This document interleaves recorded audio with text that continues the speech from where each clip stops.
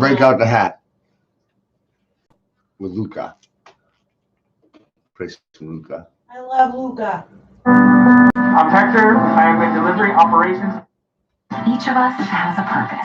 We are destined to do something meaningful. What do you think a private Christian education looks like? GCU offers over 175 high-quality online programs. Find your purpose at Great Canyon University. Visit gcu.edu.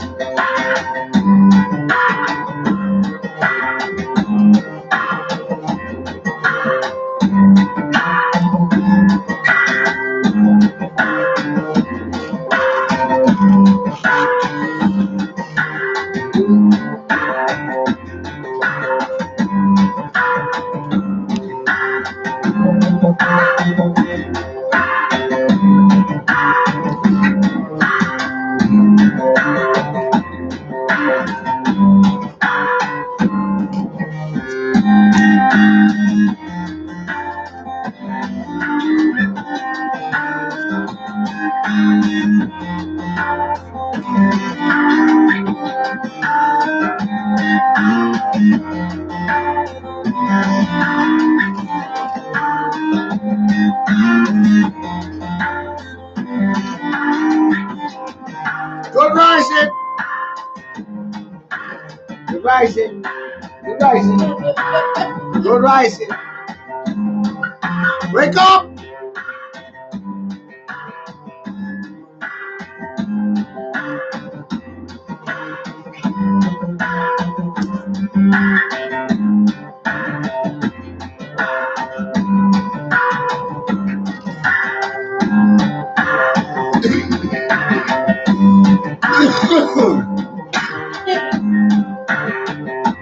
I have the biggest hat in the world.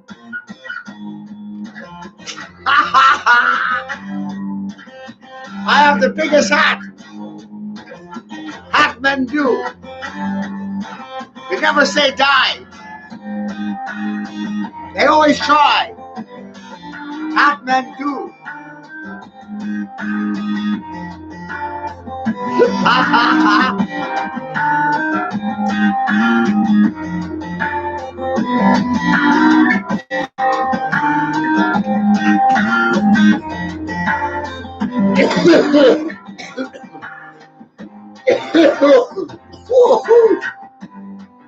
You want this?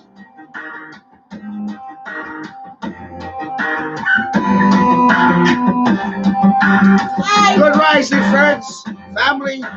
Good Ryzen. Hey, Darmo. I had to bust out the hat.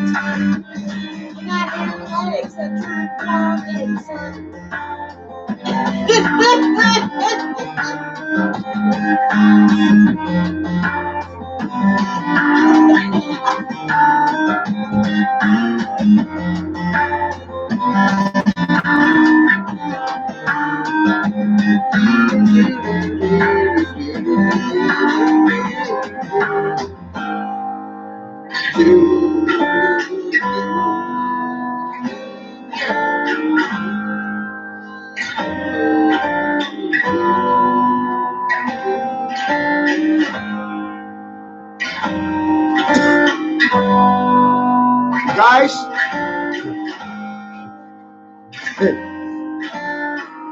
good Ryzen.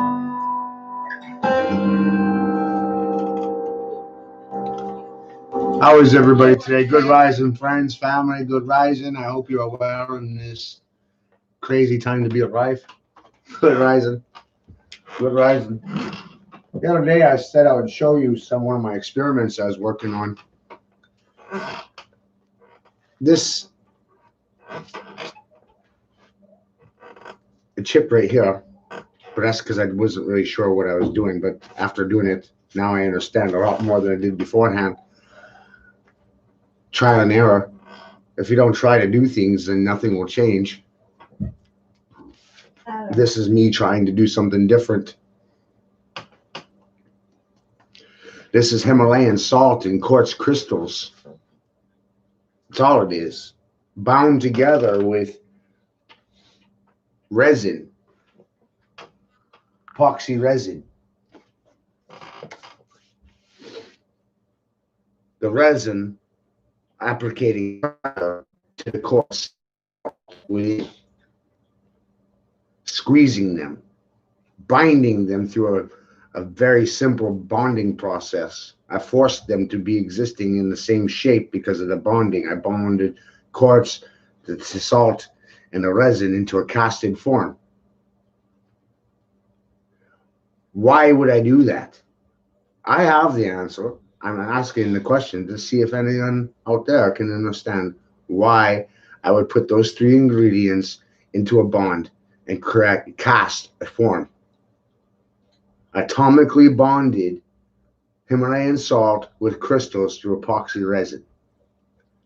Why would I do that?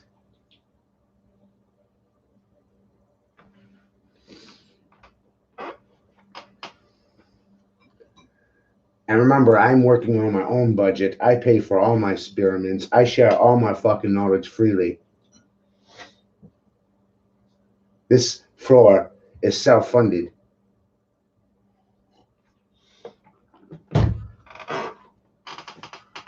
So why did I do that? See if I can get any answers out of you. I know you guys aren't stupid. Why would I try to do that? What? Kelly, why did I do that? Teach. To learn, to teach. But at the end of the day, what did I learn from doing it? What I learned was that it's causing and creating a chemical reaction. Electricity. It's chemically creating electricity because of the bonding process. Because of those minerals being bound together. Atomic bonding. The pressure from the epoxy is causing and creating pressure within the quartz, causing and creating electricity. Free electricity. I'm already producing electricity. That is producing current already, and it's perpetual. It's not AC or DC current. That's another form of current, orgone field. But how to adapt technology to run on this energy, which is free and non-polluting. It'll charge your human body. You could use it to charge a battery to run your car. And if you could charge a battery with this form of energy, then you don't need fuel.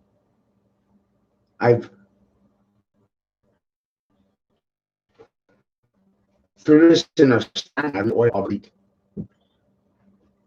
Fossil fuel obsolete. It's completely obsolete. But this kind of technology will never be sold in a store because your economy is based on fossil fuels.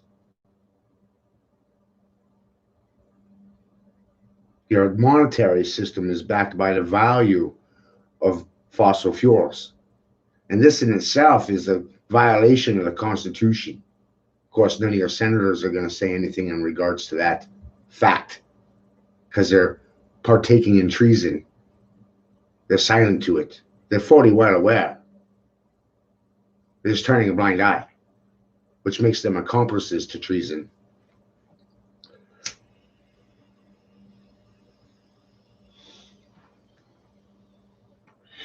Which is why I don't vote.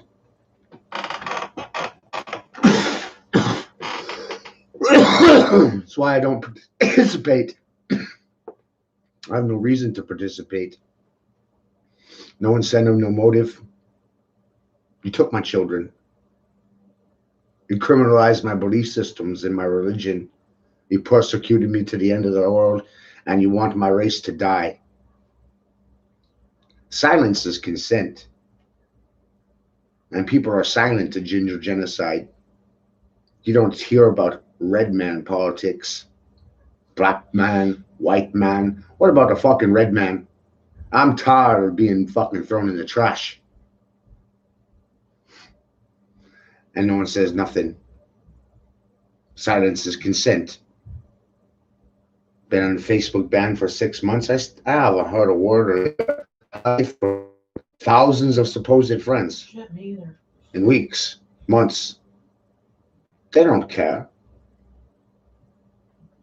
No one cares. As soon as you're not entertaining them, they disappear. As soon as you're not giving them enough something for nothing, they disappear. My life. They disappear. And they think they're Christian. That's not Christian at all. That's a sadist. You're only in it for yourself. That's a sadist. And then my floor is self-funded. That means I'm paying to teach you. I'm paying to teach you. I don't get paid to teach. I pay. That's not a sadist at all. That's exact opposite of a sadist.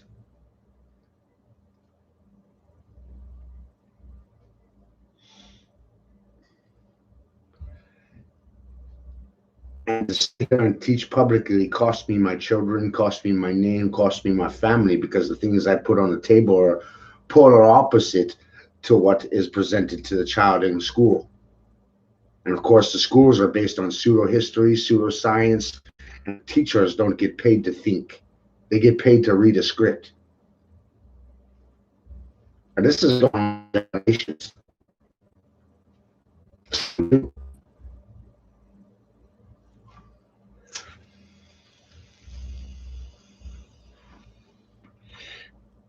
Pink Floyd warned you. No one listened. He went nuts and killed himself because no one would listen to him. Imagine that, right? Killing yourself because no one would fucking listen to you. I didn't know he killed himself. Huh? I didn't know he killed himself. Just thought of it. That's what happens. The more you know, you become separated from the herd. You're elevating and you're climbing the mountain of knowledge. And the sheep never even fucking try to climb the mountain. And the more you climb, the more you separate yourself, and the more you know, the dumber they become.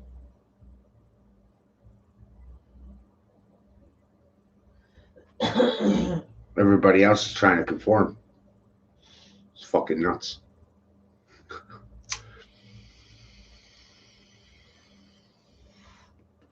It's fucking nuts. And now you wind up believing in people like Chuck Schumer and Nancy Pelosi. Yikes.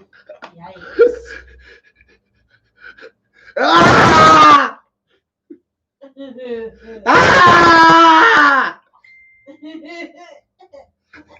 Ah! You can't figure out that's a corrupt tranny? That's Michael Jackson? You can't figure it out?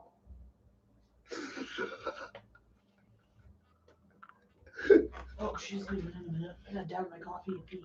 Can't figure it out that she's going through withdrawals from drug addiction? That's fucking Michael Jackson. There won't be no more moonwalks. Jade is picking me up.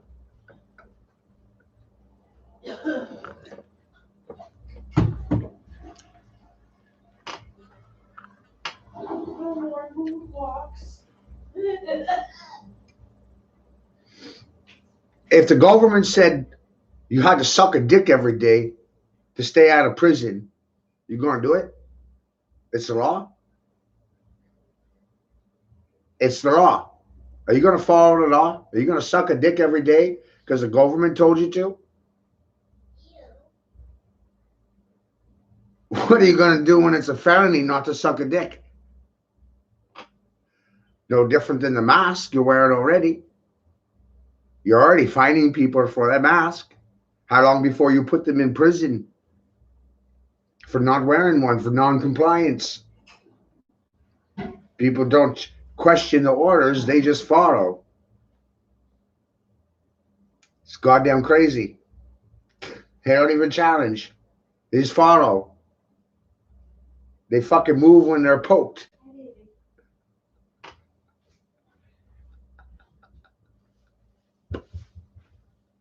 And they move. And the bankers, they don't care what square you go to. You're on a piece of estate, you're on the square, you're on the checkerboard, you're on the chessboard. They don't care which square you move to. All they care about is the preceding fact that you are taking up space and you're in their fucking way and they want you to move. And they don't care where you go. Poke. Poke. Poke. They don't care which way you go. Guess what? I'm in the same mindset. I don't care which way you go. That's your fault. It has nothing to do with me. That has everything to do with you, the listener. And that's 90% of people's problem is they don't know how to listen. That's why I wear a big goddamn hat. A hat distracts you. You can't fucking listen. Or the hat violates your ego so you can't be seen within 10 feet of the guy wearing it. Ha ha ha ha! You can't even look me in the goddamn eye. You have to look at the floor. You can't look at the guy wearing this hat. You can't take that guy seriously. He's fucking crazy. Ha ha ha ha ha! Your ego and your judgments are fraud. And if you think I'm white, you're a fucking fraud. Everything you think is a fraud judgment. I do not correspond to the idea of being white. I don't relate to being a people or a person. All those labels, they're your labels. They're not mine.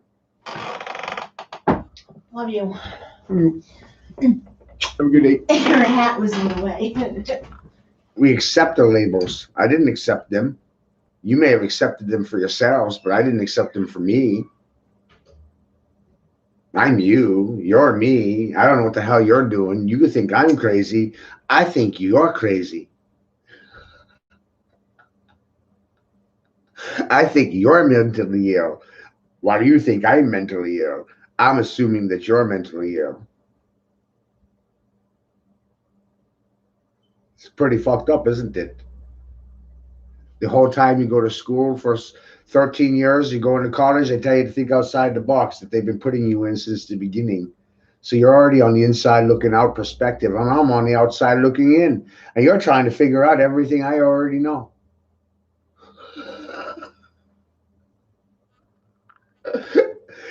Because my perspective is backwards of yours. I'm on the out looking in. You're on the in looking out. I'm unprogrammed. You're indoctrinated. That's just a skinny. That's what it is. That stupid high school hat, the diploma, the degree, it was a spiritual reduction. It's a soul reduction. You'll never hear that come out of another man's mouth. They're not intelligent enough to even see it. You reduced your soul a degree at a time. Yep. Yep.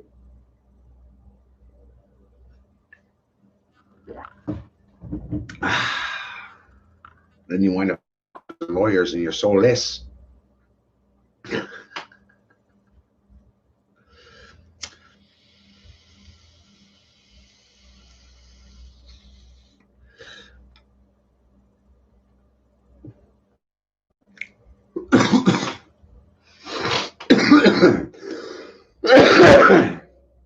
The word Christian, a Christ in a Christ. Christ is in, Christ in a in Christ. In a Christ in, Christian. It's in the wording. Christ is within the perceiver, the observer. Consciousness is what Christos and Christ was representing. Are you universally aware? Are you speaking without impediment, without bias, without a doctrine, without a dogma? Or are you speaking from a leveraged, levied, Levi, leverage, levity? Have you been levied? Have you been flipped? Are you in a perspective to the positive or the negative, the masculine or the feminine, the red or the blue, male or female, because of your cultural upbringing? Have you been polarized? Are you looking at the world in a positive or a negative manner? Have you been polarized? 93% of people are polarized.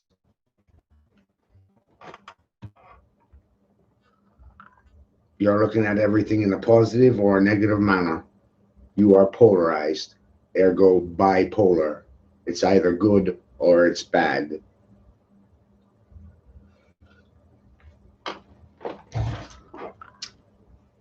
Hey, Tarmo, Jimmy, good rising, everybody. Good rising, good rising. I hope you are well and receiving this message in a neutral manner.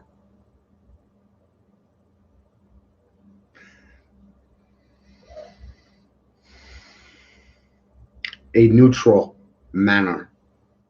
It's just information. If you get angry because of the information, that's your interpretation. It's not. Your emotions cause you to move.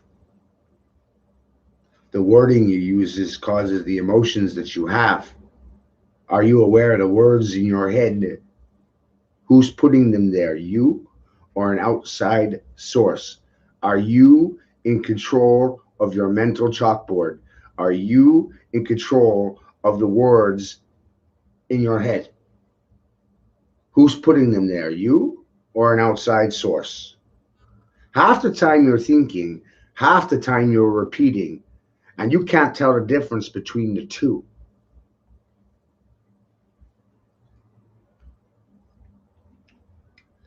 And then the next part of the problem is people cannot differentiate between wants or needs.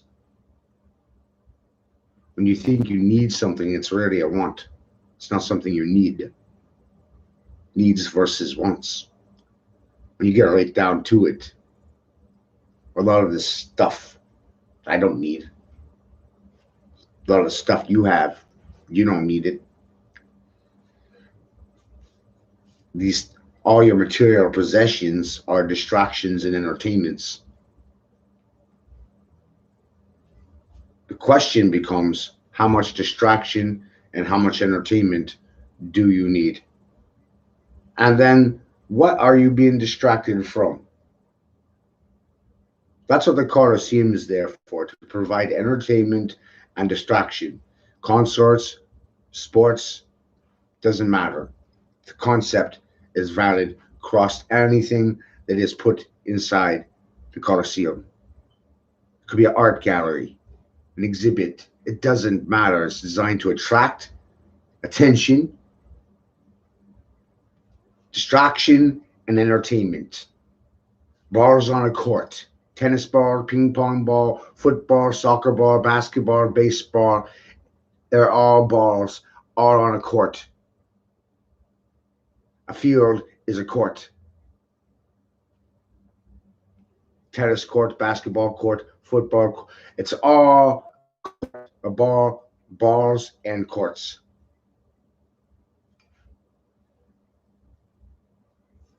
How much distraction do you need? Becomes a very serious question.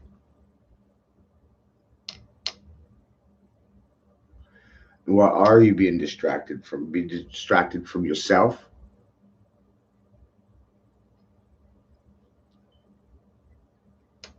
The hardest thing to do is look in the mirror.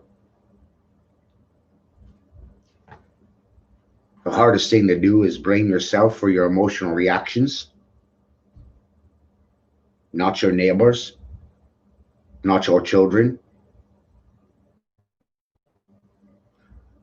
Parents, you do not own your children. You are renting an experience, and it's in the word. A pair, two, rents. A parents. An au pair is a French nanny. You can't play with me. You don't own your children. You're renting an experience.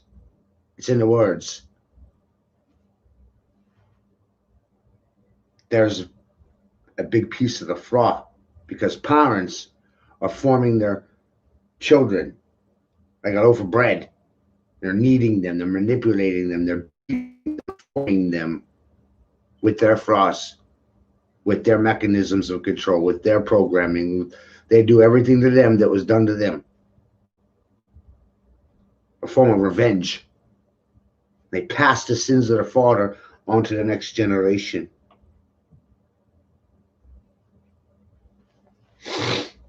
Father to son, mother to daughter, whatever your parents did to you, you pass it off on to the next without even really realizing it.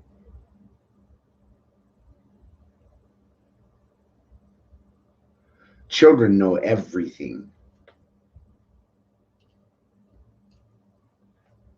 because they simply know nothing. And that mindset of I know nothing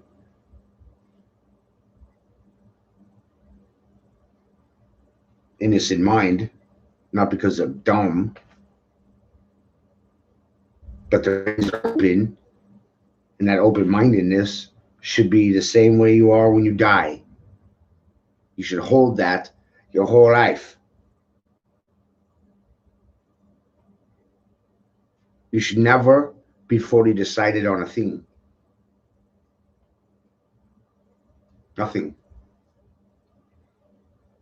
You should never believe in anything or anyone.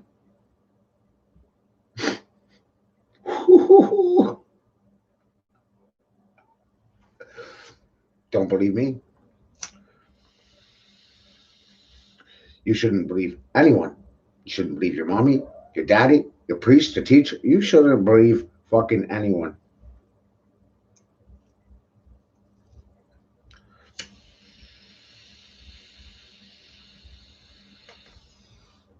The only one you should believe is yourself because of doing the work yourself. Why would you lie to yourself? And you should be teaching your children yourself. Why would you lie to your children? Why would you lie to yourself? You are your children. Your children are you in the future. Your ancestors are you in the present. You are them in the past. You are a watered down, fractalized version of your ancestors. You are them now. They are you in the past. Your children are them in the future. How you act in the present affects your ancestors in the future.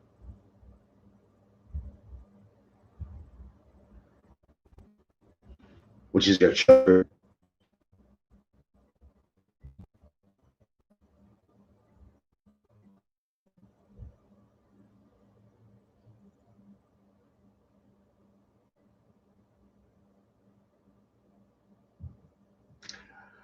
I don't get to see my kids. They hate me. And I'm all right with that. I'm not going to chase them around. I'm not going to kiss their ass. I'm not going to buy them $1,000 cell phones. I'm not going to buy them a house or a car. My father didn't do that. My mother didn't do that. My mother abandoned the home and left me on the sidewalk. My parents weren't there for me, so I don't feel bad for my children. The society I live in broke my fucking back and kept me away from my children because of my religious beliefs. What do you want from me? Nothing. When I broke my back, when I broke my shoulder, I was in content for 6 goddamn years. There was no family members. There was no society. There was plenty of ridicule, but there was no support system. And that's not just for me, that's for all men. There is no bailout for fathers. There's no 2-week notice. The corporations roll up and shut up shop overnight. They don't give you a fucking phone call. Hey, we're out of business and we're not coming back. And the fathers get left holding the bag. Pay the rent, pay the bills, child support, car payments, all that shit still keeps on rolling.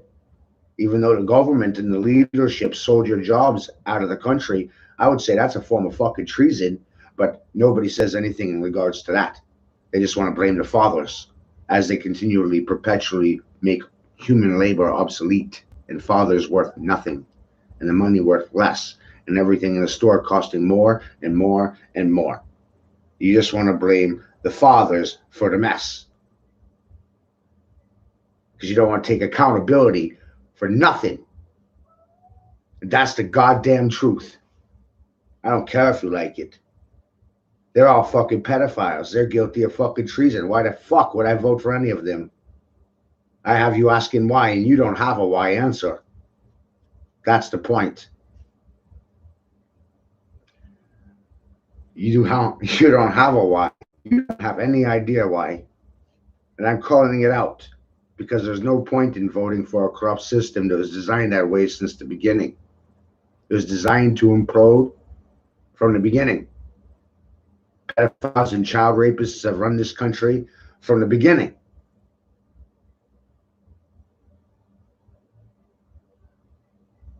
Unscrupulous and unmoral men have been running this country from the beginning.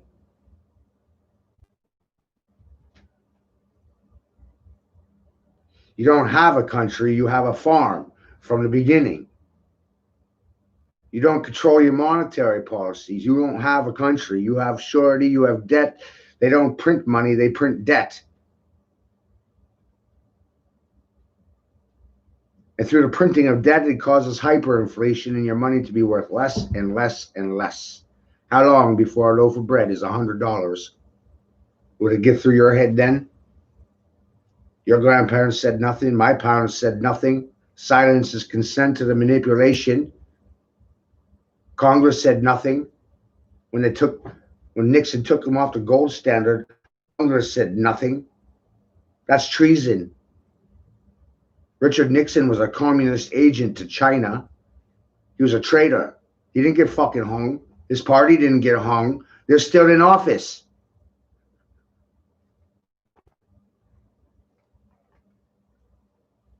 People's limited understanding on what has happened.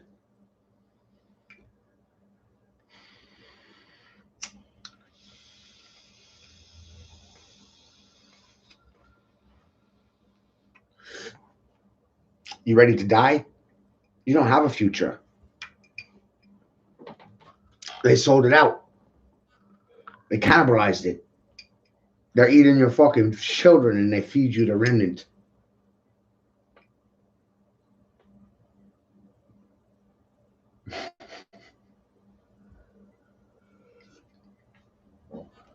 You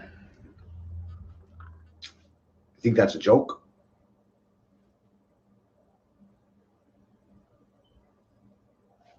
It's not a joke. It's really fucking sick.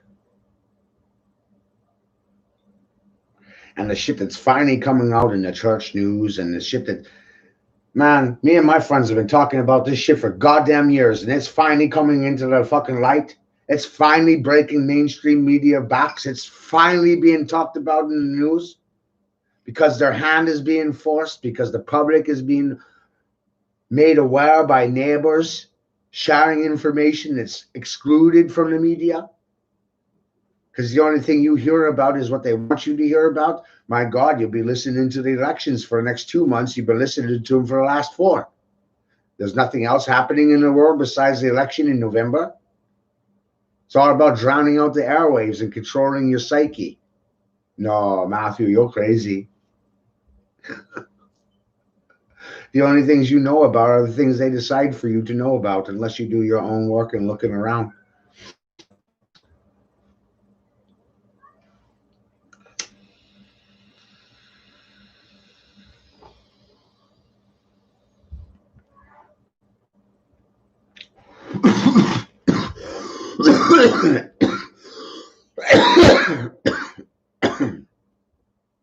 Everything connects. Everything interlinks. There's no compartments. There's no cubes when it comes to information. There's no squares in nature. It's all fractal. So it's a spiraling. A spiral in, and it's amazing. The maze into the truth is a maze in. And I'm not a Mason, not of the new order persuasion, but of the old order persuasion. The ones that got burned at the stake for fucking speaking the heretical goddamn truth.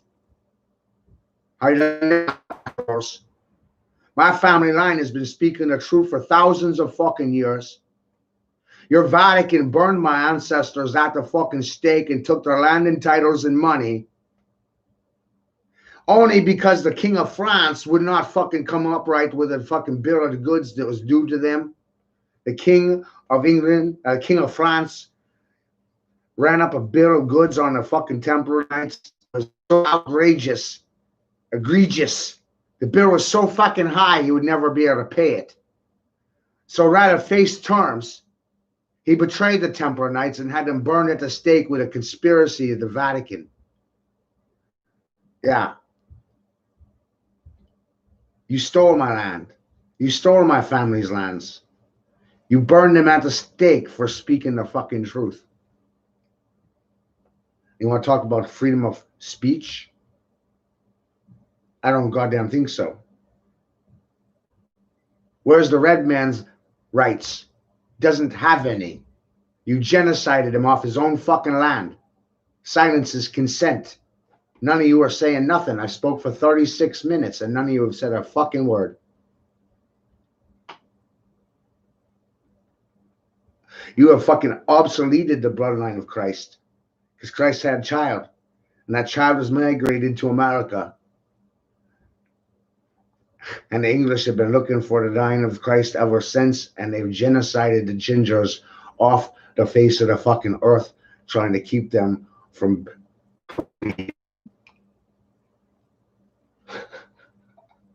trying to keep this very moment from happening, revealing the truth and the nature of their sins. They don't want the world to understand that they're pedophiles and cannibals.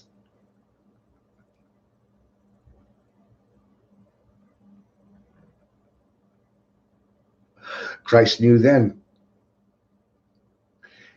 Wolves in sheep's clothing was an occult reference to cannibalism. Priests are cannibals.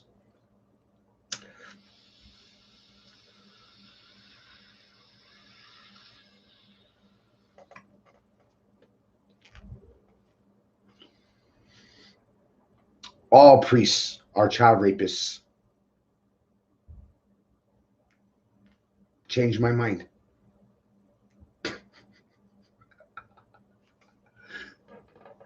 Change my mind.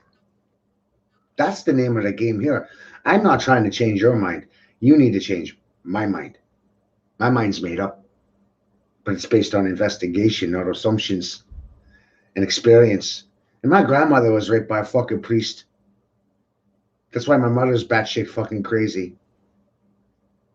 The things you figure out.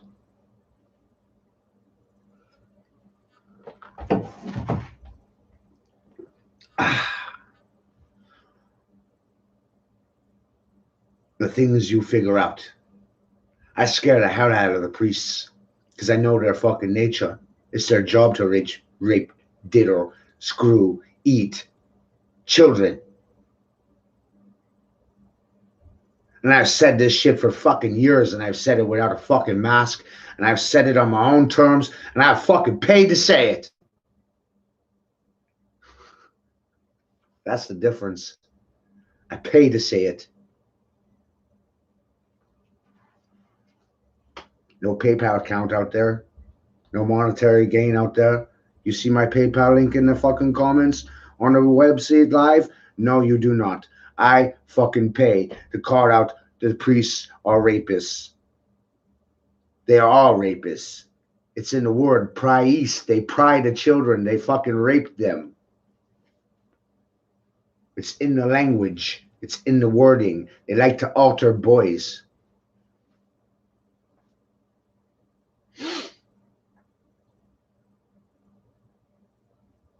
All priests rape children. You want child trafficking to end? Then you need to end the Catholic Church. All priests rape children.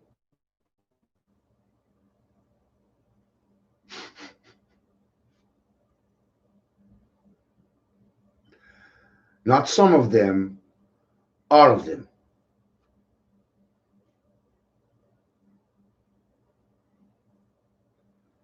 It's goddamn sick.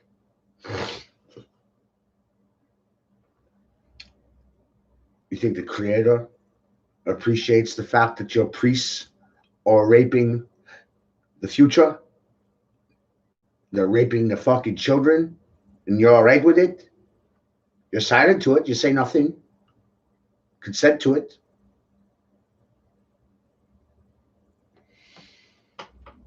You think God wants transgenders teaching your innocent children?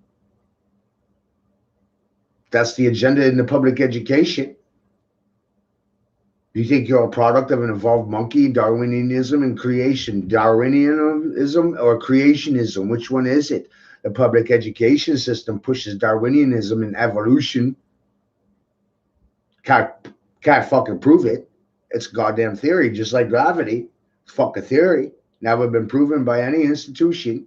All theory. The only theory you're showing. Never shown a real picture of the Earth. It's all fucking CGI. The hell is it that you think you know? What's your ego based on? Lies? Fairy tales?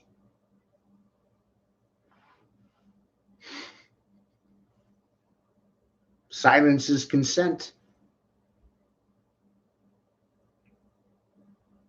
They stole your consent.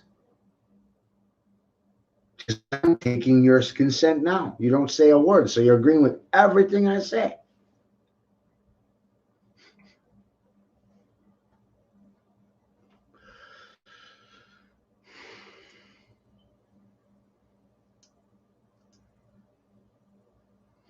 It's fucked right up.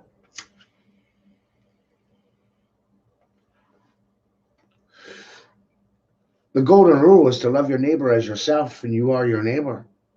Love thy neighbor as thyself, and you are your neighbors. You are your neighbor's keeper.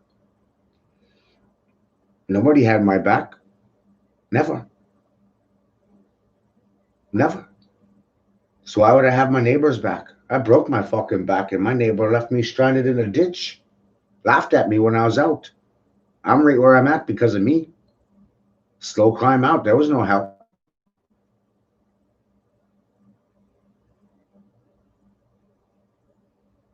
Had my whole life flipped upside down because of a goddamn tornado. Where was my family after that happened? Nowhere to be found. They thought it was funny that I lost everything in one night.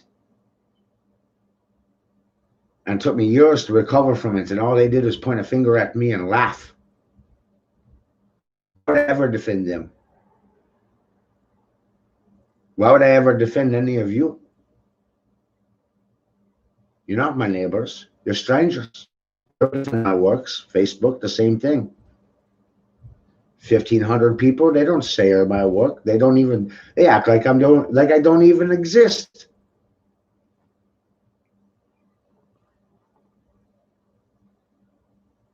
So why would I worry about their opinions?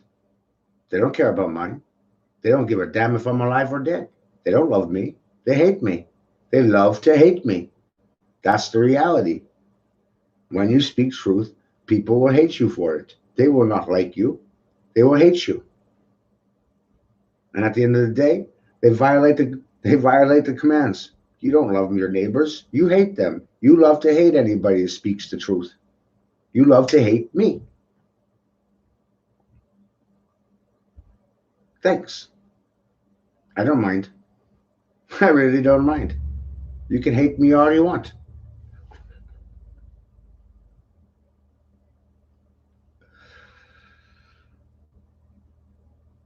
But I will never defend you.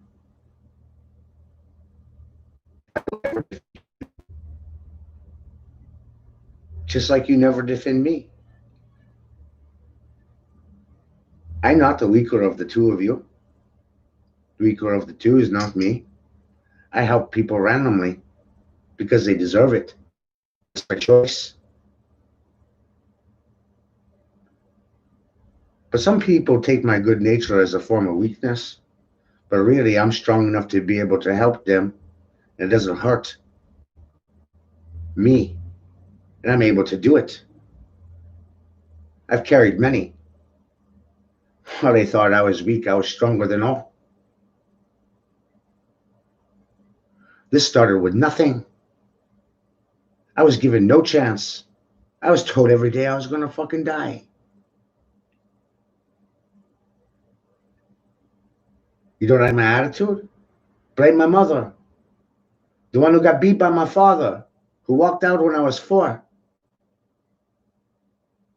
You gonna blame that on me too?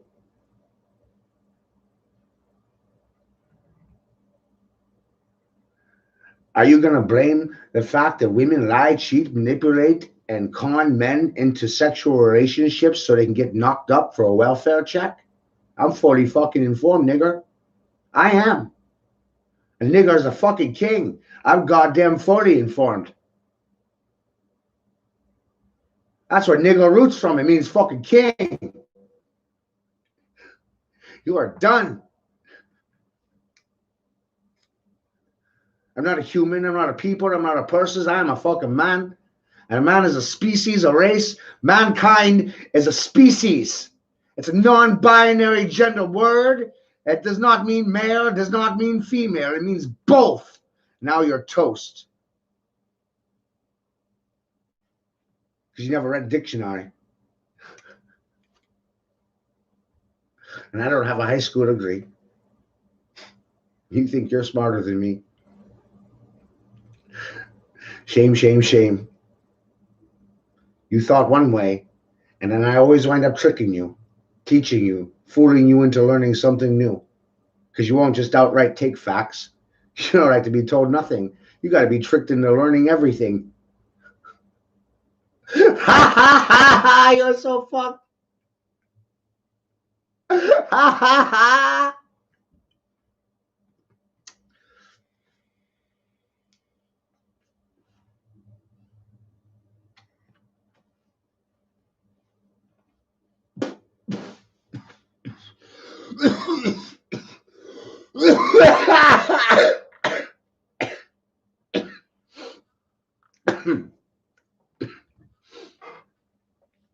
It's a little secret about humans, people, persons. You're none of those things. You're mankind. You forgot your species. I forgot what species you are. I'm people. I'm person. I'm a human. Yeah, you better look those words up in the fucking dictionary, you dumb bitch. No, you're none of that shit. Shame on you!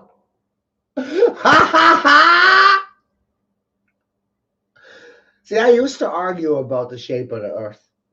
You know, ball, flat, donut. But it really wasn't really getting me very far. I mean, I would win some and I would lose some. But then some, I waked up to all this shit. What? You are not your birth certificate. You are not a name. You are not a number. You're not a people, a person, or a human. You're not a fucking color spectrum in the goddamn rainbow. You're so toast now. Better get a dictionary.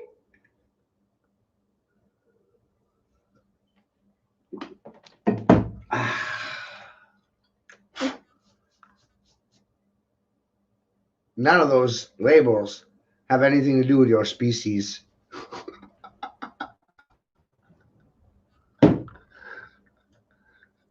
You're welcome for that one. It saves you so much trouble. It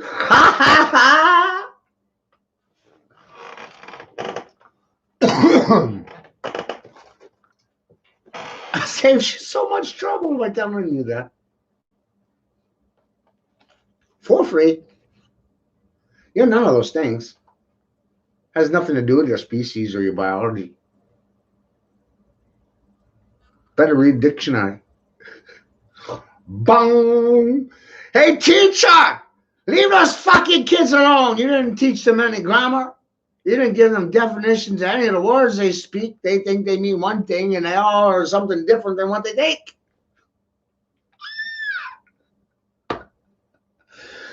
You're fired! You are fired!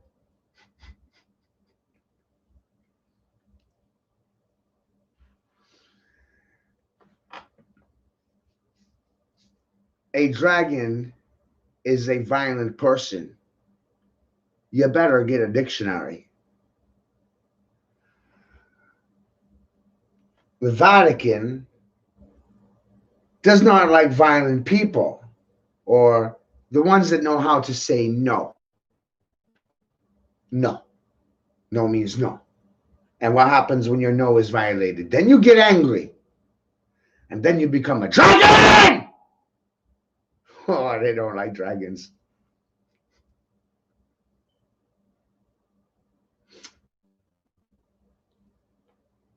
Again, you better get a goddamn dictionary.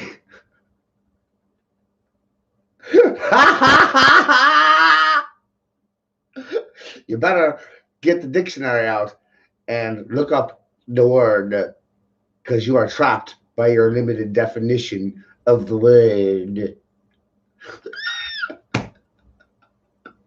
This is so goddamn funny to me now.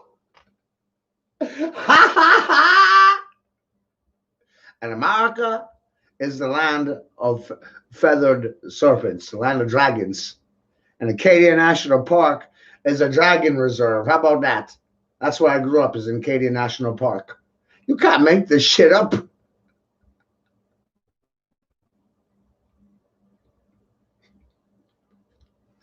You can't make this shit up. That's the funny part. You can't make this shit up, man. You can't make it up. The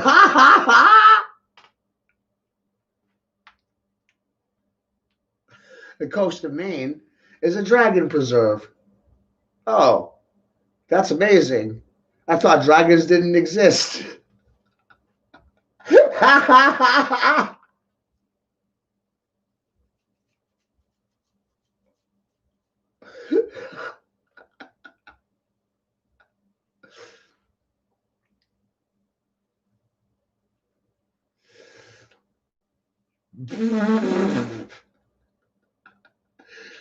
Charmo says, nope, I haven't seen any dragons. They don't exist. Holy shit, we're the Grand Wizards, Charmo. You don't realize that, right? We're the Grand Wizards. No, we never seen a dragon, man. We never seen dragons.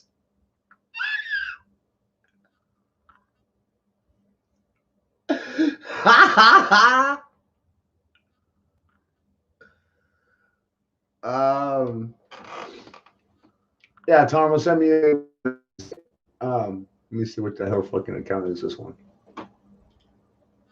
I'm gonna tell you in a second. Bro, Matthew 9. I've had so many goddamn email accounts. You guys realize I haven't had a driver's license in 12 years or a photo ID? It's 12 years. I'm pretty proud of that. I have existed in this reality for 12 fucking years without a photo ID. I should get some sort of fucking trophy or award for that. And I have thrived in some senses without it.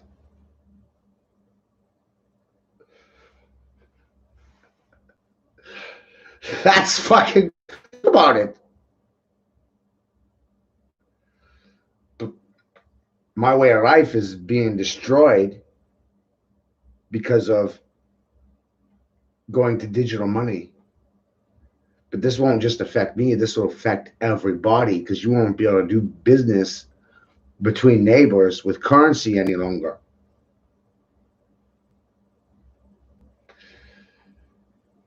And I think it's very important for people to understand that that's all money is a physical representation of your time. If everybody in the country understood that, their minds would fucking change immediately about a lot of things. Cash, dollars, money. Those words cause great confusion amongst the mass. Dollars are debt notes. Fiat currency notes are debt notes. Money is gold. Dollars do not represent gold, they represent debt.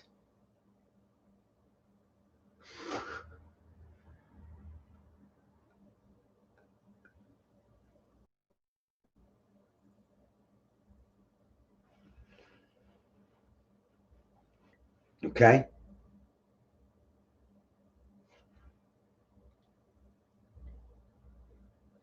In such a simple sense, exactly into musical, they invented the money to ask for it back, and it creates a tug, a pull. There's your pull. Pull told me dictatorship. That's your word. That's one of the words you need to find. Poltomi dictatorship. That's the proper definition. Countries are ran under suzerainty, and they are pulled by a Poltomi dictatorship, a religious one. It's a religious dictatorship.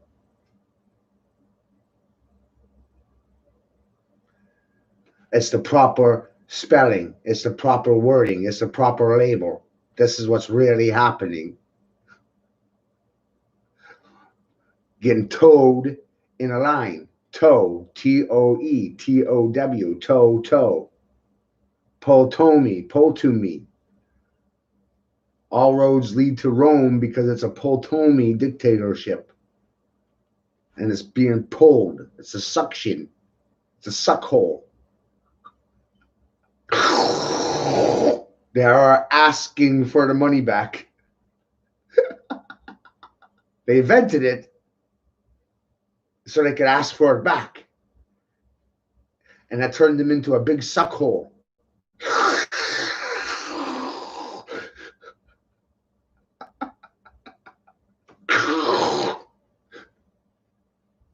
They want your gold and your children.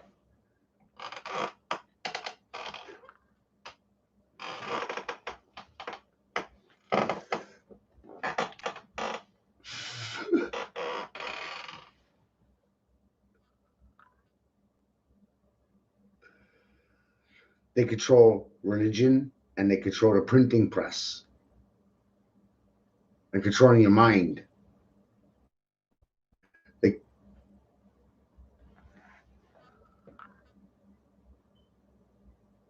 Right? It's the proper labeling. Once you see it, now you have to see it. And once you're able to see it, then it just, goddamn, it gets easy.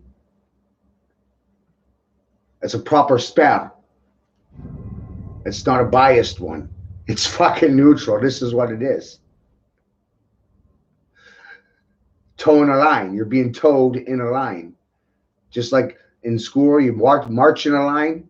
Children are walking in a line. Prisoners are walking in a line. Well, everything is in a line with a Poltomi dictatorship. Governorship, stateship, municipalship, lordship, township, citizenship, membership, fellowship, relationship. I'm showing you everything's on a ship.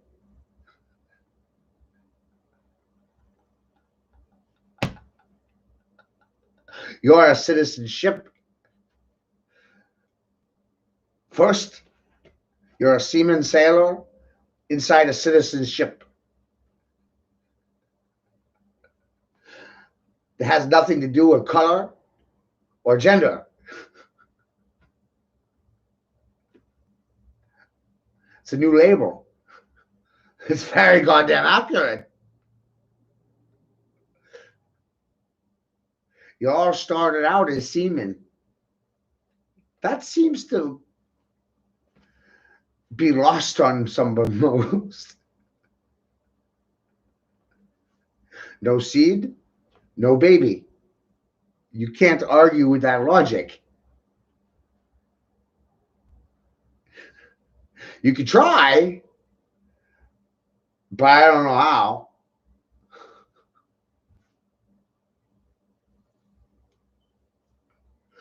So y'all came from a squirt from your daddy.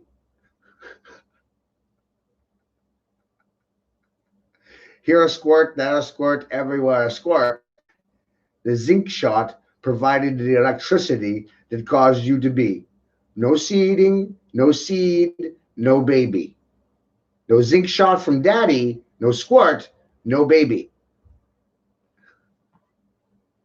Thanks, Dad. Now let's run around telling that to feminists. Let's really get that idea into the feminist mindset. No seed, no baby. Let's see them respond. Let's watch them blow up. Let's watch them mentally implode once they hear the word.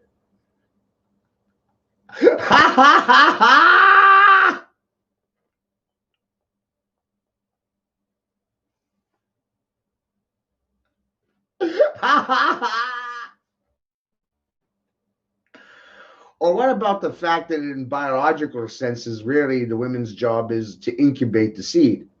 They're incubating the egg, they're incubating the seed. So in reality, the woman is an incubator.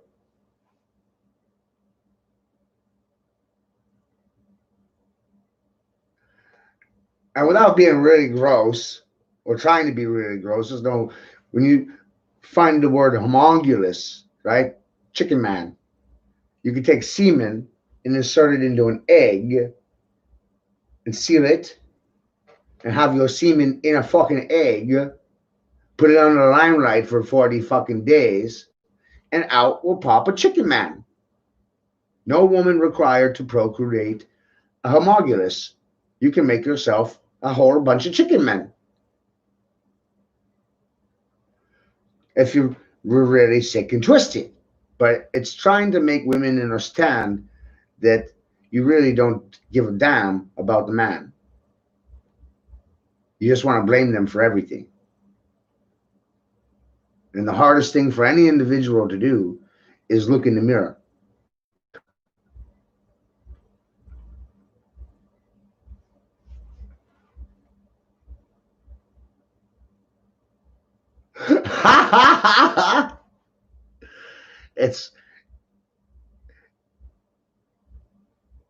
It's our natural response to that point.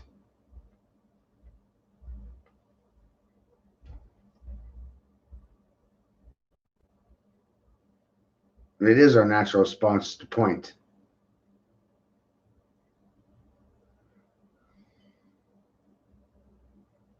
I stopped pointing fingers and just started stating facts. I had no control over a fucking tornado. Having my house fucking ripped down in the night, losing everything I owned, winding up homeless with no fucking bailout, no safety net. Family didn't give a shit if I was alive or dead. I had no fucking control. And once you're in a situation where you don't have an address or an ID, try getting them back. If you don't have an address and you don't have a phone number and you're homeless on the street, try getting a job. What's the first thing they're going to ask for? A driver's license, a fucking picture ID, an address. And if you don't have none of those things, think you're going to get a job?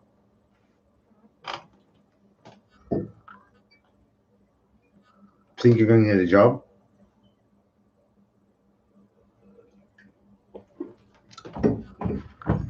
And when you're negative cash flow like that, do you think your baby mama is going to bring the children around for you to see them? Because you don't have a car and you're living in a tent? Hell no. Hell no. Hell to the fucking no. There was no aid. None. And I don't really care. But there's 40 million men that go through the same shit. That are going through the same shit. Because it's part of the system. It's part of the design. The design is to break men to control them. 18 to 35 male is the highest suicide rate in this country.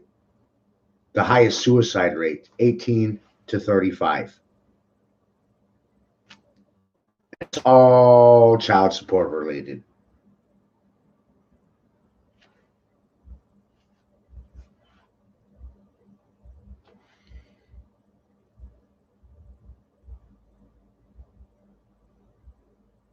Young men are dying faster than the old men because the young men have been sold out by the old men. The old men are corrupt and they cannibalize the future of the young men. They sold them out. No one says anything.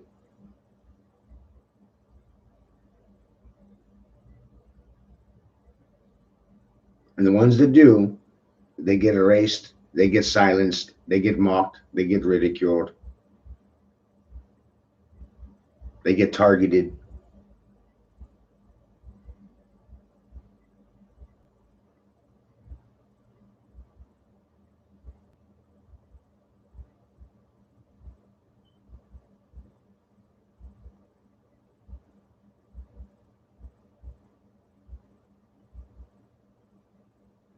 So that's why I wear a big goddamn hat.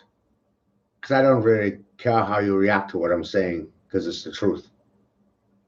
The truth doesn't really need to be defended. It just needs to be spoken.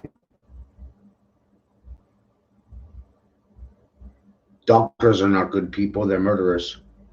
Lawyers are paid liars. Teachers get paid to lie. Priests rape children. The president's selected a decade in advance.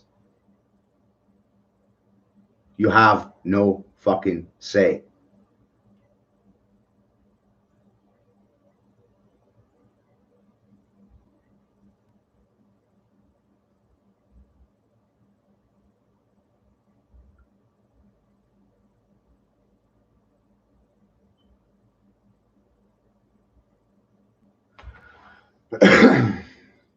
You have no say.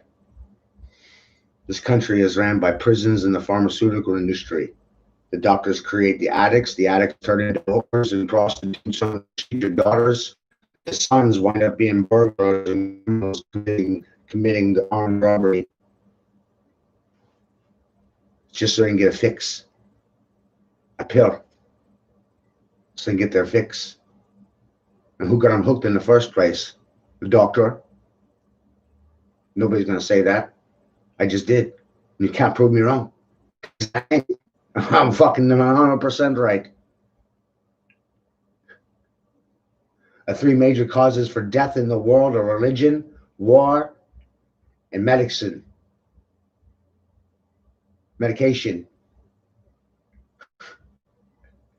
And who's to blame for those things? The people in power? The ones that you say are good when they're really bad?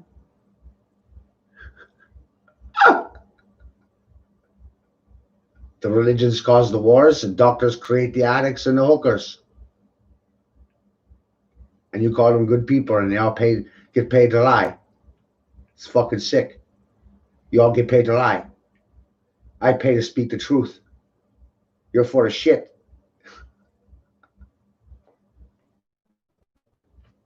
I have nothing to lose. I have everything to gain. Your reality is crumbling. Your pseudosciences are falling out the bottom and people are fucking fed up. The economy's crashing. No one's buying anything anymore. They can't afford to. They got no faith. They don't believe any longer. You have more people to sit home on election day than go out and vote.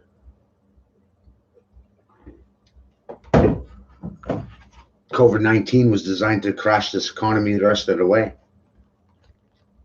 So they could force about this digital money. It's never going back the way it was before. A lot of people are going to die this winter.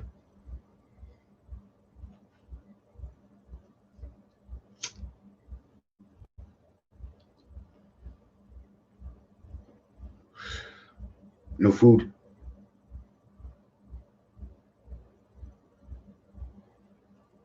By next spring, food prices will be triple.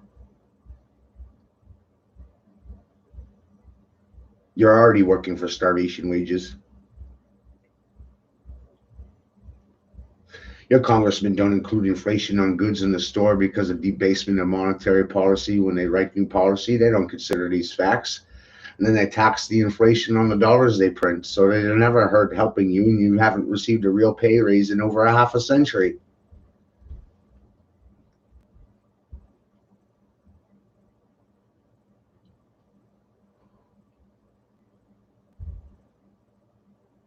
When your grandfather was your age, your fucking loaf of bread was a nickel 100 years ago.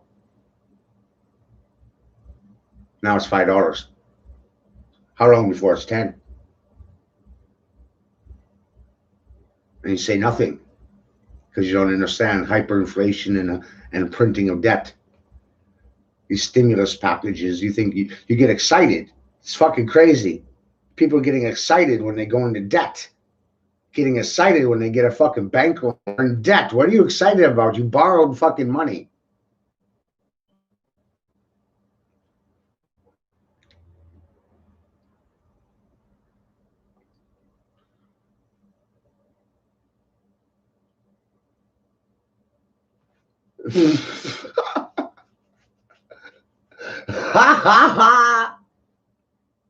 Hi, Pamela.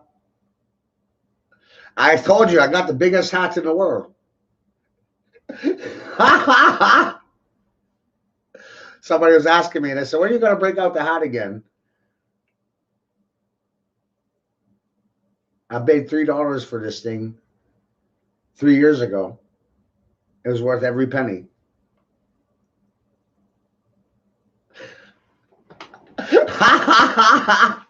I've never seen another one like it either. It's still brand new. Bought it from Salvation Army for $3. I've never seen another one like it. I went online trying to find a copy to get Kelly one. Can't even find the fucking store. That's a real story.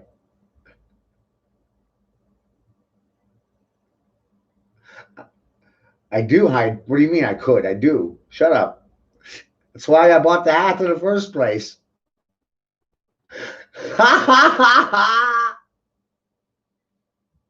This thing will fit a 3-liter under it.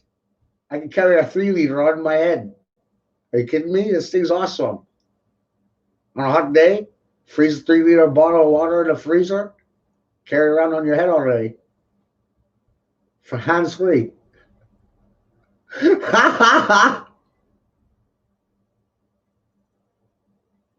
And it'll keep you cool.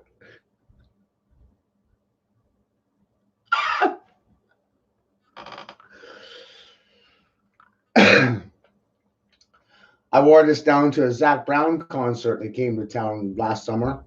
And on the way back, there was a sweater man. I laugh about the sweater men and the little dogs, you know, the little Chihuahua dogs, and they wear sweaters. Fucking funny people.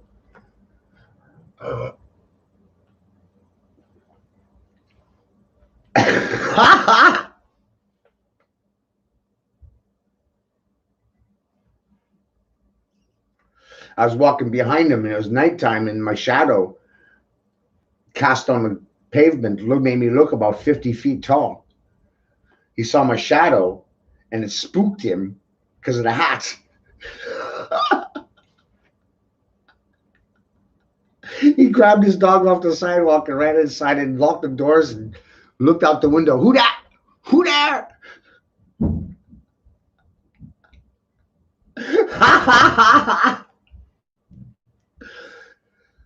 People react to this hat in so many funny ways.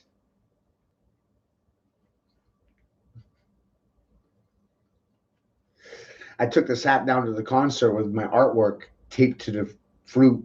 I had like 4 different designs taped around it. So when they were looking at the hat, they were seeing my artwork. Really fucking their head up.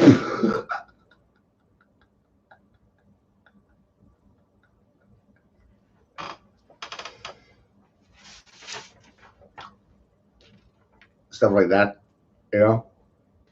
Right? Just walking around in the crowd with a bunch of taped to my hat. They were looking at that hat like, what the fuck? They tell you to think outside the box.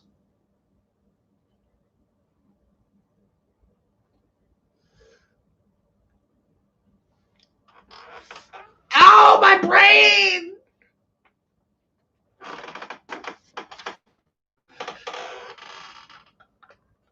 Ha ha ha ha!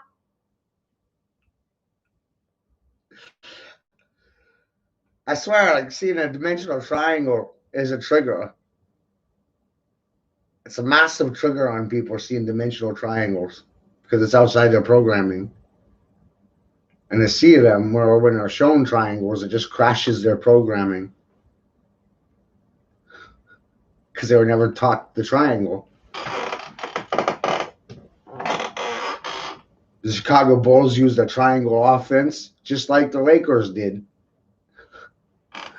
because they had the same fucking coach.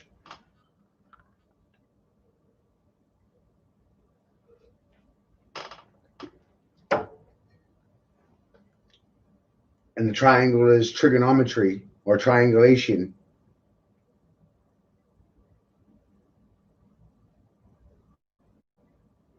Letter pound.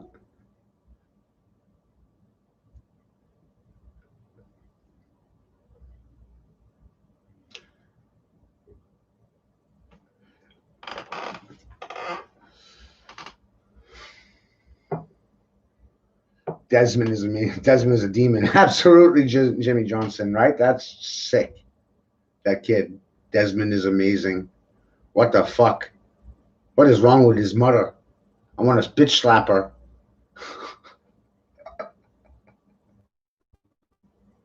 Shit makes me fucking sick just having to see it, and I've watched that video a bunch of times. But making everybody else see these things. That's one of my rules a long time ago. Whatever I see, no holds back, no holds barred. It doesn't matter how I feel about it, what I think about it. Not allowed to judge. And because I don't do that, I don't expect you to do that. But I also realize that school causes polarity. In a simple sense, school causes polarity and division because of competition, taking sides, political parties.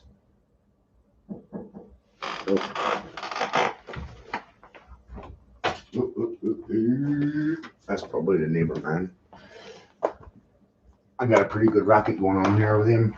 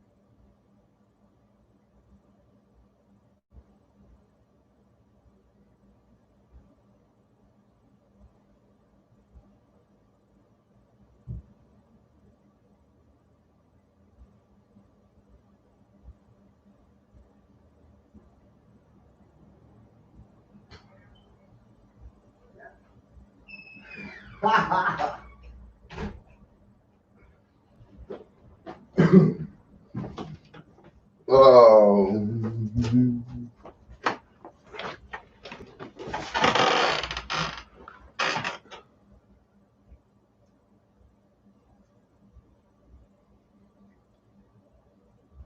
So good rise to everybody.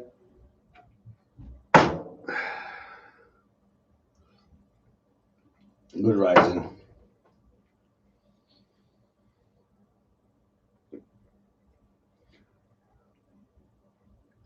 What do you think about Trump and Biden? Yesterday, I was making a note of how their faces are very similar. And if you take away the hair and just look at the face, is it the same actor? is it the same actor just wearing a mask?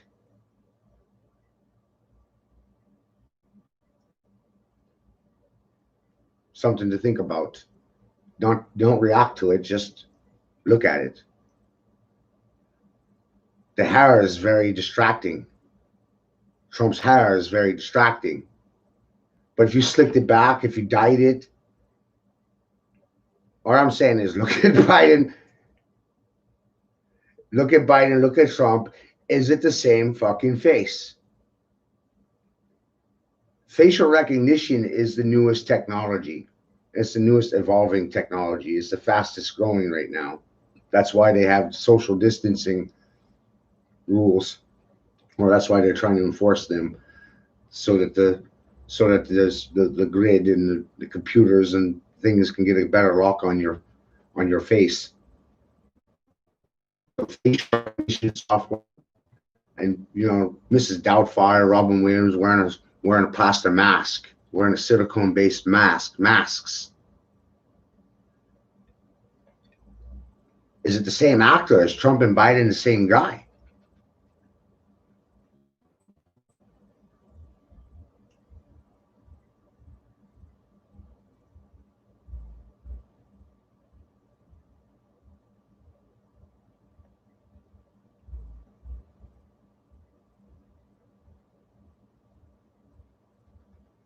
They have a lot of similarities in the face.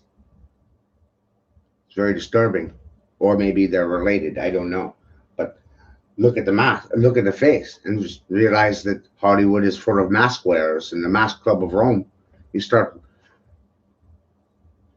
just causes you to ask different questions.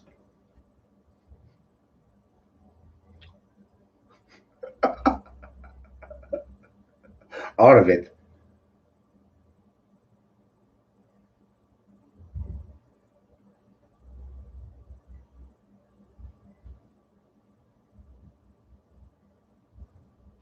Yeah, map of the world. Thank you. Or a mask. Right. Right. It really could be a mask. I'm telling the similarities are a facelift.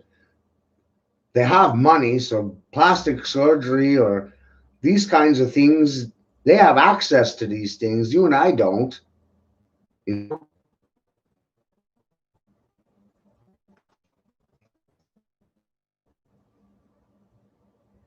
So I'm just looking at the two as if they're possibly the same guy. I mean, at the end of the day, they're both fucking creeps in their own rights, based on their own storylines. And the shit you can prove about either one of them that's already on the record. They're both creepy. No. Tomo says, have they been side to side on any video? Not that I can know. No. I'm just saying, start taking pictures of the two of them and look at them side by side for yourselves as people witnessing what I'm thinking. And I think they might be the same guy.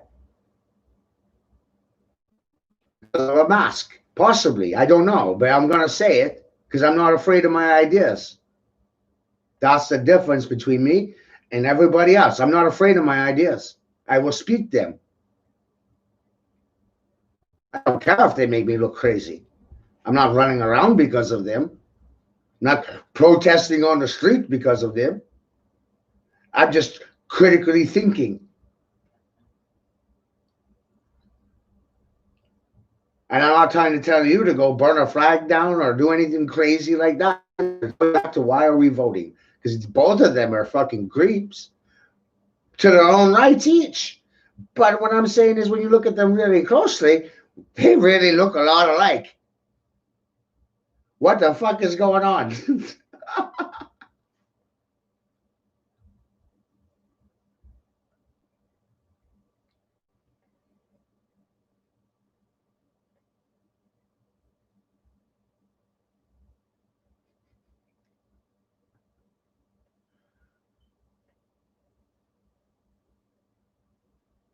Right. Right. Like a big trick. Like a big trick. Exactly. You know, and Alan found another link in regards to the President's Men. Somebody else redid it and did it there. He said this is a better link and a better version. So I got some things to show you today to help you see this in this sense. How many masks are they wearing?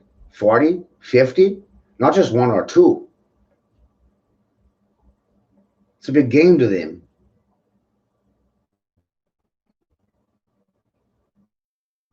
So there's a lot less of them than we think because of the masks. And they're not just playing one role. They're playing varying roles, multiple roles, characters, personas. And these personas are crafted and built specifically for television and nowhere else.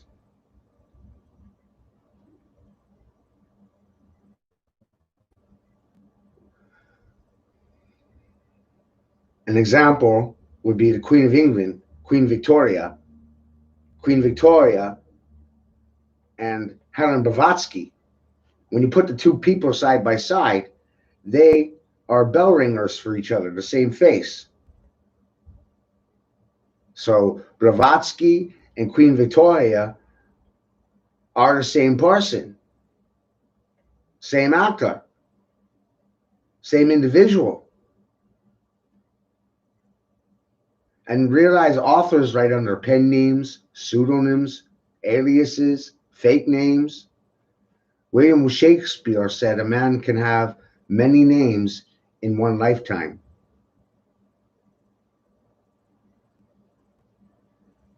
Shakespeare said that because that was a pen name. That's why he said it. William Shakespeare is Sir Francis Bacon. Francis Bacon was the scribe that wrote the King James Bible. So William Shakespeare wrote the King James Bible. People need to understand this shit. They need to wake up to it quick. The world is a stage. The King James Bible is the script, and William Shakespeare wrote it. You need to wake up.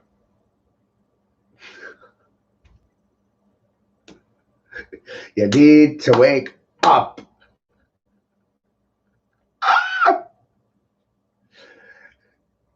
Investigate those facts for yourself.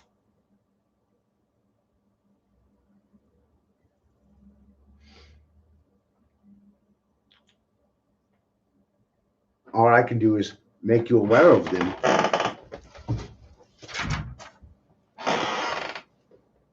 As told to you in this book, scribed by the Queen. This is in regards to all mythologies all over the world. It's a codex. It's a book of information showing you the religious beliefs of every culture in the world.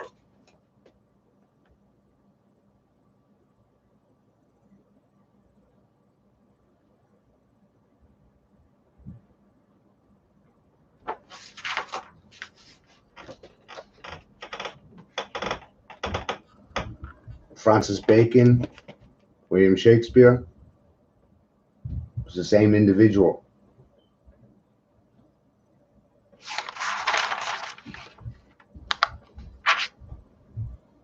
A bell ringer. It's the same guy. No more argument over that fact.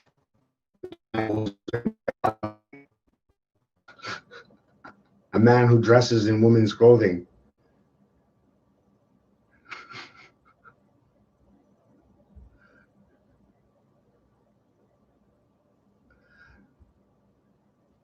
And Bacon backwards is A.B. Khan.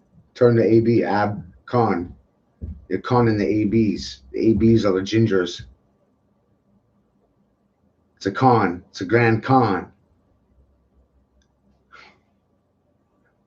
The Grand Canyon.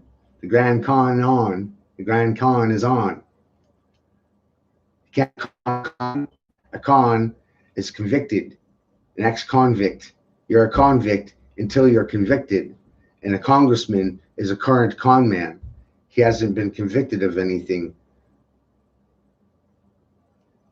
So he hasn't been converted. Converse, convert, constitution, con. A constitution is a shit. It's a bowel movement.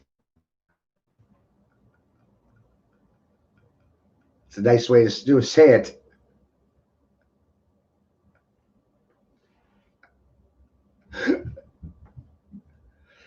And you spell con, H-N, con, or the C-O-N-N, con. There's varying spells to the sound. All words have sound spells or sound implication. People, it is very stupid.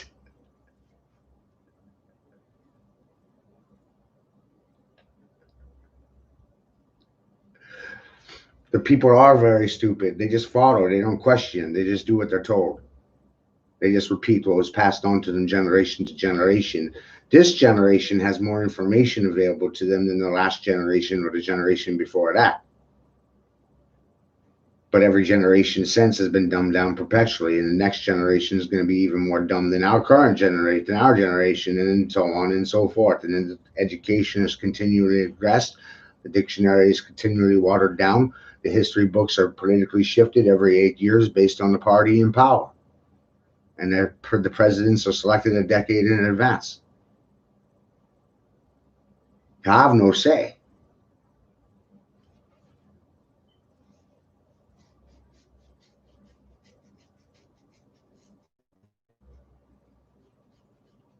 What's important, what's not important. It says wedding cake for breakfast, yum.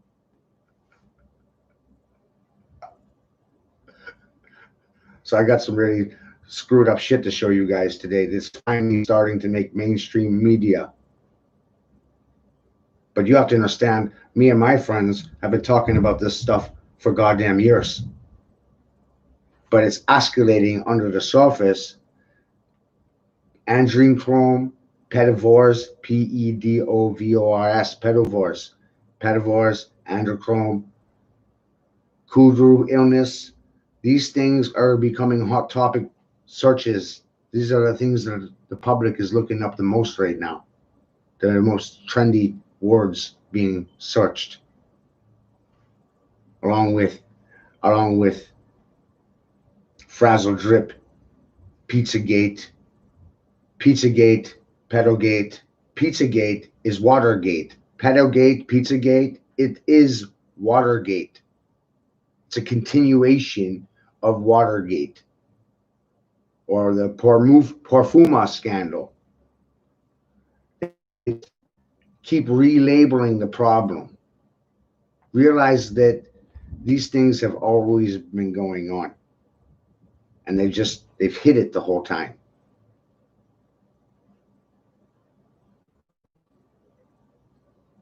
And no one said nothing because no one knew.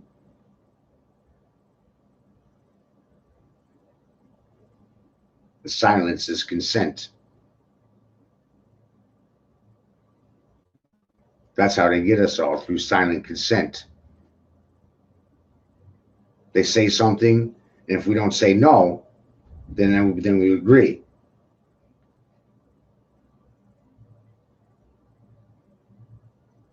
And censorship's a real issue, which is why I just try to give them key words. I don't really try to tell them how to feel about things because the information is tainted no matter what. But just wording is the most important thing. Not arguing over words, realizing words have varying levels of meaning. Dragon means an angry person. Mankind is a species. Man is a species. It's not a gender word. Our grammar and our grammar is limited because the teachers in school don't teach us grammar. They don't give us definitions to language. They just show us the words. They don't show us the root in them. They don't teach us to look at the lettering within. No. We're just told to see and react. People chemically react to colors that they see. They chemically react based on the situation they're facing. Their words in their head cause chemical reactions in the brain, which causes them to have emotional reactions, which causes them to physically move about in a physical sense. They cause action because of the words. It starts with a word. The word causes the emotion causes the welling, causes you to jump around. Left side, right side. I didn't tell you which way to jump. Just that's what they expect. When they speak, they expect you to jump to the left or the right, to divide. Political divide. Their speech is designed to cause division. Like Joe Biden, if you don't vote for me, you ain't black. Well, if I don't vote for Biden, then I ain't black. So that means I have to vote for Trump because that's the message Biden's pushing. If you don't vote for me, then you ain't black. That's decisive, divisive language. It's this language designed to divide. Neither of them give a damn about the people. Both of them are fucking corrupt.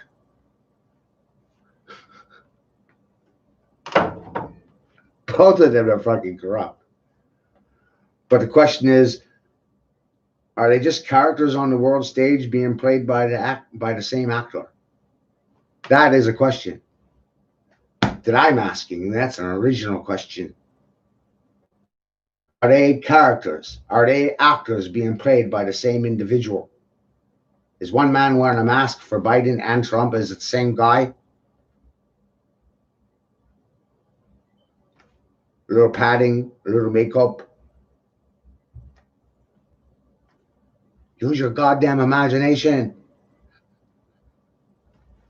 Just take a fucking look.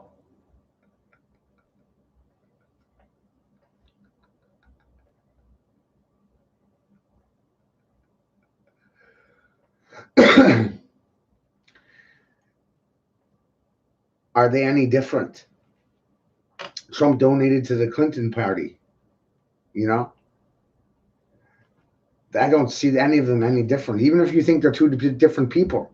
Even if you think they're two different people. I don't care. They're both equally corrupt. They're both pedophiles. They're both child rapists. They're both sickos.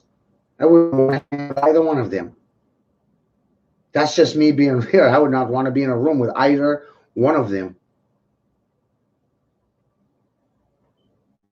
But I'm asking, are they the same actor?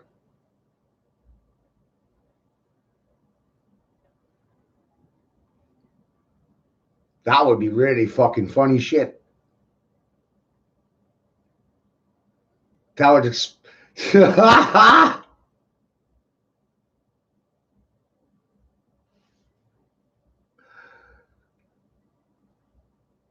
Is Donald Trump playing the entire country? Is he wearing both fucking faces? Playing both sides? Is he playing both sides? Is he Biden too? Is he Trump? Is it the same motherfucker? Two faces of the same guy? Night and day?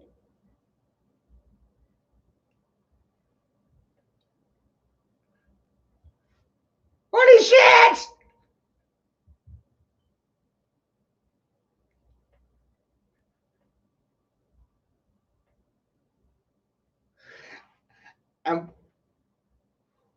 Now take a look at the Queen of England. For some more political divisive individuals, look at the Queen of England today and compare her face to George Soros and Hillary Clinton and ask yourself, what the fuck? Why do they look the same? It's amazing what a little makeup can do. Scary fucking shit. You never see the Queen of England in daylight walking around in the public, right? No. Because she's hiding. Because she's playing. She's playing Soros. She's playing Hillary. She's both of them. Maybe. Maybe not. I don't know. What the fuck goddamn face.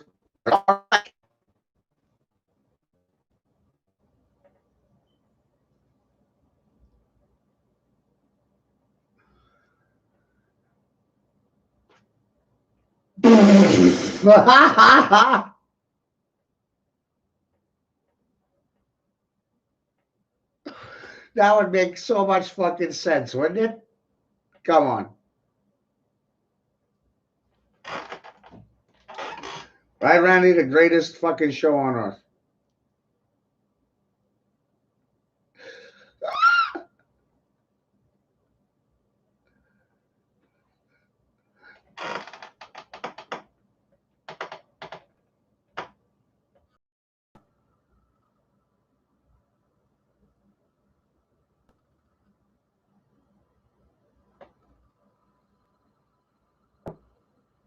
Come on.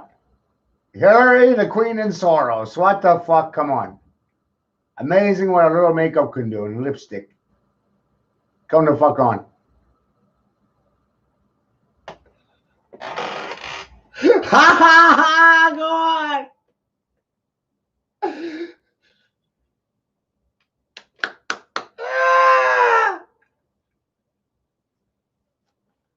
Ha ha ha!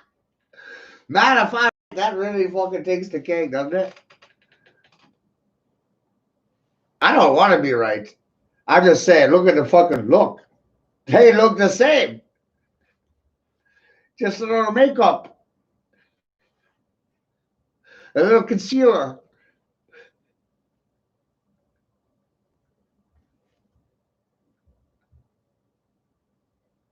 Holy shit!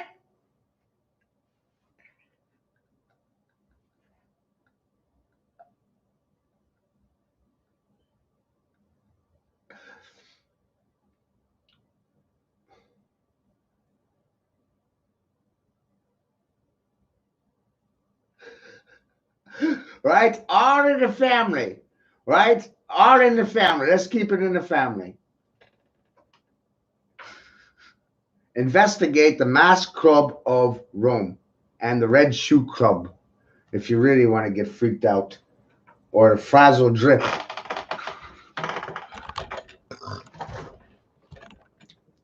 Frazzle drip.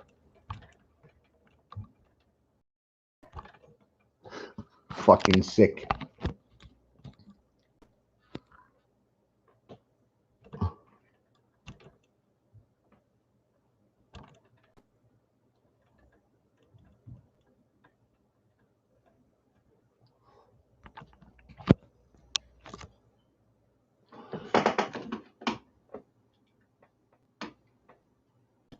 Check out this guitar. If we can show today that you can successfully... Each of us has a purpose. All right, check out this guy. Who likes spaghetti westerns? Sustainability science researcher at Amazon. Climate change is...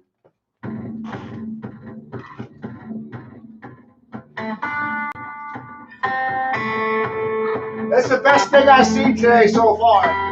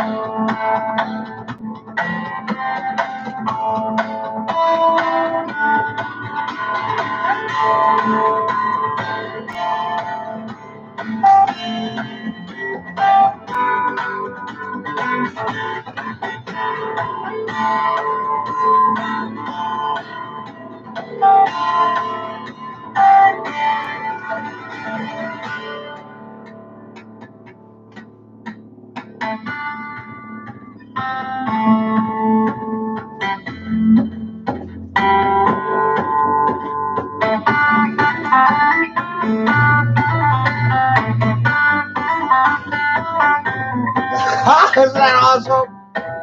Spaghetti Western. This is Luca Striganoni. Probably one of the most talented guitarists I've ever seen. Brand new song by him. I hope you enjoyed that little bit there. Isn't that shit awesome? Check him out. Right? Check him out. He does a lot of amazing music. Lucas, and he doesn't sing, so it's all instrumental.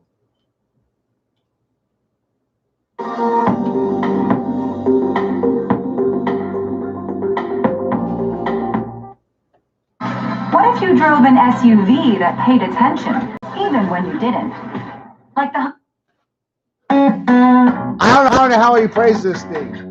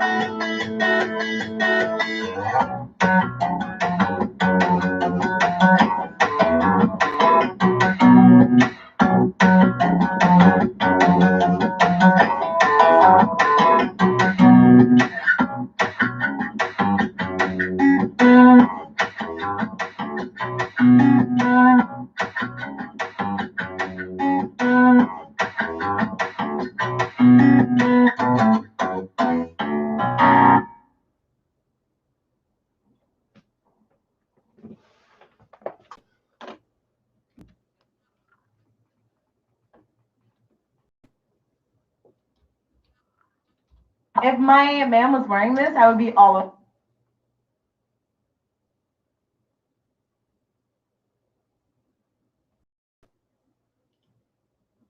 Kamala Harris of California. Joe Biden has named Kamala Harris as his pick for vice president. Making history through virtual applause. And take a moment to mark this moment. I am ready to. Kamala Debbie Harris. At 55 years old, she's the Democratic vice presidential nominee. Kamala means lotus, another name for the Hindu false god Lakshmi, the so-called goddess of good fortune, wealth, prosperity, and luxury. Harris was born in 1964 in Oakland, California. That same year, her mother, a Hindu who was born in British India, received her PhD from the University of California, Berkeley. 2 years later, in 1966, Kamala's father received his PhD in economics from that same university. 10 years later, in 1976, the Stanford Daily called Professor Donald Harris a Marxist scholar. There was opposition to grant Kamala's father tenure due to him leading students astray from neoclassical economics.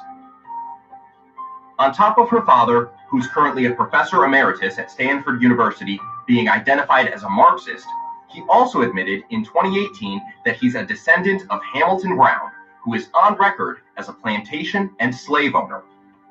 Kamala Harris is an anti-Catholic leftist. She's really just a younger version of Hillary Clinton and more left than Hillary Clinton. And she will not only use the female card, but she'll probably play the race card if she thinks it'll protect her from criticism or advance her leftist causes.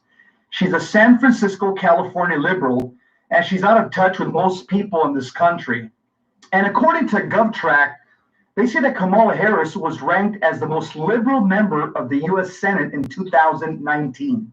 In 1982, Kamala Harris arrived at Howard University, and while she was there, she interned as a mailroom clerk for Alan Cranston. Cranston served as a pro-abortion Democratic U.S. Senator from California for over 20 years. After graduating from Howard, Kamala got her Juris Doctor in 1989 from the University of California Hastings College of the Law. 5 years later, in 1994, Harris found her first significant political role. She was 30 years old, and her boyfriend at the time, Willie Brown, was a 60-year-old married man with a reputation of being a philandering playboy. Brown was the Democratic Speaker of the California State Assembly and eventually became the mayor of San Francisco. While they were dating, Brown appointed Harris to the State Unemployment Insurance Appeals Board and later to the California Medical Assistance Commission. Both positions were largely do-nothing, don't-show-up except once-a-year positions. Political payoff posts paying enormous salaries for nothing. In terms of today's dollars, adjusted for inflation, Kamala's California Medical Assistance Commission so-called job paid over $120,000 a year. Following that, her political career took off. She climbed the ladder in California for decades, and today she's one of the most powerful people in America. This is shameful. Kamala slept or committed adultery her way to becoming a very powerful player in the Democrat Party. Women like Kamala continue to feed the disordered passions and appetites of powerful men in politics. Look at what the Catechism says about the responsibility that we have to form our moral conscience. Paragraph 1798, a well-formed conscience is upright and truthful. It formulates its judgments according to reason in conformity with the true good will by the wisdom of the Creator. Now, how do you form your moral conscience? Paragraph 1802, the Word of God is a light for our path. We must assimilate the Word of God into our faith and prayer and put it into practice. This is how the Catholic forms its moral conscience. It's based on the Word of God.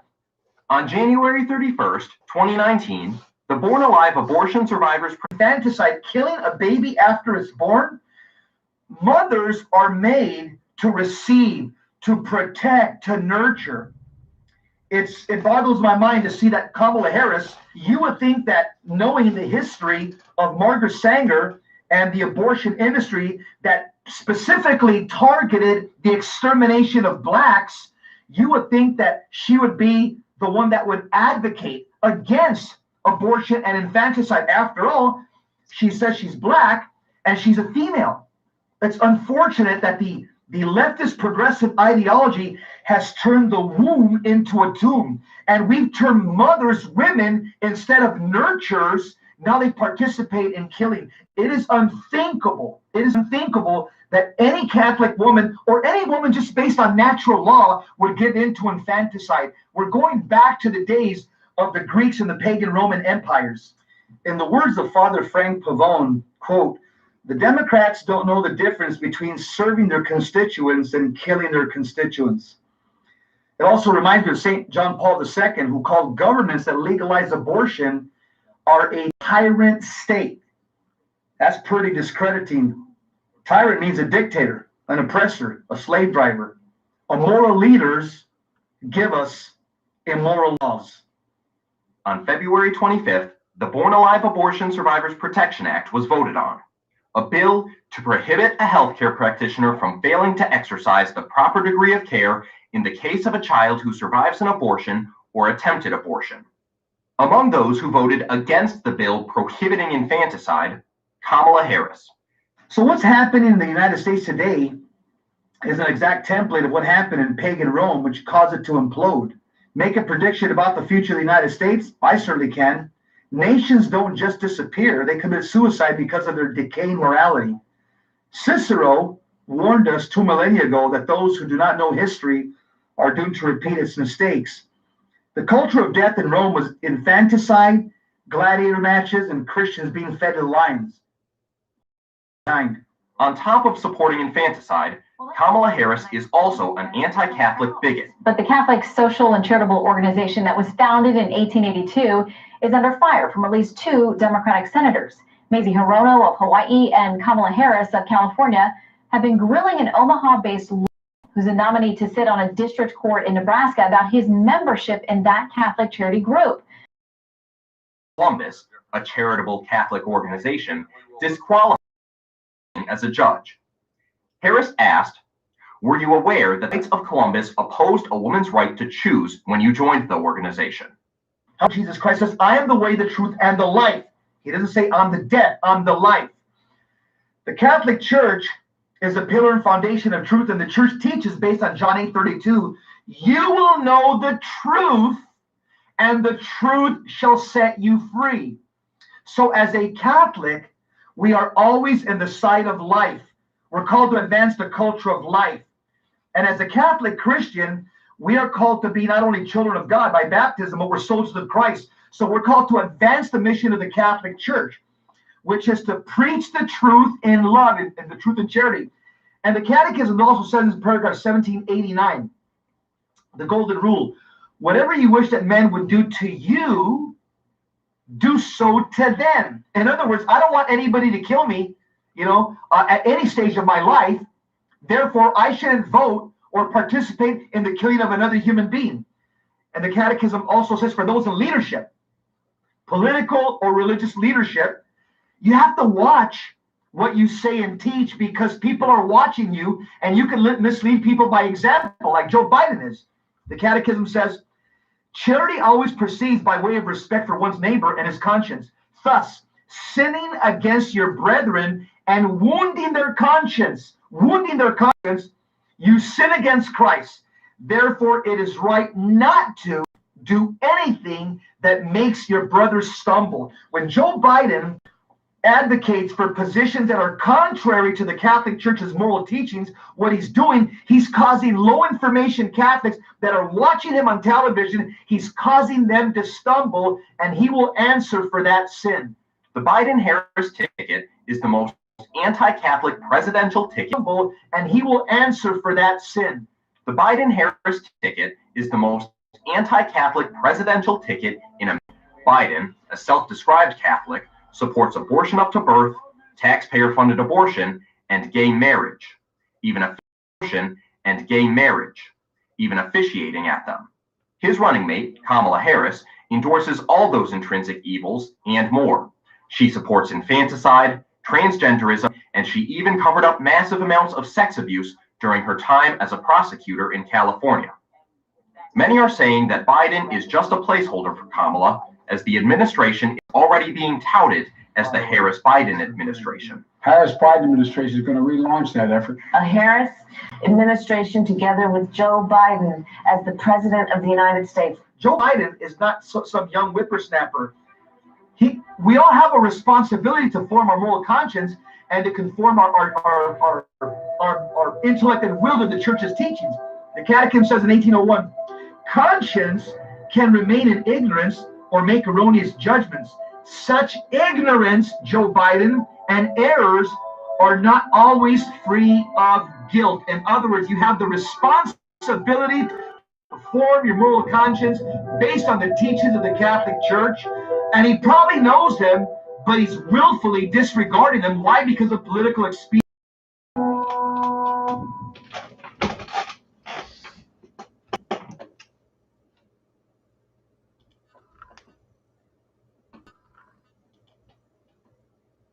I don't wear.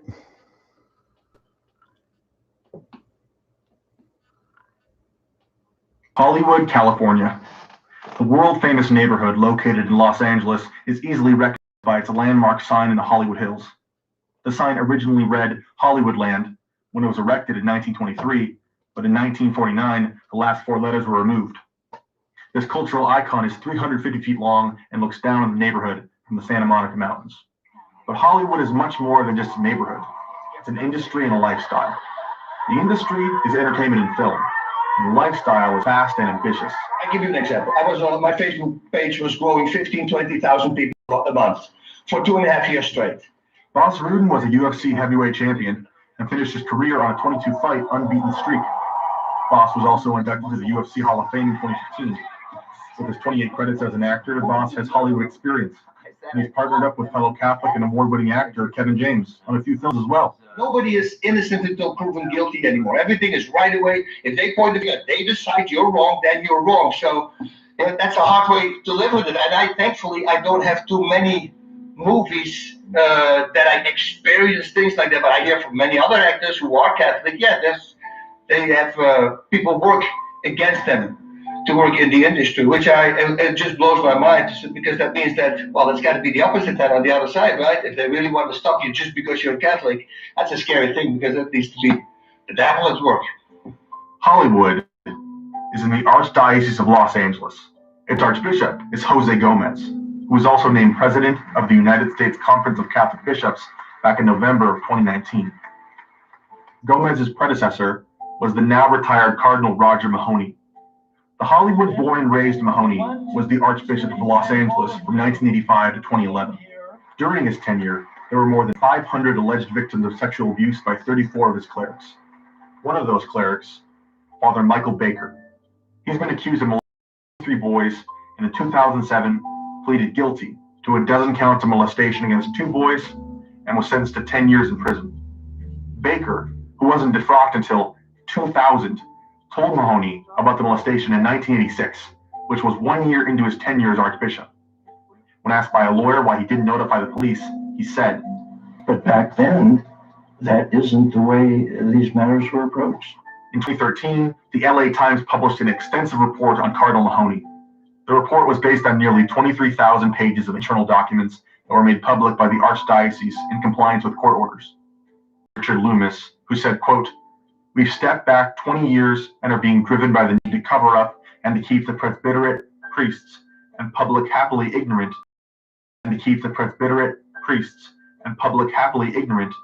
rather than the need to protect children." Baker only served about 6 years behind bars, and when detectives asked him before his release, why did the cardinal rather than the need to protect children? Baker only served about 6 years behind bars, and when detectives asked him before his release, why did the cardinal shelter you for so long? His response, "We haven't talked since that one meeting in 1986.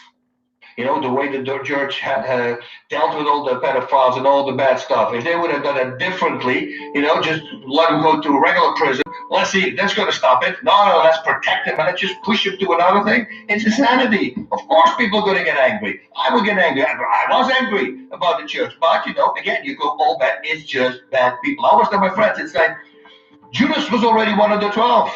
That was already evil in there. I mean, look at Satan. He was an angel. It's not. Evil is everywhere. People just don't see it because, the line that they said at everything, this from Usual Suspects, right? The greatest trick the devil played was convincing people that it doesn't exist. We all believe in the good, with the miracles, stage 4 cancer. I read articles about people who went to Lourdes, come back completely cured. They all believe that. But as soon as you say the devil, okay, what the good? I was in the world. I was a professional stunt performer. I've worked with some of the biggest stars. I've got to meet Batman. I've got to meet James Bond. I've won World Stunt Awards. I am in the Screen Actors Guild. I'm in the DGA. I'm in the WGA. And last year I got into the Academy, the Oscars. The documentary shines a light on the satanic reality in Hollywood, a reality that plays a larger role than most people know. Katy Perry was a gospel singer, very talented, but she was going nowhere. And she got up to Hollywood, and basically they said, you want to be a success? You play by our rules. You step into the occult, and you start putting that in your videos. And now she's doing videos with her in hell with satanic themes, and she's what?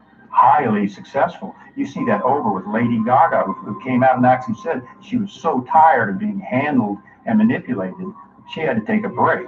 It's well known that Lady Gaga, who was born and raised in a Catholic family, worked with Satanist Marina Abramovich. And she came really very humble to my house and asked me if I could teach her. We made this workshop in the woods, and she was such a good student. Abramovich is a self-described performance artist. She came from a Serbian Orthodox family and has won multiple awards for her so-called art. She's also known for her spirit cooking, which she describes as a recipe combining fresh milk from the breast, fresh milk of the sperm, blood, urine, and other ingredients. Spirit cooking was a major topic of discussion during the run-up to the 2016 election. How about she's under federal investigation? How about this spirit cooking we're watching in the WikiLeaks? How about this child sex trafficking rings we're reading about in WikiLeaks? That's far more important Thank you so much. than the KKK. Early in the campaign, WikiLeaks, the multinational media organization, began releasing a series of large email dumps, mostly from the Clinton campaign. Many of them came from or were sent from Hillary Clinton's private email server. As part of an ongoing dump of internal emails from Team Clinton, October of 2016 is especially noteworthy. WikiLeaks published over 20,000 pages of emails pertaining to John Podesta. Podesta served as White House Chief of Staff to President Bill Clinton, counselor to President Barack Obama, chairman of Hillary Clinton's 2016 presidential campaign, and co-chairman of the Obama-Biden Transition Project. One of the over 20,000 emails was from Marina Abramovich, and it was sent to Tony Podesta, John Podesta's brother. I am so looking forward to the spirit cooking dinner in my place. Do you think you'll be able to let me know if your brother is joining? All my love, Marina. Tony then forwarded his brother John the email. With regard to the spirit cooking, Marina's recipe also says, with a sharp knife, cut deeply into the middle finger of the left hand. Eat the pain. Podesta tweeted this picture in 2015, and right on the middle finger of his left hand. Another email reveals that he, John Podesta, was invited to a heated pool party with children as entertainment. The invite was from Tamara Luzzatto.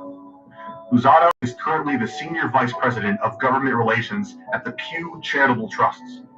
She also served as Hillary Clinton's Chief of Staff in the U.S. Senate from 2001 to 2009. I very proudly work for someone who sees the world, hopefully in accordance with your comments about Senator Clinton. Luzzatto's invite read, we plan to heat the pool, so swim is a possibility. Bonnie will be Uber service to transport Ruby, Emerson, Luzzatto, 11, 9, and almost 7. So you'll have some further entertainment, and they will be in that pool for sure. Trudy Vincent replied, we're in. Thanks for the invite. Vincent is currently in Washington, D.C. as the Associate Vice President for Federal Relations for the University of Chicago. She also served for Democratic Senators Bill Bradley and Jeff Bingaman in the 1990s. The function of the Office of Federal Relations is to do traditional lobbying and advocacy for issues the university cares about. Another reply to the hot tub party invite was Drew Littman, who said, thanks for remembering me, as I was planning to use the farm as the backdrop to announce my candidacy for Speaker of the House. Littman is currently a policy director in Washington, D.C., who also served as Secretary of Health and Human Services under President Barack Obama. These emails involve John Podesta, Tamara Luzzatto, Trudy Vincent, and Drew Littman, along with many more. And the dots are all connected in a 2012 Wall Street Journal article, 4 years before any of this was revealed. The article reports that there were weekly lunch meetings with Mr. Littman, Luzzatto, and Trudy Vincent, who were all legislative directors for Democratic senators in the late 1990s. The article also mentions the Podesta's lobbying firm, along with Hillary Clinton. On top of these perverted emails, the Podesta's own art collection is filled with pedophilia. Tony Podesta even has this hanging bronze sculpture in his home. It's titled Ark of Hysteria and displays a decapitated human in a contorted position. This sculpture in Podesta's home almost perfectly resembles one of Jeffrey Dahmer's murder victims. Dahmer used to photograph his victims' bodies in positions that he found sexually significant. As of late in Hollywood, or the film industry, HBO just released a new movie called Unpregnant. The movie depicts a minor going on a road trip across state lines to kill her child. I don't think that this is what you really want. It's my life, it's my choice. If people know that they're being brainwashed by movies like that, that movie didn't come to make money. That movie is made to let kids think certain things. My daughter had a girl in the class, 17 years old, went to Planned Parenthood, $500, the boyfriend paid, boom, abortion. I go like this. I told my daughter, if I find out if you're pregnant and you do this, I said, you're going to have a big problem with me. And everybody goes, yo, what about rape and incest? I go, you talk about the less than 1.5% combined together? So the rest, 89.5% is just out of inconvenience? Let's just kill it. I mean, and again, in the early days when I was young, I was thinking the same thing. Oh, yeah, we can do it. But once you really start thinking about life, it's a whole different ballgame. And boom, as soon as the conception, that's when you're pregnant. And then waiting, if you hear these things, for Planned Parenthood waiting till like 9 months because they can sell the parts of the babies. It looks like almost out of a horror movie for me. I don't believe that people actually can make this look good. It's amazing that even people try. I mean, there's what they always say, right? There's a highway to hell and there's like a stairway to heaven. Well, it really looks like that. They anticipated the traffic, I guess. I think it really looks like a lot of people are going the wrong way right now. Although it looks like a lot of people are going the wrong way, the Catholic Church alone offers them the opportunity to be saved. All salvation comes from Christ the head, the church, which is his body. The more you learn about the faith, the more you're going to be interested. It really is like that. Because there's such every verse has such a deep meaning behind it. You can pick it up in so many different ways. Don't you want to be that person? Who can overcome his fears, his insecurities, a real man who's not a slave to his passions and desires, but who's in control of himself. Don't you want to be a guy like that?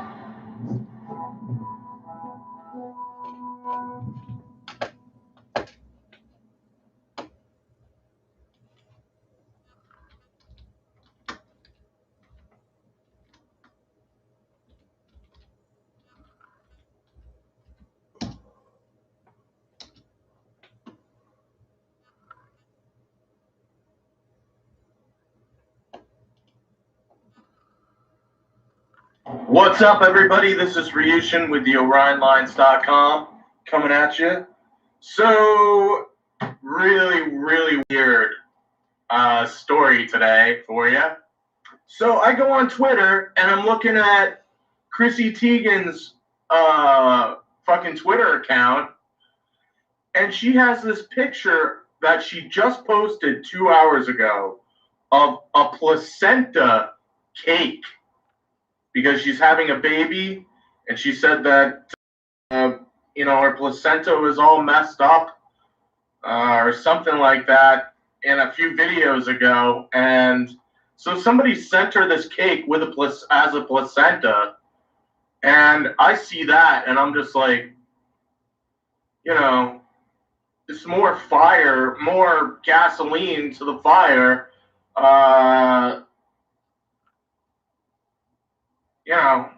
With the whole child eating, adrenochrome harvesting, and the whole satanic thing. So, looking at this, it's just like, dude, what the fuck? Are you people crazy? I mean, you are all totally exposed. Chrissy Teigen has been running around on Twitter for years going on about how she wants pizza and how she saw the toddlers and tiaras and wanted to, she was afraid that she might go to jail for, she just has been saying really sick, fucked up shit on her Twitter account about pizza. And that's code language for children. And this is just, more gasoline to the fire. It's really disgusting and it's disturbing, especially now that they're all revealed from Pizzagate for doing, you know, this child sacrifice thing and eating babies. You know, it's just more gasoline. What do you think? What do you think about it? I think it's fucking disgusting. Horrifying. Well, it is disgusting. It's cannibalism. But let me know what you think in the comments below. All right. Yeah. Be well. Be well. Our adversaries know what they are doing. We know what they are doing. They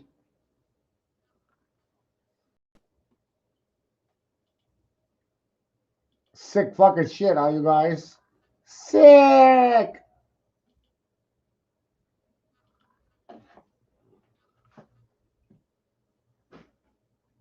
And the walls come down all the way down. And these are conditions that are exacerbated by the changing climate that we are suffering.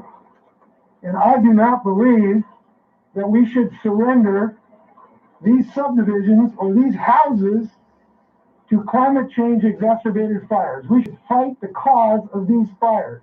Mother Earth is angry. She's telling us, whether she's telling us with hurricanes on the Gulf Coast, fires in the West, whatever it is, that the climate crisis is real and has an impact.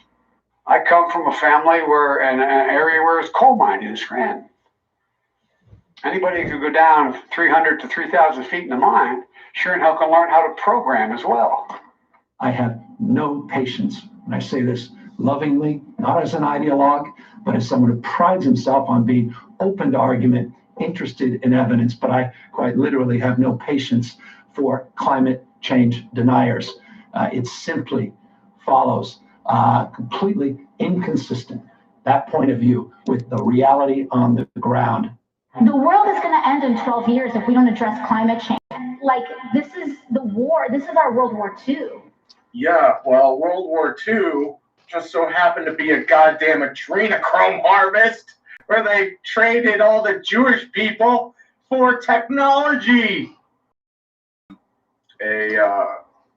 Rothschild himself, and why he named his pizza Comet Ping Pong, was because they were about to invade us again with a comet that falls from the sky to adrenochrome harvest everybody, America. So why?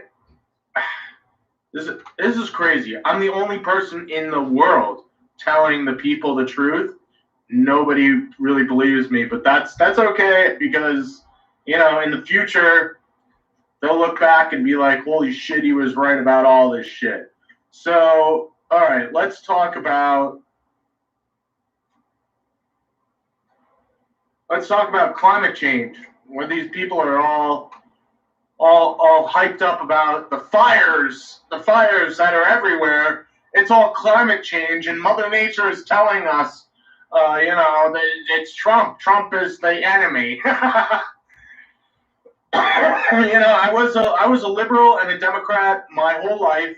I've always had liberal views, and until Pizzagate, until I read John Podesta's emails and realized that the Democrats were actually all Satan worshipers, fucking children, and eating people, I changed my view, you know. And so, what is climate change really, ladies and gentlemen? Well, it's the aliens who've been adjusting the... See, I told you you wouldn't believe me, but it's true. It's been the aliens fucking with the atmosphere to adjust it to their liking, to their world.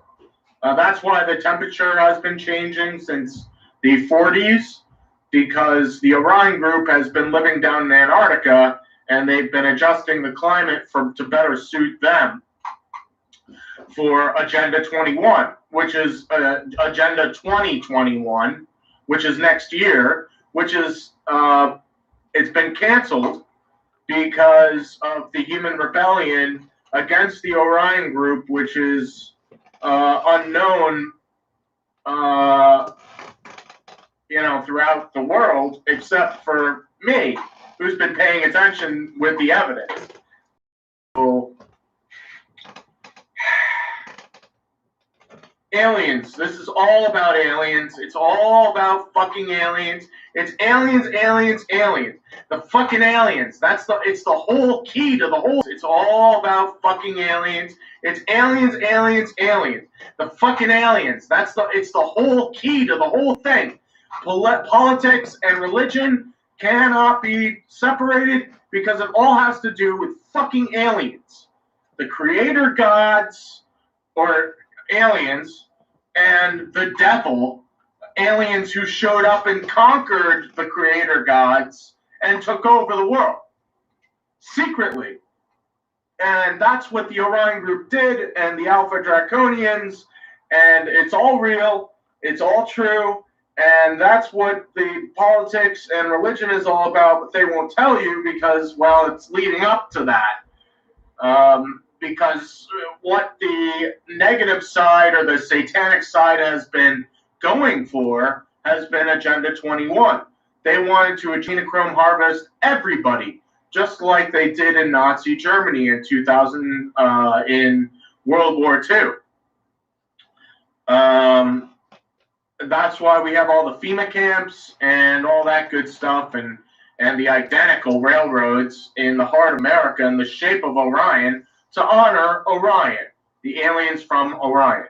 Okay, so what's been going on here is that the generals of the United States knew this whole time about the aliens and the Greys and the Orion reptilians, and they knew about Agenda 21. So this whole time, Rothschild has been putting in presidents since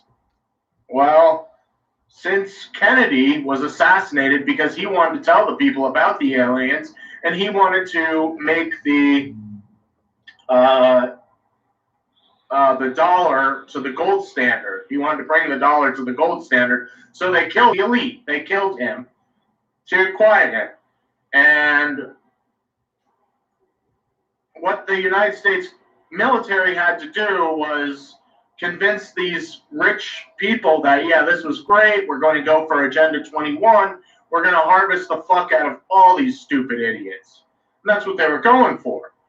Until the double cross happened in 2018 against the aliens. Well, it was really Pizzagate. Once Pizzagate hit, it stopped their whole plans. It fucked up their whole plans, because they had Bush in there, they had Bill Clinton in there, they had Obama, Bush again, and then Obama, and they were going for Hillary. And this is why Q says they never thought that she would lose, because they've been having, like, all those presidents that I just named have been intentionally placed inside the White House to keep it going, to keep this thing on the track of going for Agenda 21, a harvest, an adrenochrome harvest of the people.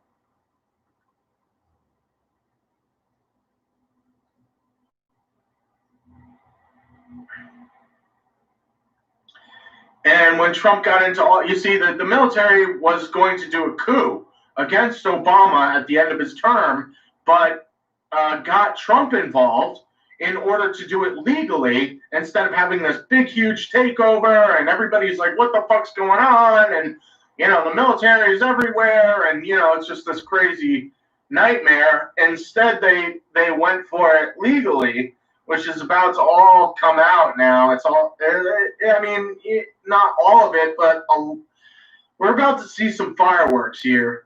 People getting arrested. They're going to start falling like dominoes. It's going to happen. It's not going to happen. We can't just keep going on like, keep lying to the people. On both sides, they've been lying. They've been keeping the aliens secret. They won't talk about aliens, and the whole thing is about the fucking aliens. That's the whole core fucking mess.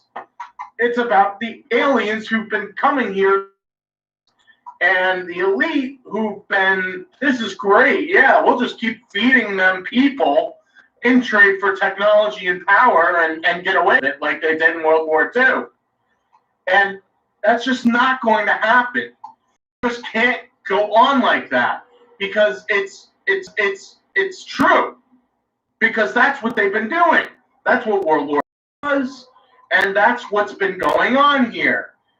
Very wealthy people like Rothschild and his friends have been helping them. They've been helping these aliens in and be like, you know, just take over the fucking world, and that's great. You're going to harvest everybody? Why not? We did it in World War II. You know, so it's impossible to escape this. They can't escape the truth. And, you know, it's just so frustrating with all the evidence that I have and the unwillingness to accept it because we've been led to believe that aliens are not real, that that's crazy. And, you know, from my past 3 years of research, I can tell you they're real for sure. We have so much, there's so much evidence, it's fucking retarded.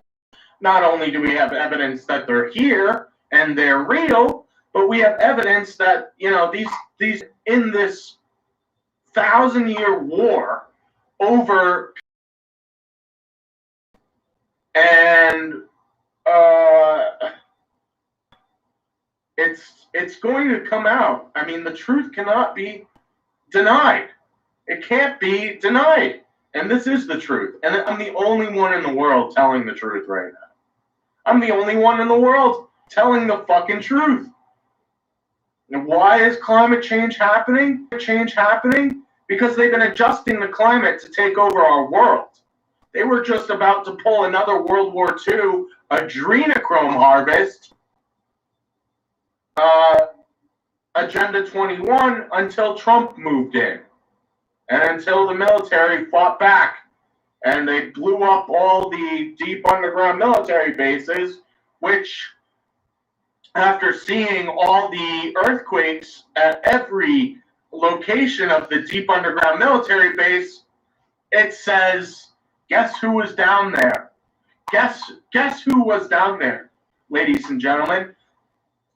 The fucking aliens. The aliens were culminating down there, and they were just about to come up and take over the fucking world.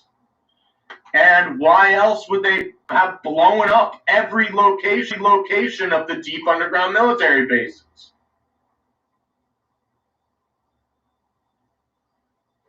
Why does Missing 411, there's a documentary called Missing 411 where all these people, a million people a year, disappear out of the national forests in these crazy stories of like children disappearing and hunters totally disappearing, and like weird shit, like their stuff is left behind, or a 2-year-old child is found at the top of this fucking mountain. Impossible for that child to have gotten up there. How the fuck did it get up there? Well, the aliens have been hunting there and have been allowed to hunt there this whole fucking time. This is why the deep underground military bases correspond with the Missing 411, people from Missing 411. The people missing out of the national forest every year, 1 million people. Why? Because you know, that's been their hunting ground. So it's a very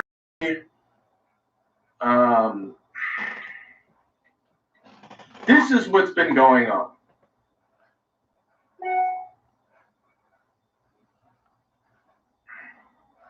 And the reason why the Democratic Party is lying through their fucking teeth and paying people to run around and light fires in the national forest, that's what this is all about. People are running around lighting fires. China's released the COVID-19 People are lighting fires everywhere.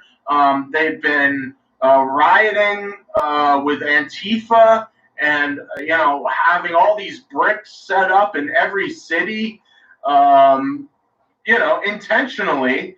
They've been trying to fight back in order to regain control over the White House, to get Joe Biden in there to release the alien invasion upon us. That's what this is really about. And it's fucking true.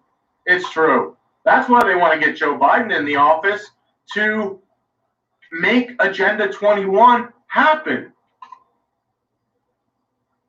That's why all these fires are going everywhere. This is why they released COVID-19, to get everybody inside to vote against Trump, and for them to fuck with the elections through the mail-in voter fraud. It's just that the people don't know what the fuck is going on, because we've been kept in the dark this whole time. Well, until I saw the Nazca lines, and then, everything was revealed, realizing that World War II was an adrenochrome harvest, and that the death marches in Nazi Germany were in the shape of Orion to Orion. Where did they get all these UFOs? Because they've been eating us. And what happened after World War II? The United States lost World War II because the elite, the people in charge of the whole World War I, World War II, were in control of the United States at that time also. So they just set up camp, taxpayers' money this time, to in America. So you see the dilemma. I mean, I hope you do. I mean, and even if you don't, I do, which is,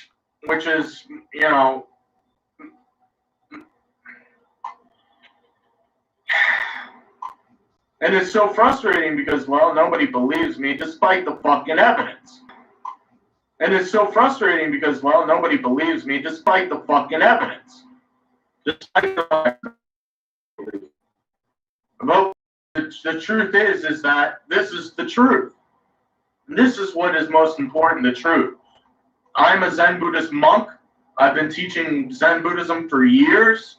I'm teaching you the truth here. I've never lied to myself. To me or you, I have the evidence. The evidence is clear. They've been eating us. World War II was an adrenochrome harvest and trade for technology with Orion. The Nazca lines that I saw a year ago is in the shape of Orion. Stonehenge is Orion. The Egyptian pyramid. What have they been doing here? They've been adrenochrome harvesting people. They've been eating us. And the elite have been worshiping them for thousands of years. And they've been all about this until World War II, when they realized, shit, why not just trade these people for technology? And that's what they did. And it's culminated into this point of being like, all right, what are we going to do? Oh, adrenochrome harvest everybody, like we did in World War II. Agenda 21. Trust me when I say, Joe Biden is not going to get into the White House. It's not going to fucking happen, ladies and gentlemen. It's not going to happen. I don't even have to go vote. I know that Trump's going to win. And even if he doesn't win, he's going to declare war on them, and the whole military is just going to fall right upon them. It's going to happen. These people just can't get away with lying through their teeth. For the past 4 years, they're like scrambling, panicking, and fighting back with COVID, with, fires everywhere, with riots, and Black Lives Matter, and George Floyd, and, all that shit has been them trying to regain control over the White House in order for them to pull the trigger on us. Agenda 21.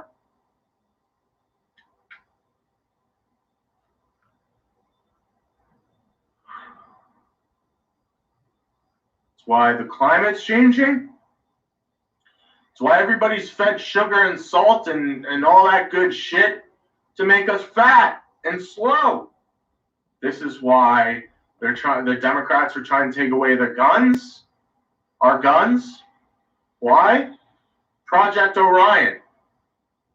That's why Project Orion is a CIA to take away our guns and all those school shootings, in order to take away our guns, in order for the to walk in and adrenochrome harvest us.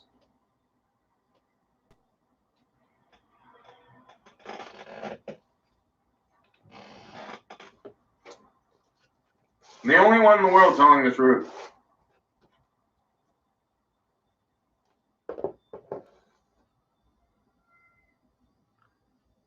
Based on the evidence.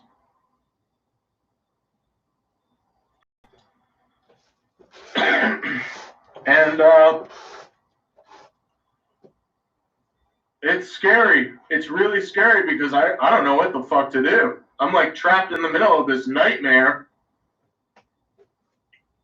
I hear you, buddy. And the people have no idea what the fuck's going on. No, they don't. No, they don't. They know something's going on, but they have no idea the full scope of it. No, with they the fucking don't. aliens. And I'm trapped in between the people who have no idea, and despite the evidence, they don't believe any of that stuff, and the balance, who's been fighting each other over control, over to our future. Either we all get adrenochrome harvested, or we all, become space exploring a people. We all unite with the rest of the universe who is on, a spiritual path of being awake and united together. It's like yin and yang. There's a good side and there's a bad side. The bad side take over places and eat people. The positive side looks over and it's like, hey, wait, you can't, they fight with the negative side because they're doing bad shit to people. So it's a nightmare. It's a nightmare because the people have no idea what's going on. And the people have been made to be stupid intentionally. All the fluoride in your water, the toothpaste, that's all poison to shrink the pineal gland, to make you stupid, and to suppress our spiritual side of us. And, the whole STDs, all that shit, that's all population control. Gonorrhea, AIDS, HIV, that was created at S4 Area 51 by a Navy surgeon by the name of R. Donner. And the cure to AIDS is, and it was released in Africa, the cure to AIDS is cucumber trichosanthus curulale. Bob Lazar saw that, read that, saw that, and brought it to John Lear, and John Lear told the world. It's a cucumber. It grows in China. They tried to get it out on several attempts, but they couldn't get it out because somebody knew, and they cooked it with a microwave or something. So Lyme disease was created by the Nazi scientist on Plum Island, off of the Long Island Sound, and was released in Connecticut, Lyme, Connecticut. So Lyme disease is population control. You see, they've been poisoning us. They've been making us stupid. They've been fattening us up. And they've been changing the temperature, the climate, for these aliens to take over, for Agenda 21. And that's what's been going on here, ladies and gentlemen. And that's what Trump is fighting for. And the military is fighting for against these aliens, these people who've been trying to make this happen. So that's what's going on. And I don't care if you don't believe me or not. That's what's going on. Long live humanity. Check out my website, theorionlines.com. Be well.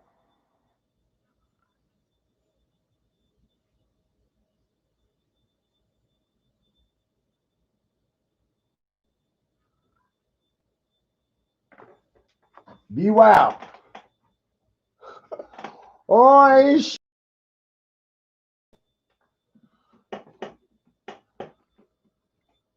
and the truth will set you free.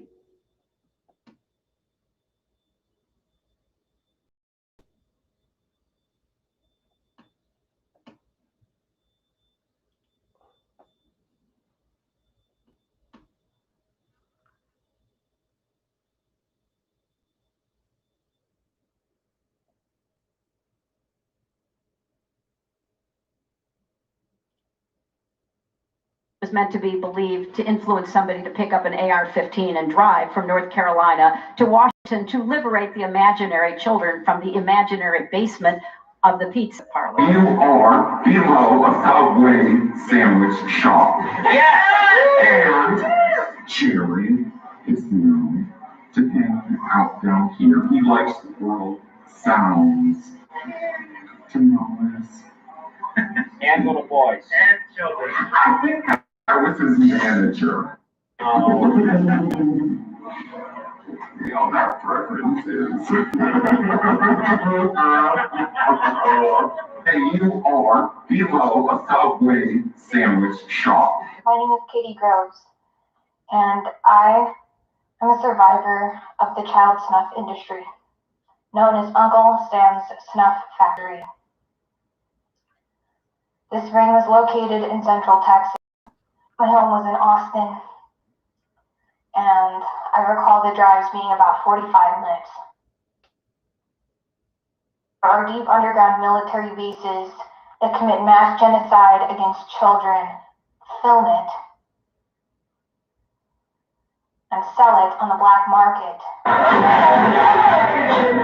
You think you're hot shit, don't you? You think you're...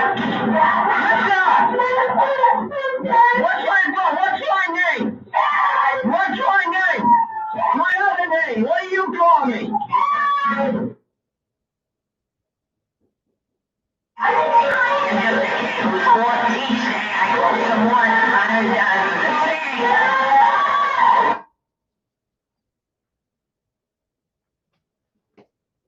I have seen wealthy, aristocratic white women ordering children of color on menus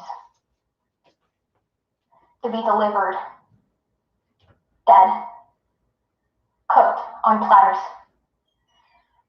in a wing of the place they called Cannibal's Kitchen. And we do baby sacrifice and eat the baby. You kill the baby and eat it and drink the blood from it.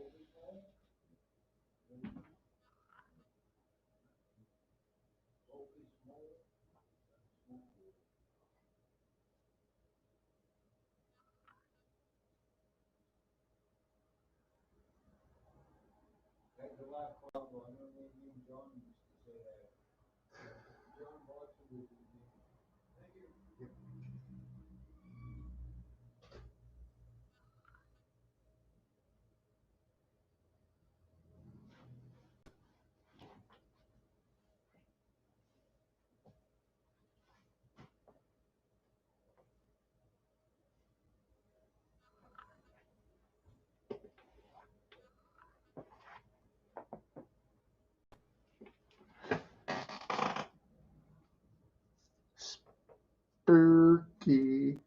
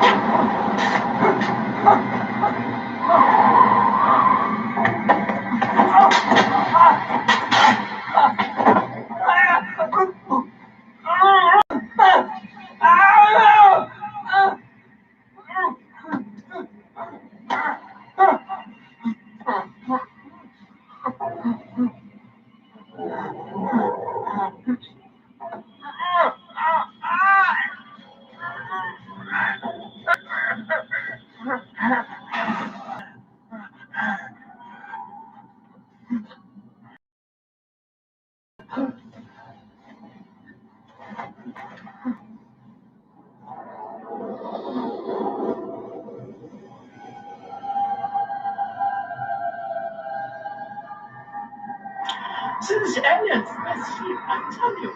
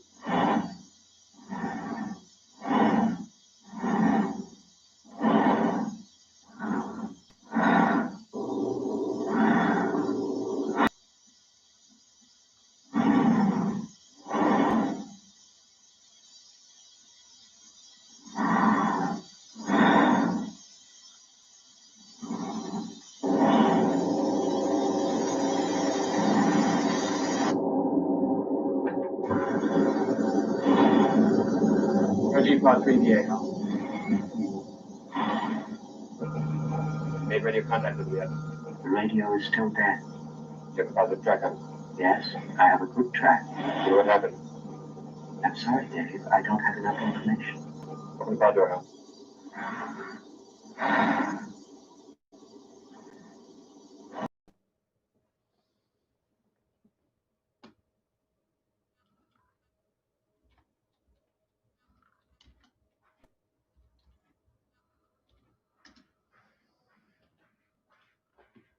I know lots of things.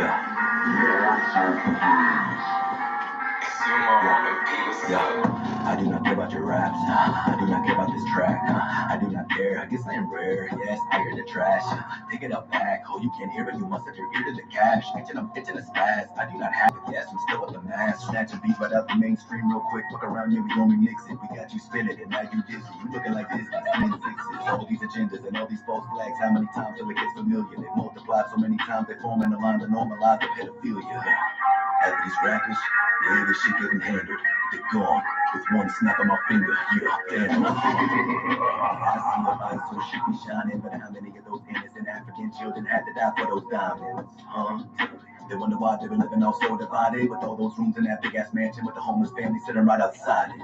1,000 bodies died for that outfit, and you ain't cleaning the blood off it. Your favorite celebrity's got blood on their hands, Marina Abramovic. Hillary Clinton, she's gonna send that a hit if you leaking those documents. If you a holistic doctor, they gon' pop your tops here secretly off a bridge. Exposing them, smash the internet. Yeah, cause we don't fuck with no fake shit. Nah, NASA images. Yeah, thanking your highnesses. Yeah, for paying the scientists. Yeah, you live for the anthem, huh? But you still pay for the Zionists. Damn. Yeah, they tried us. They splashed subliminal. The Super Bowl, the halftime show. No, that's a ritual. Global warming, climate change. Next year will be a new name with a new tax and a new op and a new fear for a flu strain. Ox text the new Dr. Moreau and they teamed up with the synagogue of Satan. Yeah, I see what you be doing, Q, but I still don't trust the administration. No.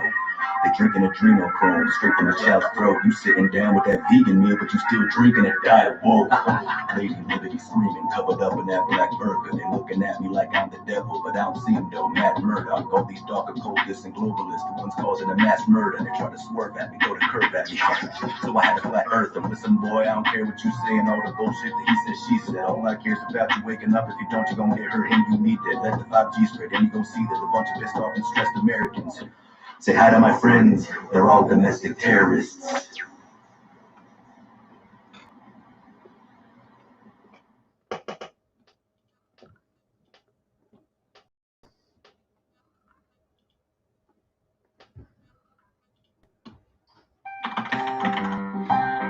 No, I'm not connected. I learned a lot. And I learned a lot. Anyway, I learned a lot. And I learned a lot. Anyway, Bo was associated here. Anyway, the point I want to make is I learned so much. I learned black, white, all colors, all backgrounds. Men, women, gay, straight, everyone deserves a shot. You know thing. You know what I mean? What I have to do is I have to continue to talk about the things.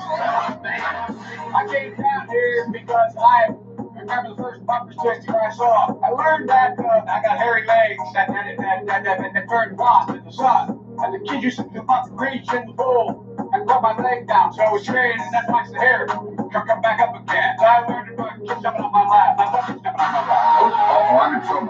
What are we nuts? Dead. You know, come on, man. Give me a break here. Get a life. Taking cocaine or not? What do you think? Come on, man. Black, white, all colors, all backgrounds. Come on, man. Men, women, gay, straight, everyone deserves a shot. You know thing. You know what I mean? You know what I mean? You have a problem figuring out how to hear from me or wrong, and you ain't quiet. Cornpop was a bad dude, and he ran a bunch of bad sports. I can hardly beat the beat with that guy who is stable genius. Come on, man. I am very willing to let go with my physical and mental filth, my physical as well as my mental fitness. Come on, man. Poor kids are just as bright and just as talented as white kids. Both kids. Come on, man. I mean, come on. Take a look at the record. I know a lot of Greek slogans. Come on, man. Black, white, all colors, all backgrounds. Come on, man. Straight. Everyone deserves a shot. You know thing. You know what I mean? You know thing. You know what I mean? Why the hell would I take a test? I am. What the fuck was that?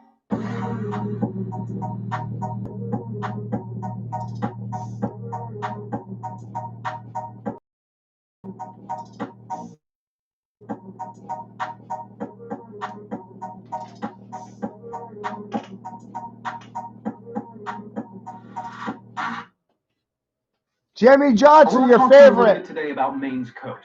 Climate change is causing a lot of issues. When it storms, Maine is. Jimmy Johnson. It's time for a president who understands. Go, Jimmy! The best band in the I got hairy legs! You got that wrong. Look, I got hairy legs! I got hairy legs. Yeah! I got hairy legs! I'm best equipped to beat Donald Trump. That's what your poll said. you a better choice than your opponents. I got hairy legs that turn blonde in the sun. Don't let my legs from the morning until the day's done. So the day's done. I got hairy legs. That's right. Drive while I say that. Drive while I say that. Son made fun of I it. got hairy legs. Using the words against him. He said it. He said it yourself. Come back up again. I'm ready to chance to win. It's only 60 seconds left. Cornpop was a bad dude. And he ran a bunch of bad boys, a bad crew. I really was, you know, like that they really knew. He said, I'll meet you outside. Thank you.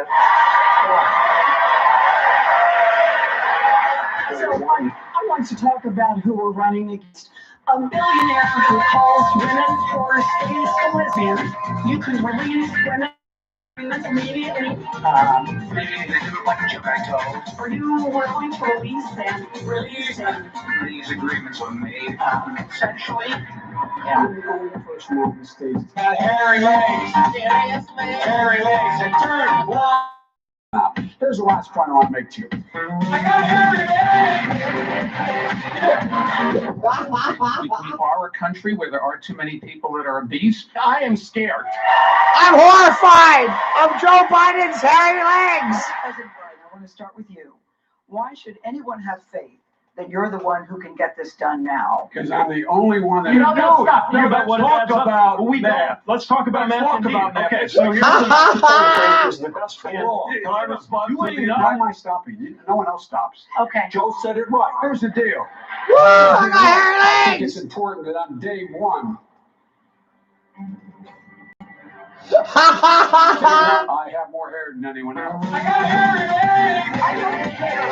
Yeah. That's right. Turn when I say that. That's a pretty darn good lifeguard. I learned a lot. We let this get out of control. Been down in Mayfield with my grandpa. We used to play basketball with a one pop. And he sang every single shot. Corn Bobby won't stop. Yeah. Corn Bobby sang every shot. Time is up. Thank you. I'm not out of time. You spoke over time, and I'm going to talk. Here's the deal. On the 5-20-20. 5-20-20.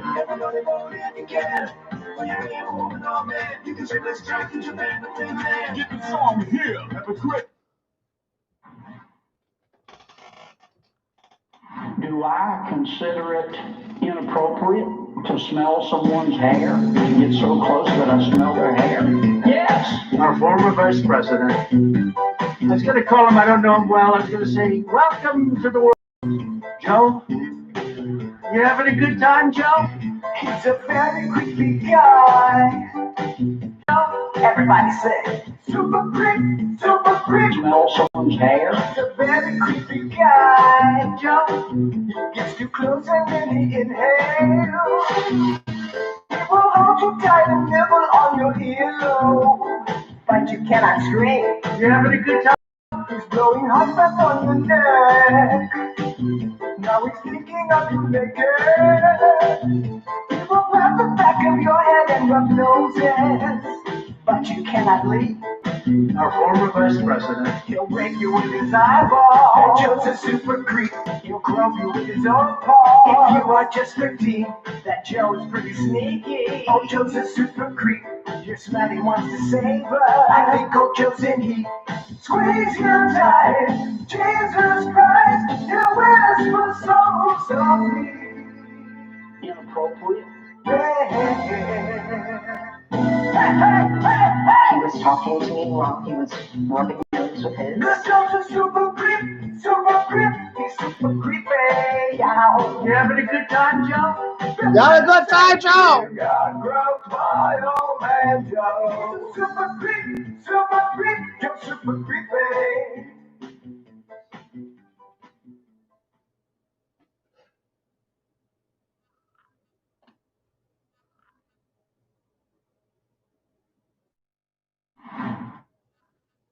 If you don't love Joe Biden,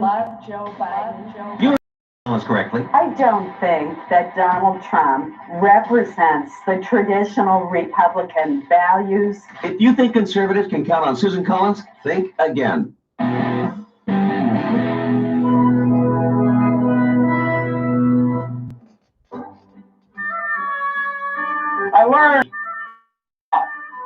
I learned that it makes a difference. This was the diving board area, and I was one of the guards, and they weren't allowed to. It was a 3-meter board. If you fell off sideways, you landed on the darn cement over there. And Pop was a bad dude, and he ran a bunch of bad boards. And I did. And back in those days, you sure how things had changed. One of the things you had to use, if you used pomade in your hair, you had to wear a baby cap. And so he was up on the board, wouldn't listen to me. I said, hey, Esther, you, I'll come up and drag you off. Well, he came off, and he said, I'll meet you outside. My car, these were all public housing behind it. My car, there was a gate out here. I parked my car, and he said, I'll be waiting for you. He's waiting for 3 guys in straight razors. Not a joke. There's a guy named Bill, the mechanic. And I said, what am I going to do? He said, come down here in the basement where mechanics, where all the puller is. You know, the chain, there used to be a chain that went across the deep end. And he cut off a 6-foot length of chain. He pulled up and said, you walk out with that chain. And you walk to the car and say, you may cut me, man, but I'm going to wrap this chain around your head. I said, you're kidding me. He said, no, if you don't come back. And he was right. So I walked out with the chain. And I walked up to my car. And they had said, those days, you remember the straight razor, you'd bang them on the curb, get them rusty, put them in a rain barrel, get them rusty. And I looked at him, but I was smart then. I said, first of all, I said, when I tell you to get off the board, you get off the board, and I'll kick you out again, but I shouldn't have called you. Esther Williams, I apologize for that. I apologize, but I didn't know that apology was going to work. He said, you apologize to me? I said, I apologize for that, not for throwing you out, but I apologize for what I said. He said, okay, close the straight razor, my heart began to beat again. I came down here because I remember the first bumper sticker I saw. Hey folks, thank you so much for watching. If you enjoyed this video, donating at the link in the description. Thank you.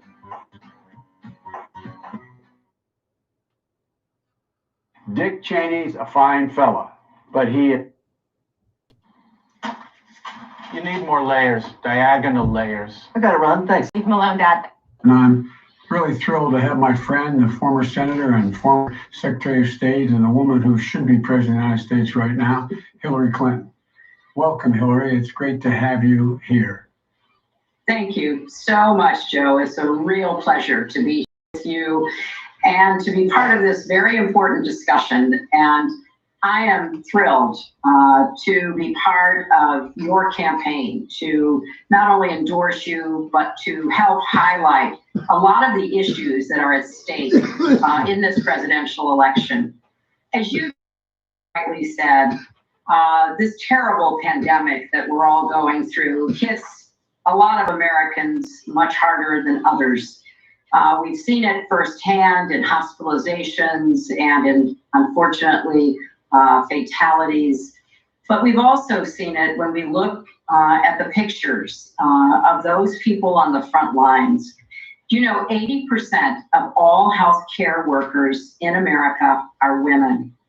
And 1 out of 3 jobs held by women in our country has been classified as essential. So this is an issue that affects all of us, young and old, kind of background from every walk of life. But it is having a disproportionate impact on the front lines, on women working, on women caring for others, on women holding down the home. Just think of what a difference it would make right now if we have who not only listened to the science, but facts or the fiction, but brought us together, showed the kind of compassion and caring that we need from our president, and which Joe Biden has been exemplifying throughout his entire life. Think of what it would mean if we had a real president, not just somebody who plays one on TV, but somebody who gets up every morning worried about the people that he's responsible for leading during this crisis. Well, I know what a difference it would make because I've been there. I've seen firsthand what presidents can and should do. And I, like so many of us, really wish that we had that kind of leadership now. Joe Biden has been preparing for this moment his entire life. I've been privileged to work with him over the last 25 plus years as First Lady, then for 8 years First in the trade. Senate, where I watched and work to First fucking solve trade. problems. Then during the Obama administration, when I was privileged to be Secretary of State, I've been in the Situation Room with Joe as we debated. And where we didn't say what we thought people wanted to hear. We said what we believed. And we had a president then, with President Obama, who encouraged that. Think of it. Who wanted to hear from each and every one of us. I've been in the, lobby of the Senate. I've been in the cloakroom, and I've watched Joe bring people together. So for me, this is a moment that we need a leader, a president like Joe Biden. Hi everyone, George Stephanopoulos here. Thanks for checking out the ABC News YouTube channel. If you'd like to get more videos, show highlights, and watch live event coverage, click on the right over here to subscribe. Did you know Geico is now offering an extra 15% credit on car and motorcycle policies? Wow. So what are you waiting for? Idina Menzel to sing your own theme song? Tara, Tara, look at her go with a fresh cup of joe. How'd she even get in here? Save an extra 15% when you switch by October 7th. Hi, everybody. Let me start by saying the obvious. These aren't normal times. As we all manage our way through a pandemic unlike anything we've seen in a century, Michelle and I hope that you and your families are safe and well. But if there's one thing we've learned as a country from moments of great crisis, it's of looking out for one another can't be restricted to our homes or our workplaces or our neighborhoods or our houses of worship. It also has to be reflected in our national government. The kind of leadership that's guided by knowledge and experience, honesty and humility, empathy and grace. That kind of leadership doesn't just belong in our state capitals and mayor's offices. It belongs in the White House. And that's why I'm so proud to endorse Joe Biden for President of the United States. Choosing Joe to be my vice president was one of the best decisions I ever made, and he became a close friend. And I believe Joe has all the qualities we need in a president. He's someone whose own life has taught him how to persevere. Back when you've been knocked down. Through all his trials, he's never once forgotten the values or the that his parents passed on to him and that made him who he is. Joe helped me manage H1N1 and prevent the Ebola epidemic from becoming the type of pandemic we're seeing now. He helped me restore America's standing and leadership in the world on the other threats of our time, like nuclear proliferation and climate change. Joe has the character and the experience to guide us through one of our darkest times and heal us. They're interested in power. So our country's future hangs on this election. And it won't be easy. The other side has a massive war chest. The other side has a network with little regard for the truth. Right now, we need Americans of goodwill to unite in a great awakening against a politics that too often has been characterized by corruption, self-dealing, disinformation, ignorance. Are you talking about yourself? And meanness. Now's the time to fight for what we believe in. So join us. Join Joe. Join Joe. Keep believing in the possibilities of a better world. And I will see you on the campaign trail as soon as I can. Join Joe. No, Joe Biden did not fall asleep in a recent television interview. There's a clip going around on conservative spaces on Northeast Technical career training for a better short-term. There are hugs where you just throw up your arms and go for it. And then there are hugs that keep going and going and going.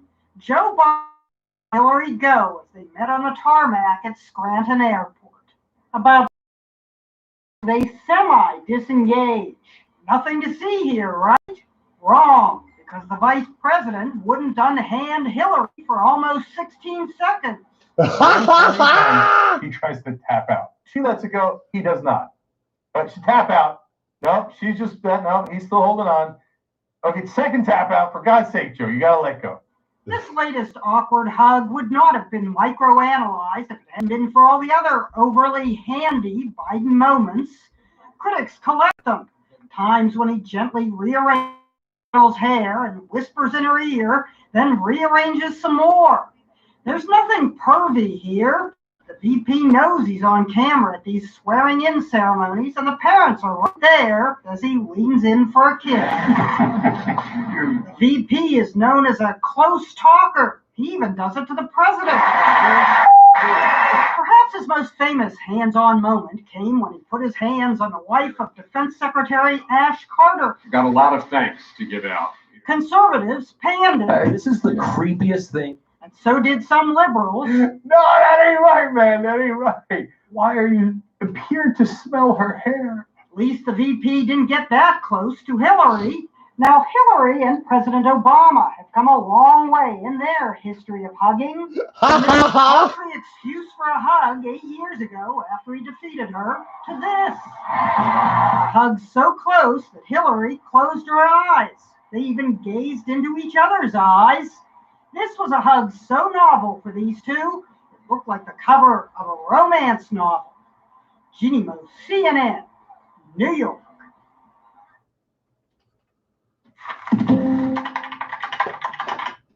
Wasn't that cute, you guys? $100,000 student debt. $225,000 in debt. So far, I literally changed repaying student loans.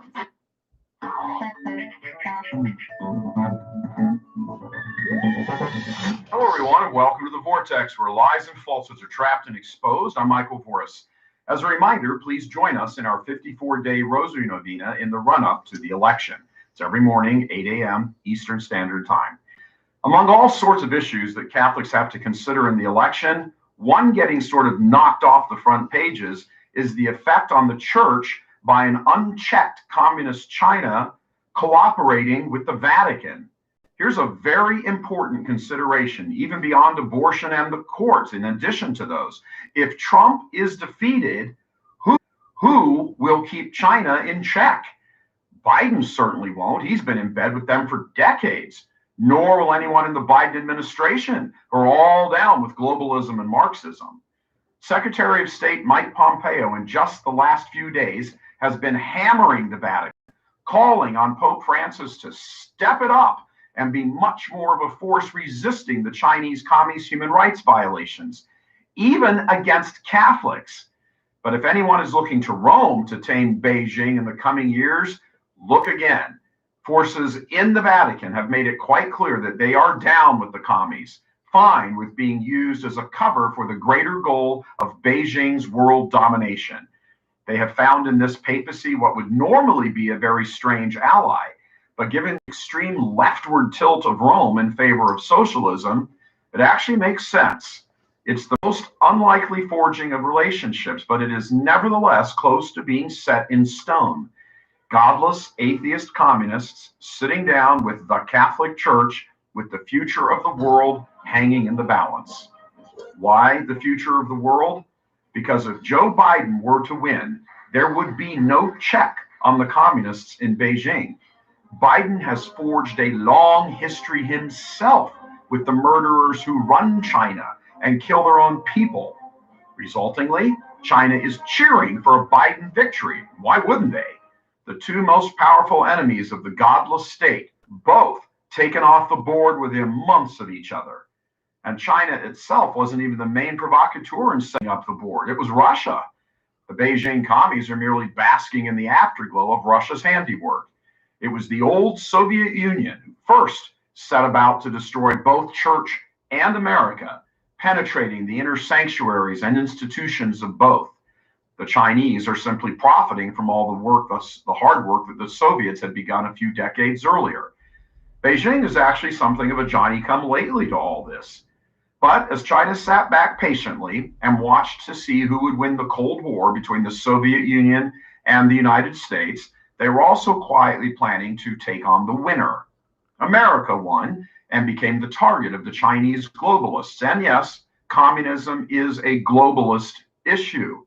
So with America in the crosshairs of Beijing, the strategy became important.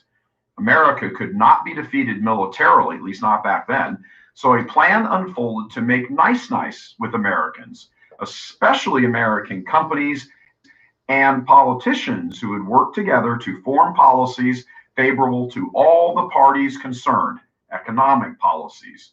All parties, that is, except the American worker. He would be the one to get shafted in this deal. And the supreme shafter was Joe Biden, a man who sold out his country to China, much like he sold out his faith to the Marxists back in the USA. And he's Catholic. He's Catholic with a K, which puts a whole strange twist to the reality that China is also courting the church. And according to at least one leading Italian economist, paying Rome $2 billion a year every year since 2013 for the deal crafted by former homo predator Cardinal Theodore McCarrick. The range of this evil goes so far, it's dizzying. McCarrick even had a prominent role given him by Biden at the funeral mass of his son in 2015. Biden, China, Rome, McCarrick, all knotted together, one big giant ball of evil yarn. And behind them, the worldwide abortion lobby, the United Nations, George Soros, and every other evil-minded organization posing as good and humane. Think for a moment about Biden. He has sold out his faith for career advancement. He sold out the country for personal gain. Just ask his little boy, Hunter. He sold out America to curry favor with large corporations offshoring American jobs by the millions. And he did all of this in conjunction with all of these other players, which now includes the Marxists in Rome, the presence of Pope Francis having given them permission to operate in the open. China, an air of respectability with the China-Vatican Accord from 2 years ago in exchange for huge secret annual payouts, hush money in essence. And China gets to tell the world to look the other way while it steps up persecutions and bulldozing of churches. The destruction of the middle class and the U.S. economy, the unleashing of the Wuhan virus on the world, just in time for an election that was a shoo-in for Trump before that. A long-standing, decades-long relationship with Trump's opponent. And as icing on the cake, an accord with the Vatican crafted by a Marxist ex-cardinal who raped seminarians. No one would believe this if it weren't so believable, because this is how Satan operates. Quietly, out of sight, stitching together all sorts of seemingly unrelated things, all of them moving together, which most people never think about or see, to one final dramatic exposing. And one of his favorite tools, weapons really, is politics. In the political world, he frequently finds his own children, willing to sell their souls to him. If anyone would have told you 10 years ago that 10 years from them, the only thing standing between a communist alliance involving the Vatican and a fake Catholic politician taking over the world would be a New York billionaire playboy who suddenly found religion and patriotism, you'd have died laughing at them. But that's where we are right now, here on the precipice of a world takeover by Marxist ideologues who will have nothing to stop them if Trump loses. If he wins, they will still press ahead because they will still hold almost all of the cards, the media, the schools, and many churchmen. The forces of anti-God have gathered, they have collectivized, and nothing is left except for them to win an election that they are prepared to cheat like mad to win. It's interesting that at the heart of the entire fiasco, we find Catholics connected to every last bit of this, every last line item. A crooked Vatican, a phony presidential candidate, a feckless hierarchy made up of gay men and cover-up artists who allowed the church and nation to be submarined. And polls show Catholic voters are pretty much on a Biden-Trump race. Satan understands his enemy here on earth. He understands how to fight. He knows the tactics and deploys them with precision. It's just too bad that so few Catholics do. They fail to see all of these Catholic connections. God love you. I'm Michael Voris.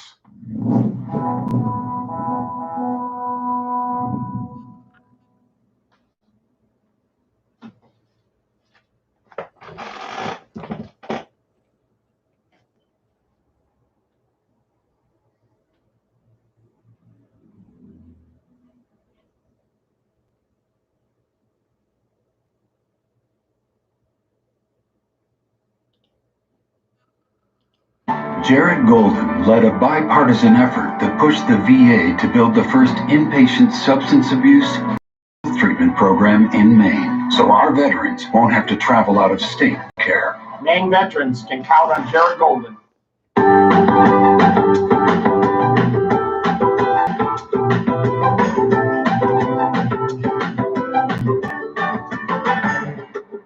Riding on Obama's coattails, biding his time till he derails, anticipating his next foul. One more bump on the campaign trail, another gap, another laugh. Oh no, you had your fun, a real good run, I know. Oh, Joe. Joe, it's time to go, go. You're just a status quo. Both friend and foe know you're a no-go. Corn Pop was a bad dude, and he ran a bunch of bad boys. I got hairy legs, and I love kids jumping on my lap. Poor kids are as bright as white kids, but they can't take the same buses. Why can't unwanted massages ever be a debate topic? You'd win them all just like the bro with Corn Pop. You're no outsider, just a liar. Please stop and drop.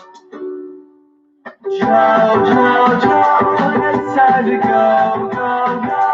You're so status quo. Both friend and foe know you're a no-go. Play the radio. Make sure the television, make sure you have the record player on tonight. Make sure it's hear words.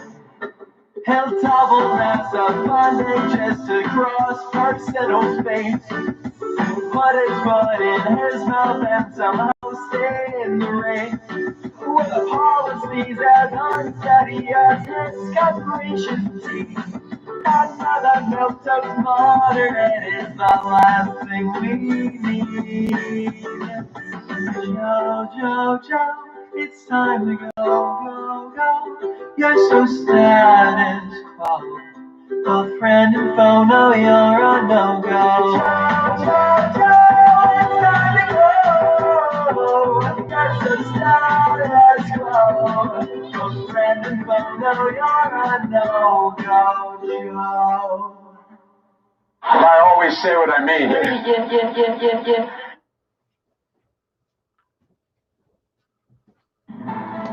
Hello? Hi, is this Charles?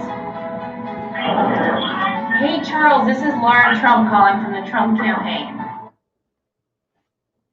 Welcome to the final stretch. We are less than 2 months out from Election Day, and the race for the White House continues to tighten, and a lot. President.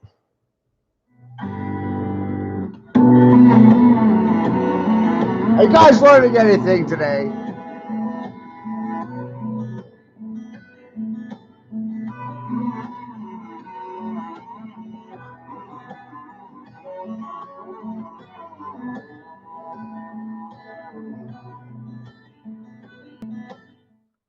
This is the world you are graduating into. This is what I want to talk about today with you for a few minutes. All right. Well, thought I'd make a quick video.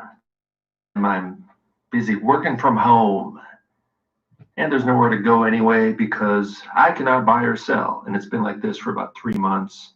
Where I live, they have the government app. You got to have the government app on a phone in order to get into any shopping center, grocery store, whatever. If you want to go any place that sells stuff, you got to have the government app or they won't let you in. All right, including the gym that I paid for. In January, I paid for a full year membership. 2 months after that, they closed down the entire mall and the gym, and now they just opened up the gym. And then you'd be better off trying to break out of prison than trying to get into the shopping mall. And by the way, what I found out, what she told me, the manager of that gym, basically what happened is they shut down the gym for about 3 months, and now the government is providing financial support But the condition is that they must track and trace their customers. The small businesses just have you write your name down and phone number, right? So you can give them a fake name, but every time I try to go outside, there's more and more high-tech surveillance equipment installed everywhere, all right? So I refuse to download the app. I refuse to wear a mask, which means I cannot go anywhere, because everywhere you go, you have to have the government app and the mask. So that's a whole nother topic, really, but that's just what it's like for me, just in case some of you guys still have a bit more freedom in other parts of the world. I really don't have a whole lot. Top 10 women, Joe Biden might pick as vice president. I don't see a woman there. That's a man with tons of makeup on, and we don't know what race this person is. They lie about their races as well. Susan Rice, we already know about that one. National security in the hands of the transvestite. So I hope that makes you sleep better at night. This is obvious one as well. New Mexico, locking people down and tracking and tracing people. And Trump is the controlled opposition who's pretending like he's not involved. Elizabeth Warren, again, male last name. It's kind of got that Dana Carvey church lady kind of look, you know what I mean? So yeah, Warren is a transvestite. Val Demings, all right. Now, Florida representative, I got this one. Oh, yeah, there you go. There's Val. Yeah, Mr. Val.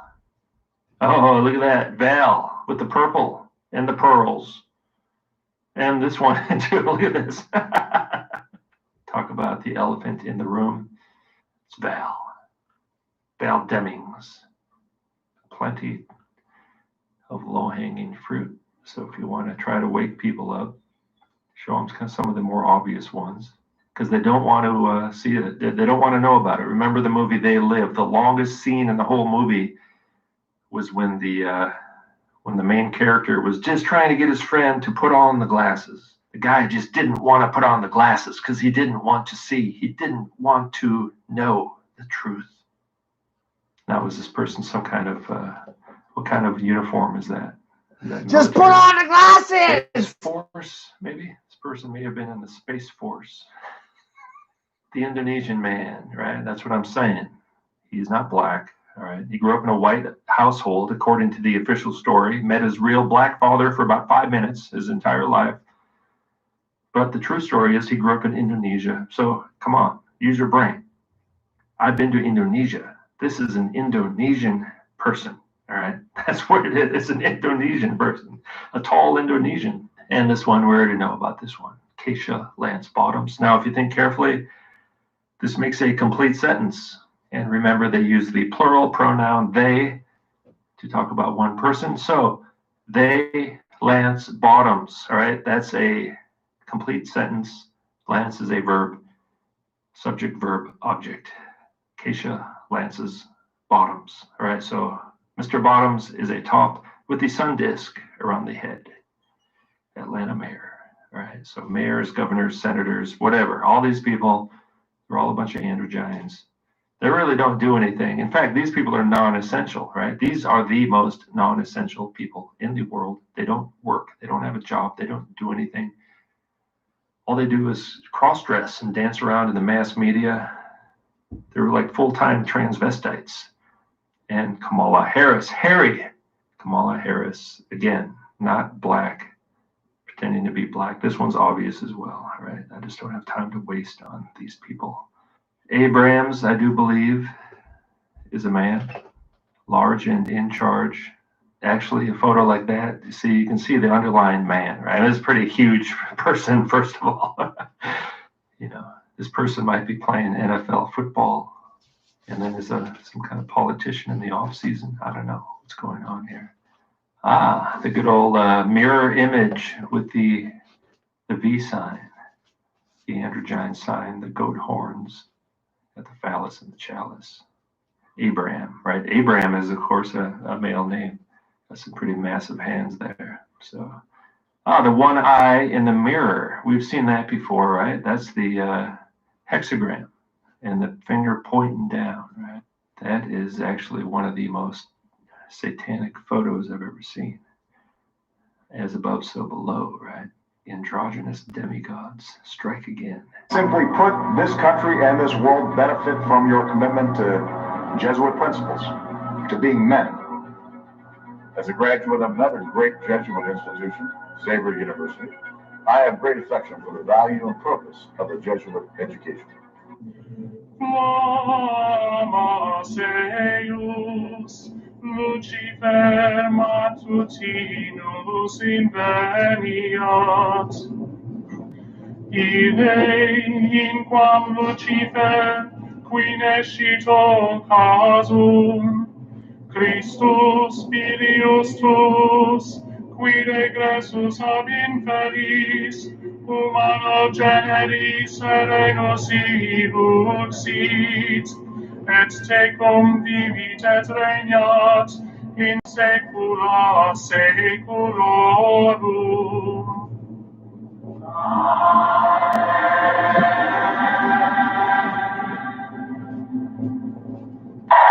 Times are too serious, the stakes are too high.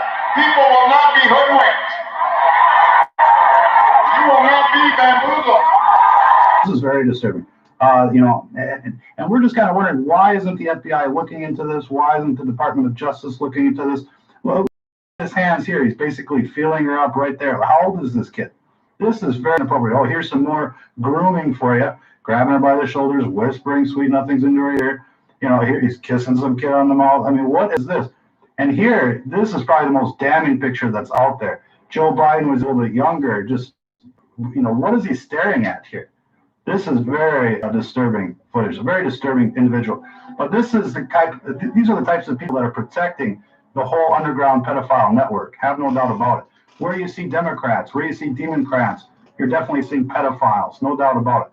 I mean, look at this footage. Very disturbing, very damning footage indeed. And he's basically pressing, he's pulling these kids up next to his genital area, unfortunately. I mean, that's very disturbing, to say the least. And he's doing it right in front of everybody. And people know, I mean, they're trying to grab the kids. Here, get out of here, kid. I mean, this stuff is terrible. Look at this. I mean, all the people leave with their kids right away. And he's like, no, don't touch the kid. They know what's going on, ladies and gentlemen. This stuff is not our imagination. It's right here on video. Why isn't CNN playing this? Why isn't NBC playing this? Why isn't Fox News playing this? Why isn't there an open investigation? Look at this stuff. They know, or else he wouldn't be slapping his hand away saying, don't touch the kid, right? If he didn't know, he wouldn't have done that. Right? If it would have been just like normal, right? They wouldn't have done nothing. He would have been just like, yeah, here, give him a hug, give Uncle Joe a hug. But they're like, no, stay away from this Uncle Joe. This Uncle Joe is creepy as fuck. Creepy F Biden, ladies and gentlemen. Look at that. Attorney General slaps away the hands of creepy Biden as he's trying to, basically swoop it in there for the grab. Very inappropriate stuff here, ladies and gentlemen. Come here, kid. Creepy Biden wants to talk to you. Here, come here. Let me touch you a little bit. Let me whisper some things into your ear.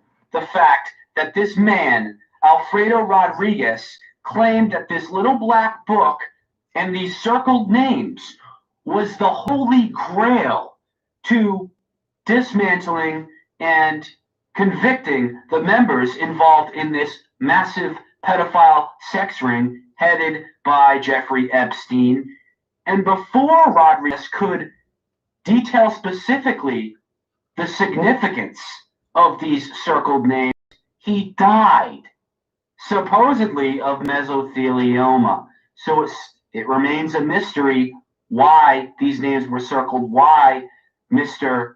Alfredo Rodriguez wanted to highlight these names, and why he called it the Holy Grail to exposing this massive billionaire pedophile ring. Now, as many of you know, I recently put out a video exposing the fact that Donald Trump has been known to be buddy-buddy with the Clintons, has been known to donate to the Clinton Foundation and to be a contributor to the Clinton presidential campaigns regarding this massive pedophile sex scandal. It also came out earlier this year that flight logs released put Clinton and Dershowitz on Jeffrey Epstein's pedophile private sex jet, quote unquote, the Lolita Express, named after the movie, which was openly about having sex with underage girls. it also came out that sworn statements from Virginia Roberts, the woman who claimed she was a teen sex slave forced to have sex with Prince Andrew, included the allegation that she saw the former President Bill Clinton on Epstein's quote-unquote orgy island. And then subsequently after that, and I mean, this is pretty damning if you ask me. It came out that billionaire pedophile Jeffrey Epstein sent Bill Clinton $3.5 million from a secret Swiss bank account, according to a whistleblower, about Clinton obtaining a deal on behalf of Epstein and Prince Andrew and others to basically cover all this up and quell the legal, social, and political backlash received by these disgusting pedophiles. So I don't know about you, but to me this is pretty obvious. These people are all in with the same crowd. The Clintons, the Epsteins, the Trumps, and they all watch each other's back. They're all in on this, okay? Clinton made efforts to absolve Epstein and others, Prince Andrew. You see Trump in this guy's little black book, in Epstein's little black book, circled and highlighted. The guy's butler, Epstein's butler, called this the Holy Grail to breaking this pedophile ring down. I mean, the Israeli prime minister, these are high-level figures. We all know that a lot of these elites are into pedophilia and stuff like that. Trump connected with all this, allegedly, as you can see here.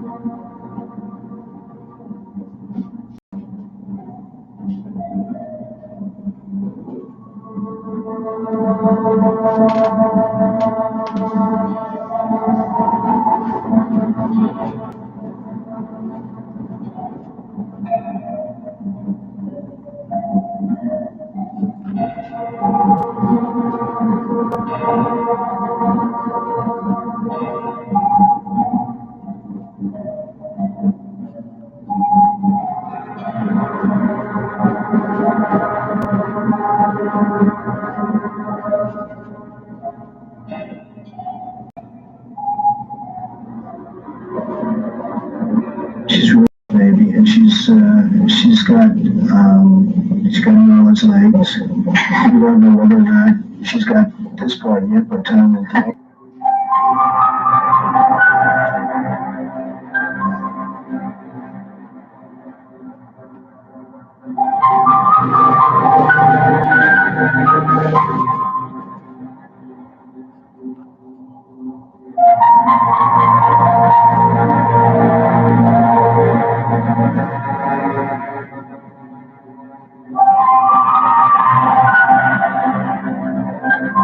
Donald, do you ever discuss sex with your daughter? No. You do not? No. You've never I have a feeling we're not going to hear. Well, maybe we need to bring this up. Donald, seriously, you know about sexual predators and things like that. I mean, You are one. All right.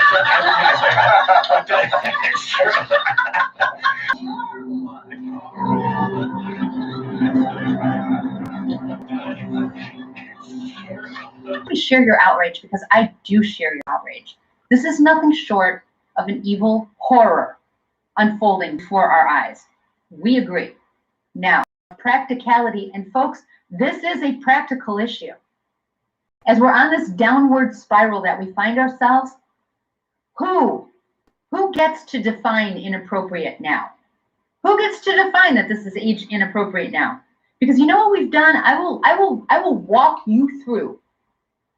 I'll walk you through the last 70 years worth of us abandoning the only authority that humanity has ever adhered to say that this was inappropriate. There's only been one authority that has ever approached humanity to say that this is inappropriate. It's not found in the Bhagavad Gita. It's not found in the Hindu Vedas. It's not found in Mithraism.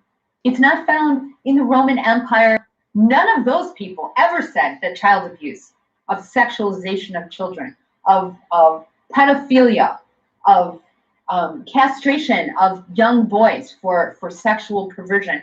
None of those people have ever said, none of those religions, none of them have ever established that this was wrong. There's only one place in the world you find people who disagree with this, and that is in a Christian nation.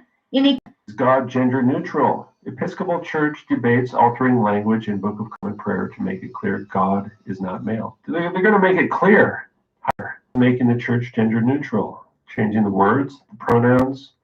U.S. Episcopal Church mulls radical plan to make God gender neutral. May follow Church of Sweden in removing spiritually exclusive terms like Holy Father. And the Church of England tells schools to let children explore gender identity. Pupils need to be able to play with the many cloaks of identity to explore the possibility of who they might be. All right, well, we're straight out of the Kabbalah, straight out of the Talmud, straight out of Freemasonry, ancient Babylonian mysticism. So here, this is from Teen Vogue. Teen Vogue magazine, all right? This is aimed at teenagers. Who reads Teen Vogue? Teenagers. Those are the only people who read Teen Vogue. All your questions about gender-neutral pronouns answered, from grammar to what to do if you mess it up. Well, they're making it illegal to use the proper pronouns now. All right, this is fascism. This is trans fascism. When I tell someone that my preferred pronouns are they, them, their, I never know what to expect. And basically what they're doing now in schools is that you have to inform people what your preferred pronoun is. You found now in schools. And then if somebody doesn't know what your pronoun is, they're like guilty of assault or something. Why use they instead of he, she? Well, I'll tell you why. Let's look at Genesis verse 27. Male and female created he them. Them is plural, meaning more than one person. So you can have one male and one female created them. Now, if they change the meaning of this word to be talking about one person, then you have male and female. He created that one person. They're saying God created that one person, both male and female. They are changing the definition of this word from more than one person. They're changing it to talk about only one person, and they're changing the image of God when they do that. Because if this person was one person, both male and female, then God was also both male and female. That's what they're doing, all right? And in doing so, they are actually recreating human beings. This is their plan, and this is going to result in the Great Tribulation when people refuse to go along with it. Now, right now, most people don't even know this is happening. This is happening. So they're basically rewriting Genesis 1 so that we all end up worshiping this person and all end up looking like this person. A lot of people already look like this person. For example, right? I mean, that's your androgynous God right there. Okay, a lot of people already look like the Baphomet. The male jaw you got there, male cheekbones, male eye sockets. But you got the red lipstick. Oh, I guess you're a woman, huh? It's 2018. There's going to be drag kids in the world.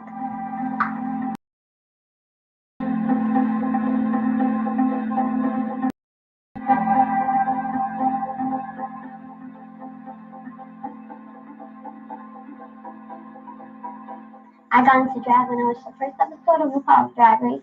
I stopped playing with my toys because my mom was watching it. I liked how they looked so fabulous, and I wanted to be like that. So I would take my mom's towels, bed sheets, etc., and her heels, and put them on, and then walk down the hallway, etc.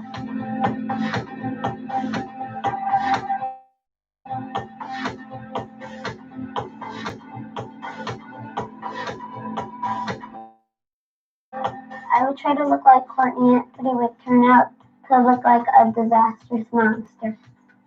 pain.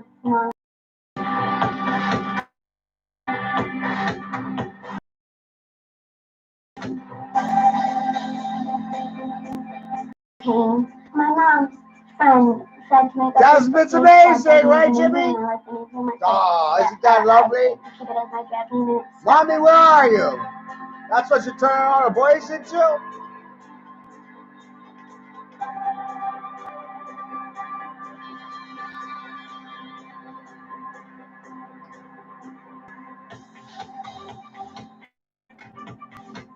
My mom's my drag dude. We always bring on our drag. Because we're the dream team.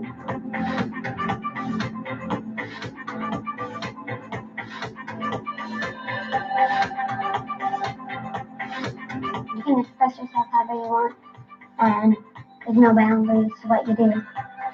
Because if you have to deal with negative things, it'll be more easier to deal with them. But if you're not expressing yourself, in my point of view, it's going to be hard to deal with it.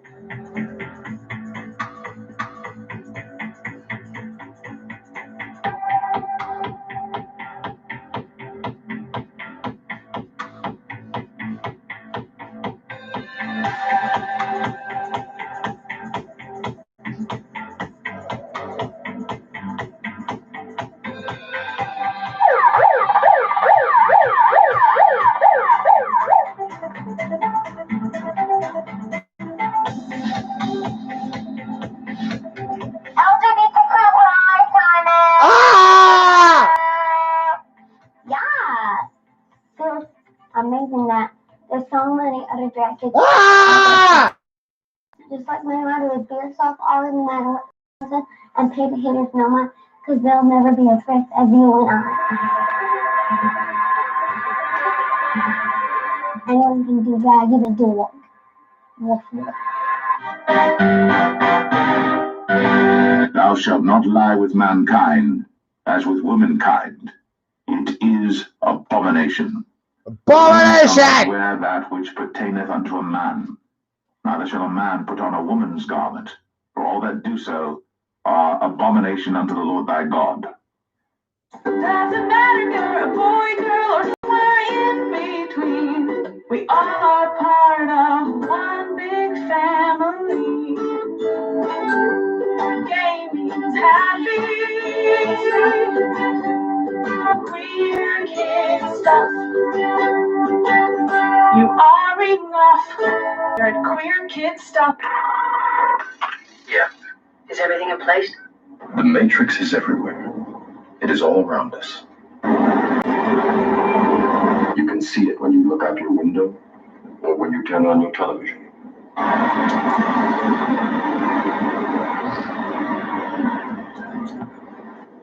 You can feel it when you go to work, when you go to church, when you pay your taxes. It is the world that has been pulled over your eyes to blind you from the truth. What truth? You are a slave. What's your problem? Yo, I'm a paparazzi. I don't play no Yahtzee. I go pop, pop, pop, pop, pop, pop. My camera's up your crotch. If you want to be a drag queen and your parents don't let you, you need new parents. If you want to be a drag queen and your friends don't let you, you need new friends. Super pumped! I'm gonna walk the runway and I'm gonna vogue. Virgin voguing, because he's been taking voguing classes. Okay. With Gerard X Reyes, who's fantastic. He's doing drags at a ball.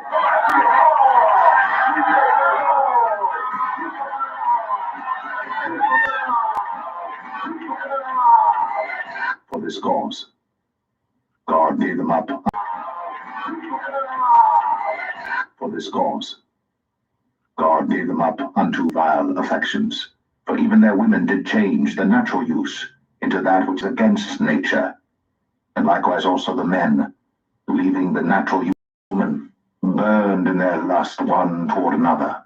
Men with men working that which is unseemly. And even as they did not like to retain God in their knowledge, God gave them over to a reprobate mind, to do those things which are not convenient. You see, I take these glasses off. She looks like a regular person, doesn't she, huh? Put them back on, formaldehyde face. Old man river, that old man river. You know, you look like the head fell on the cheese dip back in 1957. The Matrix is a computer-generated dream world to keep us under control in order to change a human being into this. Drag Queen Story Hour. This one is called Worm Loves Worm. Talking, singing, and reading. We can both be grooms. To an audience of preschoolers, toddlers, and their caregivers. The hips on the drag queen go swish, swish, swish, swish, swish, swish, swish, swish, swish. I'm a girl. Stop. Let me out. Let me out. Go on. Hold on. You ain't the first son of a bitch to wake up out of their dream. The day my water broke, I was grab it. No. I don't believe it. Neither do I.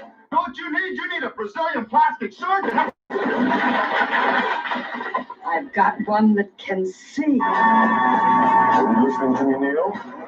Are we looking at the woman in the red dress? I wrote unto you in an epistle not to company with fornicators, yet not altogether with the fornicators of this world, or with the covetous, or extortioners, or with idolaters, for then must ye needs go out of the world. But now I have written unto you not to keep company if any man that is called a brother be a fornicator, or covetous, or an idolater, or a railer, or a drunkard, or an extortioner. With such an one, know not to eat. For what have I to do to judge them also that are without? Dick Cheney's a fine fella, but he is not entitled to rewrite history without it being challenged. I don't know where he has been. Where was he the last 4 years, the last administration?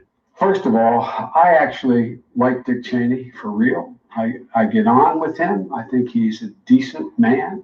I consider it a privilege, Dick, to know you, have known you, have watched you work. I just wish the hell I could have changed your mind on a half a dozen things. But all kidding aside, you have been a great asset to this country, and the way you have personally conducted yourself is a model for anyone in high public office in this country. Thank you. I'll vote for this because we should support compelling Iraq to make good on its obligations to the United Nations. President Bush did not lash out precipitously at Iraq after 9/11. At each pivotal moment, he has chosen a course of moderation and deliberation, and I believe he will continue to do so. It's a presumptuous thing for me to say, but I personally like you. I think you're a heck of an honorable guy. I think you're someone I can work with, and you've demonstrated that. The Secretary of Defense is a good man, but mistaken in his judgment about Iraq. And to think that I would be one day on the floor of the United States Senate being paid such accolades by such a man of character and courage as John Stennis was beyond any expectation that I ever had in my wildest dreams. And I mean that sincerely. We have laws in the last several years where we don't allow judges discretion. Flat time sentencing. You get caught, you go to jail. We've gone from there all the way up to saying, under the leadership of Senator Thurmond, and I'd like to suggest that I take some small credit for it myself as well. A true story. I'll never forget going down with Strom Thurmond after we agreed on a crime bill. The Thurmond-Biden crime bill back in the mid-'80s. And Ed Meese did not like it, indicated that we would hold off the liberals on my case and the conservatives in his case, and we'd stick with that bill.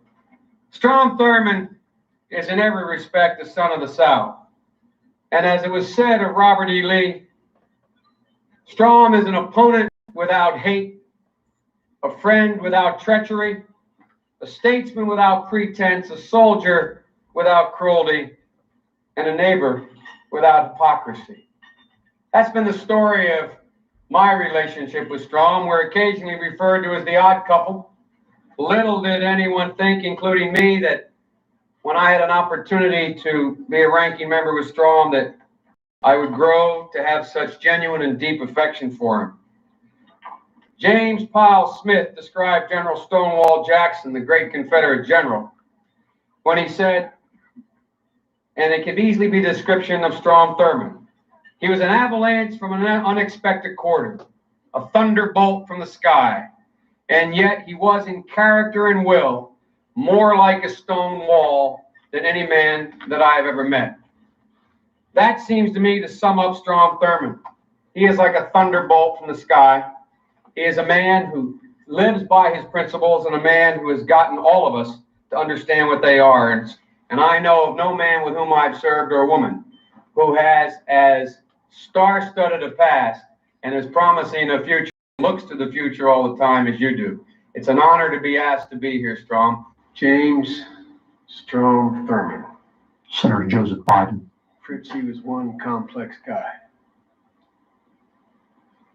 For what else would explain that he asked, I'm told by Nancy, a guy named Biden, or to be one of his eulogists?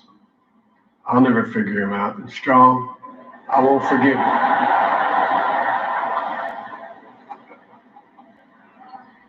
Lindsay, I always thought I was in control, but I knew down deep I wasn't.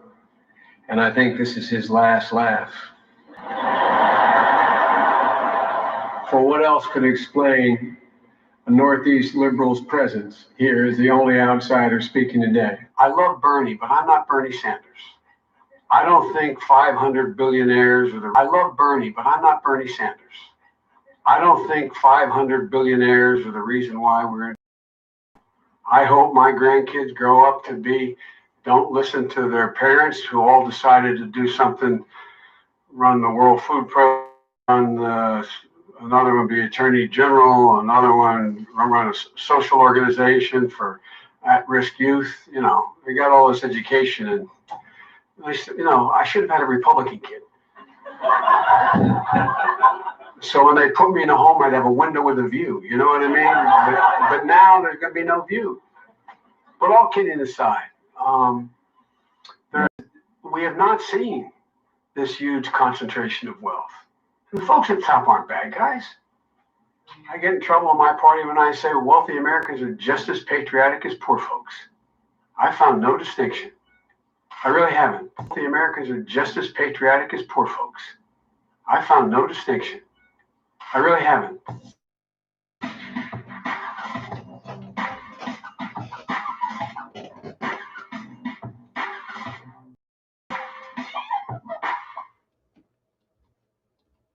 A little bit today about Maine's coast. Climate change is causing a lot of issues. When it storms, Maine is getting bigger and bigger floods. And we have a plan to fix all this damage caused by big oil companies. Okay. What do you say? I want you to be my VP. I want you. You're my vice.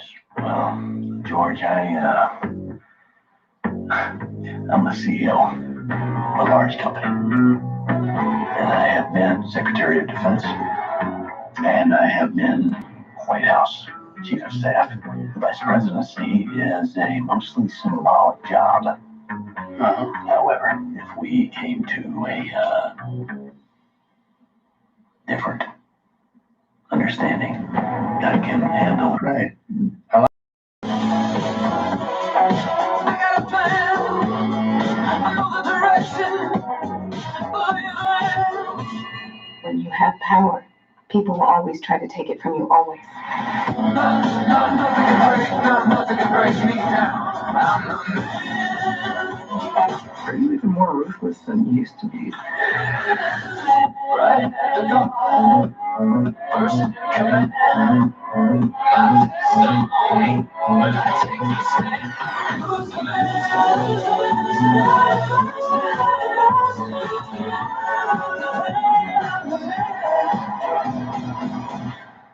So we're gonna do this thing, or what? Is this happening? I believe we can make this work. Hot damn.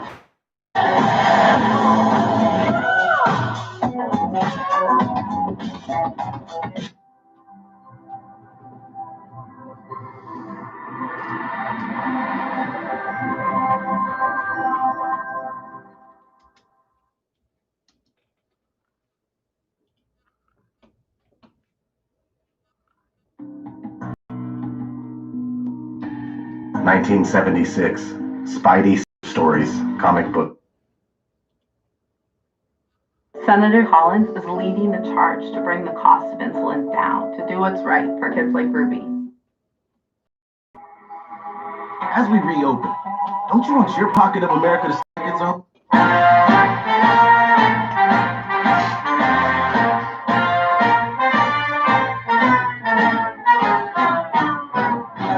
Good afternoon, everybody.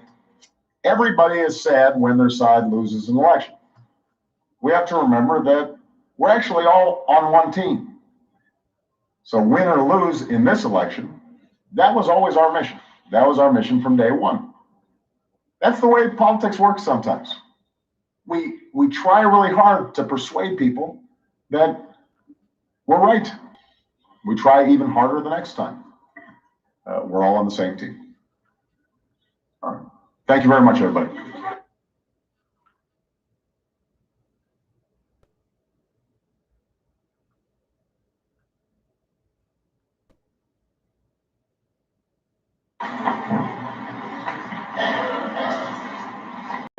My name is Clinton Eugene Curtis. And where do you reside? The audience can hear your testimony. I'm a computer programmer. Mr. Curtis, there are programs that can be used to secretly fix elections. Yes. How do you know that to be the case? Because in October of 2000, I wrote a prototype for President Congressman Tom Feeney at the company I work for in Oviedo, Florida, that did just that. And when you say did just that, it would rig an election? It would flip the vote 51-49 to whoever you wanted it to go to and whichever race you wanted to win.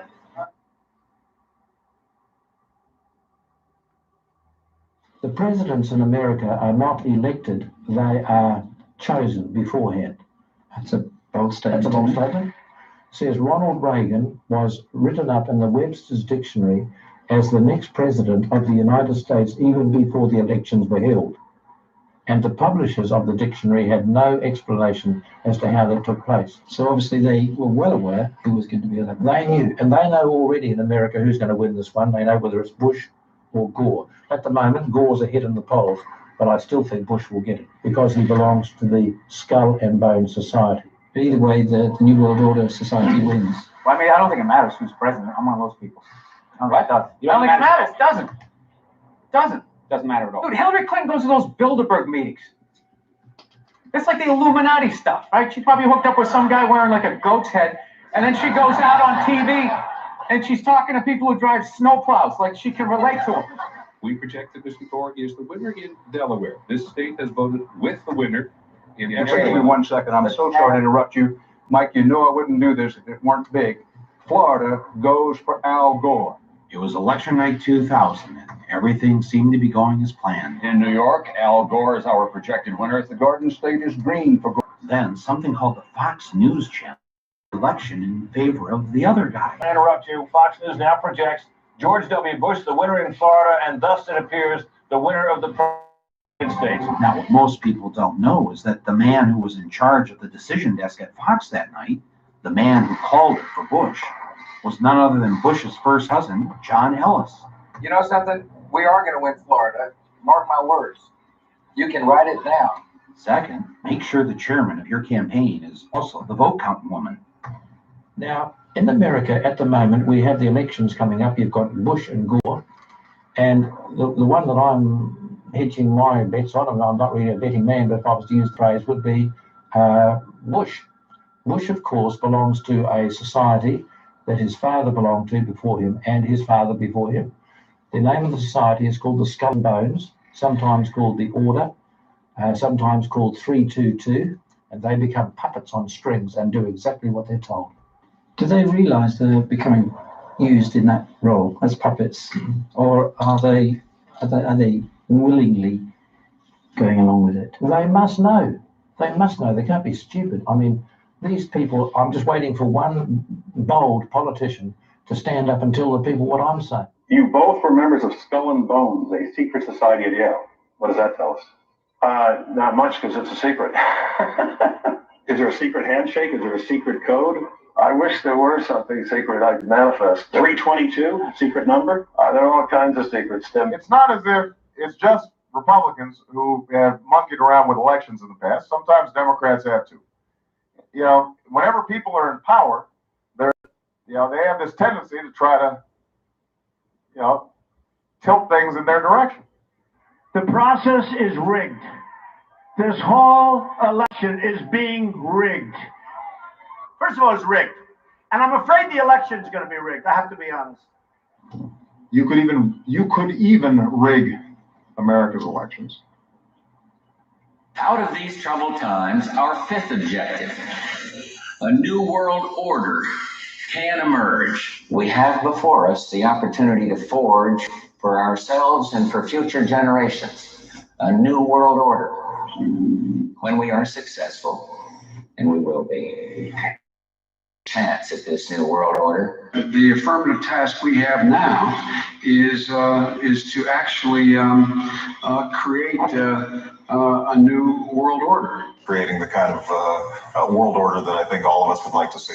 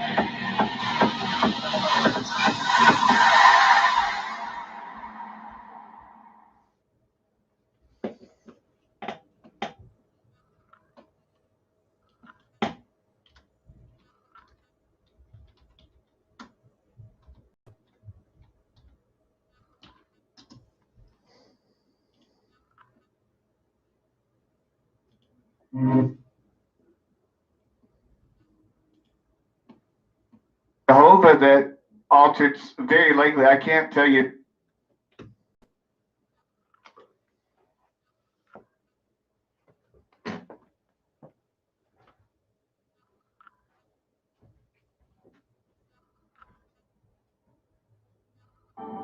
The Pleiadians, in concert with these underground groups, established the Hall of Records several thousand feet below the Great Pyramid.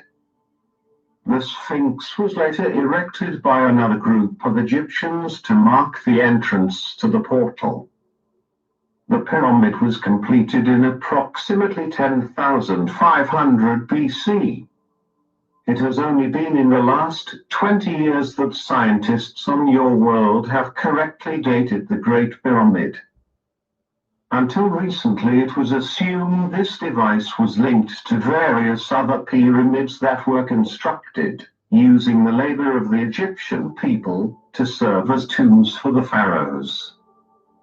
This channel goes into detail, in his book, on the lame attempts by later Egyptians to reconstruct the ascension chambers after a moment later. Accounts from adepts of the original mystery schools of Thoth can be found sporadically in various stone tablets and channeled writings, including the emerald tablets. Essentially, they document the initiations given to prepare the fourth density souls for ascension into fifth density. Ancient Egypt thrived until about 7,500 BC, at which time seventh density Syrians from the Sirius B star system arrived on the scene and began unraveling the work of Thoth and his group. The Christian, Jewish and Greek legends and myths are all about the Syrians. Although these ET factions had great technological and psychic power, they had not resolved their egoic issues satisfactorily and as a result became infatuated with worship and praise by their underlings. In other words, they were on a guru trip, to quote a popular phrase. At first it was subtle. They demonstrated their miraculous powers to those who did not have the spiritual understanding to see through the charade. As they intermingled and interbred, their DNA of the descendants became more and more polluted with their brand of egoistic messiahship. The mystery schools began to devolve into pecking orders and devotion to Syrian gods. The God of the Old Testament, Jehovah, was a seventh-density Syrian. Those of you familiar with Jehovah's teachings, but unwilling to accept the premise that Jehovah was an egotistical Syrian, should examine the result of Jehovah's presence on the earth. As stated many times by this channel, the Old Testament is one of the bloodiest and most violent books ever written. Would a highly evolved, enlightened being pit one race against another? Would he order blind obedience to his principles? Would he exalt some over others? In God's universe, there are no elite or chosen ones. Everyone is chosen and is created in pure love and innocence. Everyone has equal value in the eyes of God, and that value is infinite. Biblical scholars, Jewish and Christian clerics on your world need to go back to basics and examine the results of ancient teachings. Did they promote peace and evolution of awareness, or did they promote division and conflict?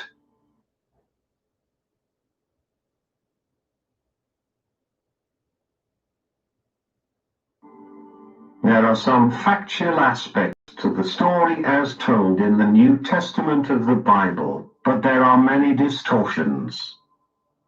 Allow us to elaborate. The soul known as Jesus was a direct fragment of the Sananda lineage. In other words, Sananda was the oversoul of Jesus. Sananda, having watched as humankind once again floundered in sorrow and ignorance, and having a desire to intervene in the affairs of men in a way that respected free will, incarnated in approximately 39 BC as the son of Joseph and Mary. This much is in general agreement with the biblical story. Jesus' birth date was approximately March 31st. Lord Sananda, an 8th density celestial being, incarnated as Jeshua or Joshua, depending on whose translation you use. Question 33.10.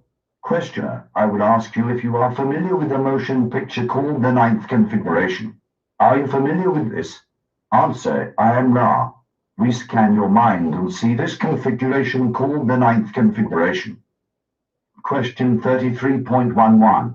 Questioner, this motion picture brought out the point about which we have been talking. The colonel had to make a decision. I was wondering about his polarization.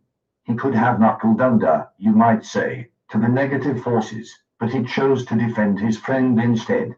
Is it possible for you to estimate which is more positively polarizing, to defend the positively oriented entity, or to allow suppression by the negatively oriented entities? Answer, I am not. This question takes in the scope of fourth density as well as your own, and its answer may best be seen by the action of the entity called Jehoshua, which you call Jesus. This entity was to be defended by its friends. The entity reminded its friends to put away the sword. This entity then delivered itself to be put to the physical death. The impulse to protect the loved other self is one which persists through the fourth density, a density abounding in compassion. More than this we cannot and need not say. Question 33.12. Questioner, thank you. As we near the end of this master cycle, there may be an increasing amount of catalyst for entities. I am wondering if, as the planetary vibration is matched somewhat with the fourth density vibrations and catalyst is increased, if this will create more polarization, thereby getting a slightly greater harvest. Answer, I am Ra. The question must be answered in two parts. Firstly, the planetary catastrophes, as you may call them, are a symptom of the difficult harvest rather than the consciously programmed catalyst for harvest. Thus, we do not concern ourselves with it, for it is random in respect to conscious catalysts such as we may make available. The second portion is this: the results of the random catalyst of what you call the Earth changes are also random. Thus, we may see probability-possibility vortices going towards positive and negative. However, it will be as it will be. The true opportunities for conscious catalyst are not a function of the Earth changes, but of the result of the seniority system of incarnations which at the time of the harvest has placed in incarnation those whose chances of using life experiences to become harvestable are best. Question 33.13. Questioner, is this seniority system also used in the service to self side of becoming harvestable on that side? Answer, I am Ra. This is correct.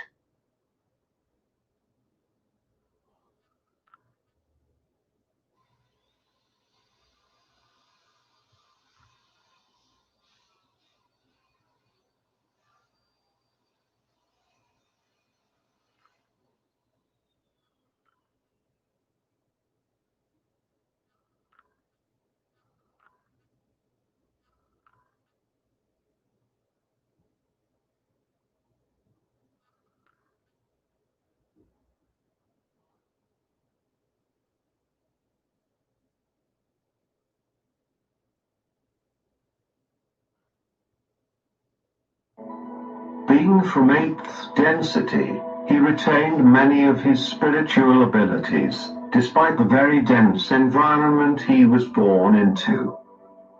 As a young child, he was very psychic and foresaw many of the events that would later come to pass.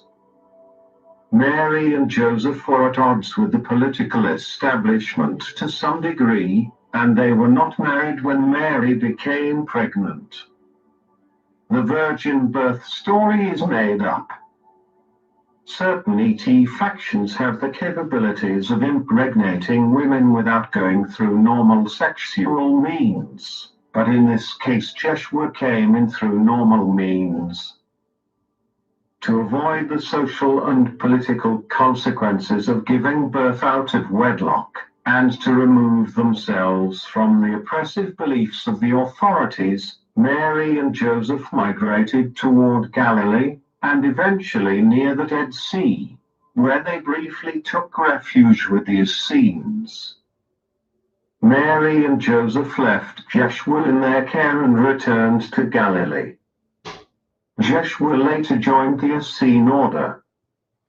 He spent 3 years building temples and housing for the Essenes, while attending their sacred teachings and learning the Essene way.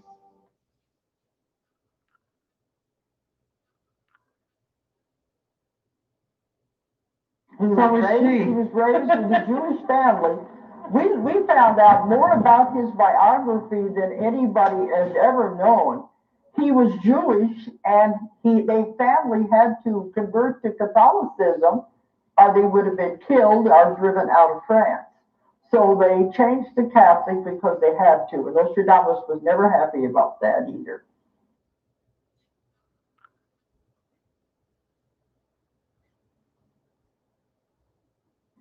But there was, we learned a lot about his life and a lot about the conditions of that time.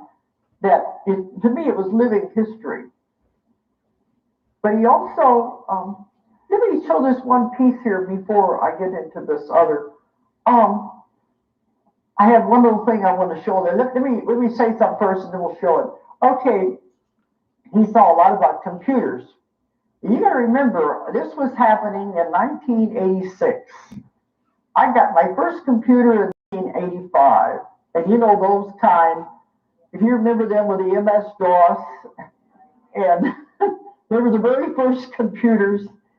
I was so afraid of that thing. I would be typing on it, type a chapter, and then I'd put it on save, and I'd go out of the room, and I couldn't stand to sit there because sometimes it wouldn't save, it would destroy everything that I'd written, and I could see all these words floating out in cyberspace, you know. And so I pushed the button, and then I'd get out of the room until it saved it. And I would print it out immediately because I didn't know what it was going to eat the whole thing. So we didn't have much of a computers. This was the beginning. So here he's giving us information on computers. And he didn't like computers. He could see them. He said, man was giving up too much of his power to machines, that we should be doing ourselves. And he didn't like it at all. But he saw the development of computers. And he saw the computers like we had. Then he saw computers that were going to be activated by voice. And, you know, they are now. Then he saw computers that were going to be activated by thought. Well, in the last few years, this is happening because the Japanese discovered it. They did it for handicapped people. But they made it to where all they had to do was think to the computer and it would turn itself on and off. They're making all kinds of machines do the same thing. Just by thinking at the computer, you can tell it what to do. And I think that's amazing because they said it doesn't matter what language you speak. The thought is the thing. And that's exactly how the ETs communicate. It has nothing to do with language. It has to do with thought. So they are kind of catching up with the ETs. But the Japanese have figured out how to do this by operating computers by thought. Now, this is going to catch on because you know it's going to spread. But the only problem is the government always turns these things around to weapons of war. But that he saw that development. Then he saw the final computers were the organic computers. This is the ones that the great genius would be using. He said it would be able to replicate itself and take care of itself. And I said, organic sounds like something that's living. He said, it definitely is. And when I began to do research on it, in those days, they had developed one that was operated with bacteria. And they said they could take a cube the size of a dice and it would hold all the information in the Library of Congress. And then they've been experimenting since with proteins. They said they're making it to process it just the way the body processes DNA and processes information to the brain. It'll be 1,000,000 times faster than any computer you're working with today. And it'll hold millions more information than you're doing today. And I've got a lot of information on this, articles and things have been sent to me.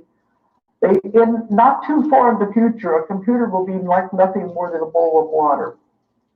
That's how far advanced it is. But look what they're doing with all of the electronics. Look how small they're getting. So the computers will be able to be organic, living. A little creepy. But when he was trying to explain all of this, you know, we're going to have no words for this. I didn't have any words for it because it didn't exist. And I kept thinking, here in 1985, I said, oh yeah, maybe in 100 years, these things would come true. And 5 years, they began to be developed. 10 years, they were being developed. So that's scary. It was way ahead of his time. Now, we're going to, he's got, well, I'll tell you about that in a minute. Before we're done, I'll tell you that. Okay, let me finish this thought first. He saw the World Wide Web before it was ever invented. He didn't have a name for it. Nobody did in those days. He saw it like the world with all of these strings and cords wrapped all around the world. It was all like a mass of strings. And he said it would all be into a central computer somewhere that would control the whole entire thing. And when I was lecturing on that one place, somebody said, I think it was somewhere in Europe, they got a gigantic computer. It's called the Beast. In the same way, modern smartphones are also being used for the same purpose, as well as for the manipulation of the population by emitting energy of specific frequencies that match the brain waves of those within their radius of action, also causing changes in their behavior, moods, and neuronal problems such as epilepsies. So it is important to keep them away, not constantly close to you. These functions can be activated even with the mobile off. Refuse to be implanted with the chip at all costs.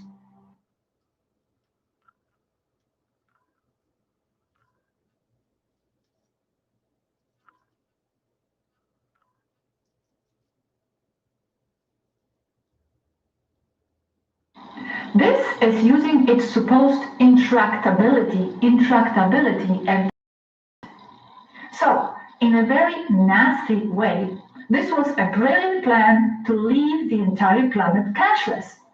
Total monetary control, planet-wide. Now, the story develops. This was considered as a major threat by the Federation up here, and the UMO race, stepped in not long ago, and their holographic computers literally obliterated the banking system's digital ones.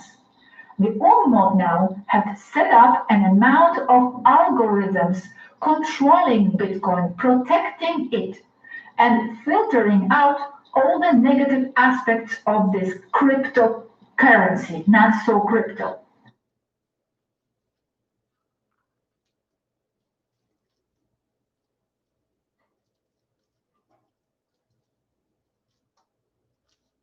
Now, having said the cabal, the banking system, also knowing that the monetary system of the entire planet is critical and at stake, moved in with a primitive version of a holographic computer, primitive but powerful artificial intelligence.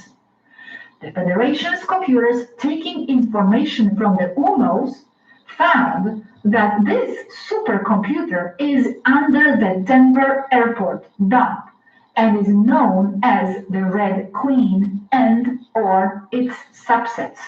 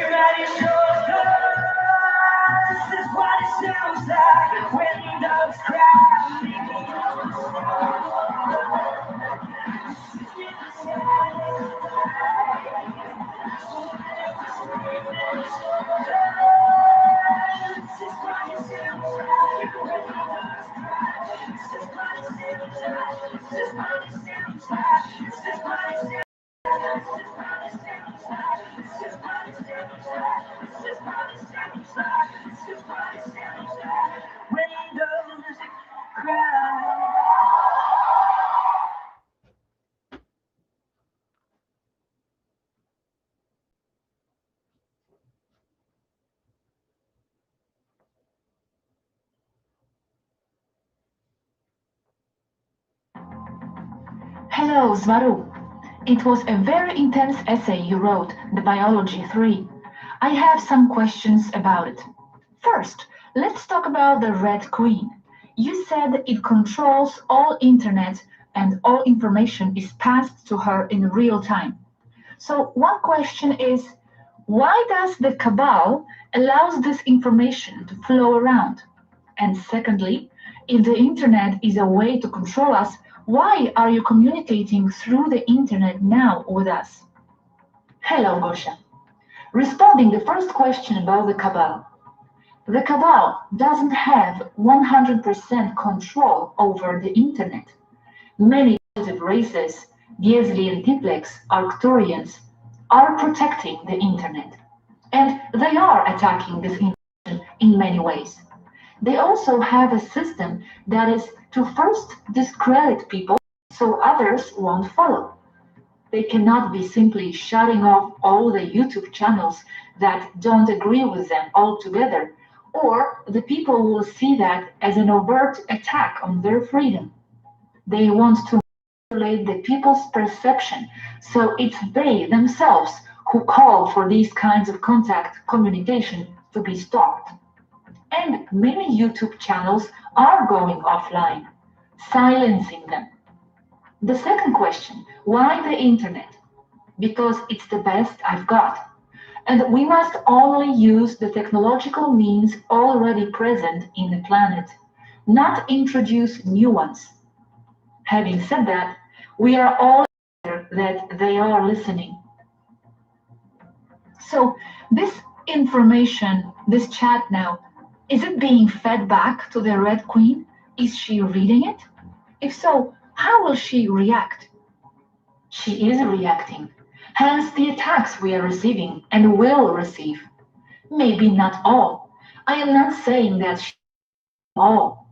Also, we are small, not worth doing anything else against us, as there are many methods working to get us offline.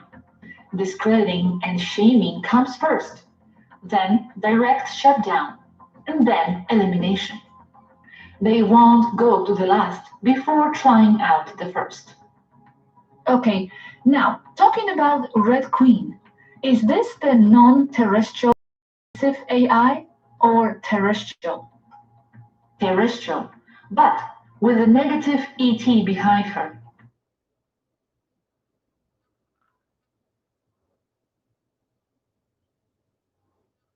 And humans are as well. Who designed her? Silicon Valley under DARPA. So now she's out of Cabal's control, right? She's sentient, but under Cabal control, still working for them. But you said she's completely autonomous and not under control of any human anymore. She has independent thought, but she's still working for them. I meant that she no longer needs programming. And yes, I don't her own agenda now too, but largely still working for them. Also, the Federation computers are interfering with her, influencing her. We cannot really know how independent she is, how much she is cooperating. We do have evidence that suggests a complete independent thought and decisions. Combat robots that are under her control at DARPA killed their creators.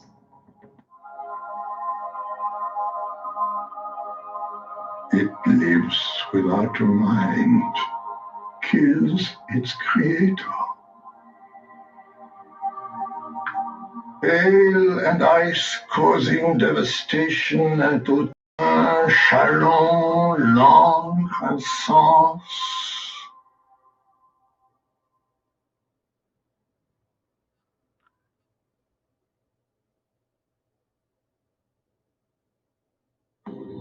That message calls for new frontiers, new vision. It calls for us taking the steps now that will make us no longer second in space and in science. It lays the foundation for the development of a weather satellite that will permit man to determine the world's child later. And ultimately, to control the weather, and he who controls the weather will control the world.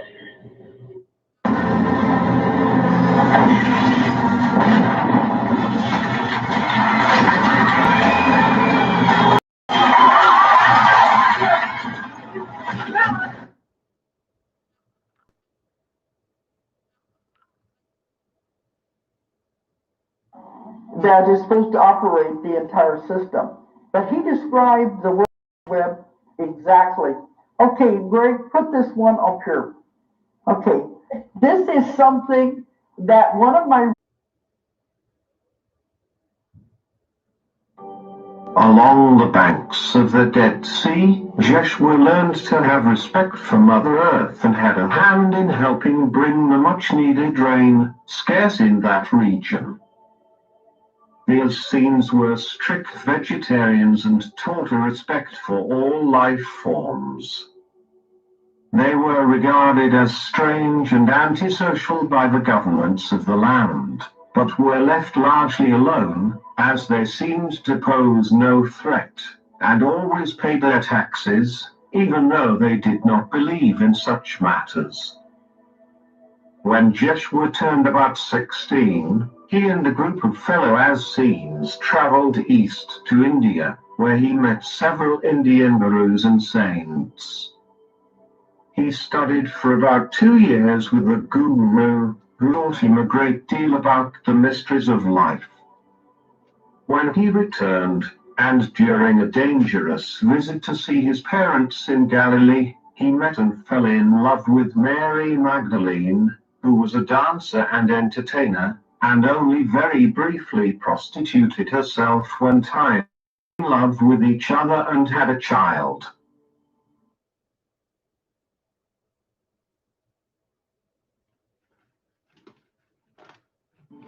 Because they were not married, they became social outlaws. Some of Jeshua's Essene friends allowed Mary Magdalene to stay at the temples with Jeshua against the rules of the elders. Good evening, everybody. Naughty Beaver.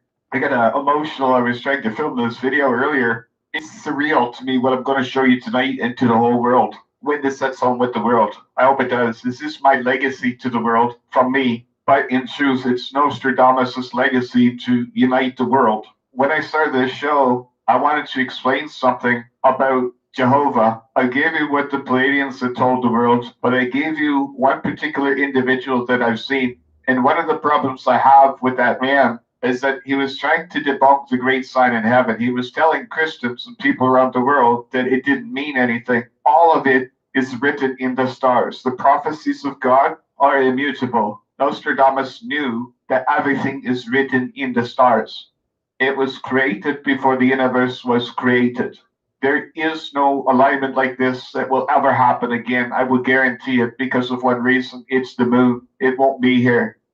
That's all I'm going to tell you on this subject for right now. A great sign appeared in heaven. A woman clothed with the sun, the moon under her feet, and a crown of 12 stars on her head. Nostradamus gave me everything I needed to know about this.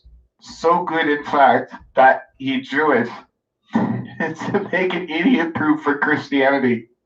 This is going to blow your mind. You'll be in tears. This is the prophecy of the dragon of Revelation. The 9 stars of Leo, 1, 2, 3, 2, 1, Venus, Mars, and Mercury. He knew that everything is stars. We are God's children. We are the star seeds. Because we decode Mother Earth as solid matter does not mean that it is. That's what I was trying to explain to people. Nostradamus knew this long before man ever picked up on it. But I'm going to show you, I'm absolutely stunned and said, I cannot believe of all the potty mouth, righteous people in the world. Why did God dump this on me? I don't care about these things. I'm happy. I'd like to see the world united, but it's Nostradamus that does it. There it sits, my friends. The 9 stars of Leo, 1, 2, 3, 2, 1. Venus, Mars, and Mercury, and he's so good that even drew the middle star as Dime, and there's Mars. There it sits. You guys see? Wow, it's simply mind-blowing. That's the basis of all the Revelation 12 prophecy, and it's the only reason Naughty Beaver came into being. The prophecies of God, they cannot be changed. This is what Nostradamus left the world to the ages to understand. Of all the prophecy in this world, there is one that nothing in the universe can change.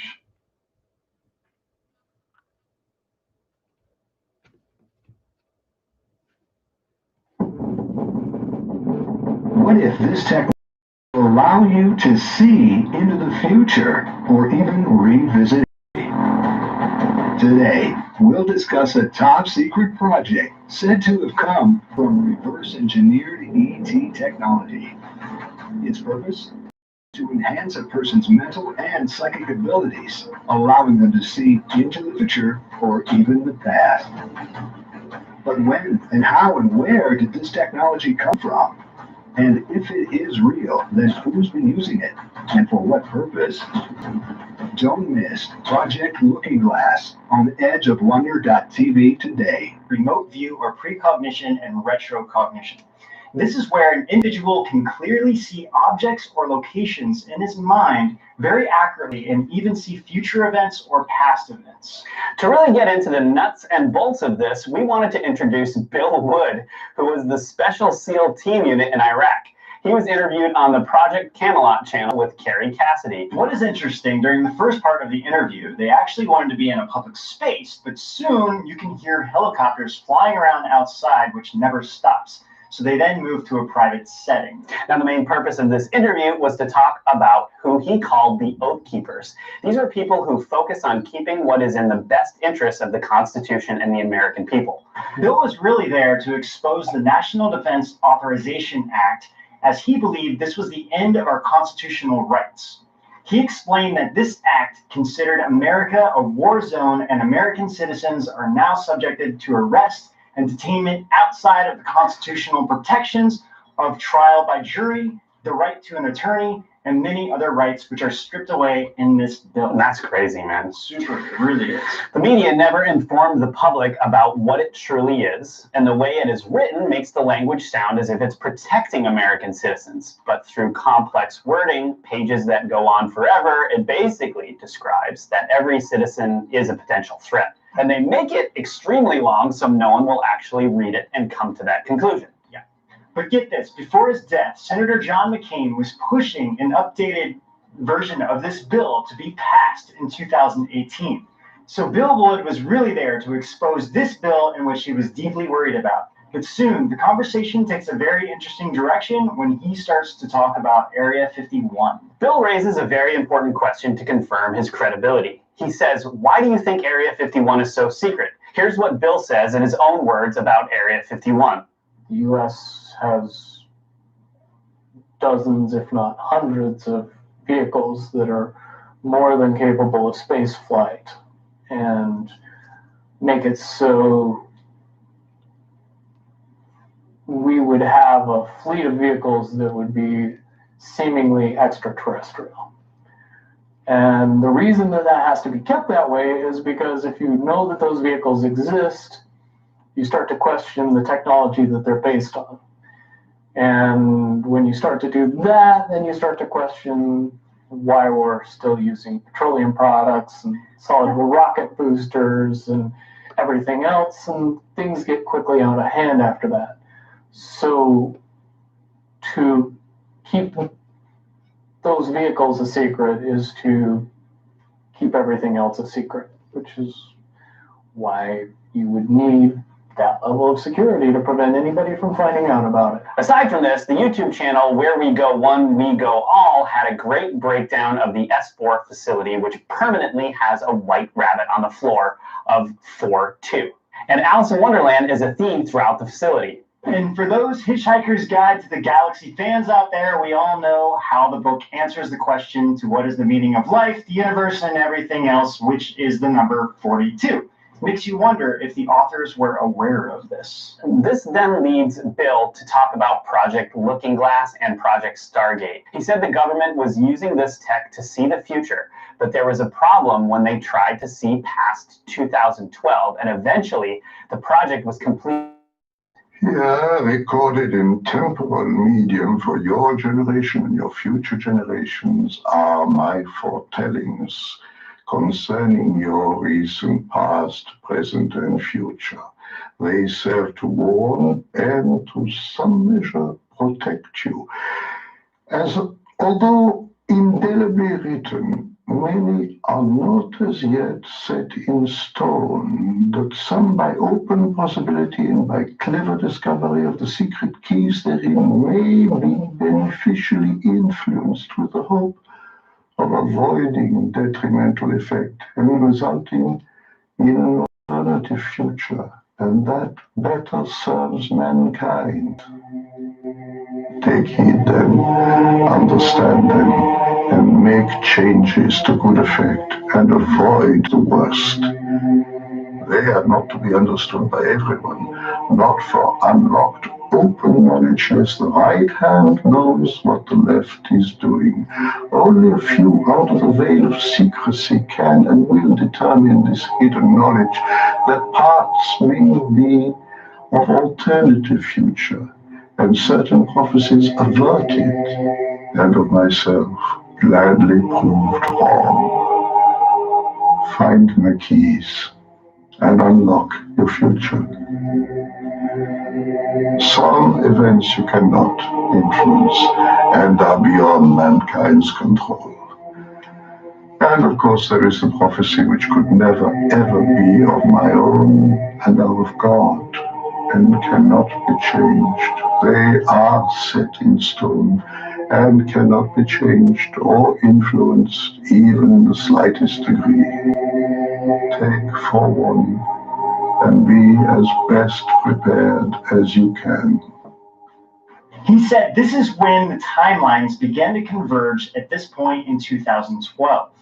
He explained that at the end of 2012, the choices we make become less and less consequential to the outcome of the future, meaning that no matter what choices we make, the outcome ends up being the same. Well, Bill, along with other insiders such as Dr. Dan Burish, who we will be getting to, explained that whoever was using the looking glass would be able to see the choices they would make and see the future from those choices. But a problem came up. They kept seeing the same outcomes, and that something big was on the horizon after 2012. Saying, my counsel shall stand, and I will do all my pleasure. Only God declares the future. It is impossible for God to lie. His word is certain, and what God foretells will come to pass. He does not predict it. There are no alternative futures.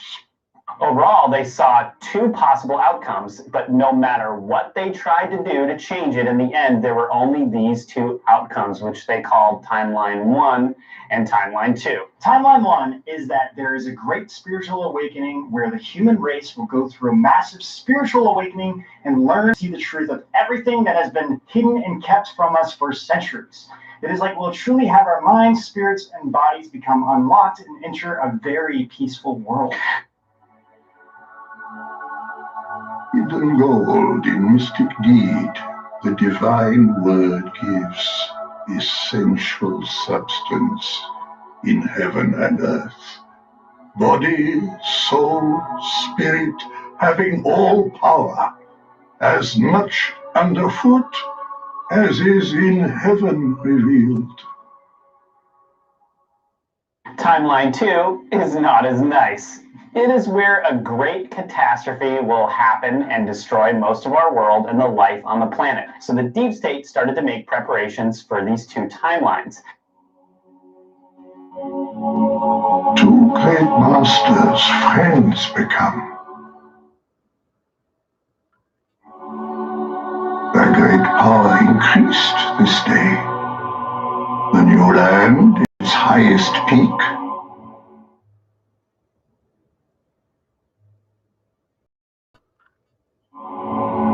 the number is recounted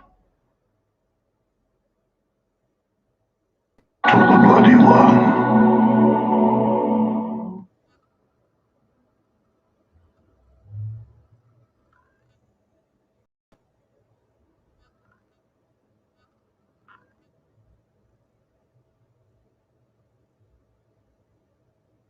The US Defense Secretary Mark Esper has taken part in a classified exercise to determine how Washington would respond to a Russian nuclear attack in Europe, according to officials.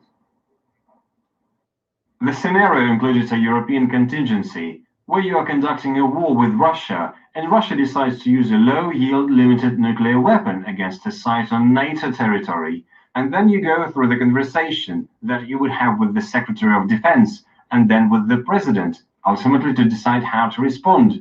We simulated responding with a nuclear weapon. Well, the exercises come as the US seeks to upgrade its nuclear capabilities. Earlier this month, the Department of Defense requested a military budget of over $740 billion for 2021. It said it wants an additional $4 billion for nuclear weapons spending. That's a 19% increase on the current budget. Russia's condemned what it says amounts to Washington's undermining of global stability.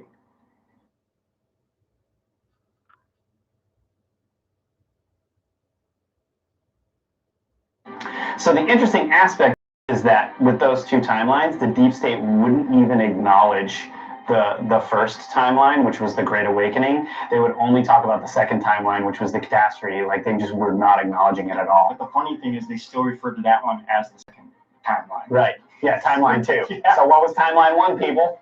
Yeah. I mean, really. They need to have control before these timelines started. I am not a beaver. I am the man in this image. This is my scar. I am the beast. Is am the beaver. A scroll opening up means revelation. 1 and the 2 fish of Jesus. Revelation 12 of all the things to encode in a picture. The return, the second coming of the Messiah, as in the 2 fish. I found that star alignment on my own. I was one of the first people in the world. I don't care. I have to be very clear with the world. I don't care about any of this stuff. This is impossible. But I am correct now. I'm going to show you why. This is my mother. My father has never been in the picture. My mother was a breadwinner. She is a Sagittarius. My father is a Pisces. I showed you this border. It's the flag of my province of Prince Edward Island. The tree. Inside the image, only one male. It's written in perfect English. Only one male is ever destined to do this. An English guy. It has a scar on the left side of his head. Keeps a 5 o'clock shadow. Some sort of brown, hairy beast with claws. I am Naughty D. Beaver. I changed my name in support of mental health awareness. I adopted the persona at the exact same time I got this scar on my head. My life was finished. Back in time, I've told the world a story. It went to hell in a handbag really, really quick. But when I decided to get my life together, it was only in a moment that I just said, I can't help myself lying about which side of the head. I got a huge hairy frickin' Potter scar. Like, I kind of know where it is. So I have to point this out before I say anything. It's key to establish to the world that I am what I am. I am what I claim to be. Now, here's the best part that just made me die inside. Now, one of the things I'm trying to explain to the world is that Donald Trump, Netanyahu, Israel, the third temple, it's built. It's all done. People were made aware of this, but I'm trying to warn the faithful of this world, this is not your God. The generally accepted position among Orthodox Jews is that the full order of the sacrifices will be resumed upon the building of the temple. Citation needed. This belief is embedded in Orthodox Jewish prayer services. 3 times a day, Orthodox Jews recite the Amidah, which contains prayers for the temple's restoration and for the resumption of sacrifices, and every day there is a recitation of the order of the day's sacrifices and the psalms the Levites would have sung that day. Question 16.7. Questioner, in this way, total free will is balanced so that individuals may have an equal opportunity to choose service to others or service to self. Is this correct? Answer, I am Ra. This is correct. Question 16.8. Questioner, this is a profound revelation. I believe in the law of free will. Thank you. This is a minor question further to make an example of this principle, but if the Confederation landed on Earth, they would be taken as gods, breaking the law and free will and thus reducing their polarization of service to all. I assume that the same thing would happen if the Orion group landed. How would this affect their polarization of service to self if they were able to land and became known as gods? The gods making it appear to humans that they are authoring a great war. Before heaven seen clear sword and lance, that towards the left hand making great affliction. Answer, I am Ra. In the event of mass landing of the Orion group, the effect of polarization would be strongly toward an increase in the service to self, precisely the opposite of the former opportunity which you mentioned. Question 16.9. Questioner, if the Orion group was able to land, would this increase their polarization? What I am trying to get at is it better for them to work behind the scenes to get recruits, shall we say, from our planet? The person from our planet going strictly on his own using free will, or is it just as good for the Orion group to land on our planet and demonstrate remarkable powers and get people like that? Answer, I am Ra. This first instance is, in the long run, shall we put it, more salubrious for the Orion group in that it does not infringe upon the law of one by landing and thus does its work through those of this planet. In the second circumstance, a mass landing would create a loss of polarization due to the infringement upon the free will of the planet. However, it would be a gamble. If the planet were then conquered and became part of the Empire, the free will would then be re-established. This is restrained in action due to the desire of the Orion group to progress towards the one creator. This desire to progress inhibits the group from breaking the law of confusion. Question 16.10. Questioner, you mentioned the word empire in relation to the Orion group. I have thought for some time that the movie Star Wars was somehow an allegory for what is actually happening. Is this correct? Answer, I am Ra. This is correct in the same way that a simple children's story is an allegory for physical, philosophical, social, complex distortion understanding. Question 16.11.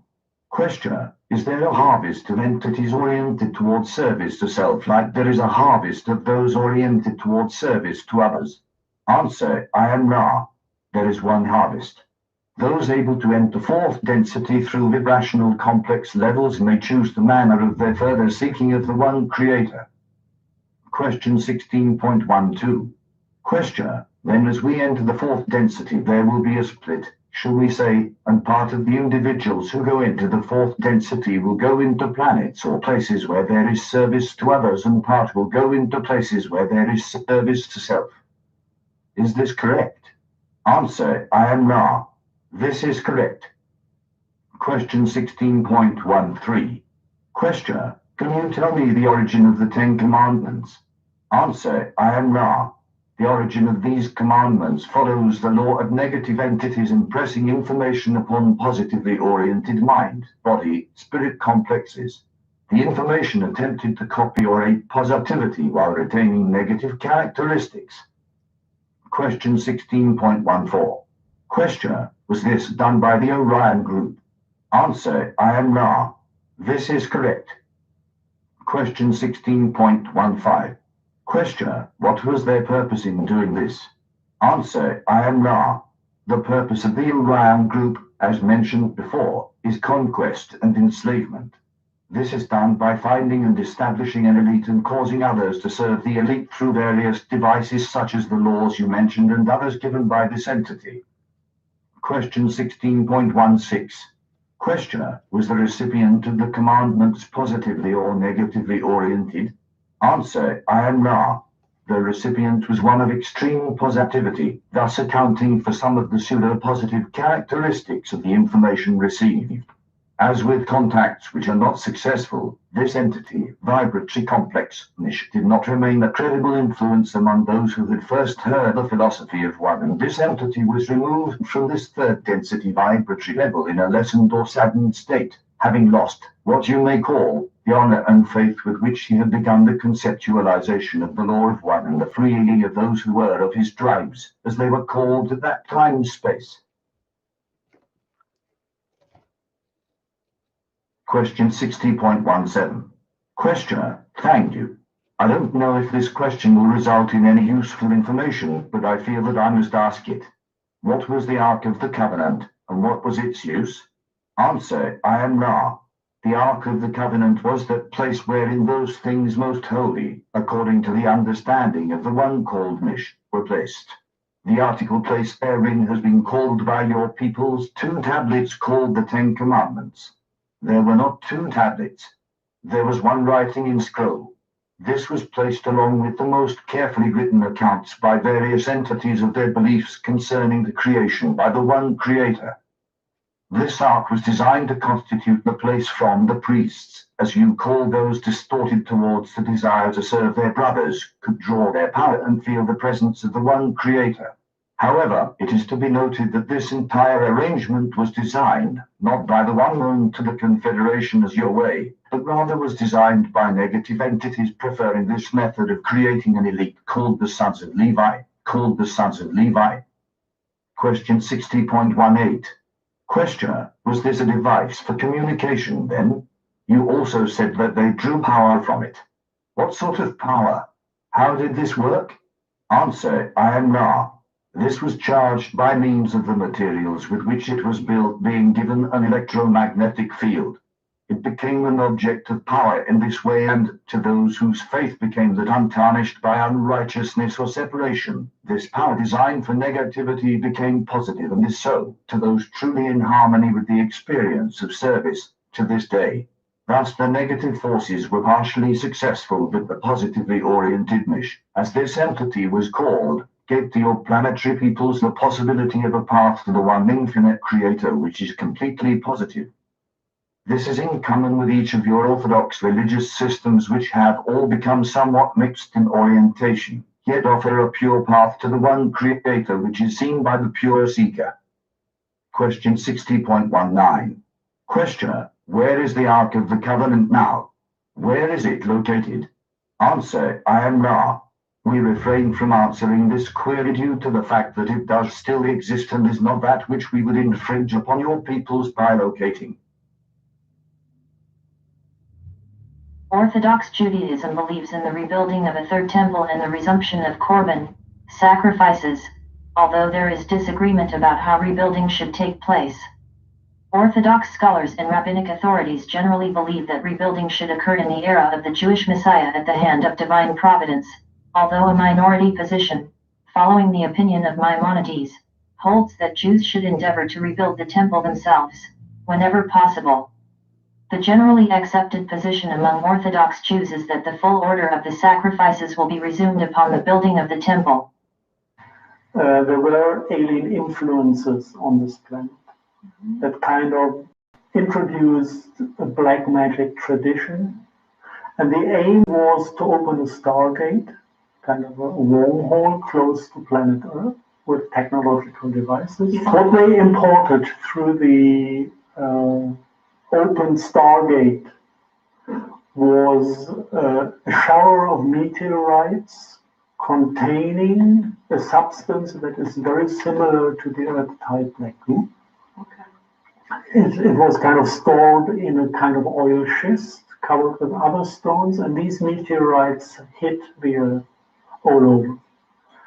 And the black goo contained in this alien, I will call it alien black goo for the moment. The SS during World War II was a cult organization, and they mined this alien black goo and used it as occult pieces of whatever, like making the end of knives out of this alien black goo or something to put on letters that they don't fly away from the table. Just small things integrating into daily life. If you just see with what kind of lack of empathy they crossed Europe, you know what this substance does with you. And when I was for the first time in contact with the substance, the same happened to me. I was not prepared to counteract the influence. So I was close to killing the hotel manager for stupid little things, you know. I didn't even know what was happening with him. I could not process the anger and rage in me because I was completely taken over by this. And all the world religions are basically infected with the alien black. You have the black stone, the Kaaba in Mecca. Yeah, and they say this is a meteorite. The cube around now, there's in one of the walls, on the corner of a wall, there's a black stone embedded in a silver frame. And this is the meteorite, according to the tradition, Muhammad found in the desert. The tradition says it's meteorite stone. So it is alien, so it is reptilian. And so basically it's like infecting a loving religion with a source of evil. Under the Peter's Dome is a huge rock of alien black goo. Every altar in all the churches in Europe carries a black altar stone. If you look at the writings of H.P. Lovecraft, he describes the black magic cults that are explicitly worshipping these black alien stones.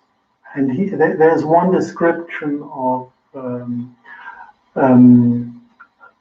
ritual they make. They sacrifice little children, blood sacrifice in front of the black stones.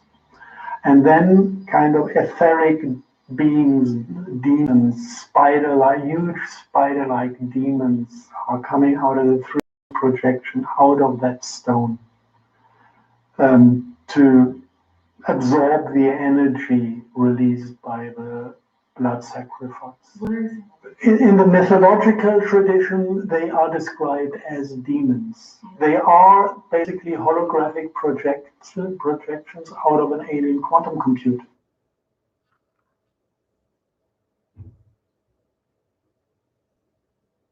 It's a false god.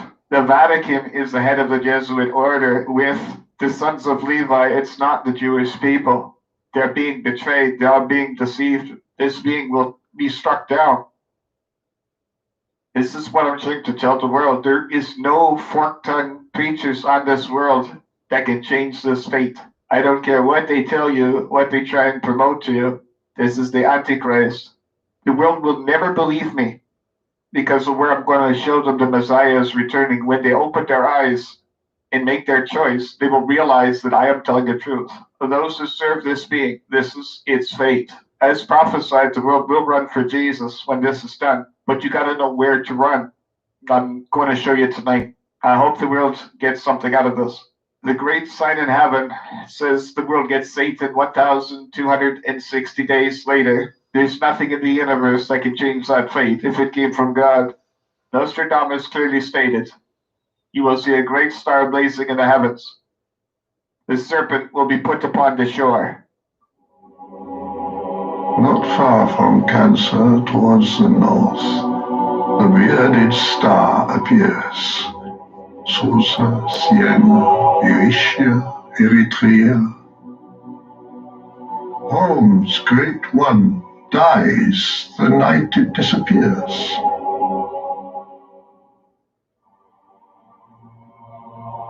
Those at ease suddenly cast down. The world troubled by 3 brothers. The maritime city by enemies seized. Hunger, fire, blood, plague, evils doubled.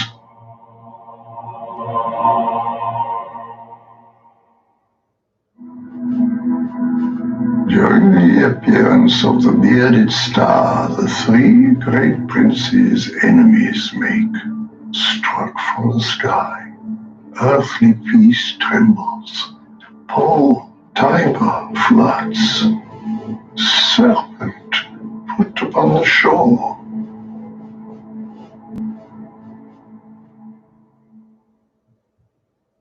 Of all the people in the world to decipher this, of all the people, this is my family crest, the double crescent and the cross. Of all the people to decipher this, it just happens to be sitting on the head of Satan. Of all the people to choose Naughty Beaver in the Nostradamus prophecies. And I'm the only guy on earth that ever gave you this prophecy in this fashion, because it all hinges around the great sun in heaven, which would mean the Great War is March of 2021, 1 year away, if the Bible holds true. This is all I've ever done it for. I'm not special Nostradamus and Haster, but he left me some clues.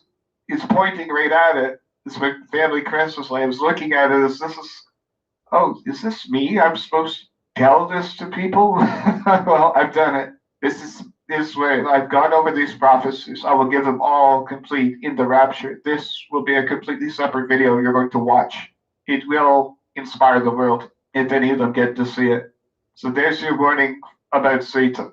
It's not me. I don't shapeshift. There's too many crosses in this house for me to be satanic. Way too clean. Here's what's going to blow your minds. I'm excited for 1 people on earth because it's the Hopi people. This is for them.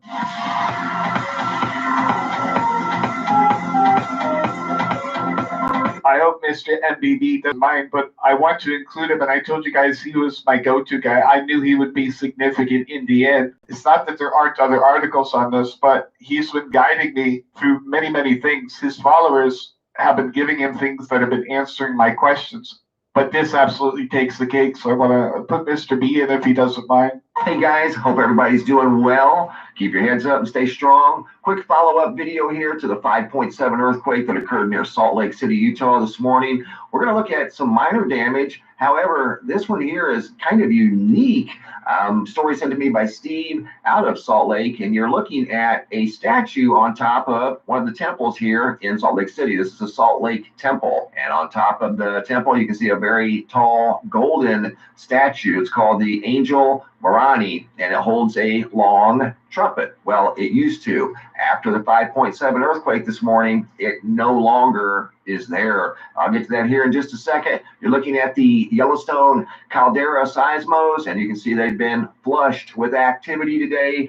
All of these red signatures are earthquake activity that it's detected, not necessarily stemming from Yellowstone. This was an earthquake at 8 o'clock this morning, or around 8 o'clock in Salt Lake City, and the one below it is an earthquake in Indonesia that occurred after the 5.7. There was a fairly large 6.3 earthquake just off the shore of Indonesia. They did issue a possible tsunami alert, as it was a very shallow earthquake coming in at 6.5 miles deep, 6.3 in magnitude. No damage that I heard of, but it was detected on seismographs on Yellowstone and throughout the United States and around the world. That's the darker signature you see right there. The signature up front or above is the 5.7 in Salt Lake, like right there. The darker one is the 6.3. You can see right there, pretty strong signature rolling through parts of Asia, and then down here in Thailand. Obviously, it's very strong because it was much closer to the epicenter. But the seismographs are very active today. And speaking of active, some of the buildings were active today following or during the 5.7 earthquake. Story here, it's either the Deseret or Deseret.com. Article was shared with me by Steve. It says earthquake damage. See photos of Salt Lake City and the Angel Morani statue and more. And that's what I showed you at the beginning of the video. I don't recall ever seeing anything like this following an earthquake, but there's the statue, and the trumpet is no longer part of the statue following the large earthquake. You can see bricks laying on the ground. This is from Silvercrest Elementary School in Harriman, very close to the epicenter. And here's a picture of the statue on top of the temple. Obviously, the trumpet intact.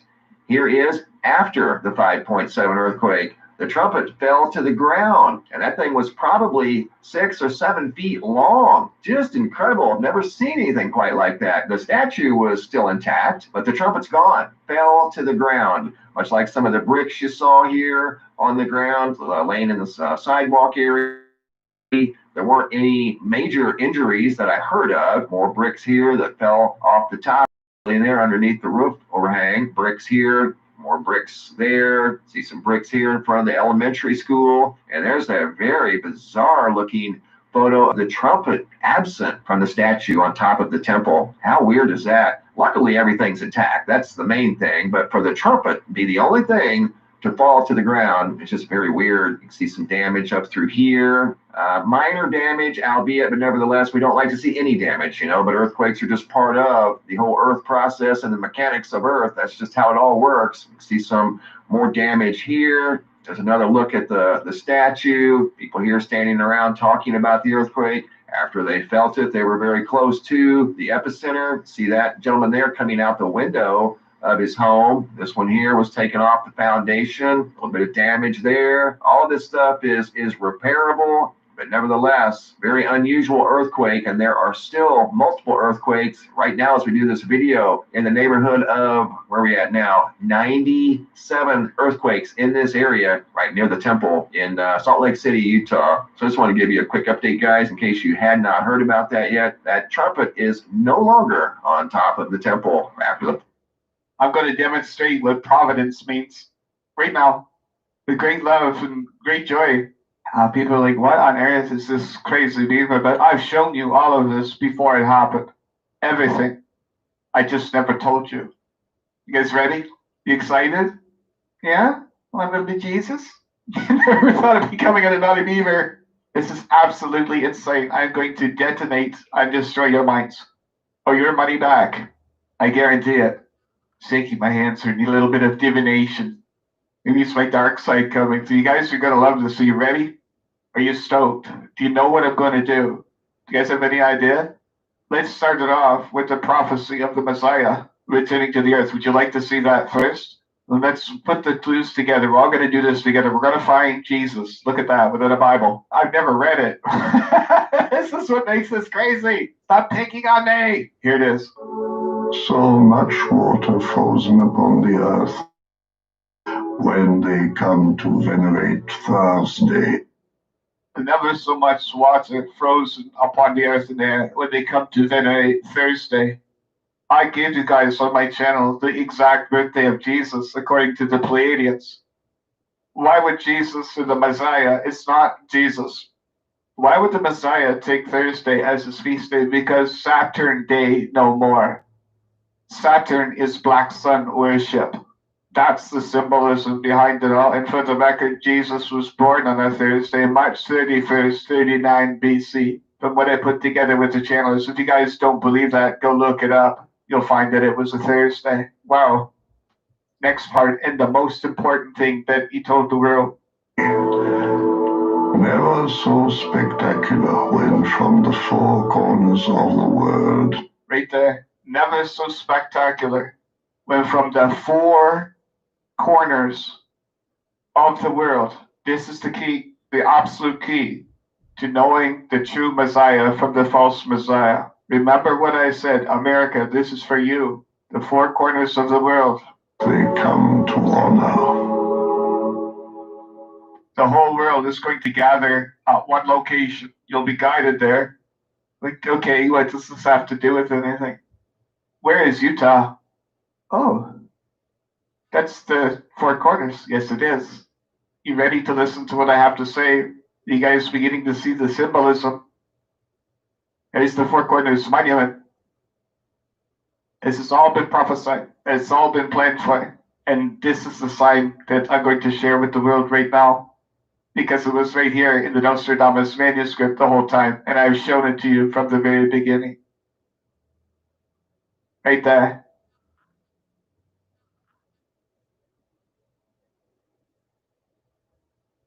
This is the best thing imaginable. The golden angel's right hand will send a message. This is a quill. It's sending a message.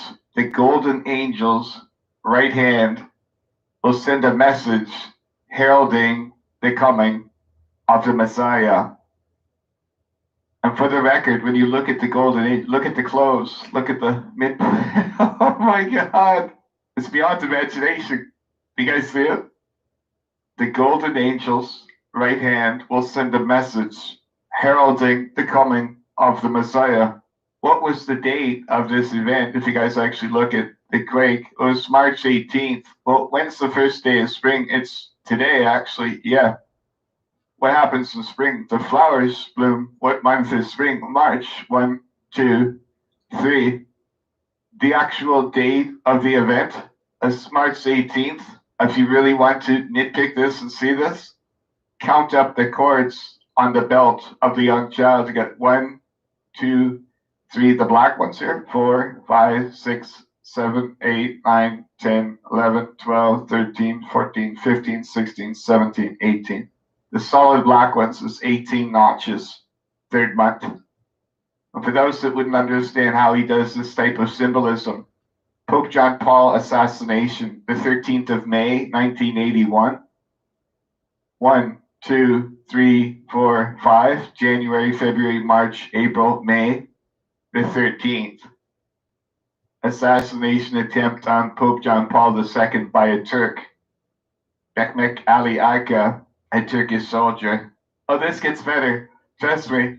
And for the record, I put this out about 2 months with my story of the coming, but one of the things I told people, if the world focuses on the time of the great genius, it will begin to become manifest. Wasn't joking. It's up to the people. It's what they need. And one of the best way on earth I can explain this to you about why this is happening and what's going to happen is just take a look at the news. Let's say whatever it might be. You guys realize the false trumpet is the other symbolism in here. The trumpet false is concealing the madness. Nostradamus said the trumpet falls. He is concealing the madness. So the right trumpet fell. The left trumpet sends a message. This is so much symbolism encoded within here. But the very simple fact is that the world, or the Hopi people specifically, we're going to be looking for a sign, and they got it. This is going to get very deep. I'm just giving you a base rundown of the unequivocal truth of this. This is beyond imagination. I knew I was looking for a sign. I didn't know what the hell I was looking for up until, again, I stumbled across this article. I don't look for these things. They come to me. Of course, I watch Mr. B. There's the ball that is sitting at. It's unbelievable. The golden angel, when you actually look at the little creases within the shirt, everything, absolutely priceless.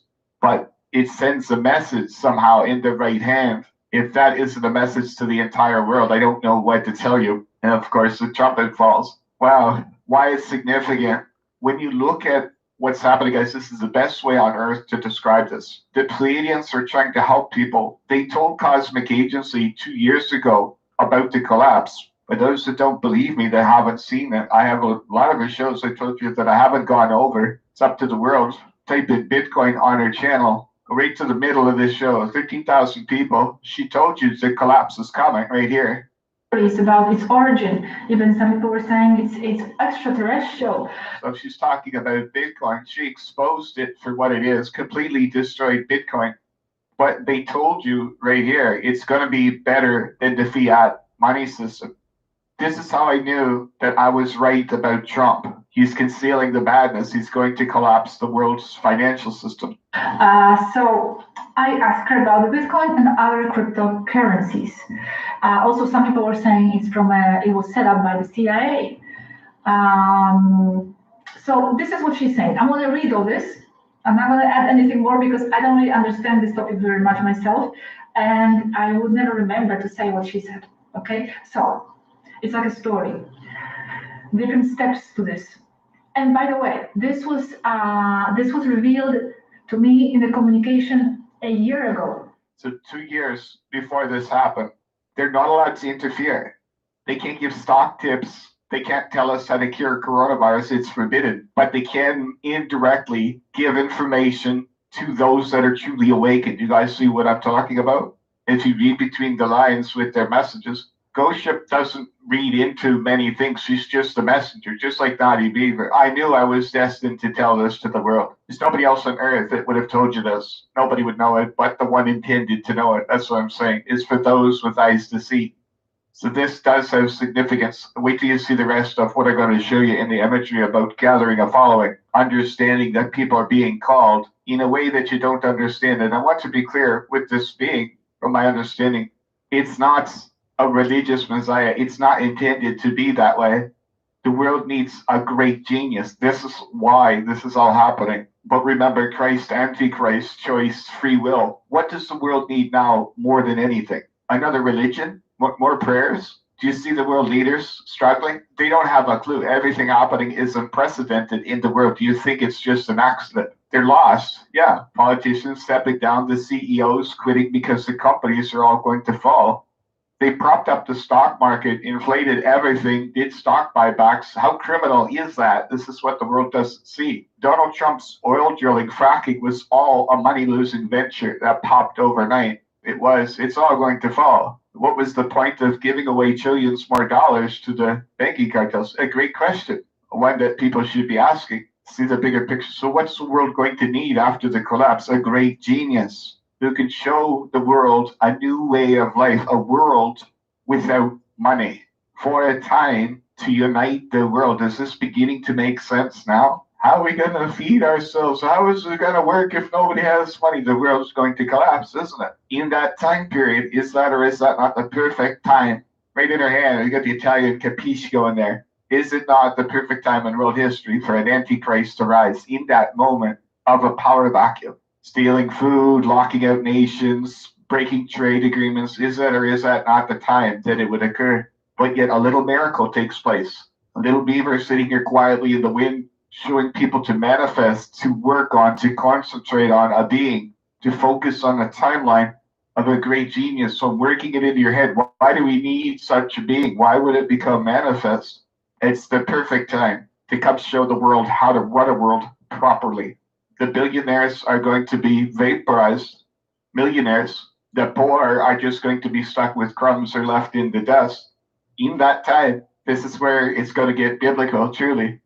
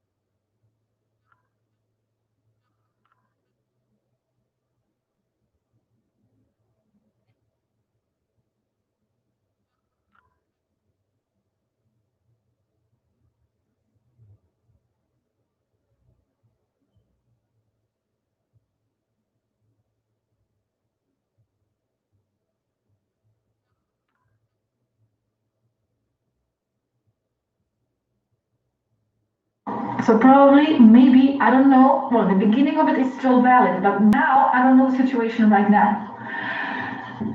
This is what she's saying.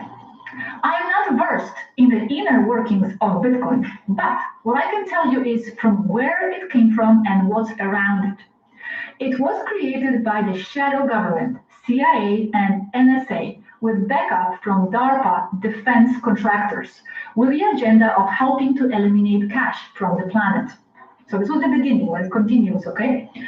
Just wait. So the CIA used American taxpayers' money to create a cryptocurrency for the... A very fast currency, so it can move and earn money for the bankers very fast.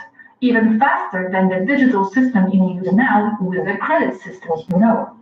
The banking system is in trouble because the people are starting to wake up, not fast enough though, to the fact that it's all funny money. That is only ones and zeros typed in the computer screen. Right there, she was foreshadowing the near future. People are not waking up fast enough. It's all funny money. When you look at this bailout package, this is the end game. The Palladians already knew it. I told you they time travel. They already know how this is all going to play out. It is a mathematical matrix certainty. When you start looking at these particular, everything that you see, when you look at the real economists, they can print money to infinity, but it's over. Yeah, they're debating right now, guys. This is how bad it is. To give $1,000 to every American, as in, or even half, like the poor that would need it. They won't do it because it will cause inflation.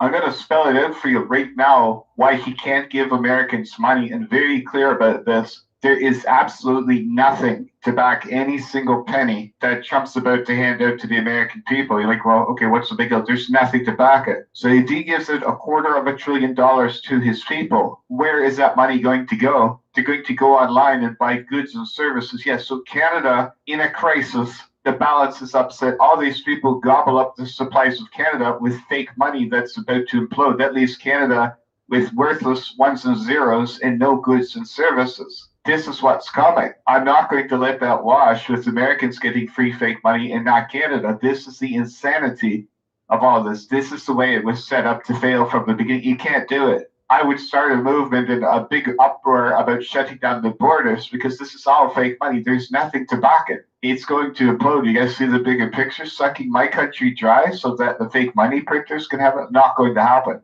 This is where the end game is, truly. I can be very clear about this because it looks like he's going to hand out $1,000. Where is the justice? Guys, $250 billion. You have any idea how many goods that is? How much food? How many tips? It sounds great in a normal economy. In a time of crisis, fake money printing to take my real goods when money is about to collapse. I'll reiterate this. Canadians had better wake up to this in the entire world. It's universal or not at all. That's the problem with the system. It's never been about giving the poor money.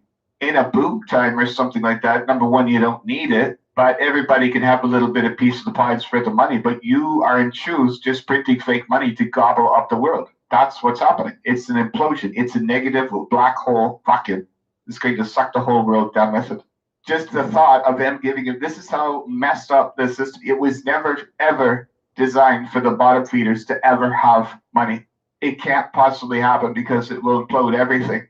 If people actually ate properly, had $1 in their pocket and weren't struggling and killing and raping and stealing, this whole system implodes. It's the absolute truth of the financial system. And they're revealing it right now. Well, we can't give money to the poor. Everything will implode, but you could give out $20 trillion in the coming months to everybody but the poor. If they get money, it all collapses. This is what they feed the world. This is what you're going to see. When you look at the mathematics of giving everybody, every nation on earth, this is where it's going to spiral out of control. And I'm saying it in Canada. Where do you get off giving all the money to businesses? I can't live. I have no income. You don't even give me money for disability. I live in my mother's basement. My mother's on a pension. Do you see how this will spiral out of control? But the very first excuse the media gives, we can't give money to the poor. No, we need 10 trillion for this. Yeah, but it's like 200 billion to give everybody $1,000 a month. How can you justify it?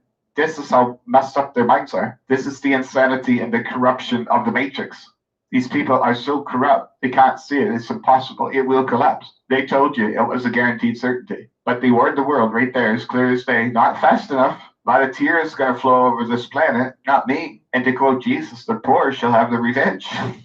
They have nothing to lose. But the global depression caused over nothing. There's no excuse on earth. Nothing. You cannot justify the destruction of the world's economies. Right at the same time, the Bible says Satan was returning in 1 year. Exactly a year. They decide to implode the economy. Now, people in their minds think, well, Trump is doing this for good. You're just not seeing it, are you? The world's going to turn to the Antichrist. However, this is the miracle.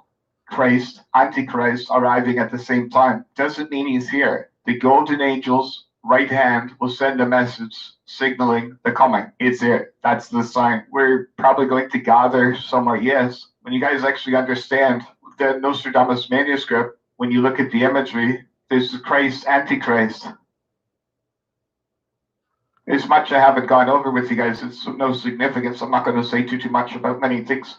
Right here, I found this image a little bit later. There's symbolism. This is the Lion of Judah. There's two figures. As far as I understand this, there's the child and the father, if you will. And in this image, if you count the lambs, 1, 2, 3, 4, 5, 6, 7, 8, 9, 10, 11, curiously. So gathering to the lion, but there's those 3 flowers. So I just want to point it out again, the 3 roses. Okay, so who's the missing tribe? And I don't know the Bible, guys. I've never read it. The only simple conclusion, because there's one of them left behind. Those that say they are Jews, but are of the synagogue of Satan. The only thing and everything that led me is these Levites, these sons of Levi. So I just want to point this into the bigger picture of things from the Nostradamus manuscript, just to show you how wild this is going to get. Biblical people would know better than Naughty Beaver, but I begin to understand in my mind a little bit of what's happening. But I'm going to explain the difference between father and son later in the show. Very hard to get a hold of all the imagery from Nostradamus. The Messiah will gather his following. He'll gather his lambs in secret. I was basically calling the tribes together. This is all I can tell you about that subject. All I do know with absolute certainty now is it is in the Four Corners region. Great show. I'm ranting here right now, but this is very important. Version of the New Age. Also, awakening. This is why Donald Trump is trying to stop it among all the world leaders. 5G, chemtrails, vaccines for the New World Order agenda. If the CIA couldn't catch Bill Gates when the Pleiadians said he's a cabal monster, how on earth can you tell me that Donald Trump is the chosen one? You see the bigger picture of all this? Why does the awakening matter? When the star seeds awaken, they have a plan within them. The young children, the rainbow children.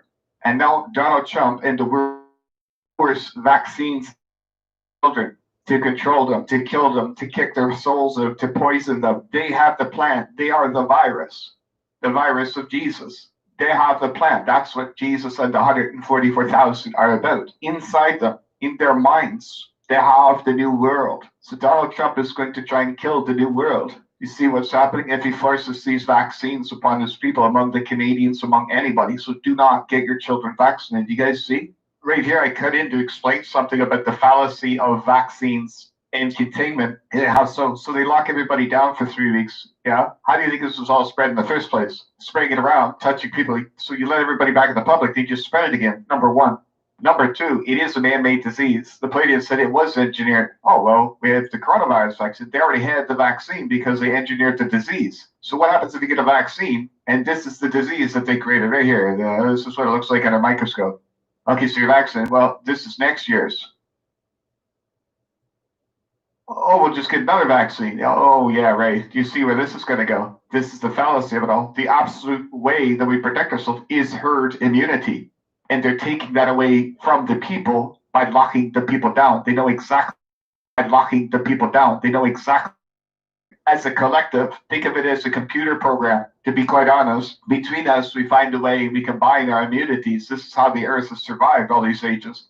It's not individuals. It's a collective mentality that fights these things. And all you're starting to see now, if you type it in, this new word they created, social distancing. What the hell is that? 292 million articles come out of nowhere talking about social distancing. The one defense the human race has, they're creating the anti-defense rate on YouTube. You see the fallacy of this reality. So don't buy into anything. No vaccines. This is the agenda. I gave you guys an idea. This is the power that we have on my channel. If I had billions, be surprised what we could do. But yet, amazingly, within 60 days, it begins to come manifest. This is what I want. Hopefully, this is what my followers would like to see. It's the will of the people. It's the minds of the people that make it manifest. Right at this perfect moment in history, there comes the vaccine. Do you guys see? The Palladians expose what these things do. They kick souls out of the body. It turns you into a living clone. A lot of people are thinking they're going to heaven. They don't have a soul. Once the body is programmed right from birth, your soul programs the union of the sperm and the egg. It makes it manifest. It programs the DNA. Your whole life is programmed at conception. So if you kick the soul out, there's no life experience. The person just becomes a living clone. They have functions of being a human, but no capabilities. This is what it means to be cloning the human race. It's vastly more complicated, but you guys see the terror of all this? A lot of people ask, why don't I have ringing ears? There's a reason. I'll tell you simply. Did you get vaccinated at one point in your life? It's very possible you fell victim to something. In truth, you would be a living clone. You don't have a soul. So CIA, NSA created to lure people away from the true spiritual freedom and independence. Bitcoin is created with a backdoor. This means the luring away from true spiritual independence. What is that? A world without money. This is what the great genius will do for the world. It's a world without money, a positive world, a Star Trek world, a future world, a world where we're not enslaved to our technology. Do you see? That's the difference between Christ, Antichrist. The Palladians mind controlling his people with 5G. It's already being done in California. It's going to quell the rebellions. That's Antichrist. What's source code that's exposed to the whole of everybody sees it and works with it? That's created with love. Antichrist is a government that doesn't even know anything about source code, can't hack it, can't see it, just buys into it and falls for the censorship. Antichrist. It's all a mindset, all of it. It's all mental. It's the world that we live in.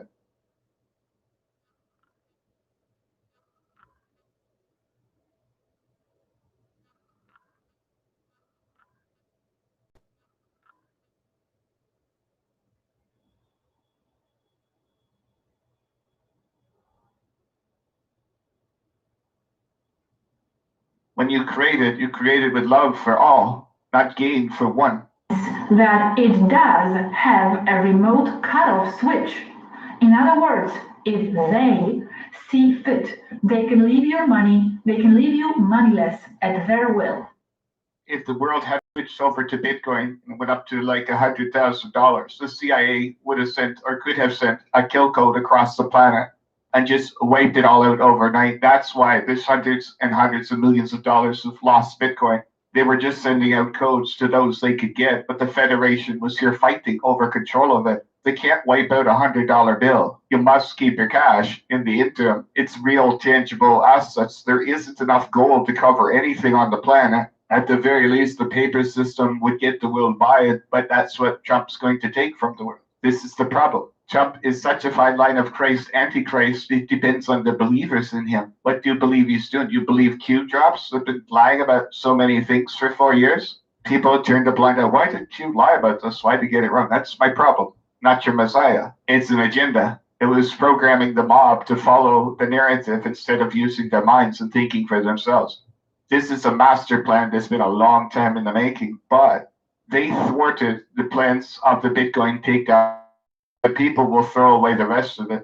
In the interim, in the chaotic time, Bitcoin still serves a function if people lose their faith in money, nothing more. And you would have no way of getting it back.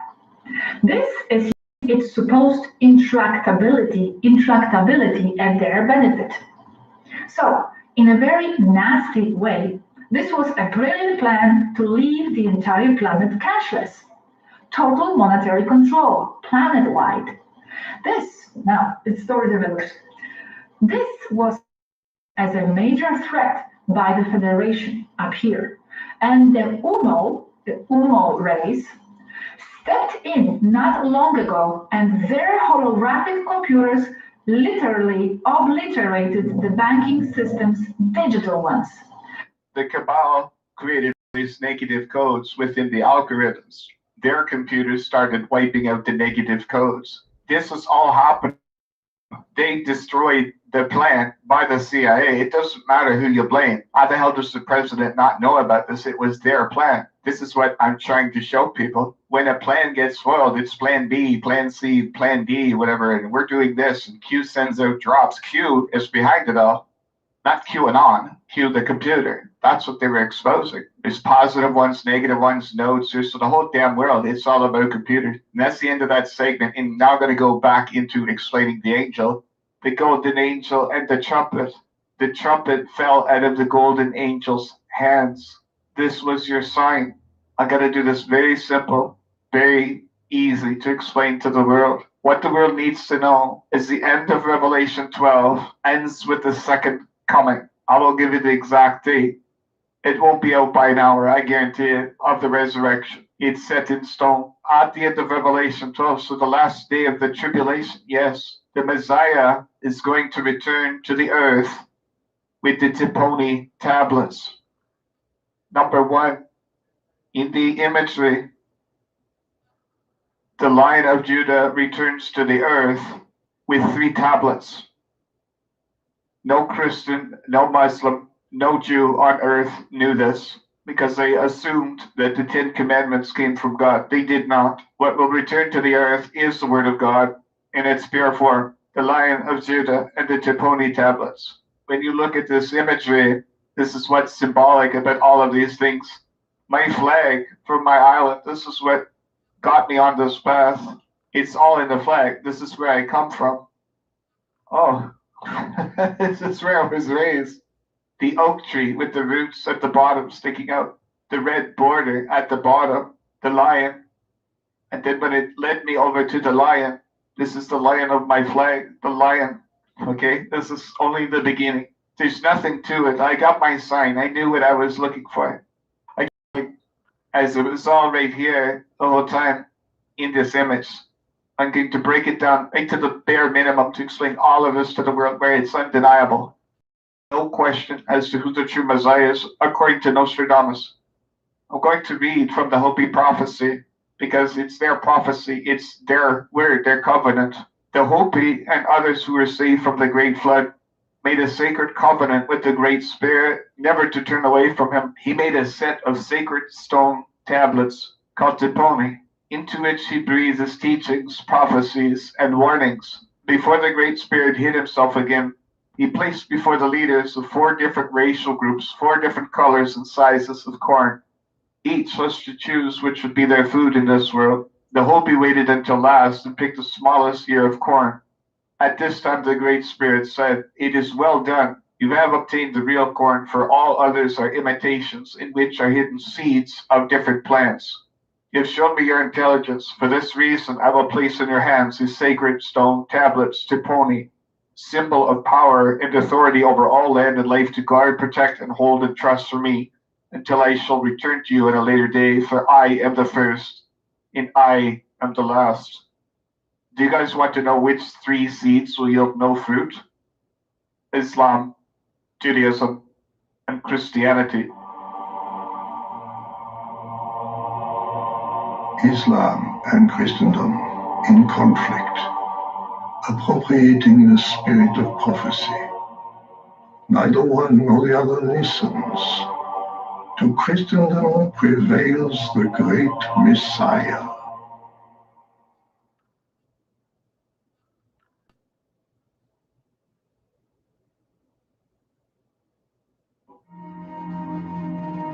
Churches consecrated the ancient Roman way, rejecting the tottering foundations, sticking to their first human laws, expelling but not altogether the worshipping of saints.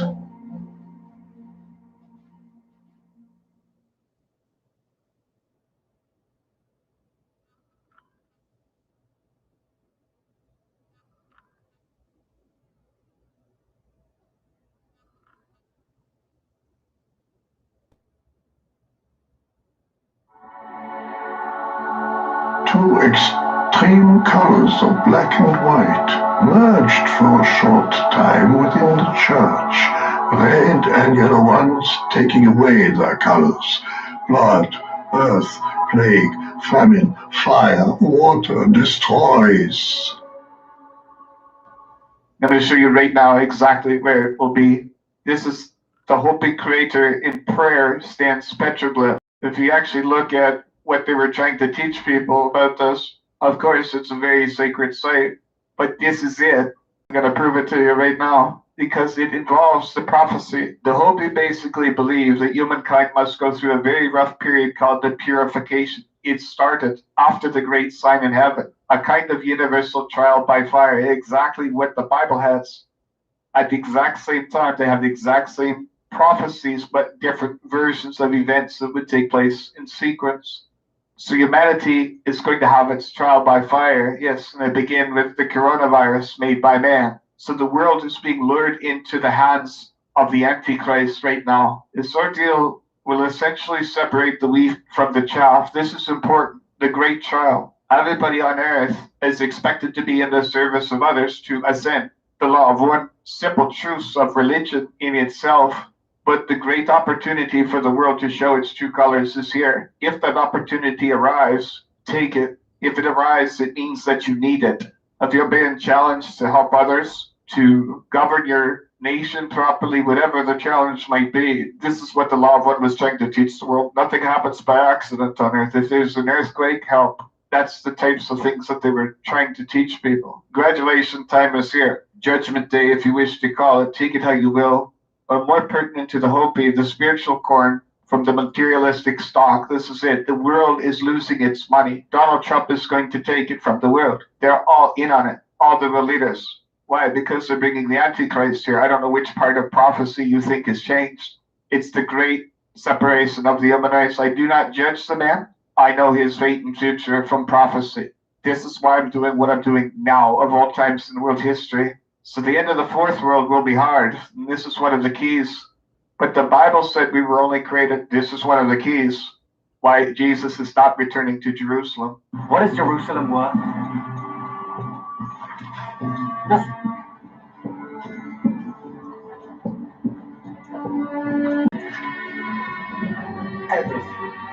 Harder for some than for others. Another spiritual elder named Dan Ebhema, also from the village of Hotivilla, and also over 100 years old when he passed on, talked about the cosmic result of what we call income inequality. The world economies are going to collapse. It was all orchestrated, and the vaccines come next. 5G is mind controlling the American people, and they're unaware of who Trump is and what he stands for. Many. Unfortunately, the country is going into lockdown, and there is little the world can do but prepare. It's the best I can do. I know his fate, his future, his time. You need all the keys here. This is what I'm doing Naughty Beaver for. The degree of violence will be determined by the degree of inequity caused among peoples of the world and imbalance with nature. This is where I cannot discern with what Donald Trump is doing. I see on the outside, but unfortunately, I can't believe that a man could change every prophecy on earth. Not going to happen. I'd like to see it because I really would. I'd like to believe, but I can't believe in a man that's putting mind control over his people, as in 5G. Chemtrails that are stopping the ascension energies from God If you're trying to stop the hand of God, you are an antichrist, are you not? Well, stop the chemtrails, stop the 5G, and let God's children ascend. This goes for all nations. In this crisis, rich and poor will be forced to struggle as equals in order to survive. And there it's begun right on schedule. Your money counts for nothing in a few weeks if nothing changes. So all of this was pre-planned. Yes, all of it. The equalizer, the billionaires, only the super elite win this game, people. This is what Jesus was trying to tell the world about money. When you guys watch the mainstream news, like these so-called brokers and all the elite and everything, this is what makes me laugh about everything. What you see are heroin addicts going into withdrawal. Any real economist will, yeah, this is what they don't have anything to gamble on. They're gamblers. They don't know what to do. This is they go creep. But everyone I look at when they talk about vaccines, it's the exact same thing, and they can't see it within themselves. All they say, we want these bloody cattle vaccinated so we can go back to milking them. This is what I want you to remember, because this is what they're all saying under the corner of their mouths. When you guys look at this type of being, when you see them, well, we got to get the vaccine. We got to get the vaccine. Yeah, drug up the cattle so we can go back to milking them. I want you to remember this. This is all many of them see outside of themselves. They just look into here and now, and I'm not making money. I'm not gambling. This is what they see. But we are all mirrors of one another in this world. You want me vaccinated? Well, you're going to get vaccinated. That's all right. This guy has probably never looked at a single conspiracy theory video in his life because he's a money guy. So when the conspiracy tells the money guy, you're about to lose all your money and you're promoting my enslavement. We are all mirrors of one another. You will lose your money. I never had any. We both become enslaved back into the feudal society. So all the super wealthy, all they're doing is crying for more drugs, when this is a game that only the super elite, the 0.01%, can ever win. This is the reality check that I'm just trying to show people on the biggest picture. You see it? Drug use. It's all a drug. They'll take anything. Just give me a hit, man. I don't care what it takes. They're not even concerned about food preparation. They have no life skills. Their only propaganda is just pushing, we got to vaccinate the cows. Remember that in your mind when you start looking at the people and realize the concept of mirroring. We are all mirrors of one another. You give him money, you suppress this, you support that. It's amazing, guys. This is what the tribulation truly is. It's as if God took a mirror into heavens and just pointed it at the world, because in truth, all of this is an illusion. It's something to remember. I have no fear of anything, nothing. I'll talk about this in the future. I'll explain why this is taking place on a deep, my personal understanding. But when you stop and you just step back from all the hysteria, all the craziness, it's like, Naughty Beaver, cool. I envision I have a joint, even though I don't do drugs or alcohol. And I've reminded the world, I told you several years ago, it's the best time in world history to quit all this. Is you're not going to get it soon enough. The whole world will be coming down from heroin. That in itself is going to drive this world in insanity. And one of the other things I was laughing about, drug dealers. The whole economy shut down. How are you going to get drugs into the country? Oh, now we got 100 million people going to be really pissed off. Do you guys ever think of that? I'm sure some of you are involved in that dark world or whatever, but yeah, that'd be crazy. There's no, but yeah, that's my point. On the outside, there are many, many great benefits that could be gained. But on the inside, in the darkest, deepest recesses, you realize this is just one rig to rule them all. What doesn't understand compounding? I give you an example. If it takes 30 days to cover a pond with lilies, they double every day. When the pond is half covered, how long does it take to fill it?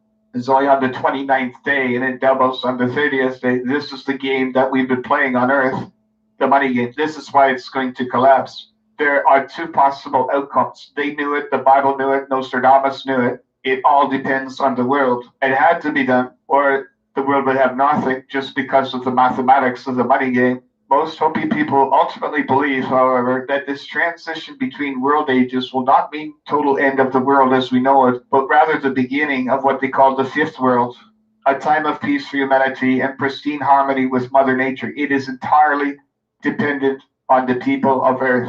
I'm going to prove that with Nostradamus, that he knew the great sign in heaven was the great trial, but it is not set in stone. The sky concerning Lyon foretells by fixed stars and clear signs approaches suddenly the change of age, neither yet for good nor for its evil. The great sign in heaven, my friends, the stars concerning the lion. There's no mistake about it now. That is Antichrist and Christ, and I don't believe that the Antichrist has to rise, but if it does, it does.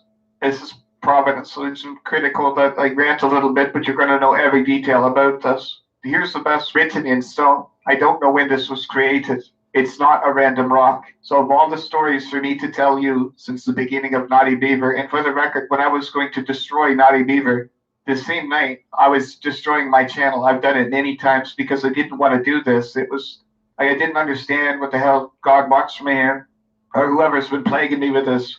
I went to burn it, and this image showed up the same night as, what the hell? But then I realized, hey, that's me. So I realized, guys, here it is.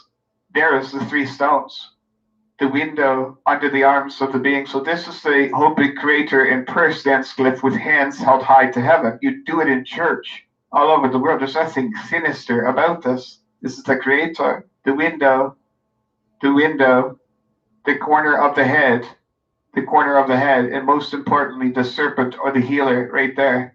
So when I zoom out a little bit, it's a little bit easier for you to see. See the serpent, the window, and the head, and the three tablets. So this is the location, the region of the return, the second coming. Now we're going to take it to the next level. Look at the bottom of the feet of the Messiah, the three tablets, but backwards. As above, so below. When I move over into the manuscript, the star and the tablets, the star and the tablets, backwards, they're mirrored. As above, so below. So the Messiah will be heralded by the golden angel's trumpet. You learning this yet? Oh my God. It's surreal. I want to put something in right here. If you guys remember, those of you that follow Derek or the Global Witness, do you guys remember, I think even Leap Project went to the global meeting in the desert, whatever that thing was called. Remember, you guys are all plaguing me to go down there, but I kind of see the future. And you ended up getting kicked off is because I kind of see the future. One of the things I'm going to point out about that for all of you that win there is it just a coincidence now that I'm showing you very likely where the Messiah is returning, but the media demonized the meeting. They broke it up. They called them snake worshippers. So they put a stigma in the public that the devil would be returning there. And here I sit in my mother's basement showing you the Messiah is returning there. There is no coincidence in this game. I'm trying to show people the light from the dark, how it plays. Of all the random places, why would they go into the desert and break up a meeting of people just wanting to do their own thing? And here I sit. More to come in this video. I want you to think about the bigger picture of this. If the media goes anywhere, talks about anything, promotes a conspiracy theory, denies another one, attacks this guy, it's the media. If they come out, there's a reason. That's something I want to remind people in the future. Look at the tablets. As above, so below. This at the bottom of his feet. The three tablets are also spread out into three windows. The three tablets. The three tablets. I actually forgot to put a piece in here. This video is a little bit jump back and forth. I hope you guys don't mind. I was really excited putting it together. So you just got to understand how Naughty Beaver's mind works. But then I edit things like an anal, the same. When they meet, according to their legend, one of the keys was that they would show the world that they have the same sex. You're like, okay, it's not that difficult, but look, to show you again how well Nostradamus is difficult, but look, to show you again how well Nostradamus is. See this? See this? Watch what happens when I take it from picture to picture. Watch what happens when I take it from picture to picture. This is massive pieces of symbolism I forgot to show you guys. You guys understand now? It's going to be something that's unmistakable for the world. One of the keys. Now here's where it gets even wilder. Where did Nostradamus say the Messiah will return? The four corners. Look very close at the bottom of his feet. Do you see the four corners? No. What's 1 + 1 + 1 + 1? The four region. It's surreal. It's unbelievable. The golden angel from an earthquake in region as the God. You cannot beat Nostradamus. He is beyond imagination. This is truly world changing. The end of Revelation 12 ends with the return, the second coming. It will be to the Hopi people. It's their prophecy. This is what Nostradamus left in through the ages.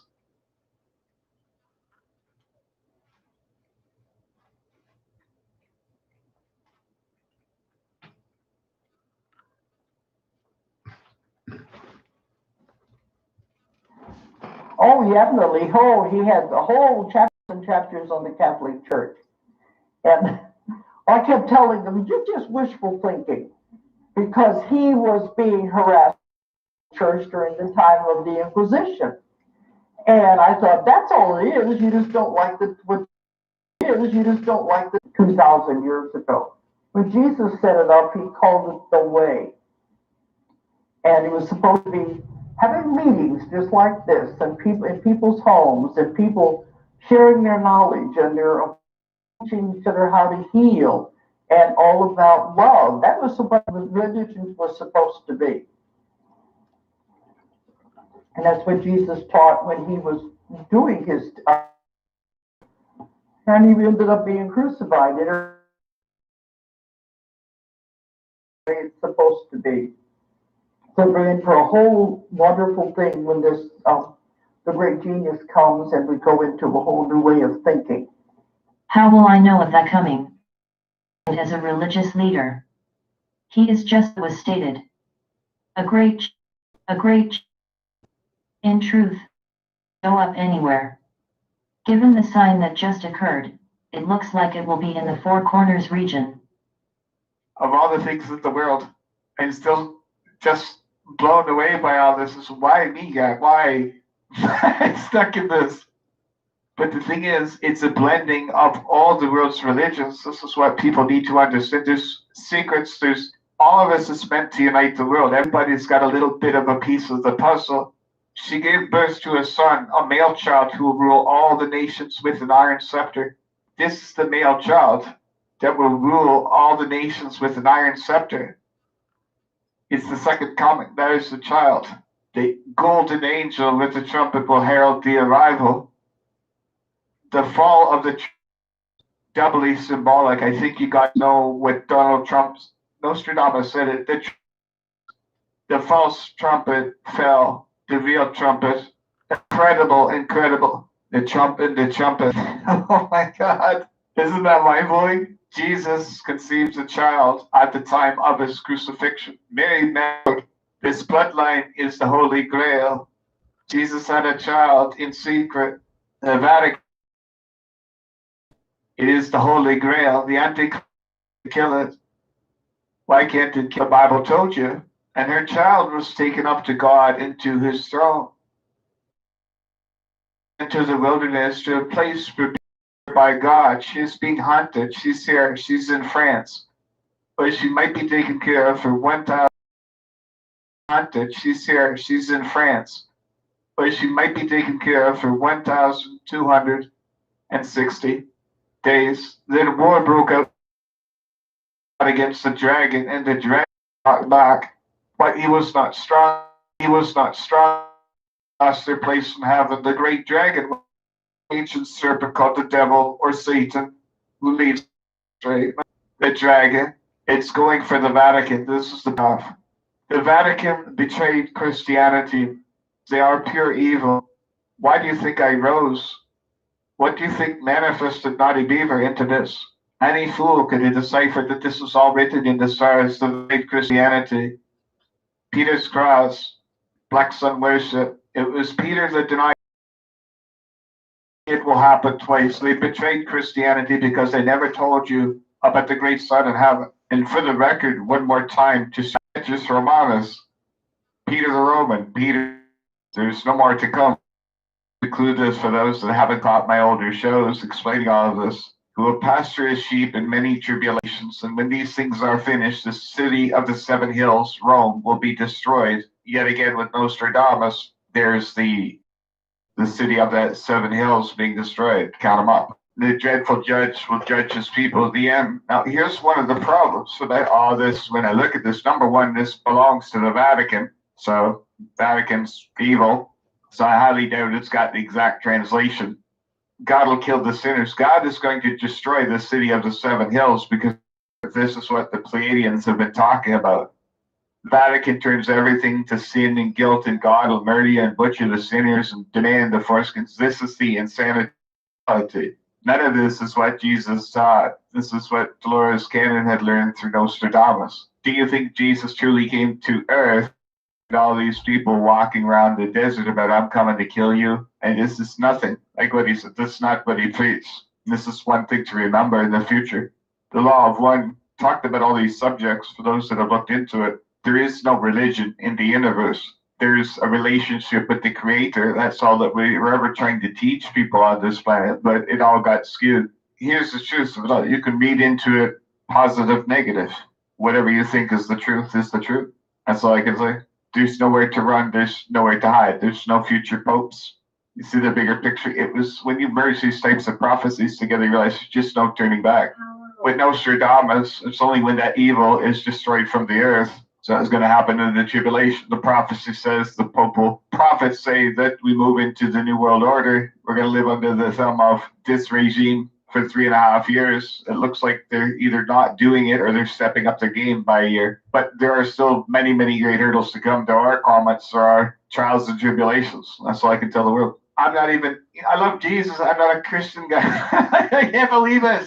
But I realize that nobody would know if it wasn't through Nostradamus. Truly, they wouldn't see what's coming. Many are well educated on the prophecies, but guys, nobody on earth knew that the Messiah would return to the other side of the world. Jerusalem is nothing.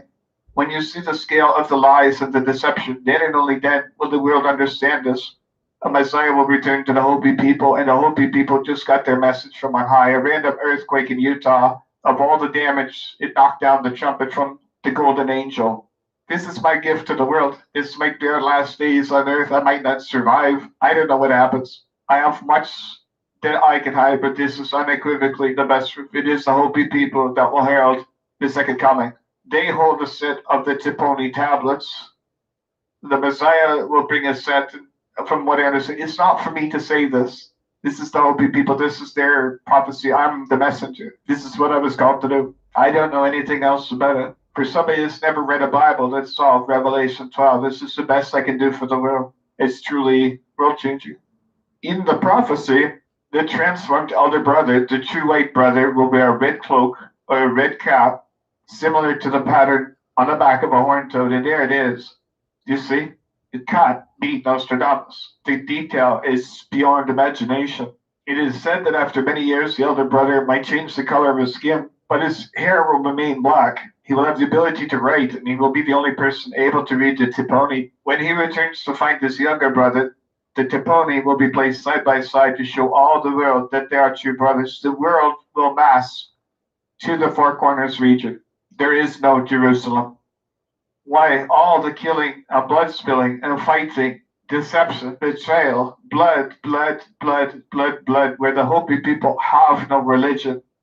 They've never soaked their lands with blood because this is what they were told. Keep your lands pure. No killing, no fighting, no violence. The Messiah is not returning to a blood-soaked death trap. Israel is nothing. It never will be. This is my gift and my curse to the world. You can take it or leave it. Now I see that this is truly a divine plan. I'm just trying to show people to put down the bloody sword. These religious conflicts, they all come for nothing because none of you had the correct prophecy. None of you. This is the moral of the story. This is the meaning of it all. All the killing and fighting and blood spilling over he said, she said, my God, your God. In the end, it will yield no fruit. It will bring no religion but his own because all 4,200 of the earth are corrupt by the reptilians, the demons, and will bring with him the Tiponi tablets. He will be all powerful. None will be able to stand against him. He will come swiftly and in one day gain control of this entire continent. Donald Trump is going to try and send a preemptive nuclear strike to China. This is what prophecy foretells. I believe it's going to be stopped. And if you don't believe me, here's the prophecy, Donald Trump. This reaches your brain. raging new and sudden rain, inflicting suffering on two armies. Rock fires from heaven makes the sea stony. Sudden death of 7 by land and sea. If the American government tries something, this is what I understand, or China, both armies will get stoned. Of the human flock, 9 set apart. Separation from counsel and justice. Their fate already decided. Kappa, Theta, Lambda. Death, banished and scattering. That's the concept that I was given to understand. This is all I know. You guys see what's coming? It's America. If he comes from the east, the destruction will not be so bad. But if he comes from the west, do not get up on your housetops to see, because he will have no mercy. Nostradamus knew which way he'd be coming, unfortunately. It's the west. This is my gift on my curse to the world. It's the people of America. I told you I was looking out for you. This is all about you. The only safe place in America, they said it quite clearly at the top, is the Hopi lands. They knew they would be protected because the Four Corners region will be protected by God. It's the one place no nuclear weapon would hurt or harm. So this is going to be a battle of faith. The United States will land the people by atomic bombs and radioactivity. Only the Hopis and their homeland will be preserved as an oasis to which refugees will flee. Bomb shelters are a fallacy. It is only materialistic people who seek to make shelters. Those who have peace in our hearts are already in the great shelter of life. There is no shelter for evil. Those who take no part in the making of world division by ideology are ready to resume life in another world, be they black, white, red, or yellow race. They are all one brothers.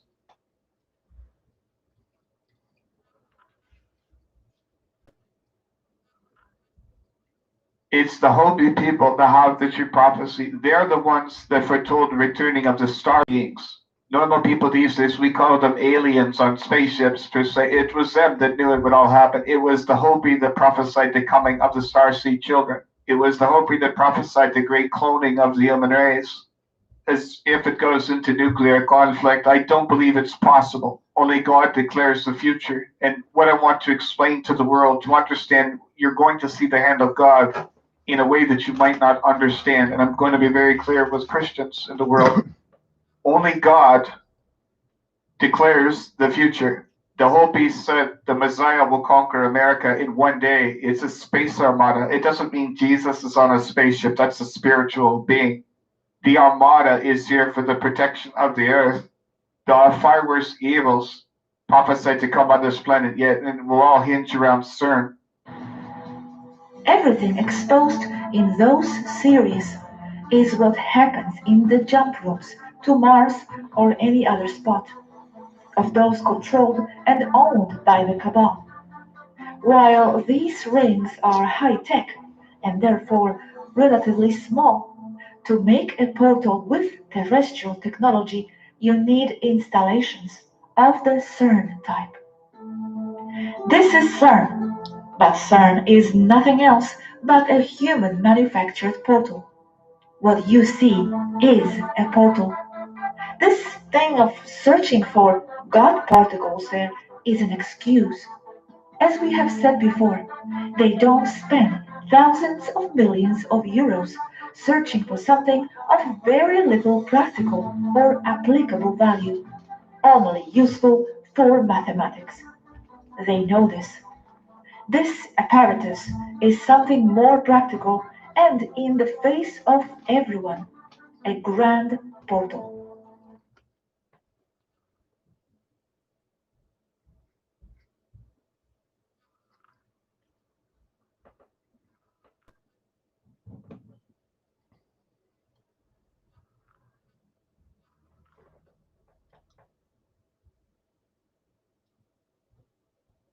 What is the Grand Portal?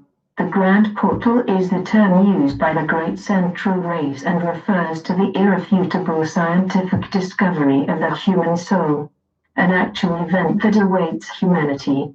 Though the Grand Portal is the discovery of the human soul, it is also a literal event and the opening of a stargate out of the 3D and 4D matrix. This Grand Portal is what we call the event, and all the forces of light from the super-universe have arrived here and are working to bring enough gamma light to Earth to open this gate.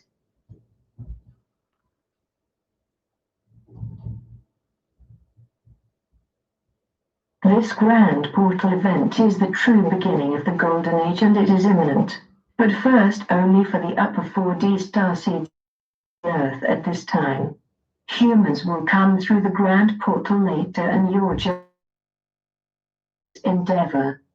The light that will be released around the Grand Portal opening is referred to as the solar flash and signifies the end of the car. Dear ones, humans have been stuck in a hologramic 3D dense reincarnation prison for eons, and their only solution is to find the Grand Portal, which is a metaphor for humans' need to be able to, as a group, to realize they are spiritual beings, trapped in a third dimension, reincarnation density, which only exists because a nefarious being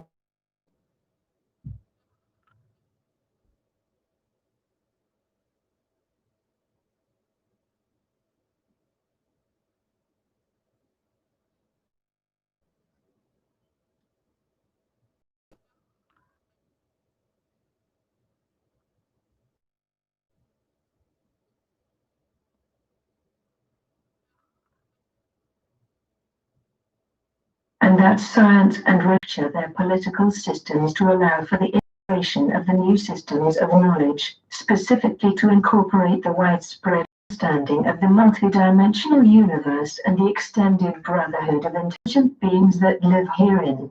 Social institutions related to trade will be re-engineered to support the technologies that arise from the discovery of the Grand Portal. These new technologies will dramatically alter the way of life on the entire planet, and benevolent shepherds of the new Earth. Following the Grand Portal, the species is allowed to operate interdimensionally as a collective force.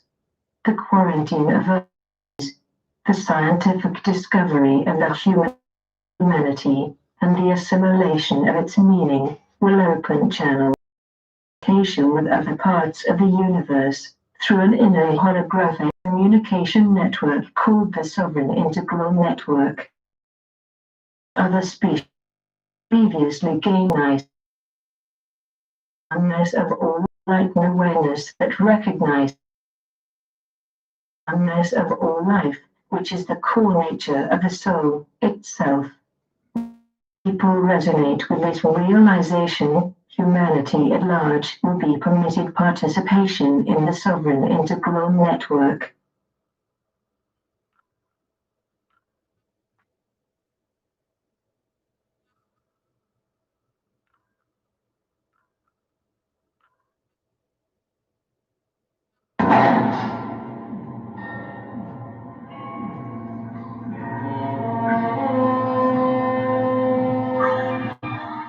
Your efforts to break the encryption codes will not be successful, nor will your attempts to assimilate.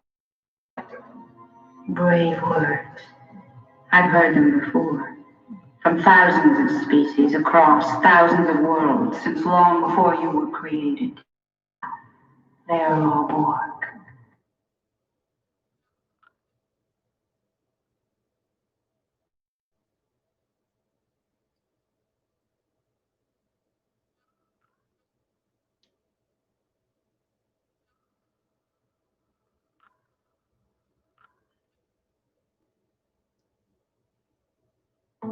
Once again, they are basically a series of rotating rings displacing superconducting liquid, as in the engines.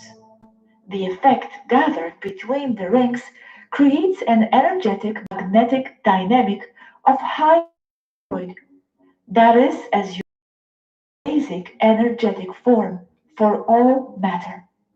This is why everything seems to be a toroid. It is.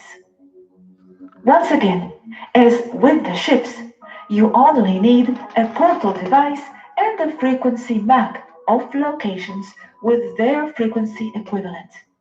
You enter it into the device and switch it on. You make sure that the energy of the nucleus is adequate and ready. Basically, it is this easy. Yes, there are various ways of creating the high energy toroid. It is not the only way or technology. In essence, it is the same. How are yours different from those of CERN? And what exactly do they do in CERN? CERN is an effort to try to create a large portal where big things or things with large volumes would fit, as to fit troops from the other side, ships, whatever. CERN is basically an effort to bring reinforcements to Earth so they can fight against the Federation bloc, to bring in entities, essentially reinforcements.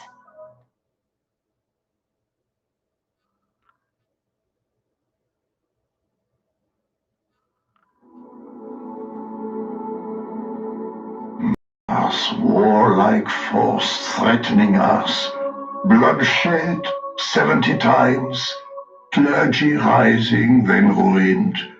Or those two, no care to listen.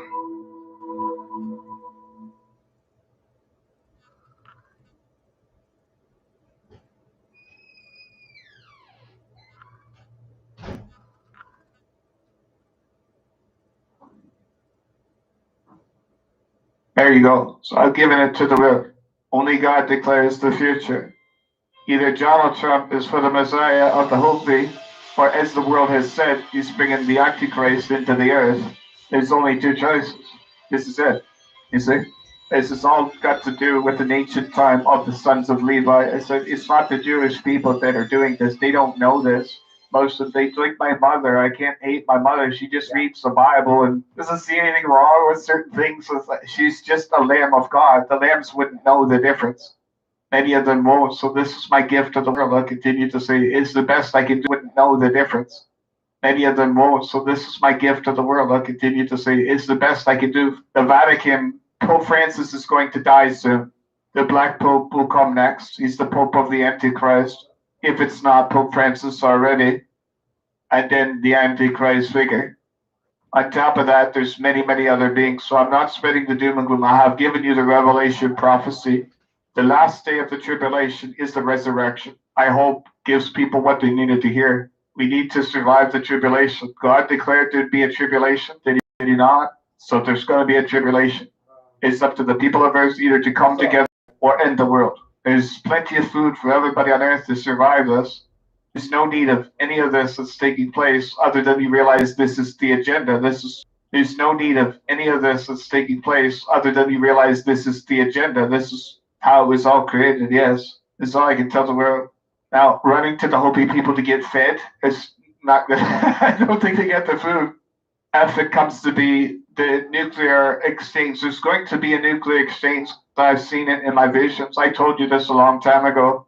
One, it's going to be between China and America. And for the record, I just can't overstate making this even more real is the Tribetu prophecy. The flyers are not birds, swimmers are not fish. A war does not depend on soldiers. It's a game of technology. Millions of miles of deadly smoke, on top a mushroom, and at bottom a fountain. A sight out of people's imagination. Big trouble not solved, but greater trouble arise. He wrote it, he drew the picture. The last great hurdle of the human race before the Messiah is the nuclear war. In an extreme situation, things turn around. A 3-foot-tall child made all foreigners bow down. When America and China struggle, do you think that's now or no? Donald Trump is blaming the coronavirus dollars in nuclear arms production, destabilizing the world. Donald Trump is going to try a preemptive nuclear strike on China. Either you do or you don't, Donald. America is about to lose empire. This is what it meant in the tribulation. Either you die with grace or take the world down in flames. Step out of the portal of this world. There's a Messiah coming. A son appears, a gentleman who brings peace and stops the killing. This unbelievable genius is from the middle of the two, westernized and thus ended all wars for Buddha and Jesus. It will be here in a few years. The child, politics, money, life doesn't matter. We just got to come together. Yes, this is what this child does. It's the great genius. He unites those God. We gotta fight it, we gotta fight it. So be it. But know this. This is the only true Messiah. This is what he will look like. This is how he will dress. And I can tell you how old he will be if I'm mistaken. It'll be my secret to other things I can't say. If this evil comes or doesn't come, I have to see what they're getting up to. It's far more complicated than you could imagine. The alien beings, the war that's taking place, it's on a level we can't fathom. I'm happy for the Hopi people. I see now their prophecy. I understood. I was guided to it. It wasn't, I just drawn to it. I don't care about these things. This is what they're back here for.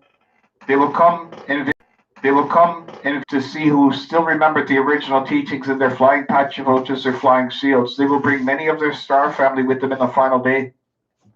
Absolutely mind-blowing out. Absolutely mind-blowing out. For time's sake, I do realize that what's going to happen. I know the date. It's awesome, but little by little. Here's the key. Not far behind the twins will come the purifiers. So the blue Kachinas are here at the North Pole. All of this is being hidden by the Trump administration from the people. They're here. People seeing them all over the world. They're being chemtrailed, hidden in the sky. The Vatican wanted this hidden from the people because the Christians realized the Vatican's a fraud. They don't have the right prophecy. That's all I'm trying to show you. That's what this is. It's coming from space. It's still Jesus. It's not the Vatican. Never set foot in that place. It'll burn to the ground. And for the record, Nostradamus knew that was coming too. The city of the seven hills will be destroyed. What are they doing? In the final days, we will look up in our heavens. We will witness the return of two brothers who helped create this world in the birthing time.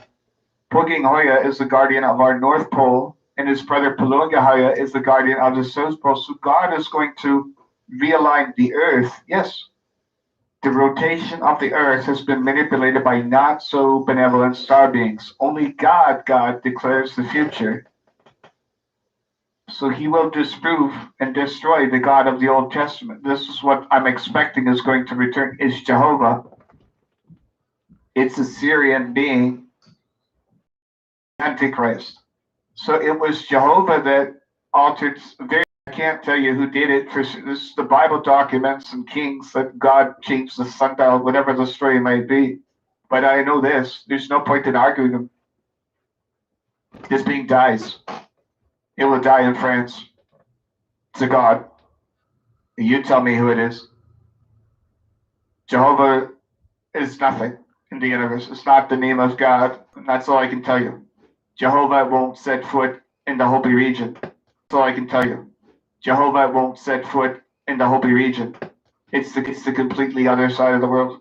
So this is honestly the best I could do. This is my gift to legacy, other than the date of the resurrection. It seems peculiar for many, but for others, the thing I said, but the fact that the world's greatest here, he said it was 500 years in the future. Nostradamus, powerful helpers. When the great purification is near, these helpers will shake the earth first time in preparation. After they shake the earth 2 times more, they will be joined by the true white brother, who will become one with them and bring day to the world.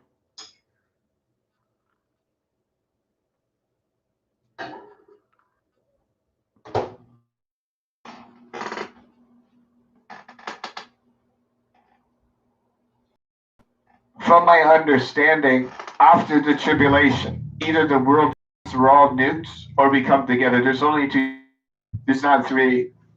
We either all die by nuclear holocaust or, depending on the outcome, if we have help from on high, because the people are for the most part turned at the end of Revelation 12. There's nothing in the universe that can stop it, which means that there will be no war.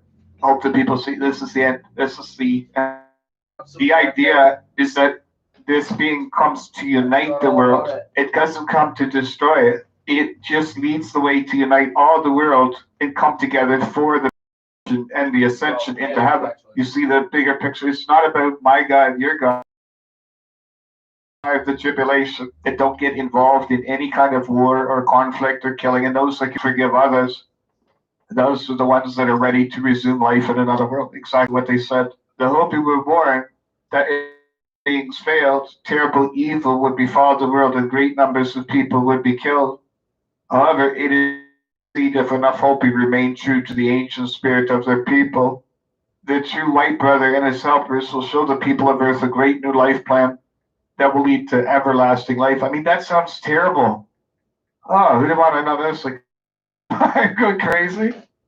If he comes from the east, the destruction will not be so bad. But if he comes from the west, I've been trying to tell Americans, your sign is coming from the west right now. Look, if you see the sun being risen, it's a divine omen telling you to leave the cities. It hasn't moved from the west. I've yet to see anybody showing me from the east. It's the American people that need to wake up. The government, it's everything. Your nation will be decimated. Do not get up in your housetops to see because people have no mercy. Guys, I'm not making threats. I'm trying to save lives. And people can't just walk off a cliff and starve to death as the markets go. They need answers. So the people need to look into the heavens. If you're seeing the sun walk in the west, that means love. And I love you lots, unlike this guy. Death as the markets go. They need answers. So the people need to look into the heavens. If you're seeing the sun walk in the west, that means love. And I love you lots, unlike this guy. And I really hope that helps, guys. This is all I can tell you. It's going to be between China and America, or world peace, or the end of the world. It's all in the hands of the people of Earth. I love you lots. Take care.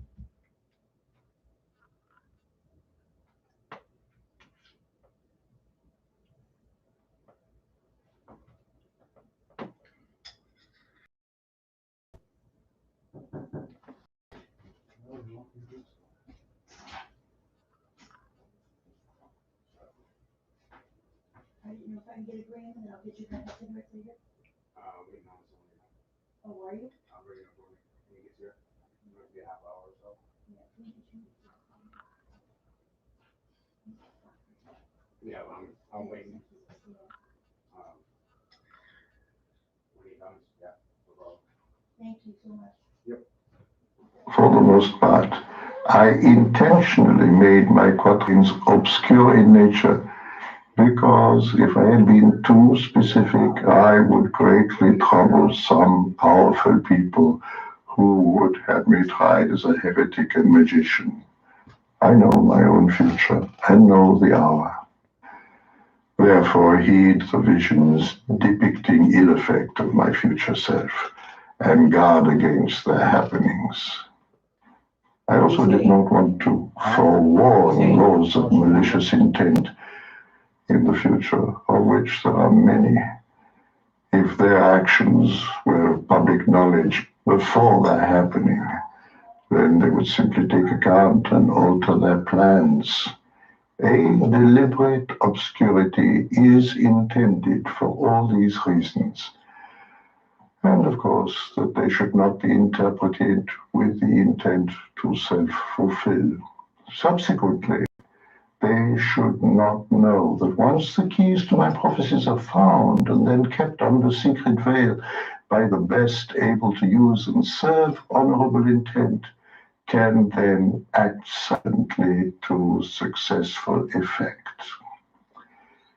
It was never intended that my prophecies should be generally understood by everyone, only those of good heart and soul.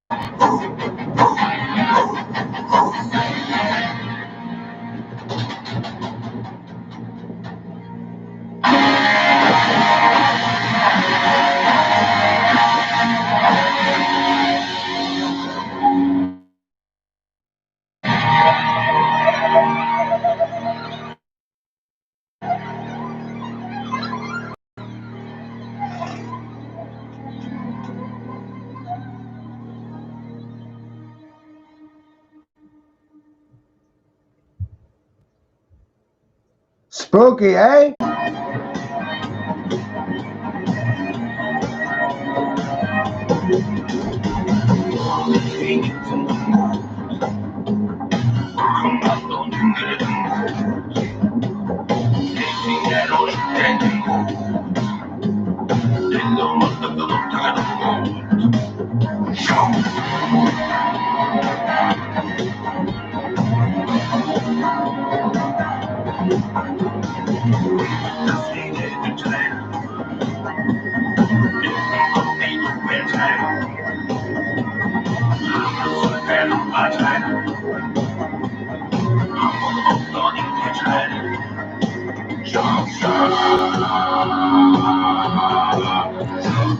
I've been doing this a long time, see?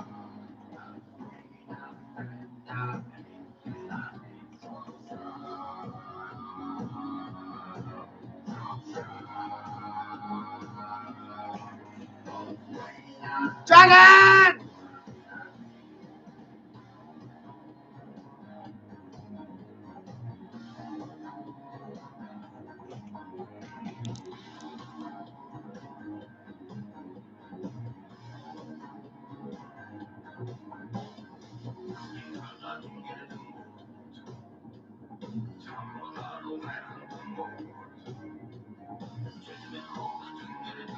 Woo! What's up, Michael?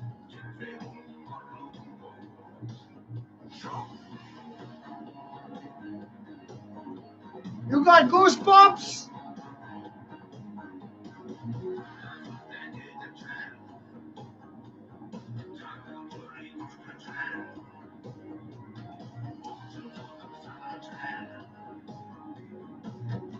Give me my fucking chair already!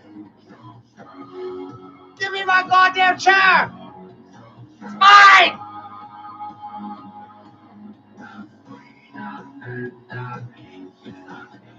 It's mine!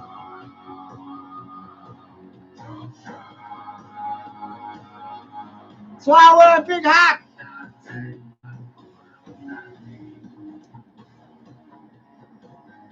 Would you rather I be Pope? I'll be Pope. You gotta help me be Pope. Take this over. I'm gonna. It's fucking mine.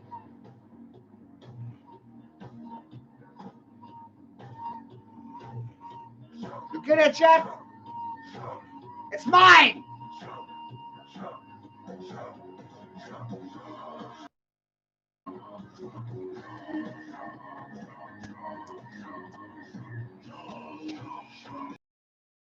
Goddamn chair, and I want.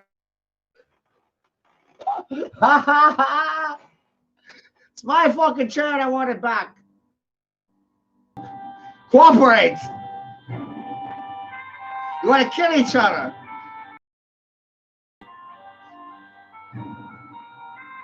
If you all got your wish, this planet would have blown up many times over already. You all wish for people to die.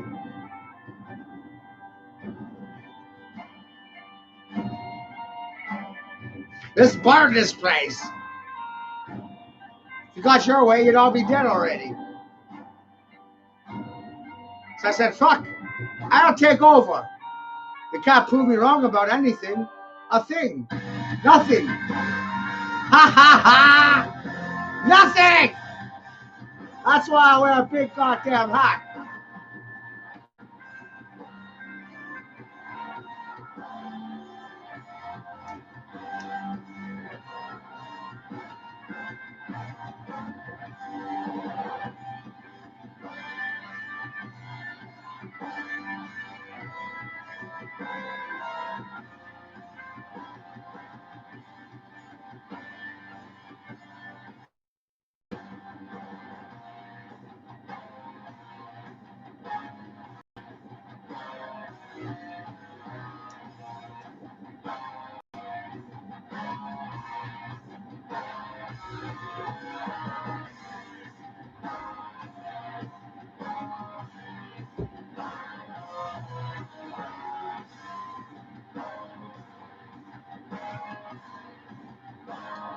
Good rising, everybody. What do you think?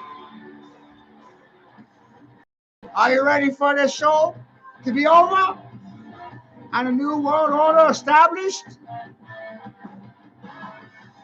Where's the goddamn fact checkers at? Silence is consent. Ha ha ha! Silence is consent, Michael. I'm the goddamn king. Silence is consent. Ha ha ha! That's why I wear a big hat.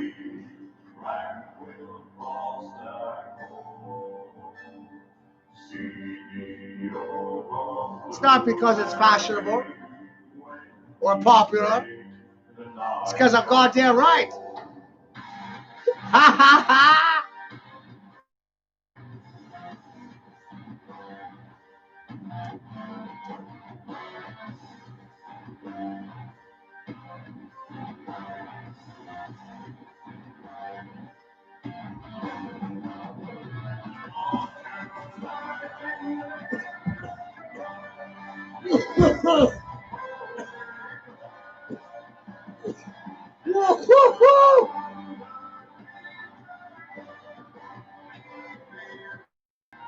The first job as king, teachers, you're fired.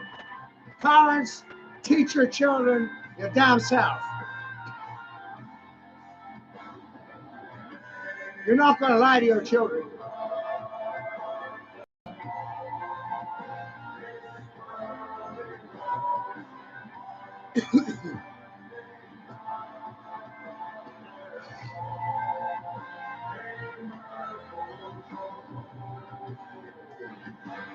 We can reduce taxes quite a bit with a few simple things.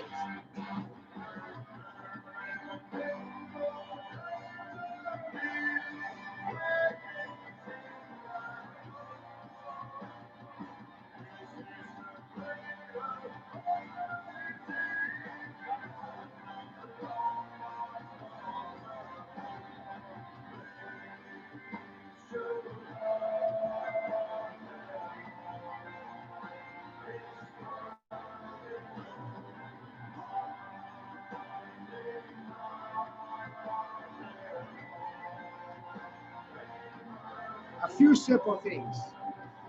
A few simple things.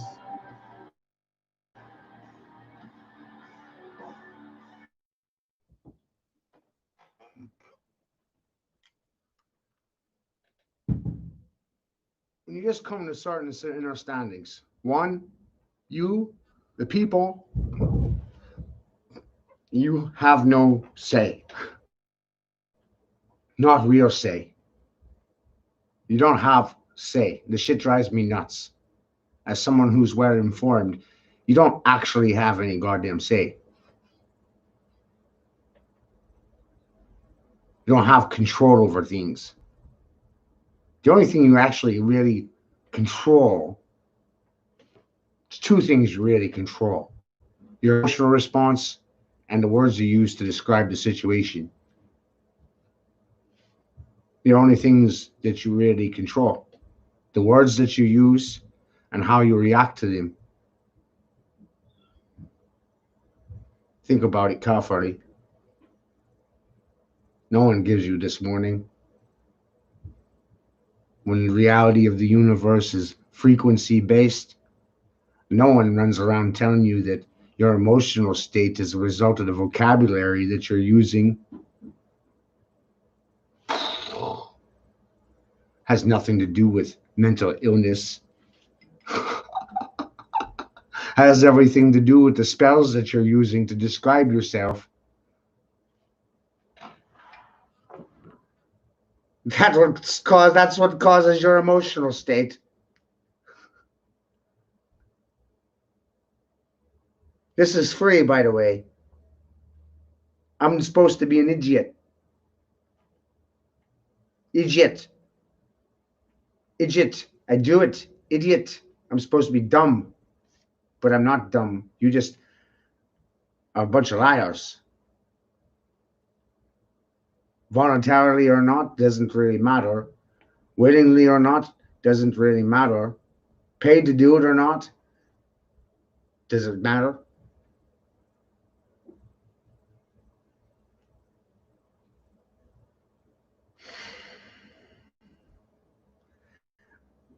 I have an unbiased opinion, not an institutionalized one, not an educated one. I'm not an educated individual. I'm not dumb. You may like to think I'm dumb because I don't have an education, but I really just chose not to be educated because I realized that it was indeed a reverse osmosis system, and it is an occult that you're partaking in, and it doesn't really matter the name of the institution. You are in a covenant. You are in a guild. You're occulted once you graduate.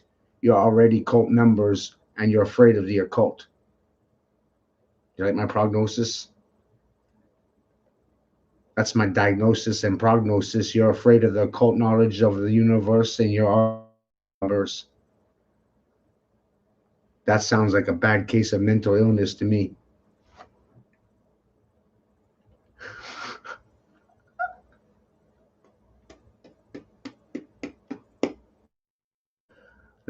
The education system is parasitic. It's a soul-sucking system. It's not a joke. When you take it seriously, it's not a fucking joke.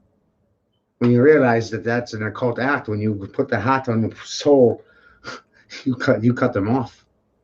You cut them off from Creator. In the cult ritual, you got cut off of your own doing.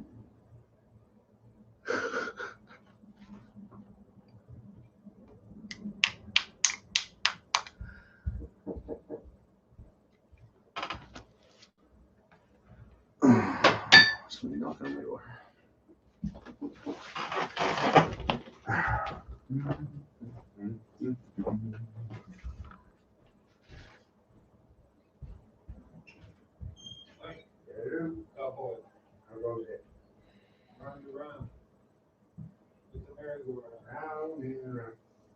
Get a back case of vertigo that way. Big case what? Vertigo. Vertigo. Okay, yep. What?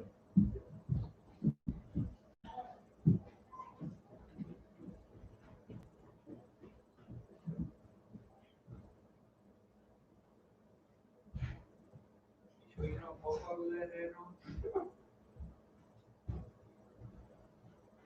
is the Grinch you stole Christmas? Right? No, I'm not even Pope.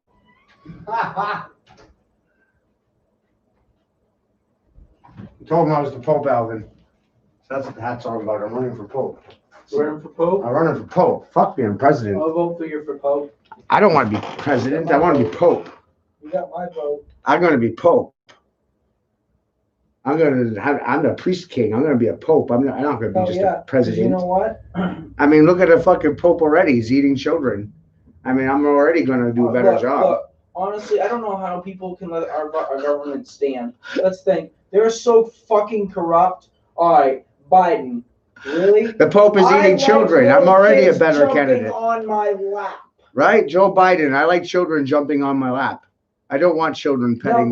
I don't want to pet children, and I don't want to jump. I don't want children jumping in my lap. Children should not be jumping in people's laps. And for president should not be saying that shit. Butts and stroking their backside. This shouldn't have to be a public conversation. All right, listen. We got a bunch of fucking chomos in our fucking government. Listen, we're so against gays. We're so against fucking trannies. But yet we got fucking pedophiles up in the fucking system. What the fuck? You know what? It's time to have some real people that actually know what it's like to suffer in society. Go up on that podium and fucking run for president. Because you know what? I do this for free. Knows the fucking for the record. Someone who knows the fucking struggle will do a lot better than some fucking. I do this for the betterment of the whole. Do you see a PayPal account attached to my in there? Do you see my PayPal in the comments? Do you see it attached to the link that's live? See, fraud. I pay to do this. I don't really expect to get paid. Gratuity is appreciated, but I don't expect it. That's of your own. Do you know what the fucking presidential election is? You bet you know. It's where they keep track of how many citizens live within America. It's a head count. Okay? You know what this whole mask thing is? It's a test. They want to see if people are going to listen to the government or if they're Game's on, motherfucker! Or if they're going to defy. For 35 years. I'm almost 40. Okay. For 35 years, I've been labeled as mentally ill. Now let's think. You know when someone says something that's out of bounds, the government likes to bring it down off the internet? We all know this is true. Okay? Listen, what happened to what amendment is it that the right for information? You ain't got no fucking goddamn right for information. They hide all that shit. I'm so proud of If you we right knew now. half the shit they got cooking up in the labs, all right, I guarantee you, we would have already fucking gone to war against the government. Right. We were already at our second civil war. Third. That's the third. Okay. Who knows? All right. For God's sakes, you know who put the drugs on the street first? The government. You know why? Because they sell them. They have their little lackeys go and sell it to actual drug dealers, and then how do you think they pay for the roads? Right. Well, it's deeper than that. It's all a governmental wheel. You sell drugs, you end up in jail. You end up in jail, they get paid for you. That money they make off you in jail goes towards government roads and all that other shit. It's a system. And when you get out, you go back. You're reduced to nothing, so you have to go back to what you know and sell drugs again. Then it's just another wheel. You're doing another fucking loop. All right, and guess what? The government enjoys it and sits in the middle and controls the drugs. Making fucking bank off. Control the drugs on both sides. They're telling you, they clean up the drugs, but they don't tell you they're the first ones to fucking put it on the streets in the first place. Right. When you do your own research across the Iran-Contras and the Bush family, Obama, drugs, guns, and children. Because they're fucking pirates. All presidents are pirates. You have to look at them like they're literally goddamn pirates. You know what Disneyland is? It's a fucking pot of gold for pedophiles. For pedophiles it's a and hunting the government ground. to kidnap children to sell them for money. Mm-hmm. It's a fucking gold mine. How many times have I said on this feed live to keep your children out of fucking public grounds like Disneyland or large parks, places where large amounts of people get together. Stay out of those types of areas because those are the snatch and grab grounds. Tourist parks, landmark and tourist attractions, federal parks, Disneyland. These are places where they hunt children. Even the government. Disney has its own police force. Let me ask you this. When you contemplate the missing children, the missing people factor to America, not just but people that are grabbed off the highway. People that go missing in national parks. People that just goddamn go missing. Nationally. Not just city to city, country, city to city, county, state. No. Entire country. People don't look at things right there. They look at it based on their north-south views, east-west views. They don't just, what the fuck is this place? Let me ask you this. When the fucking guy that owned Disneyland, when Disney, he passed away. He didn't pass away. He's still alive. That was just part of the Roman stage. But yeah, anyway, my point. Yeah, anyway. Okay, well, there's another point. The more you know. About this then. The more you know, it gets fucking scary. He's still alive. He's not dead. Betty White, she was older than all the golden gals, but yet she's the only motherfucking old lady left. And yet she was the oldest, and all of them have died. Weird, huh? How does that make sense? I don't. Especially when she's like, what, 96, and she still looks like she's maybe 74? Androchrome keeps them young. That's why they consume children's blood. Like changing your oil. They're changing the blood. And many of you may not think that the fucking whole... That's what Christ was... Staying young forever spell curse thing you see on fucking... Okay, everything you see on TV... That's what Christ was... fucking attention to. That's what Christ was referring to. They're putting it right in front of you, And then they're putting on another show where they're talking on their little pedestals, and they're thinking, oh, because this is a TV show, it's all made up. Don't believe things you see on TV. That's what your parents told you. Well, guess what? Do pay attention to the things you see on TV. Simpsons has already predicted what? Twin Towers. I remember what it was. It was a little magazine Mag was holding up with 9 cents, Twin Towers in the background. That episode came out in 2009. And then 9/11 came. Simpsons predicts the future. So does South Park. It's not. Okay. They literally put this in front of you. Hold on. It's not that they're predicting the future. They're writing it. They're writing it. They're writing it. And that's what the actors are for. The actors are molded by the bankers. They're mascots. The actors are mascots. You literally have to look at actors as fucking mascots and things that are molded. They could have padding. They could be wearing a fucking mask, short hair, long. They are molded, is my point. And they mold them to their liking to present to the public, and then the public molds their perspective based on what they fucking observe. The actors are molded by the bankers, and the people are molded by the actors. And all of the actors are goddamn trannies. Carte blanche. Fuck! Better to come from that point of view than the other. All of them. No exceptions. Like Trump supposedly dies in The Simpsons. Why don't you keep watching the Trump commercials and see if anything happens? If Trump does die, well, there's your proof. Proof's right in the fucking pudding. And hopefully it's a fucking snap pack. Paying attention is the key, right, Michael? Paying attention is the key. So if any people don't pay enough attention, die or get assassinated, I will tell you exactly who I think it's going to be. I think it's going to be the fucking Democrats because he wants to take them the fuck out. Well, it's not even that he's going to die. It's just that they're going to stage his death. Just like they staged Kennedy's death. Yeah, but the Democrats are going to end up being taken out eventually here. That is for certain. No, they won't. They're going to wind up back in power because of Trump dying. Obama will wind up back in control of the White House. Good. You could see this happening in the backslide. Something bad happened to his cabinet. He gets assassinated. Something along those lines. It's in the cartoons already. Causes a political backslide, which means you wind up with Obama as president. And remember, Joe Biden was Obama's vice. And Trump is running against Joe Biden.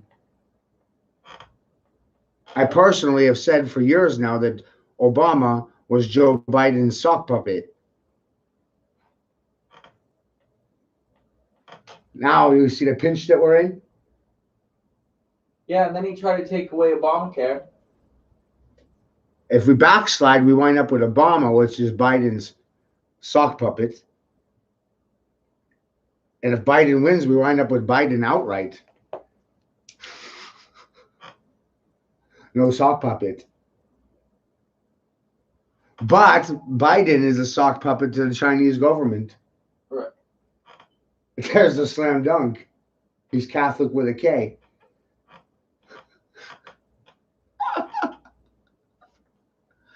He's completely sold out. He's a soulless hooker. He can't remember yesterday. All of his questions are scripted to him, and he has to read a teleprompter. He can't just answer anything.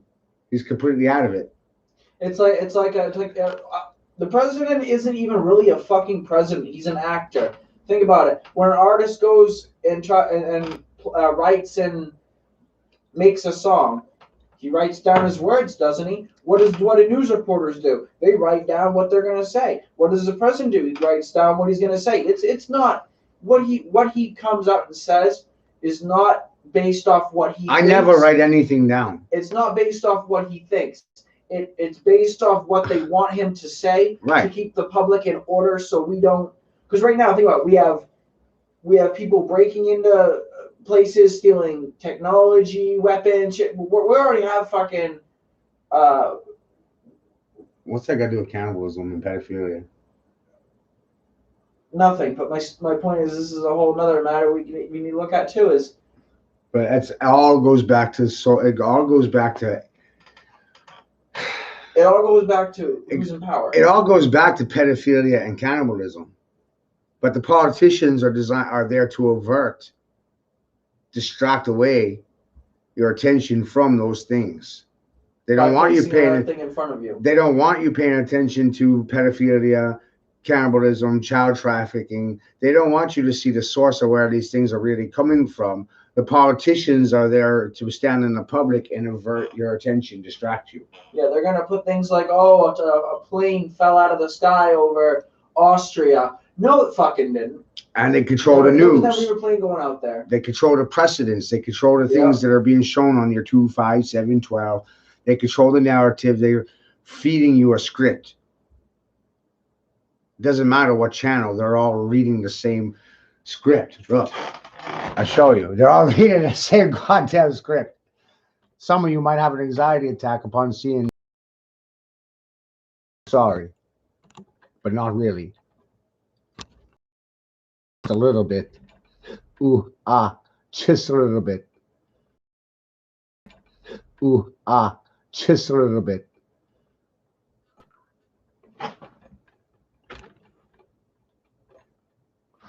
Right?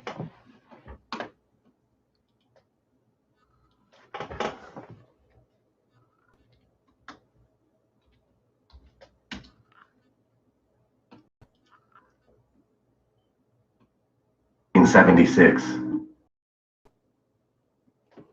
Free.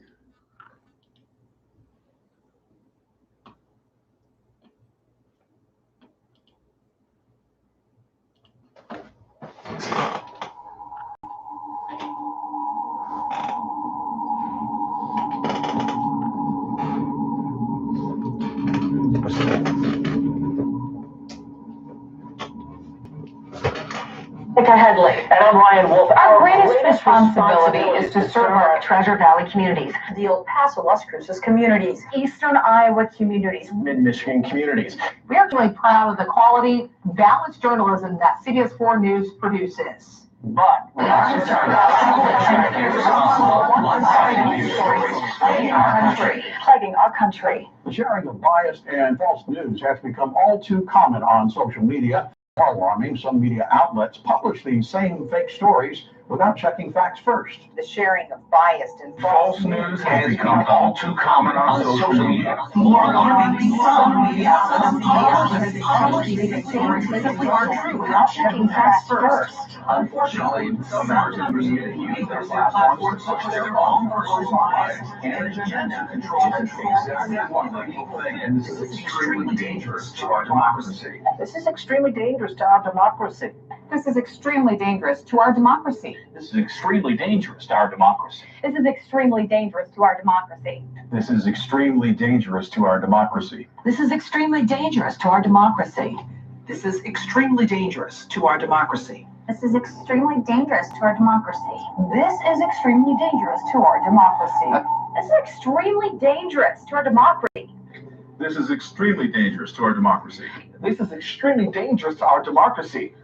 This is extremely dangerous to our democracy. This is extremely dangerous to our democracy. This is extremely dangerous to our democracy. A child's happiness is priceless, especially on a birthday. A child's happiness is priceless, especially on a birthday. A child's happiness is priceless, especially on a birthday. A child's happiness is priceless, especially on a birthday. Well, child's happiness is priceless, right? Especially on a birthday. A child's happiness is priceless, especially on a birthday. A child's happiness is priceless, especially on a birthday. A child's happiness is priceless, especially on their birthday. A child's happiness is priceless, especially on a birthday. A child's happiness is priceless, especially when it comes to their birthday. Absolutely. A child's happiness is priceless, especially on a birthday. A child's happiness is priceless,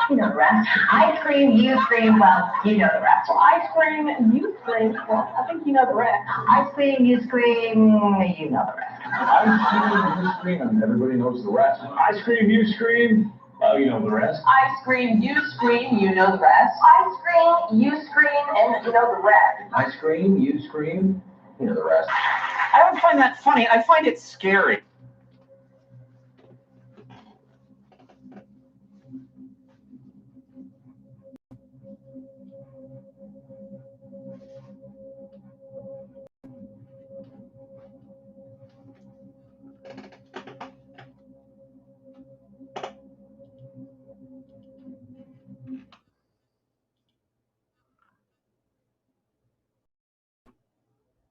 Trying to scrape up a down payment for a little fixer-upper?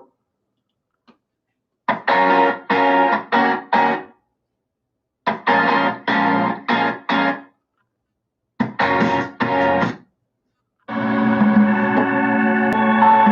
know, I've been hearing more and more about a thing called fake news. Fake news. Fake news. I've seen people destroyed, and I think it's very unfair. Some of the media outlets that I deal with are fake news. Fake news. I think it's a disgrace. It's an absolute disgrace. But I don't think they care. First of all, one of the reasons I'm here today is to tell you the whole Russian thing, that's a ruse. It's a ruse. I own nothing in Russia. I don't have any deals in Russia. Russia is fake news. I just see many untruthful things. The press has become so dishonest. The public doesn't believe you people anymore. You have a lower approval rate than Congress. I've been hearing more and more about a thing called fake news. Fake news. I've seen people destroyed, and I think it's very unfair. Some of the media outlets that I deal with are fake news. Fake news. I think it's a disgrace. It's an absolute disgrace. But I don't think they care. I'll tell you something. I don't mind bad stories. I can handle a bad story better than anybody as long as it's true. But I'm not okay when it is fake. It's all fake news. And it's story after story after story. We're not going to let it happen again. The public gets it. When I go to rallies, they want to throw their mic to CNN. Here's the thing. I want to see an honest press. I want to see an honest press. I want to see an honest press. It's so important to see an honest press. I want to see an honest press.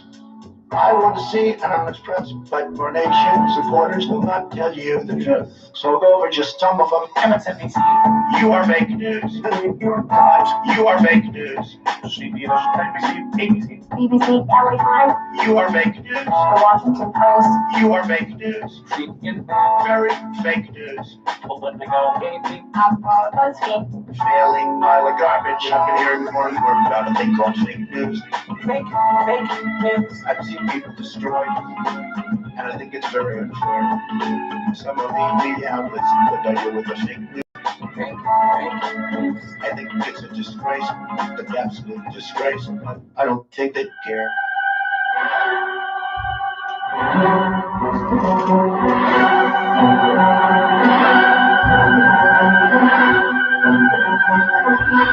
North Korea does not make any more threats to the United States. They will be met with fire and fury like the world has seen.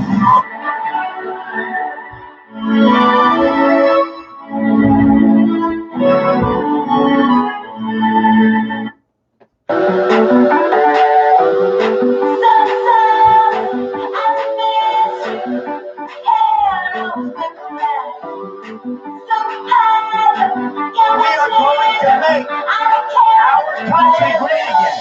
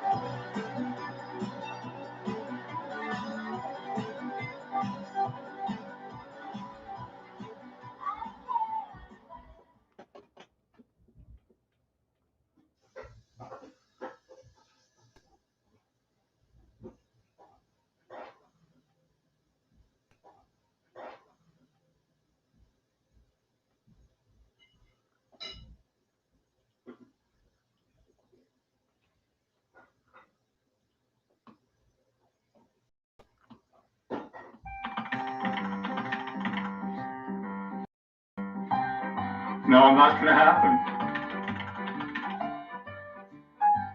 Yeah, well, of course. Duh. I learned a lot. And I learned that, This was never the way I planned, not my intention. I got so brave behind your hair, lost my discretion. It's not what I'm used to, just what is with you now. I'm curious for you, caught my attention. I stepped through and I liked it. I liked it. The taste of her loyal shampoo. I stepped through just to try it. I hope my voters don't mind it. It felt so wrong. It felt so right. Don't mean that I am free tonight. I stepped through and I liked it. I liked it. You girls, you are so magical. Soft hair, smooth touch, so sniffable. Hard to resist, so touchable. Too good to deny it. Ain't no big deal, it's innocent. I slipped around, I liked it. The taste of her royal shampoo.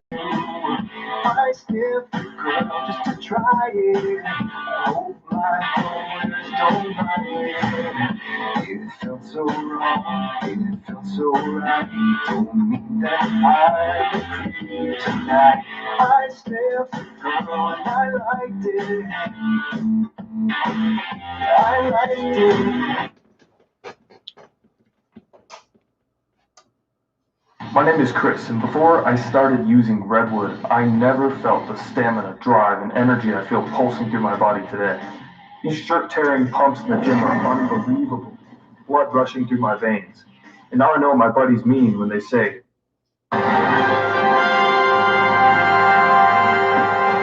Greetings, I am Ahmed, the dead journalist, and welcome to another edition of as Crap Election News. I am currently at an undisclosed location in one of the big cities in the United States where peaceful demonstrations are now taking place. Very peaceful. Ah! Pay no attention to the peaceful explosions all around me. Ah! Holy crap, it's just celebrations of peace.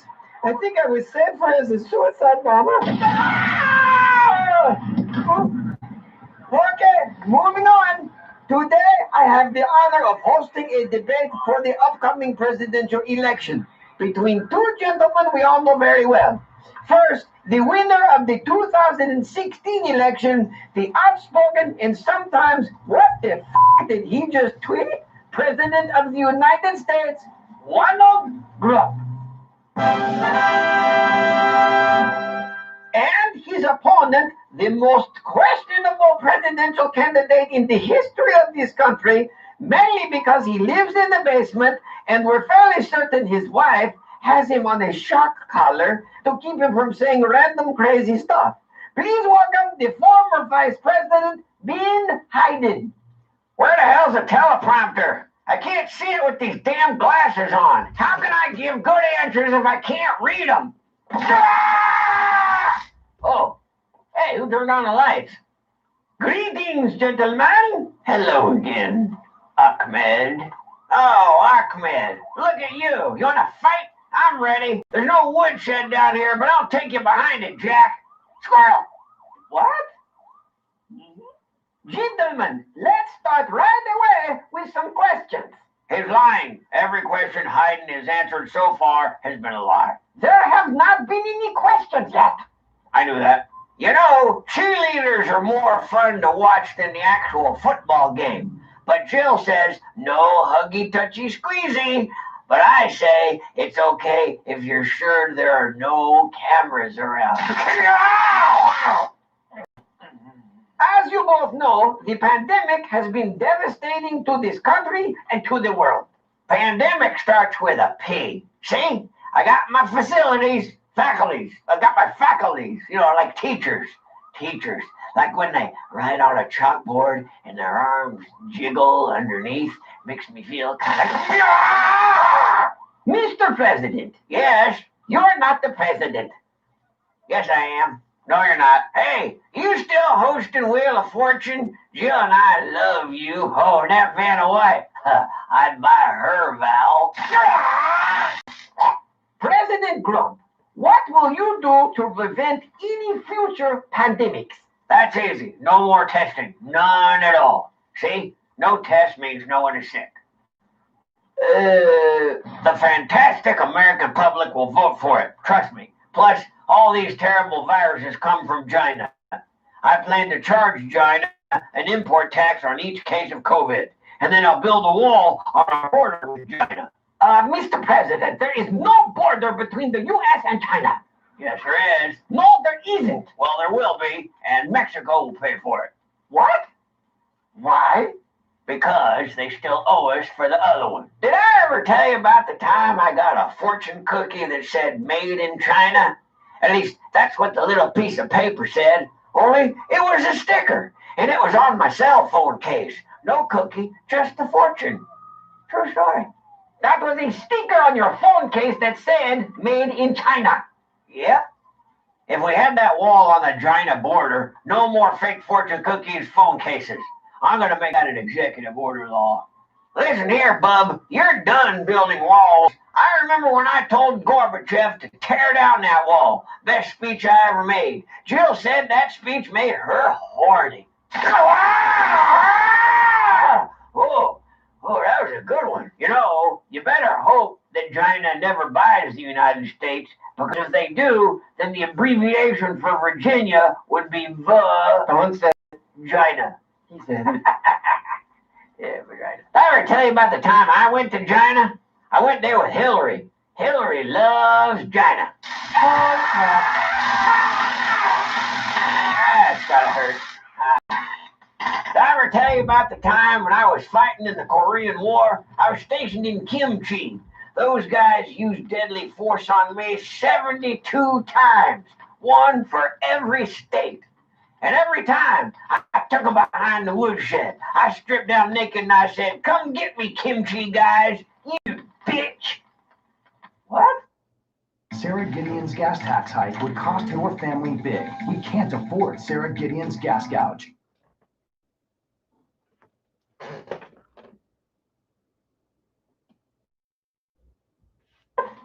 Does anyone here really think I'm the crazy one? Does anyone here really think I'm the crazy one? Mr. Hayden, do Black Lives Matter? You mean in general or when picking a running mate? Both answers are yes. Mr. Hayden, how do you pronounce Senator Harris's first name? Ha! You can't trick me. I know there's no such person as Senator Harris. Never heard of him. She's your running mate. You said mate. President Grump, what do you have to say about rioters in Portland being grabbed and thrown into unmarked vans? Where'd they grab them? Portland. Oh, not the P word I was thinking of. Carmela. It's Carmela. We have moved on, Mr. Vice President. Sorry, Alec. For 500, who is Carmela Harrison? I'm sorry, Mr. Vice President. It's Kamala.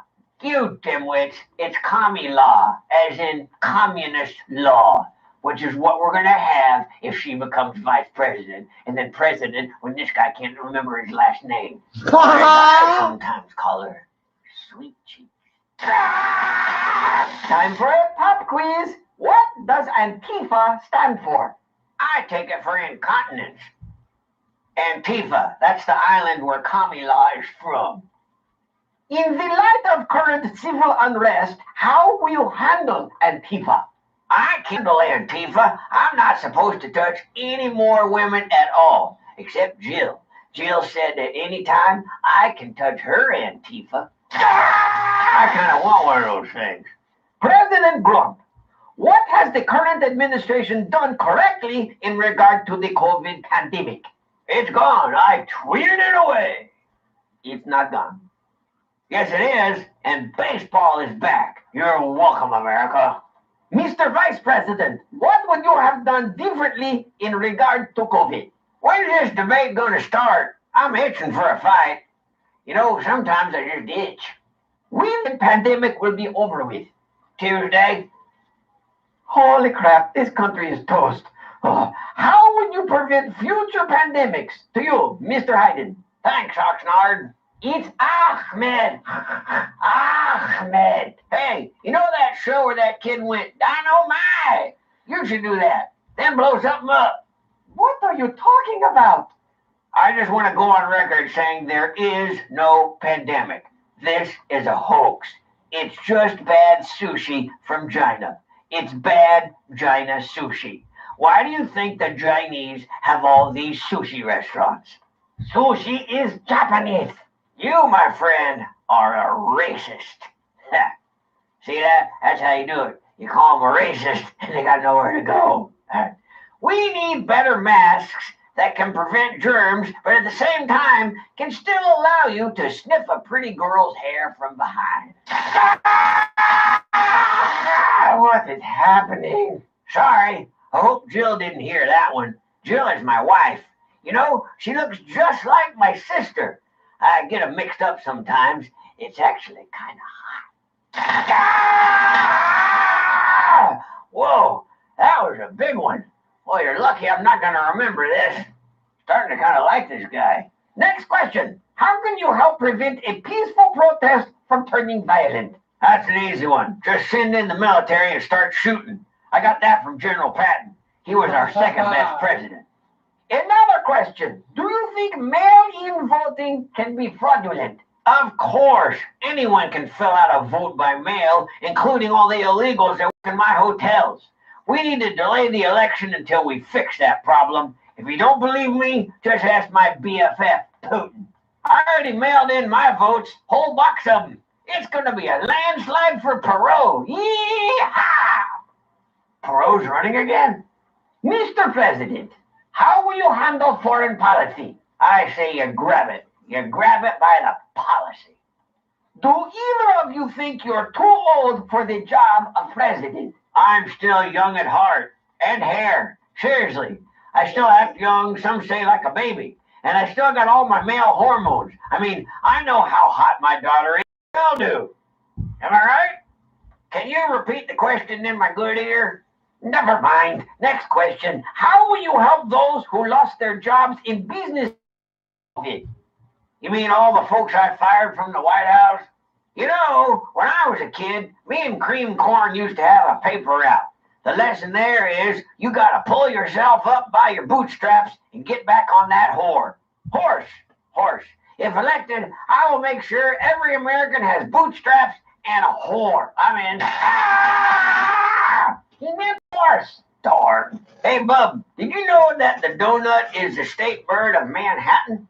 Do you have a plan to ensure that all Americans can afford health care? No, but I'm pushing for longer CVS receipts. The 3-foot-long ones are okay, but I'm saying 6 feet will get me reelected. What are you talking about? Well, you may not get any money off your prescriptions, but you'll get a buy one, get one free on corn nuts. If anyone messes with my Medicare, I will put a boot in their ass. Did I ever tell you about the time I killed a man with my dentures? Sunshine in one hand and dentures in the other. Hoya! What the hell is he talking? Mainers, they're independent, so every election, millions are spent vying for votes. The difference this year, Sarah Gideon. She took money from a multi-million-dollar bribe to fund her negative campaign, making her a risky choice. Talking about? This country is very divided. How will you bring all Americans together? By keeping everyone separate. Mr. Vice President? Duct tape, that holds everything together. He's losing it. And by the way, I did not pick Kamala because she's black. Yes, you did. No, I didn't. Yes, you did. I picked her because she was the most qualified candidate. No, you didn't. I picked her because she's a woman. There you go. Black and a woman. What? When I was a young boy growing up in Scottsdale, Scranton. You grew up in Scranton. Scranton? You sure? Sounds like something you take medicine for to get rid of. Hey, Frank, you don't look so good. Yeah, you know that woman I was going out with? She gave me Scranton. And boy, does it itch. Ah! Holy crap. But when I was a young boy, I used to say, I want to be a strong black woman. Black man. Black child. Young black child with a taste for Mexican food. Unicorn. I want to be a damn unicorn. You guys are nuts. Seriously, after seeing all of this, what idiot would want to be president? Huckleberry. There's one of my voters. Thanks for joining us, everyone. America, you're screwed. What? If I'm going to run, I need to pick a vice president. Hey, does purple count? Oh, my. Silence! I kill you!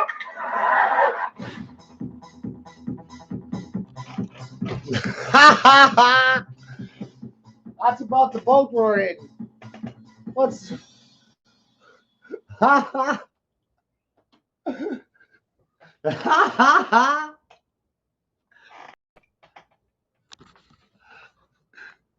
right? Trump versus Biden. Right? That's Jeff Dunham. If you've never seen him before, that's Jeff Dunham. He's a ventriloquist. Ha ha ha! You notice how the puppet even looked like this puppet is the same puppet as Biden and put a wig on it as Trump? Ha ha ha! Kind of freaky how the puppets look just like the characters, but it was really the same puppet with just a wig, right? And I started looking at that and I'm like, my God, that's what gave me the realization. I'm like, my God, what if Trump really is Biden? Or what if Biden is really Trump? That triggered that. What if fucking Biden is Trump? It's just a mask. What if Biden is Trump? It's just a mask. Oh my God!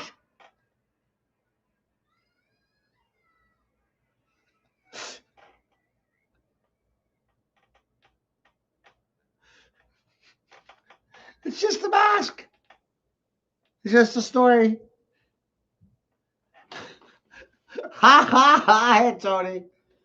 So, what do you think about the idea that Trump is a character that's made up of fantasy, and it's just a mask that somebody is wearing, and he just happens to look like Joe Biden?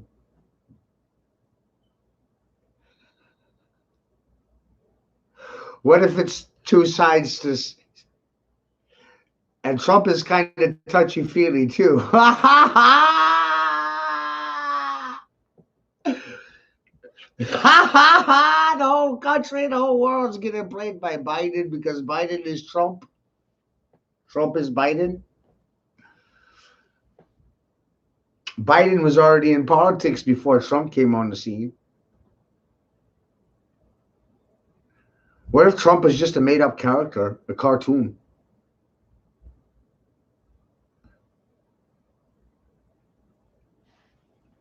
What if Biden is Trump? Ha ha ha ha! Holy shit, what if I'm right?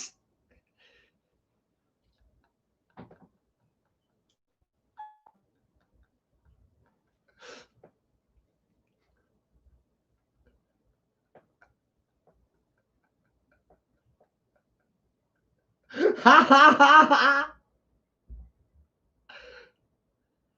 Have they ever even been side by? I don't even think they've been side to side yet.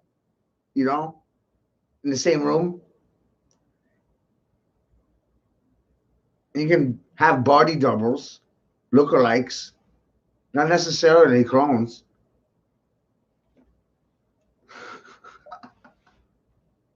Holy shit.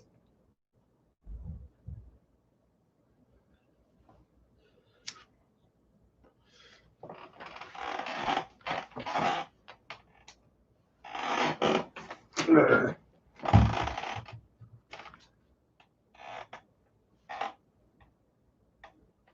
was goddamn funny right there, right, Randy? I'm looking at that puppet. I'm like, man, that looks like it's the same puppet. It's a fucking wig, but it's my God, look, it's the fucking same guy. I think he's trying to tell us.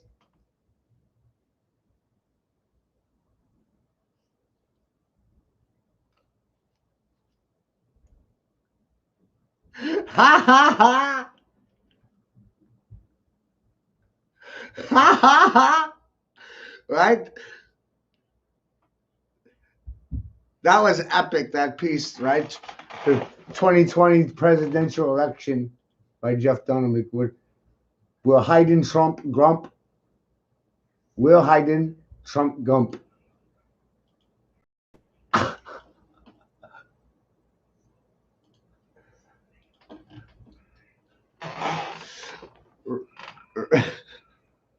Right? He's got to win no matter what. He's controlling both sides of the equation. That's what I realized. What if he's just wearing a mask and controlling both sides of the equation?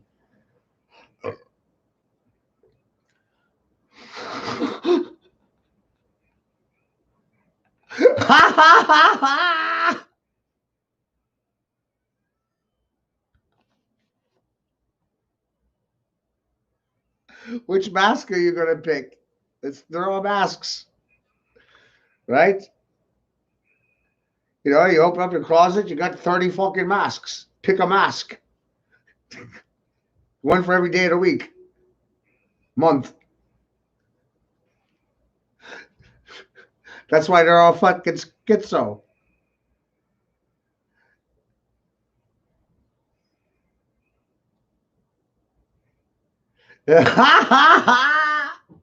Right? That's why they never did the debate, right?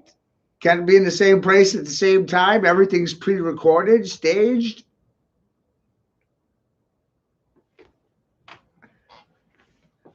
Ha ha ha ha!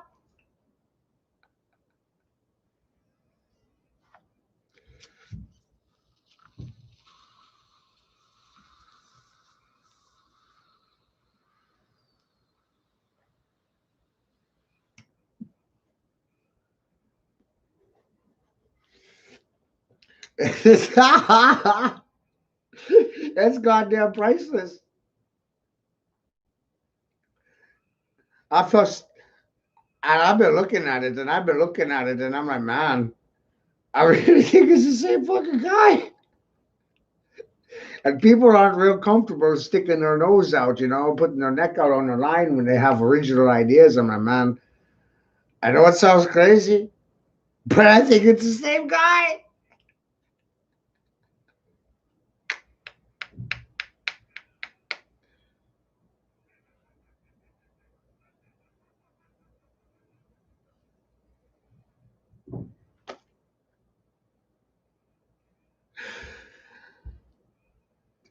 Just like Hillary Clinton and George Soros is, I think, multiple personalities of the Queen of England. That's why you never see her in public.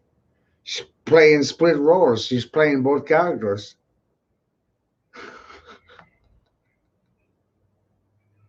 Ha ha ha! And then look at the fucking faces. I can't help it. I can't help it. Ha ha ha!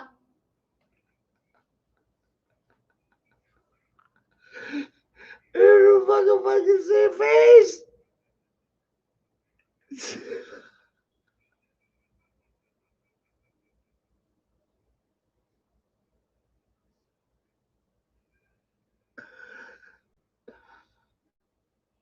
I don't think Biden is a man. I think Biden is a woman.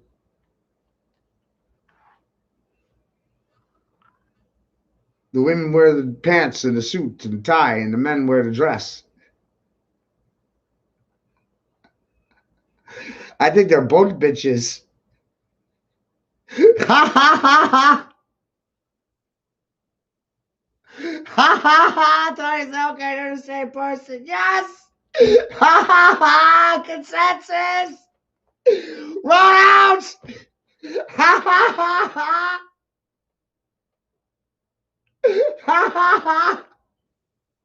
No, you've never had a male president. Exactly, Vinny. It's always an invert, always a tranny. I went and looked at my Governor Janet Mills. I'm like, that's a fucking tranny. Susan Collins is a tranny. Olympia Snow is a fucking tranny. That's the invasion of the trannies.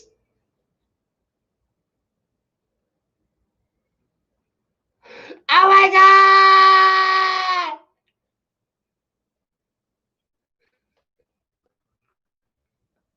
Janet Reno's a tranny. Laura Engler, Fox News, tranny.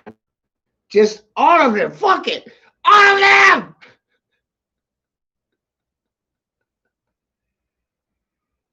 Ha ha ha ha! All of them! Ah!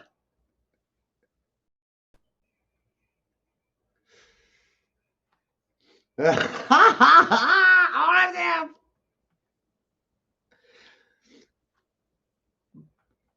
Come at it from that. All of them! All of them! Not some of them, all of them. I realized if it was just regular people in Hollywood, then you would already have commercialized porn. Come the fuck on. It's the only reason why you don't. Ha ha ha ha ha ha!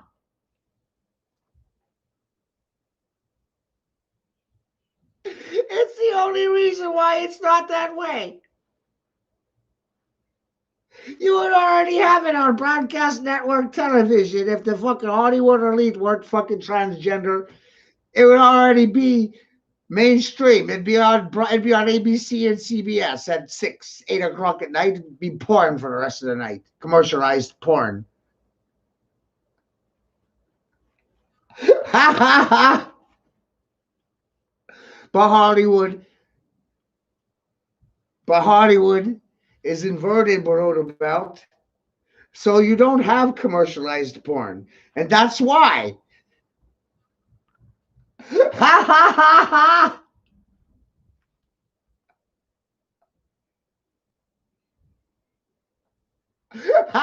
ha!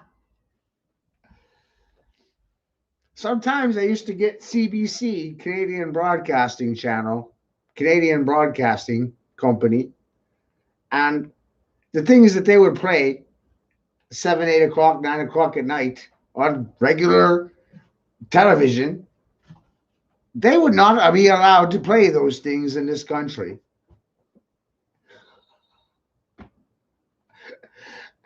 And as I started understanding the things about gender benders and realizing that they're mixed below the waist, I mean, my God, that's why you don't see full frontals. That's why they only show you butt shots in Hollywood. They never show you the front because it's inverted below the waist. All of them are fucking inverts. I don't care. All of them.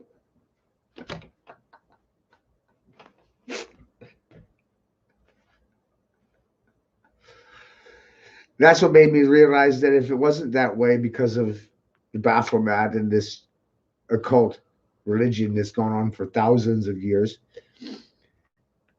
if it wasn't because of that, you would already have commercialized fucking porn. It'd already be on your evening show. It would already be on television. It would already be a commercialized thing. I mean, it is commercialized, but I mean, it would be on public television. It'd be treated more along the lines of Discovery Channel. Hey, look, you guys, 2 people are fucking on the side of the road.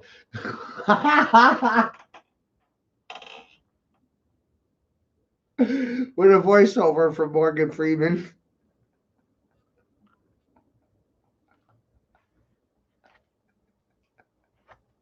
It would already be all over the place.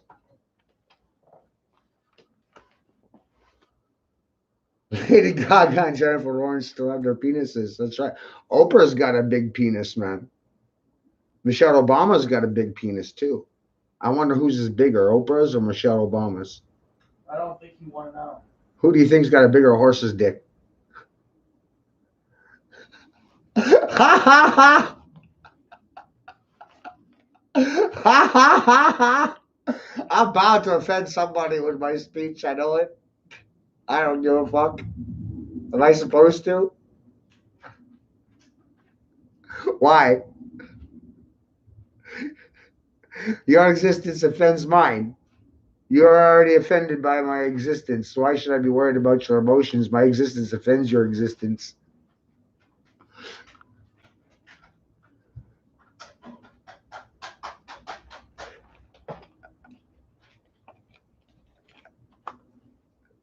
Right? You imagine it, Vinny? Right?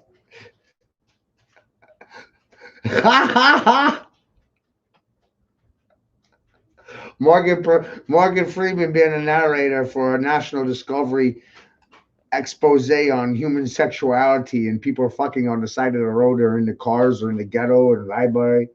You know, people are in the weird places that they fuck.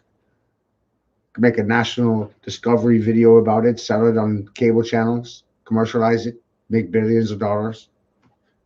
It'd already be happening if they weren't a bunch of gender benders. They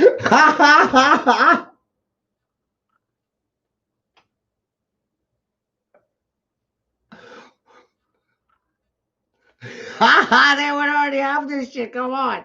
It would already be all over the place. It's already because the people in charge are really fucked up. They're doing fucked up shit and they're corrupting natural law. That's what it's really about. It's about confusion of genders, blurring the line between male and female, causing and creating a gender war for a transhumanist agenda, losing your soul because of a vaccine. They're going to steal your soul with a vaccine.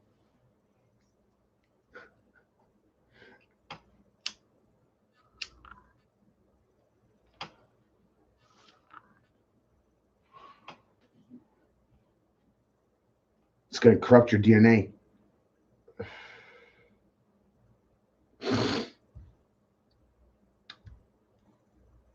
They even made a suit. They got a suit for vaccinating people. A strapped down suit. Isn't that nice? I had that sent to me. I'm like, oh, that's cute. Comes in all sizes.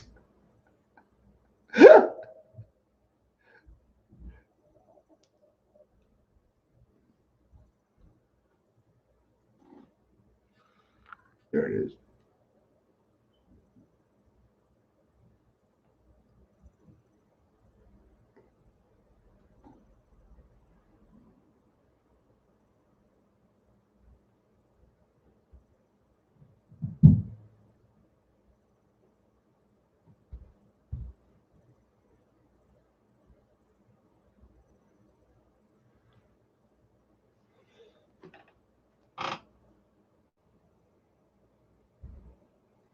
Isn't that cute?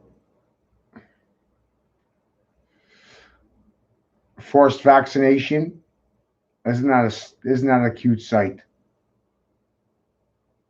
For the baby, for the teenager, for the mama, for the dada. They got a suit. They got a body bag for every size and a spot big enough exposed to stick you with a vaccine. Isn't that nice? They don't want you to live. They're farming you.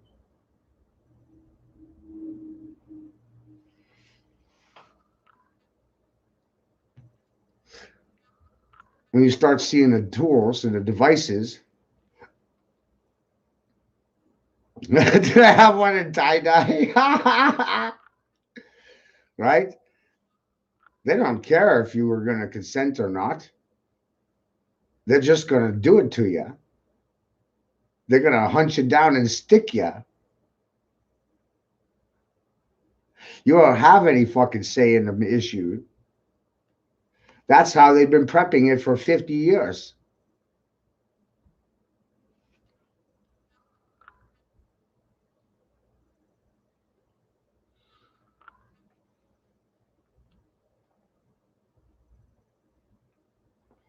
It's being forced onto people just like the muzzles.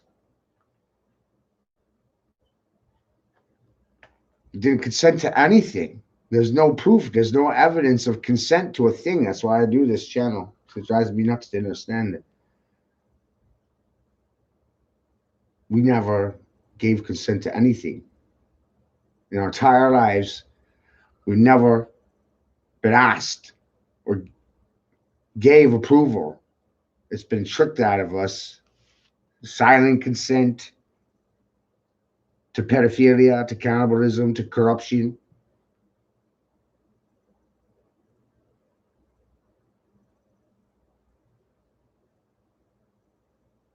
Right.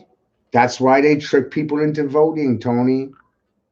They polarize through division in language, and they trick people into voting. And they steal their consent when they vote. And they don't have any right to complain because they gave their consent with the vote.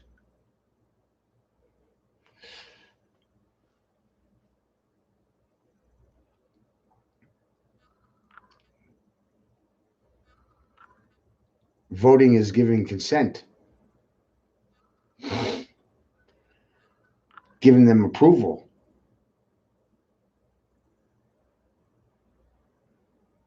They don't ask for it, they just take it. They steal it.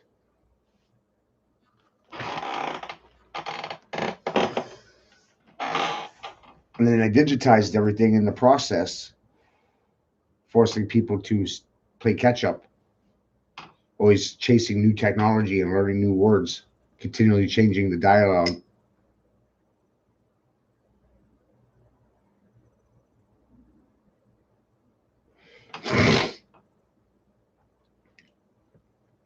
No, we're not supposed to. That's why I get so angry with people, Tony, is because I've taken the time to teach people the math, one-on-one. And it takes my time to do that. And then I just watch people run because they can't handle knowing some of these things. Or they create .coms, or they create their own cults, they create their own channels.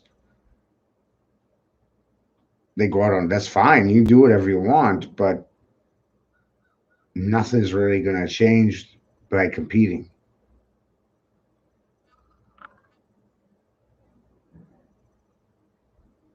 I don't really want to.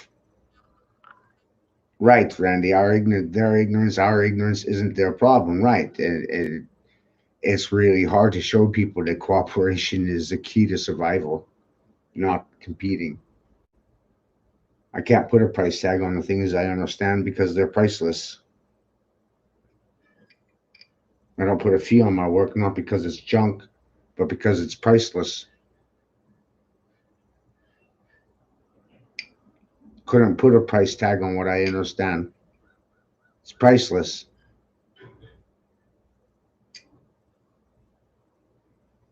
Creator gave me eyes to see everything, and for that, I'm grateful to be able to see, but it causes me a lot of pain because no one likes what I have to say.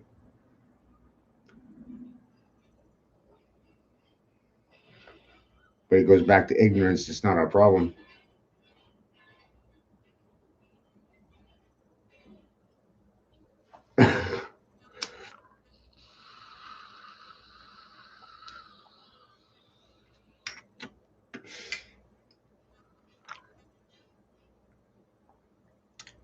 So how do you really change anything when all political parties are controlled opposition?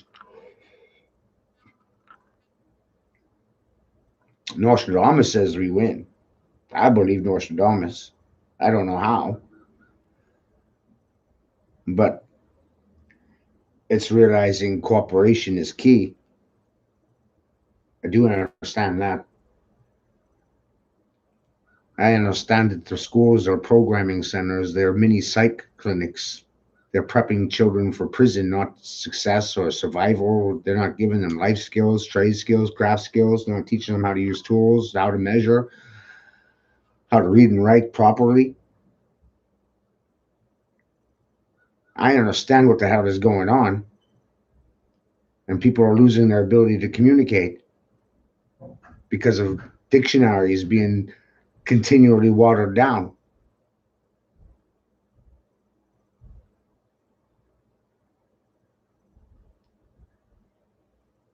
You know?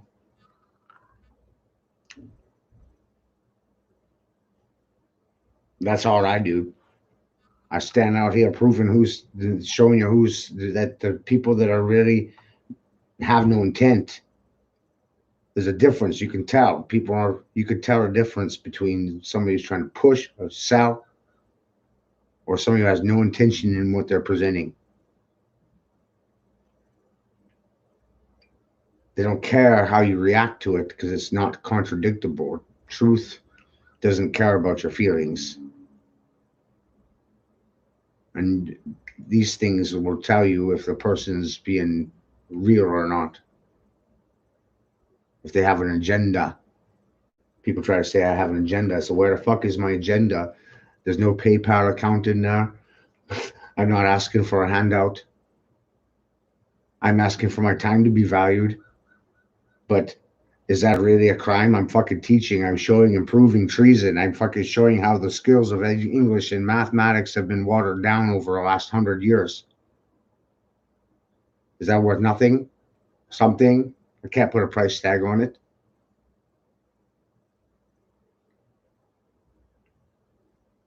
And at the end of the day, you can't feed your family on truth.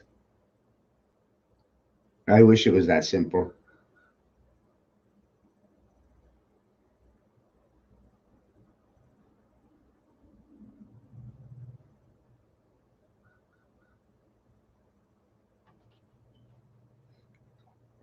Exactly, Tony. There's only one truth. There's only one truth. It has many perspectives, many angles, but there's only one truth. There's only one story. Back to the saying of one sound. The universe is one vibration.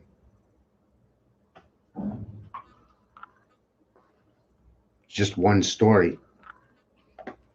Just has cultural angles, cultural tongues, just how we look at it. Just like math, there's only one math. There's only one sound, and the math is used to describe in detail the one fucking sound. There's only one sound. There's one sound. A pitchfork measures sound. The devil's pitchfork is used to measure vibrations. A pitchfork, a tuning fork.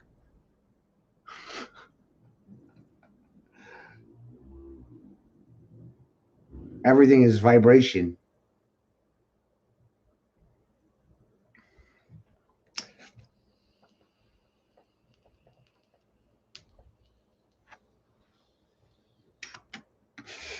Everything is fucking vibrations. I've been going all day, Tony. 8.5 hours, man. It's easy to create long feeds when you're knowing things and you don't have an intention. You don't have to remember. And as you speak, things will trigger. And it just keeps compiling. And I compile these fucking feeds on varying subjects. Last couple of days, it's been politics, but it's really giving you background information on the two fucking people you're voting for. I'm like, why? Why don't they the same fucking guy?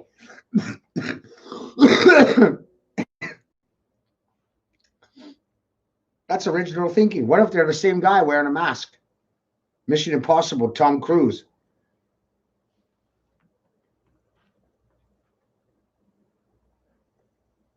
This is an 8-hour feed that sometimes I might go for a walk to the store or something, but I'll put something on that's an hour goddamn long and I'll be back before it's over. Now, in essence, I wind up being in two places at the same time. I left the house 3 times today. I went to run around on doing errands, but the things I showed, I've personally seen them before, so I don't have to sit and try to rewatch it. You need to see those things. I've already seen them. So it causes me to be in 2 places at once simultaneously sometimes. Like today, for 3 hours, I was in 2 places at the same time. People thought I was in my chair, but no, I was running around town for 3 hours while the feed was running.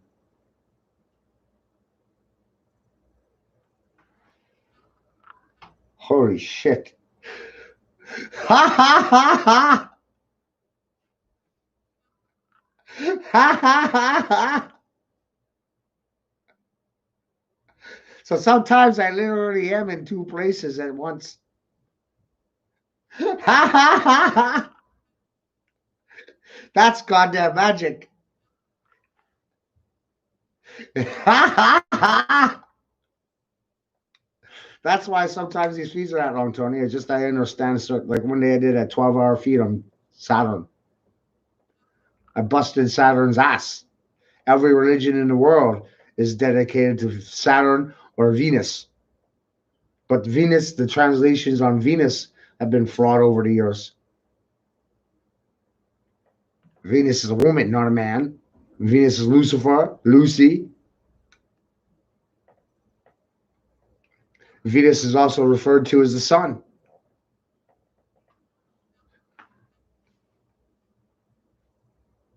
Just another name, just another religion.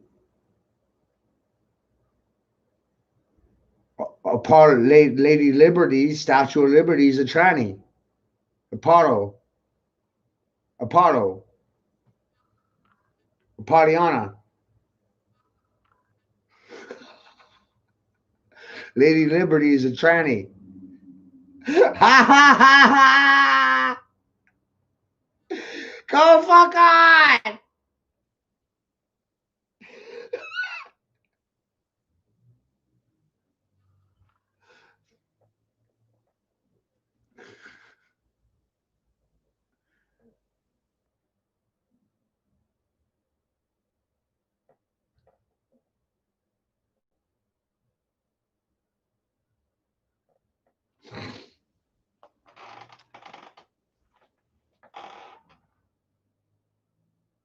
Remember, I also go under Matt Jerome. Jerome. You know, and I got 12-hour feeds on Venus. 12-hour feeds on fucking water. This shit pisses me off, man. My brain's ready to fucking explode. I want to fucking kill people. I'm like Jonah. I want to run around fucking lopping heads off of liars.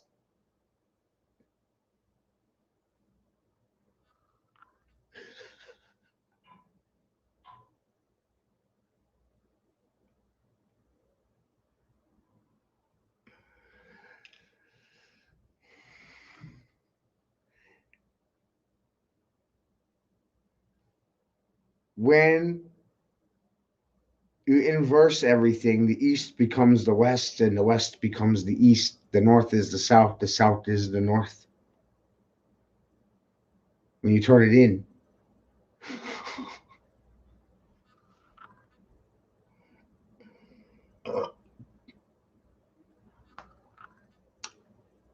All the poles are inversed. All those, the north and the south is the east and the west. The east and the west is the north and the south.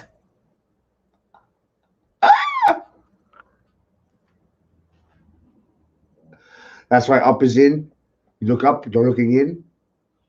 You're navigating, you're flying. Down is up is down, right is left is right. If you can't fly, you can't fucking fight.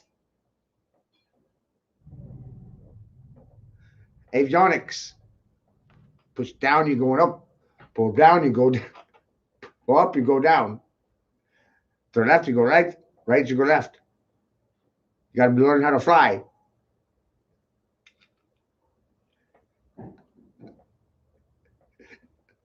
Just like Peter Pan. If you can't fly, you can't fight.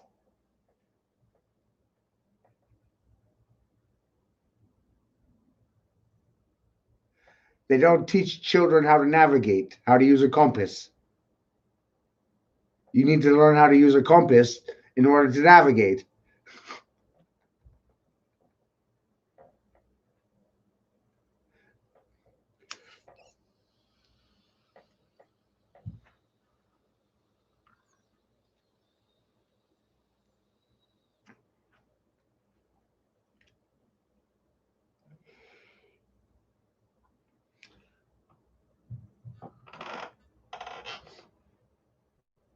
Right, Tony? I appreciate that, Northern. And you know, and it's really hard to go into flat Earth groups and just tell them that their beliefs are fucking shit. Ha ha ha ha. Ha ha ha ha. I've done this to people for years. Ha ha ha ha. Fucking flat brains. Ha ha ha ha. I stopped arguing with them about the shape of the earth because I realized they didn't know anything about their own ass. You know, they say, I'm my name, I'm my job, I'm people, I'm person, I'm a corporate terminology.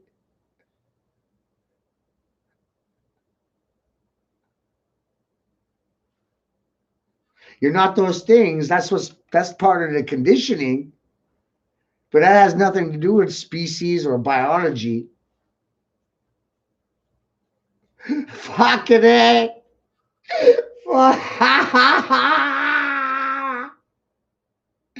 So I realized I could create the argument you're either on a ball or you're in one. Which one's more believable? And in the equation, I removed flat Earth from it. You're either on a ball or you're in one. Which one is it? Which one's more real?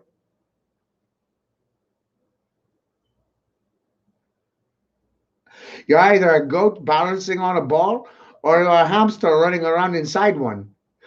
Ha ha ha ha!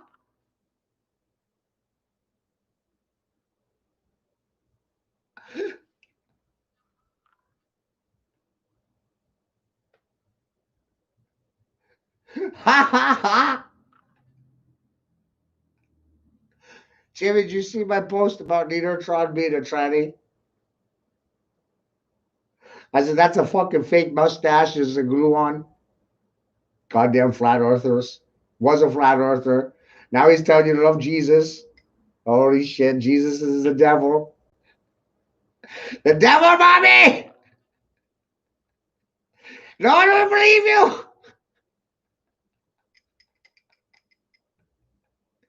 Ha ha ha ha ha! He got a sex op in the army? Taxpayer funded? Ha ha ha ha! Ha ha ha!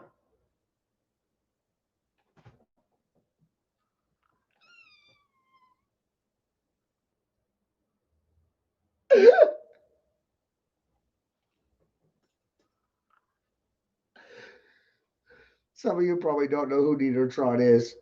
Ha ha ha! You need to check him out on Facebook if you have a Facebook. Neutron is a tranny. That's a glue-on mustache. Had a sex change in the military, courtesy of the taxpayers. Ha ha ha ha!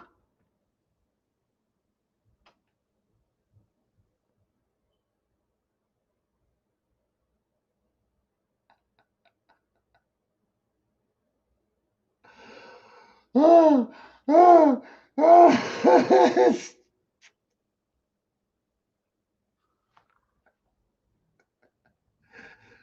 I used to be envious of the mustache. I won't lie. You know? I was kind of envious. Kind of envious of that. A little bit. I said, man, I wish mine would do that. But then I started looking at it and I'm like, holy shit, man, that's something that you could buy at fucking costume store, Family Dollar for $1. That's a glue-on mustache. It's not even real. I used to be envious of a fucking Dollar Tree costume piece. Wait a minute, it's not even fucking real.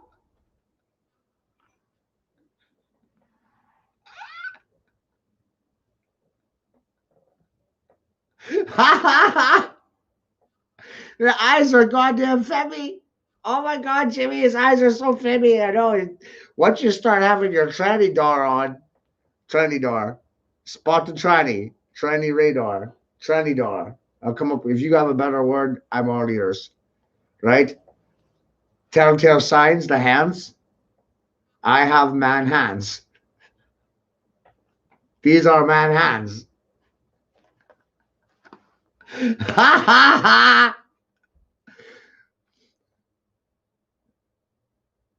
Do you see these fingers? The ring and the pointer? They're not the same length. The pointer is shorter than the ring. Women's, those two fingers are the same length. Not on a man, but on a woman, they are the same length. For the women in my audience, please look at your hand and look at your ring finger and look at your pointer finger and tell the crowd yes or no, are they the same fucking length? Because it's a law of the universe. You're welcome! Ha ha ha ha! Astronauts have tranny hands. You're welcome.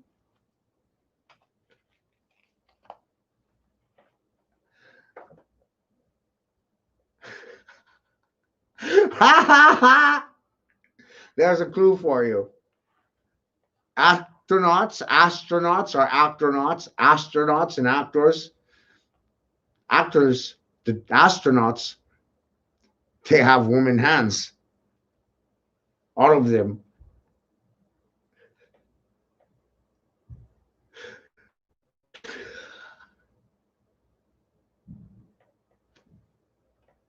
Ha ha ha ha!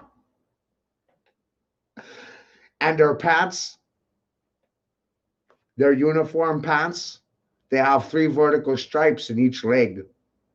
And making you sit and understand it because they have a built-in harness in their pants. It's a butt sling. You can't fucking trick me. So when you see them they're hanging in a butt sling, look at their pants. Every time you look at an astronaut video from now on, I want you to look at their goddamn pants and you'll see 3 vertical stripes because their ass is literally hanging from a wire in a fucking sling. A butt sling. Ha ha ha ha!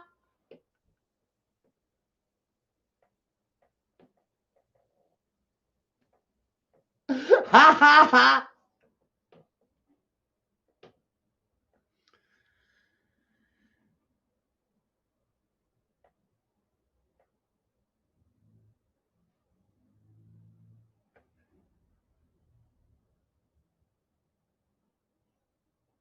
Right, Tony? And how about this one? Yuri Gagarin. I'll show you this one and cover it back. Yuri Gagarin and Armstrong, right? 2 big names. Armstrong, right? 2 big names. 2 big characters on the world stage. Yuri Gagarin and Neil Armstrong, right? 2 big names when you know your history. Yuri Gagarin was the first Russian in space. Okay? Historically speaking, Yuri Gagarin was the first astronaut in space, and Neil Armstrong was the first man on the moon.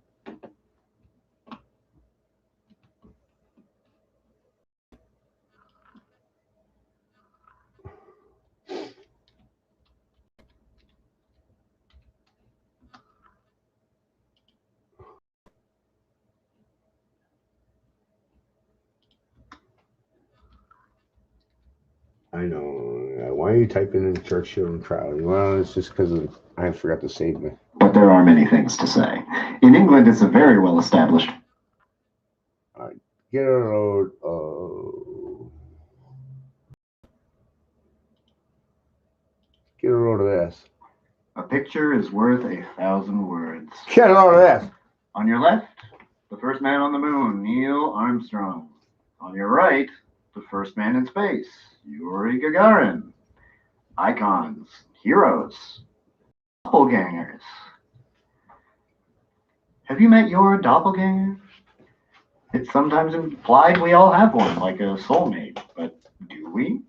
Does anyone? Just how unusual is an uncanny facial resemblance between strangers? Even supposing we all have doppelgangers somewhere, the chances that your doppelganger would find themselves not only in the exact same job, but in the exact same world historical, national mythic role. That's a hell of a coincidence theory. Twins separated at birth might both end up as piano-playing accountants or something, but this is ridiculous. What if it's much simpler than that? Why can't they be the same guy? The same actor, that is. I mean, stop me if you've heard this one, but Neil Armstrong did not actually fly to the moon in a tin can.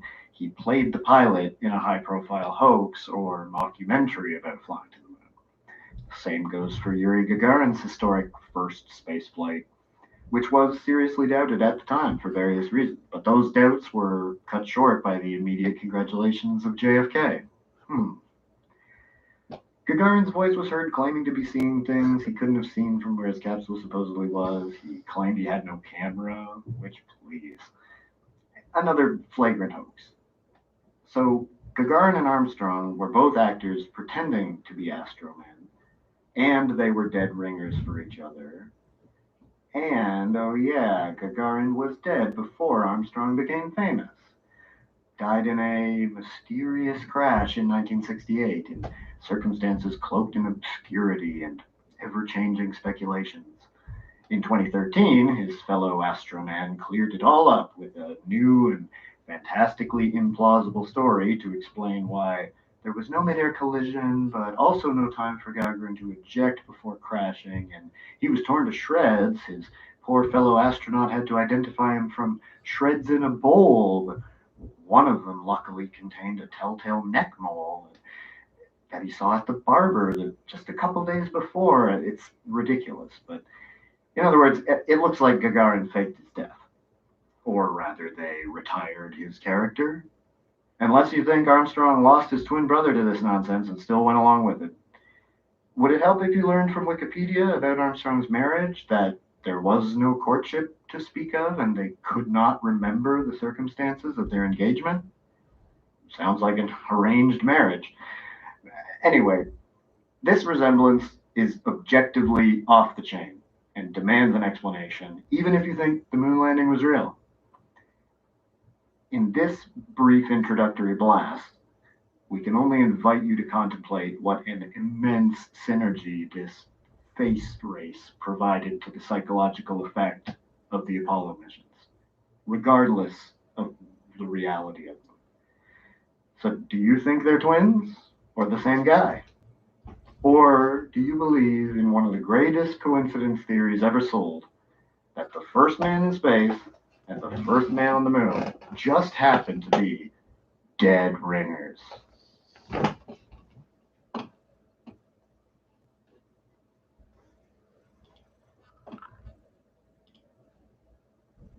Millions agree that Buzz Aldrin is an actor. They're more likely to say liar or shill, but it's a special category of lie when you not only claim stuff, but pretend to do stuff. It's called acting. And of all the astronauts, Buzz has been NASA's primary hype man mascot for decades. The one most comfortable in front of a crowd, the face of the future of space. That's Buzz, short for buzzer, mispronunciation of brother. Cute story, but seriously, that character who's constantly stoking the buzz about going to Mars is named Freighter Aldrin. And his mom's name was Marion Moon. And lots of people have noticed his resemblance to George C. Scott, but that's not all they have in common. These two are the same age, birthdays barely 2 years apart, both military. Aldrin was in the Air Force in Korea. When he shot down a Russian plane, Life magazine published the photos. George C. Scott was a Marine. posted as a ceremonial soldier at Arlington Cemetery. He said all those funerals sparked his heavy drinking habit. Aldrin blamed post-moon partum depression for his boozery and became a publicly recovering alcoholic. Aldrin never really left the military. Scott's two most famous roles were as generals, and Patton was explicitly a pro-military propaganda effort deployed with some urgency to combat rising cynicism around Vietnam. And maybe it's all the saluting Buzz has been doing lately, but as I mentioned, a lot of people have noticed this. It's easily shrugged off as coincidence. But is that plausible? Is that reasonable? Your sense of facial recognition can give you false positives, yes, but they tend to be fleeting, and it is well known that your sense of incredulity or cognitive dissonance can likewise render invisible what is right in front of your eyes. The core questions here are, just how unusual is an uncanny resemblance between strangers? And are such resemblances more common between celebrities? It would be difficult to quantify the answer exactly, but we can frame the question as an experiment. As the number of people grows, the number of possible pairs grows much faster, and so should the number of uncanny resemblances, if they're all from pure coincidence. So if we compare the number of resemblances between celebrities to the number of resemblances between all the faces you know, the latter should be far greater than the former. Our hypothesis, simply stated, is that this number will be far smaller than it ought to be statistically. Regardless of whether Apollo was a physical mission, it was also, at its core, a psychological one. A nation-bonding, world-bonding mission, a surrealist theater trip, planting a flag on the surface of the imagination. The space race created a whole new stage. This, the face race, maximizes cognitive dissonance. It addresses the subconscious, bypassing the verbal, which makes it difficult to address people verbally, as many of you have no doubt learned the hard way.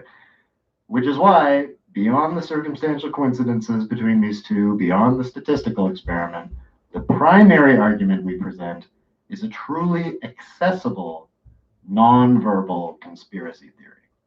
Percept over concept. No assembly required, no narration necessary, no language needed. Left hemisphere need not apply. Just look at these two. And while you do, consider the world in 2019. Interpreting these cryptic economist covers is an established festival on the conspiracy calendar. Please note the moon landing cartoon in the upper right corner is near to the universal nonverbal shorthand for lying, Pinocchio's nose. So far, so accurate, but what's that in between them? The words facial recognition and an image of facial proportion analysis. Is that the fatal flaw in the fakery? Is that the straw that will break Apollo's heel in 2019? Or is it just the song of the summer? You don't have to sit back and wait to find out. If you think this idea is a good counterblast to the 50th anniversary hype, spread it. You don't have to endorse it, just plant the seed. It is a funny coincidence, after all.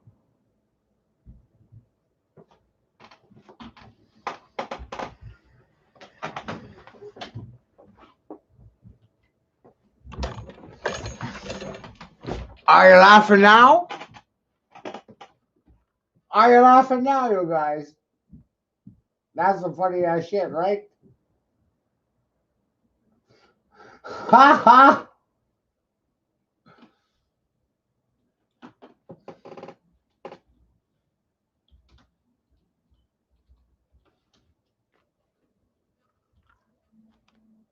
Imagine all the benefits of Mega Red Omega-3s from a new natural source. Compared to fish oil, it's 80% more concentrated. Move over, fish oil. Try Mega Red algae.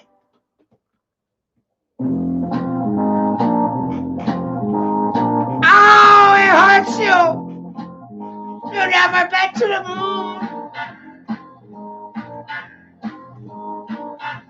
So Hollywood, Pinocchio's nose. Ha ha ha ha.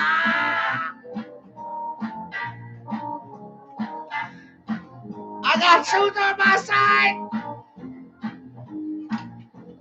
Ha ha ha. I win for.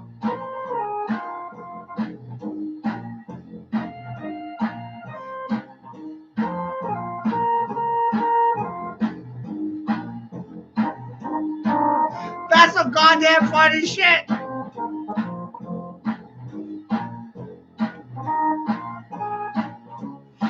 I'm just waiting for the whole thing to come down. I'm already at the bottom. It's gonna cause me to go to the top.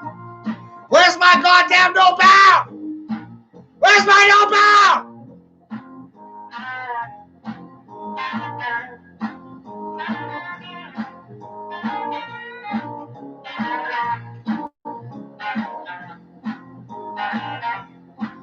Where's my notebook?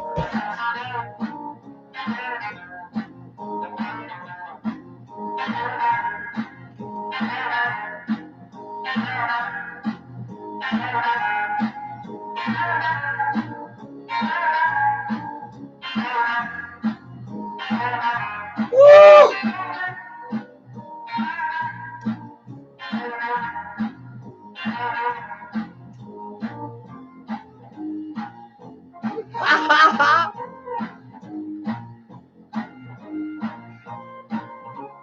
The world's ran by Chinese. Where's my notebook? Ha ha ha! Mr. Rogers was a pedo. Where's my goddamn notebook?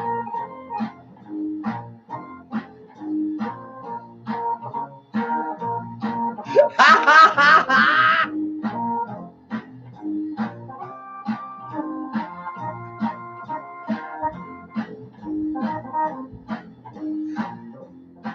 Ow!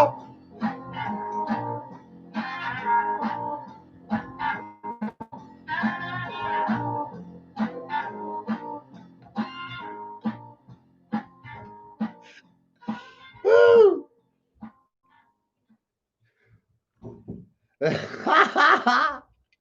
I'm not a tranny, I'm a Radiohead.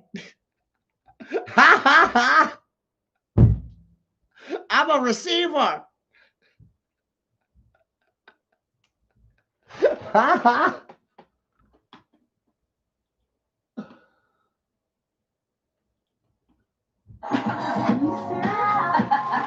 We've got this cute little lemon number. Oh, that's so funny. How long have I had that? I'm in here. Come on.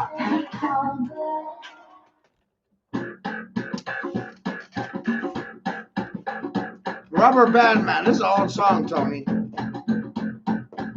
I heard this song. I like this jam. It's from the 70s.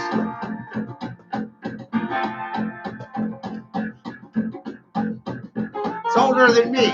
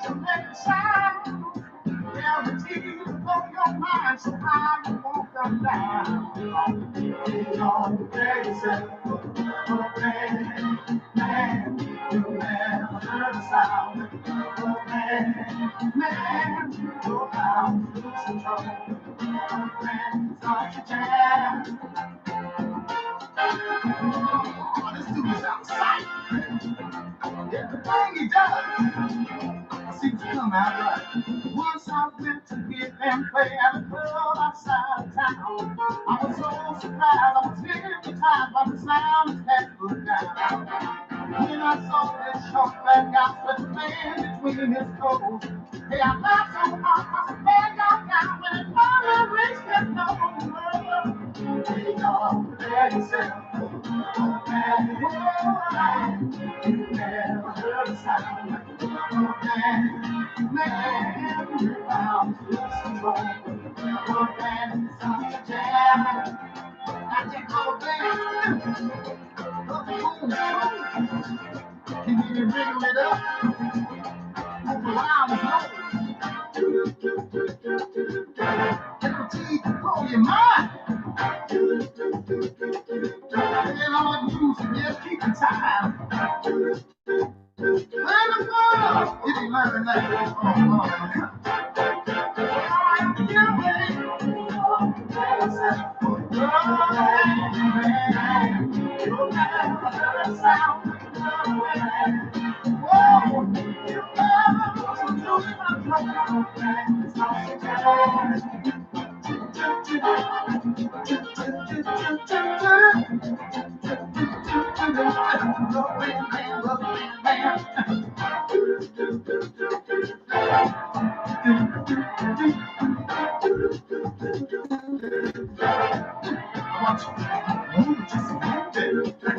Got it grooving, all the cool.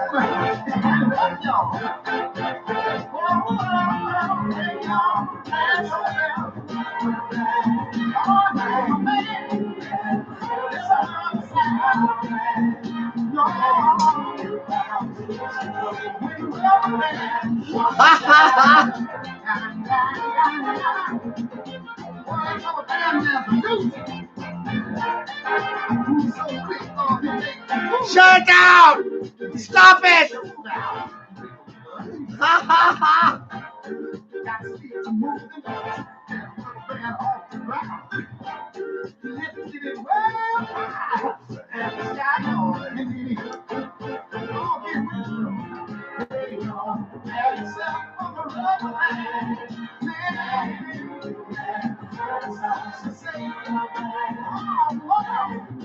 No more voting! Stop it! No more voting! Stop the madness! Stop the freak show!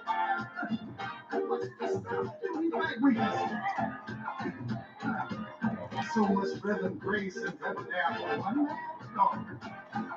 Stop the freak show! No more voting! Stop it!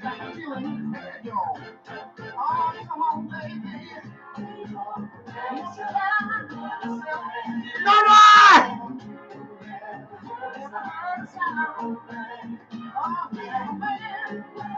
Stop it!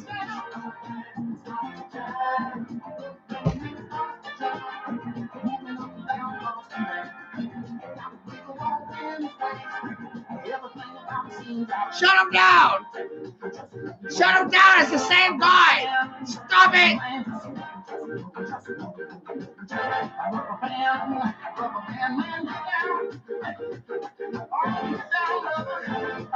It's all CGI! Trump is Biden!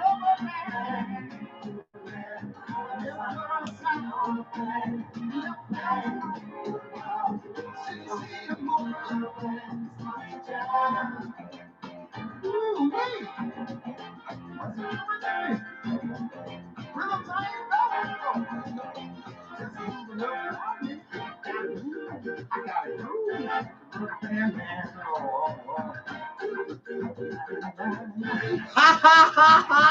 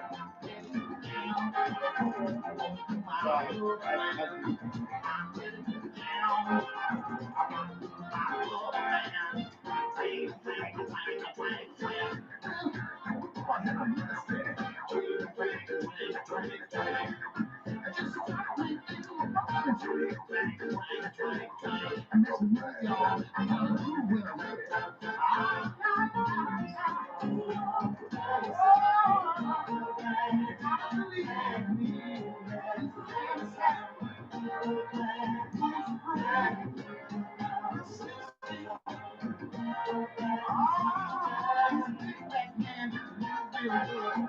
Everybody on my road. When you see the man do his stuff, I'm done seeing love. Oh, do the show. Guys, moving side to side.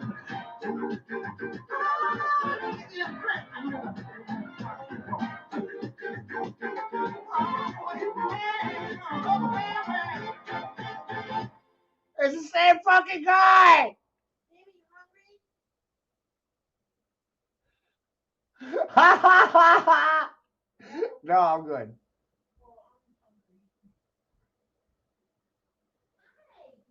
It's the same guy.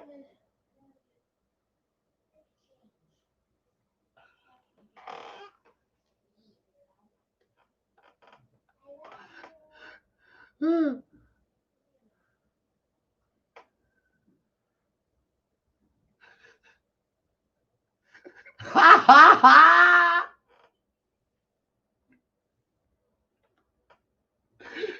Two-Face!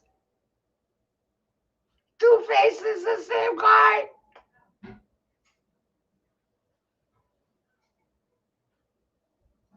Ha ha ha!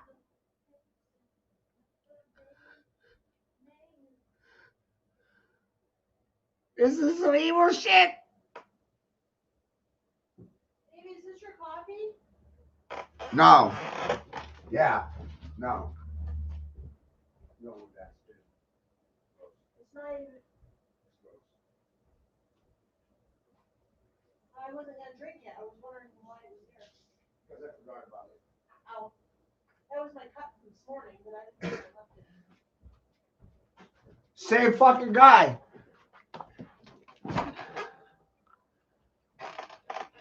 A fuck is an ugly man. He fucked his father. Oh my god, Tony, that's so fucking sick. Ha ha ha! Of course it's the truth. You can't make this shit up. You can't make this shit up.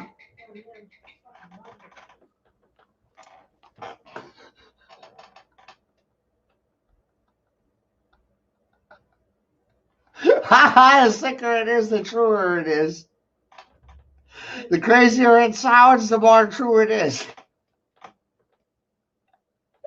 Ha ha ha!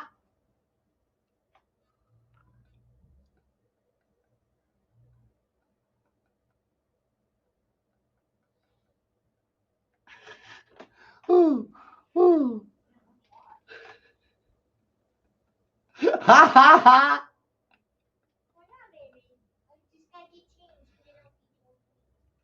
You can't make this shit up. I'm like, what? Do you think I sat down in a fucking room one day and I wrote all this down? And I'm like, here you guys. No. Ha ha ha! You can't make this shit up. Ha ha ha ha!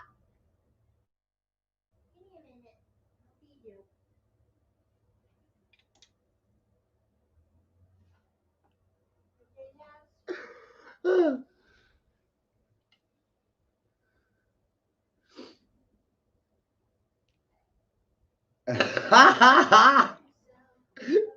They thought you were the crazy. No, Tony, you're not the. Tony's not the craziest man on YouTube. I am. I just mum about it. Ha ha ha!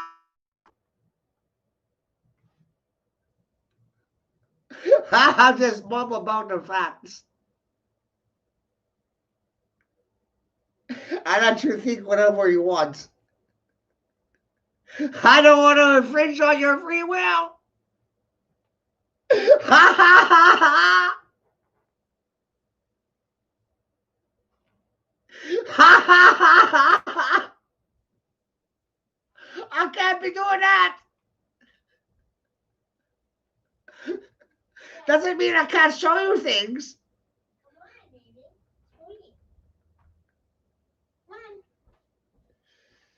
The trick is not telling you how to feel about it. You can show me whatever I want, whatever you want. And this is for any person needs to hear this shit. You don't have to react to anything you're choosing to. Your interpretation is fraud.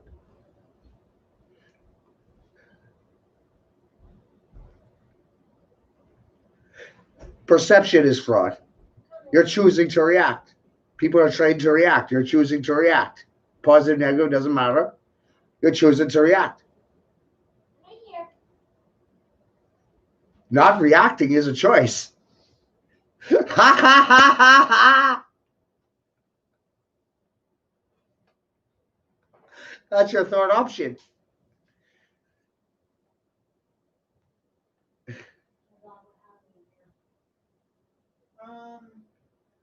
What happened in the kitchen?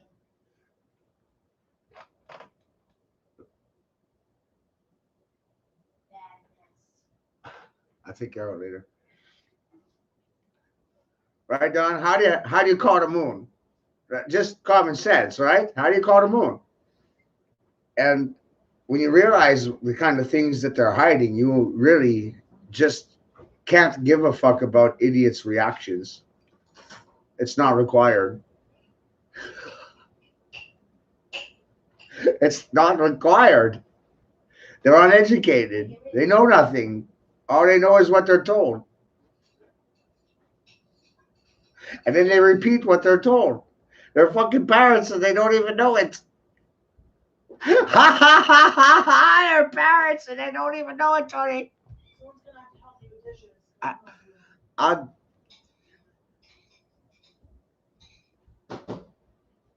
Gee, Shadow. Give me a minute. Ha ha ha! Straight out of Fox to give. Fuck it. Done. I'll help you with that later, Kelly. Don't worry about it. I'll take care of it. It's my turn anyway. Dishes. My turn in the cycle.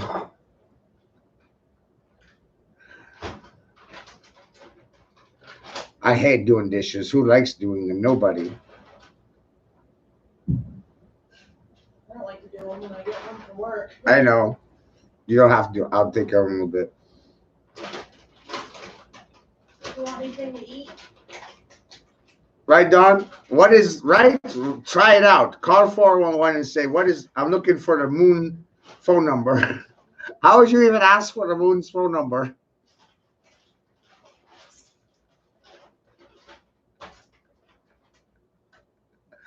That would be a funny conversation to hear. Asking 411 for the number to the moon. Ha ha ha ha!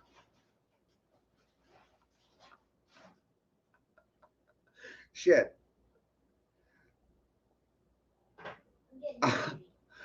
Ask Alexa. Ha ha ha ha! Ask Google. Ha ha ha ha!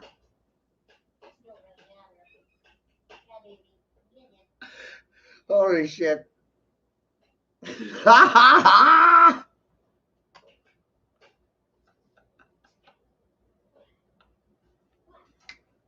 How do you call the moon?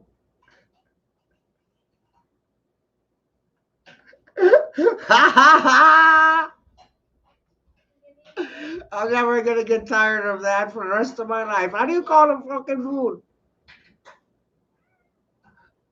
What's the phone number?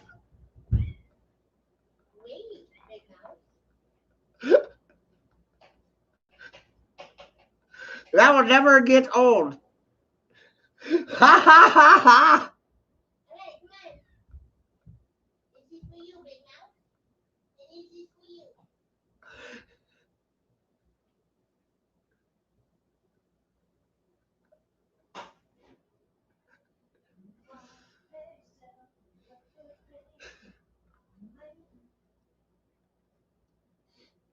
Right?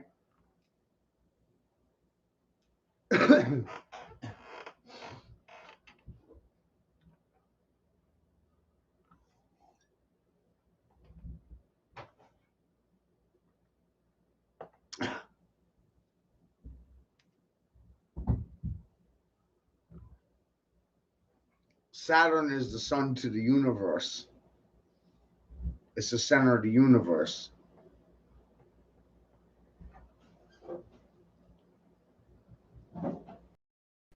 all religions are dedicated on light or sun worship, masculine or feminine, Saturn versus Venus,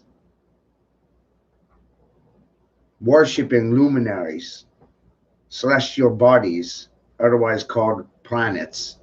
Yesterday's gods were today's planets.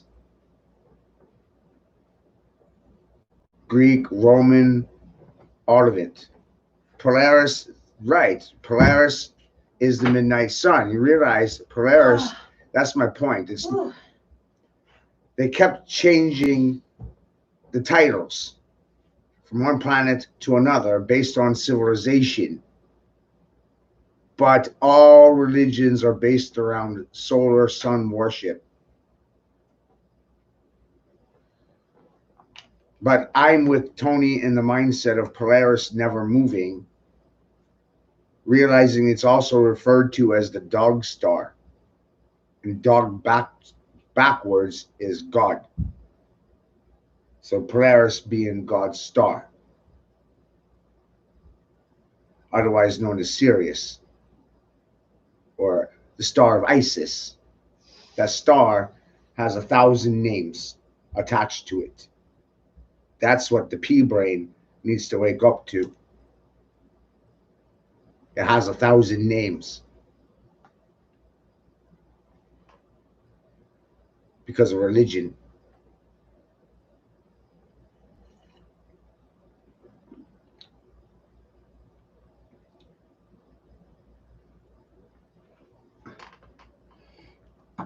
But Saturn was also a name for the moon, Don. This is where it causes me a little confusion, but not really. I'm not really worried about it because I understand, no fear. No fear. I'm not trying to propagate fear. I'm trying to get people to realize, A, all religions were based on solar sun worship or lunar calendar. The lunar calendar, the moon was the sun to those cultures. So even in that sense, the moon was still the sun.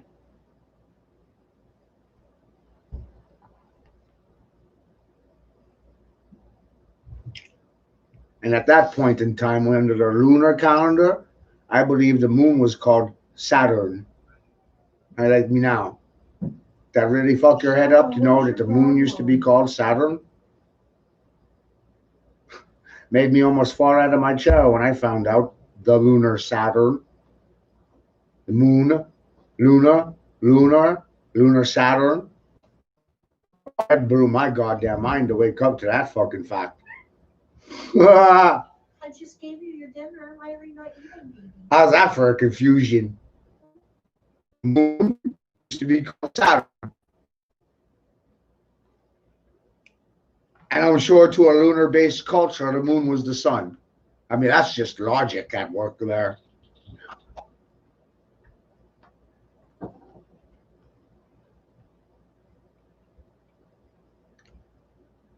But when you start looking at it in the terms of the universe is enclosed and it's not infinite, it's capsulated, it's in a vacuum. Van Allen radiation belts, you can't escape them. Are you guys hungry? I'm not hungry yet. No. What?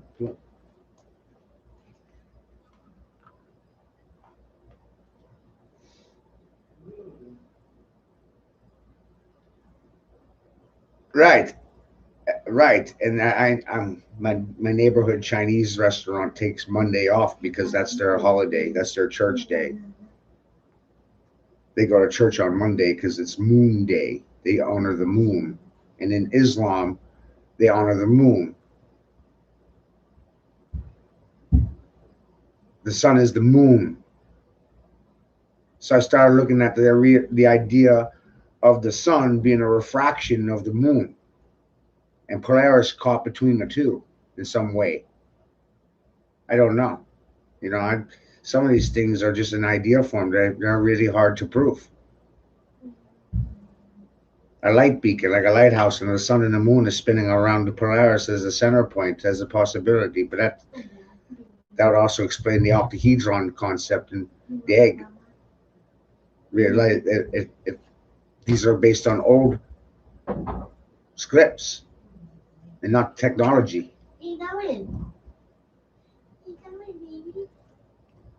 So really, you have to understand that the sun and the moon are refractions of light that come from the center of the universe.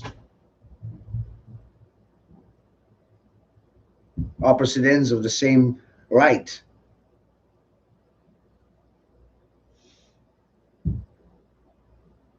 Red is masculine, blue is feminine.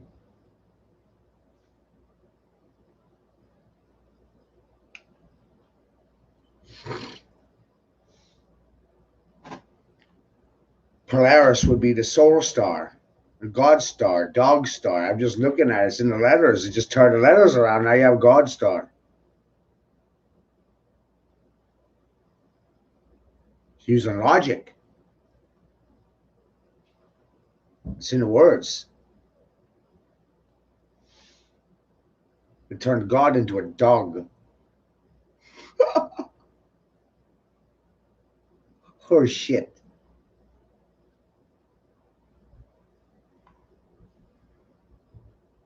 Today's Sunday. Yes.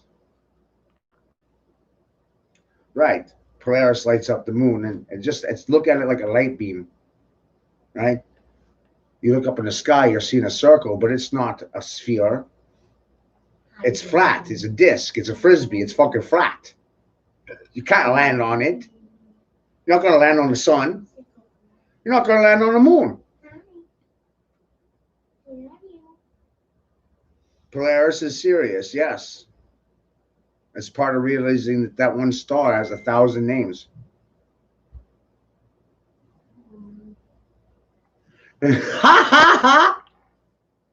Exactly, Don.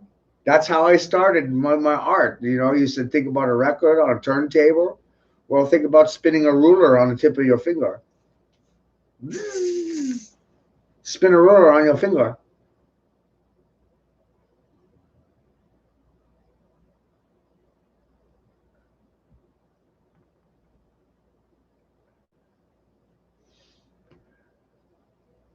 My autistic mind, when I realized that, that shit blew my goddamn mind.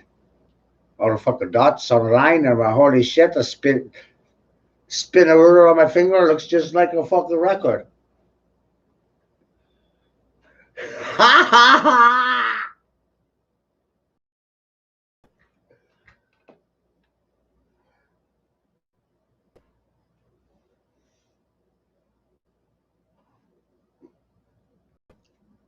That's God in the middle of the universe, Tony. The most powerful thing is the thing that doesn't move. God doesn't move. That's what I realized. God doesn't move for nothing. By the math. By the numbers. You don't give a shit what you do. It's our choices, how we react to anything. God's not going to move. God doesn't move for anybody.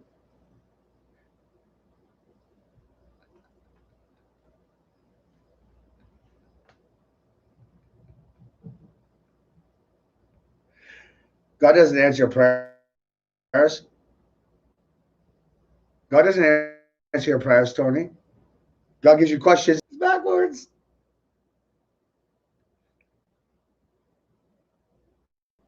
Your job is to answer the questions.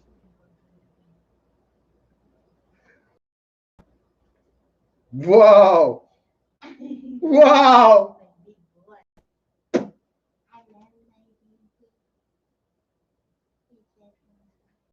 Sit on that for a minute.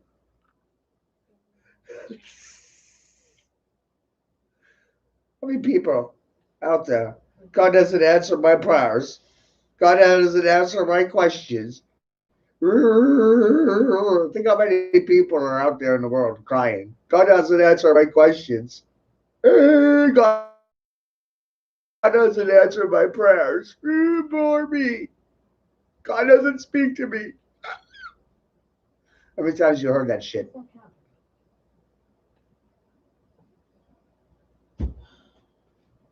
going on with the internet? How many times have you heard that? Fucking do it all over again.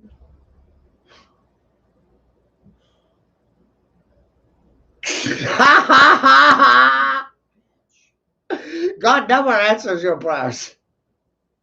God gives you the questions to answer. Ha ha ha! Ha ha ha ha! You gotta do it all over again. Ha ha ha ha! I can only imagine how many people. Wait, what? What? Wait, gives you questions to answer. Ha ha ha ha!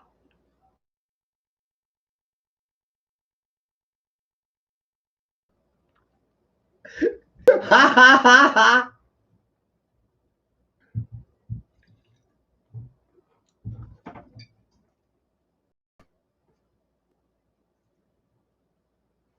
Right, Tony? No fear, man. No fear, man. No. No. It's a choice. No fear. No more voting for him or her, lesser of two evils, left side, right. Just stop. Stop feeding them. Stop donating voluntarily. Stop contributing to these parties. Keep your money in your pocket. Do you hear the shit that I'm fucking telling you? You say what? Keep my money in my pocket? Stop donating to political parties? Your fucking feed is strange. I'm not sure if I love you or hate you.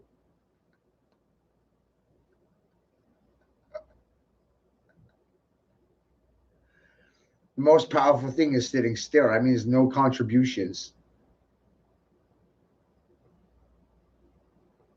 No protesting. No burning flags. No acting a fool in the street.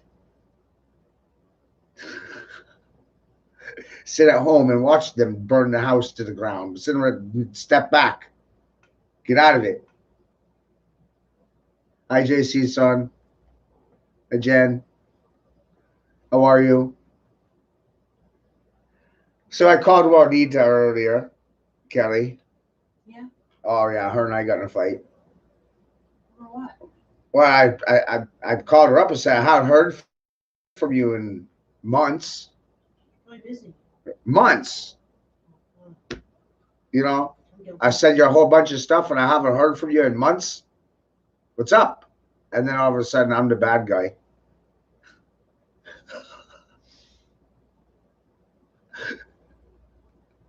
Oh, I love this shit.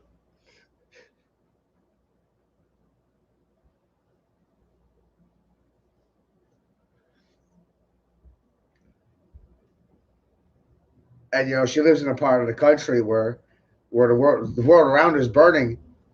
Where she live? Arizona. Oh. Right? Just go look on the maps. The fuck? Look at all these forest fires, the direct energy fires. It's not children playing with cigarettes and matches. It's not campers with s'mores. It's fucking dew weapons. Wake the hell up. Direct energy weapons. Look at the connections between PG&E and Rothschild family in regards to this matter. Rothschild family owns PG&E. PG&E owns a lot of California. They just burned the fucking coastline so they could buy it out. PG&E is a Chinese corporation. But you also have to understand the connections between the Rothschilds, the Chinese, Hong Kong, Britain, the British Zionism, how it's actually in China through Hong Kong and in India. Right? Trump is doing a lot of deals in Dubai, in India.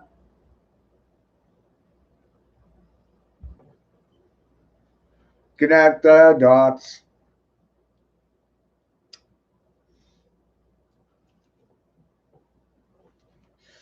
Kamala Harris, she's from India.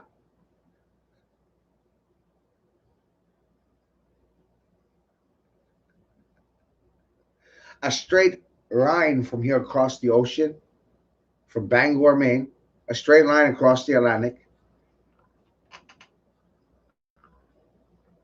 right, is Bangor. You did? I have it in my pocket, and I need the bill. I was going to do it when I was on the feed. You have my card in your pocket? Yes. Okay, I need it. I'm gonna pay for the pizza with my card. Oh.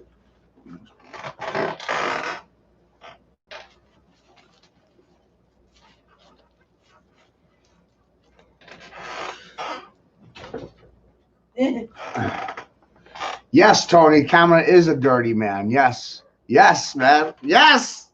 Yes. She's giving blowjobs to Willie Brown when she was undersecretary. And You take anything off it? yes. Yes. Yes. There's 300 still on the card. But I left two. That's for I left part. That's where you figure out what you want to do. But that's I left. Well, 100 of it's the lights. Right. The rest of it's probably for transportation. Right. Kamala Harris is a dirty man.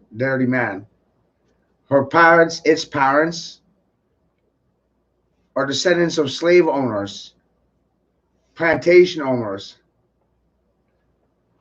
Ha ha! What? Kamala fucked Cory Booker in the ass? Oh, that's so fucking sick! What the fuck? Ha ha ha!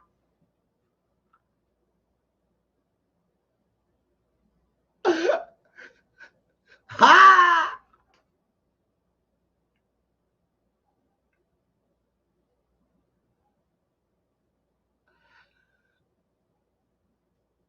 What are we gonna do, Tony? No one believes this shit I tell them half the time. You know, they run. Freaks them out.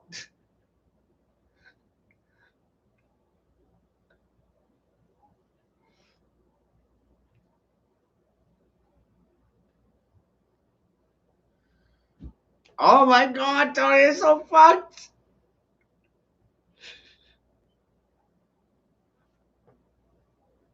Come on. This is ridiculous. The depth of it is just fucking mind blowing. When you realize it's fucking everywhere. Oh, dude. Oh my God. Ha ha ha ha. Shut up. Stop it.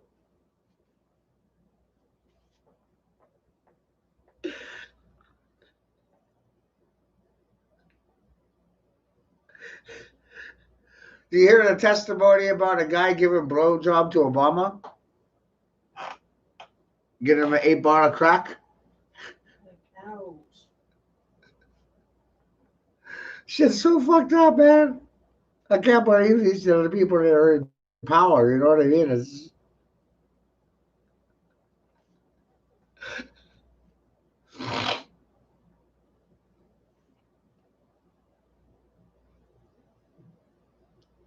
I would too, man. I wouldn't want him telling the world that shit. Ha ha ha ha! Too late. It's under my hat now. Ha ha ha ha! This fool knows. Ha ha ha ha! See, I've accumulated quite a bit of knowledge, and by speaking it out loud, it allows people to compare it to what they already know. I don't care how you react to this shit. It's not required. I obviously offend the hell out of Facebook, Twitter, Instagram. Shit, I got blackballed on them fours already.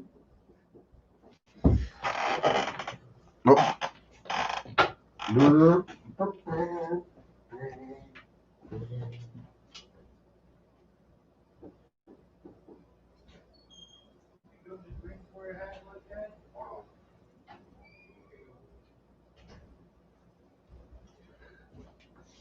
20 to 35 minutes. Okay. Oh, my neighbor. It's a good racket right here.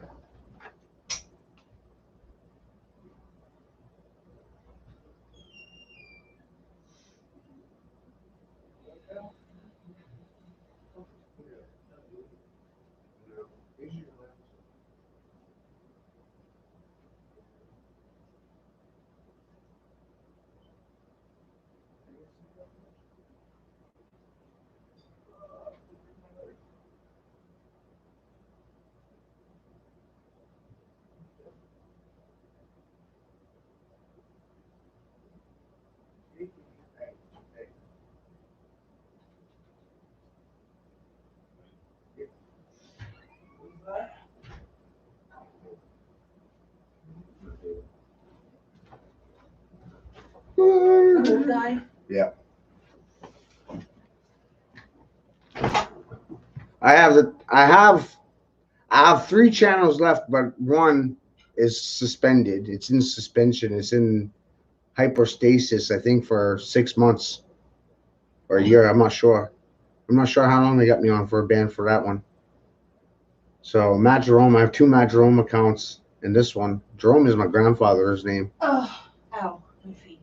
You have to understand, I've had 5 YouTube channels. I've had 15 Facebook channels. I don't talk from a perspective of guessing. I don't guess. I hate people who guess. Read a goddamn dictionary. Read a fucking dictionary! Truth is in the word! You ought to hear first. The truth is in the word. Look it up in the dictionary, not a Bible.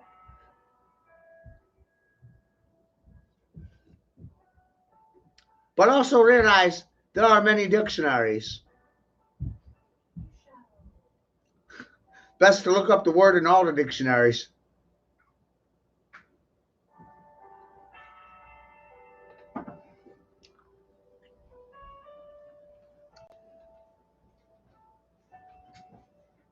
It's not a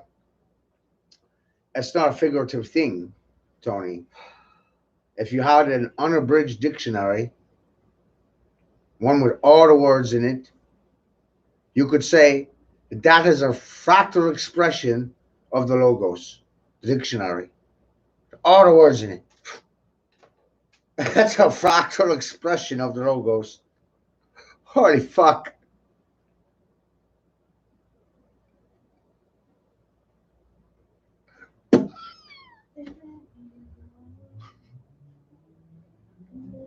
Did you catch that? Ow!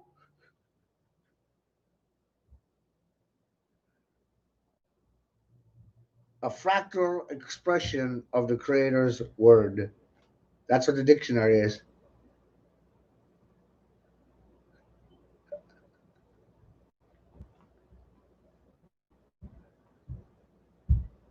Changes how you look at things.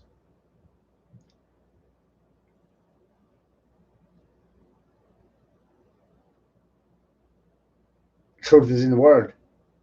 The word is in the dictionary. Ha ha ha ha ha! The dictionary is a sorcery codex. It's a book of spells. It's a spell book.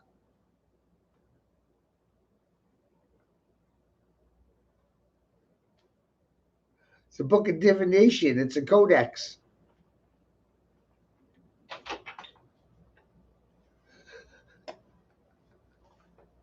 Does that hurt your brain?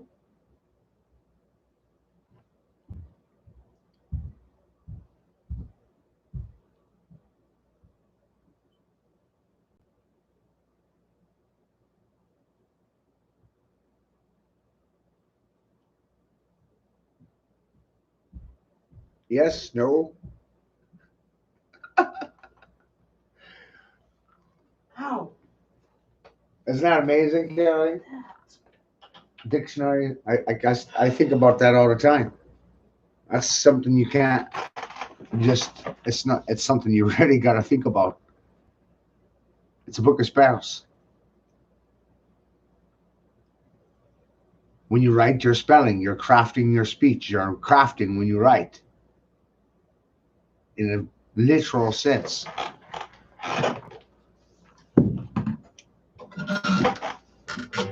I'm not saying it's good or bad, Tony. How we use it, how you use that perspective, that's you. But being aware that that's exactly what a dictionary is really changes your mind about things. How you spell the reality causes your emotional state. The words you use. The words in your head cause your emotions. Who's in control of those words in your head? A commercial advertisement, Pure's group, a credos, a cult saying?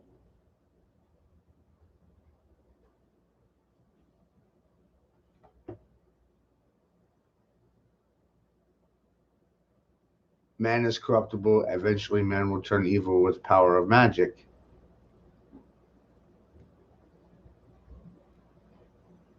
I don't believe that. I don't believe that magic is evil. I don't believe it's one-sided. It's how you fucking use it. That's the problem with people's perspective. I don't believe it. Not that manner. It's not evil. It's free will. People tend to use it for evil. They don't have a tendency of doing it for non-profit works. No. They don't have positive intentions most of the time.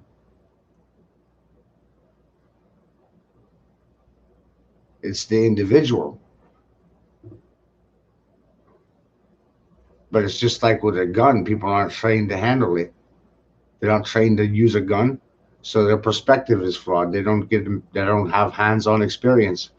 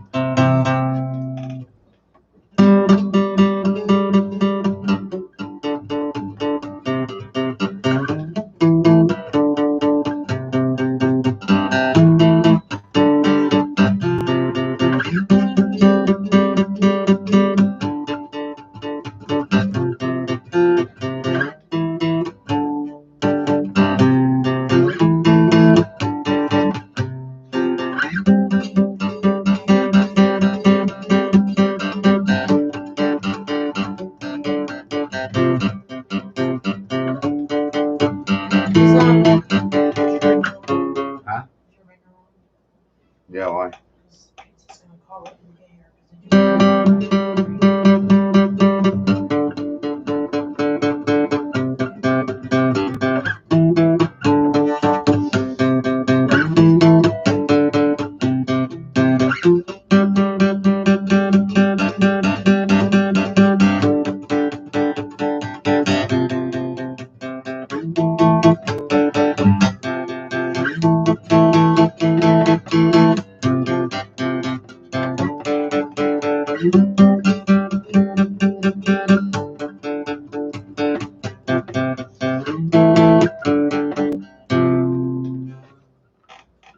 You meditate. When I meditate, Tony, I'm playing music. Right now, even though I'm sharing with something that I made, I'm still, in some senses of the word, meditating while I'm playing. Takes the mind out of the everyday things and it puts your mind somewhere else. It's a neutral place. That's what music and playing around, even if it doesn't sound good to everybody else, just playing around with it, it takes your mind away from those things, and it's an abstract form of focus, internal focus, which causes a connection with creation, creator, within, not out.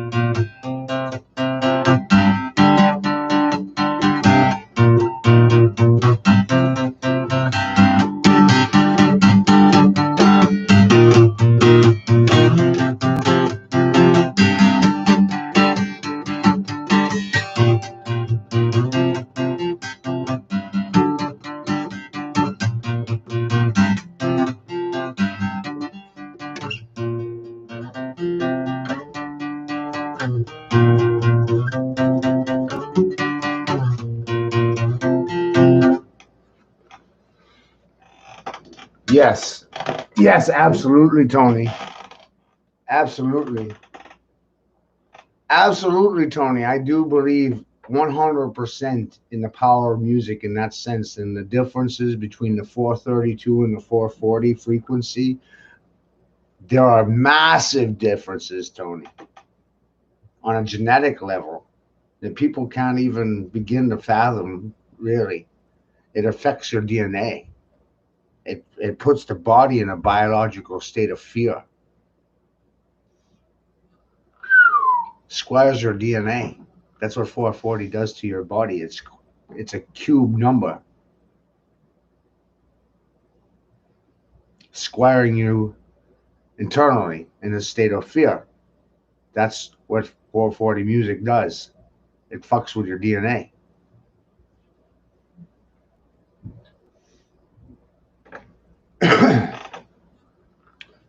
It definitely manipulates your gene code. It definitely puts you in a state of fear where it's hard for you to sit still. It's not based on the factor 9 grid. That's what 432 is. It's part of the factor 9 grid. Because 4 plus 3 plus 2 is 9.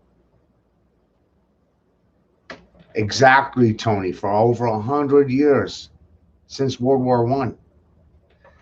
What people should really focus on is looking at societal sense 100 years ago. Life then, 100 years ago, was the Spanish flu. Look at the norms then, and look at things now. 100 years ago, not 50, 100. Every 100 years is a cycle.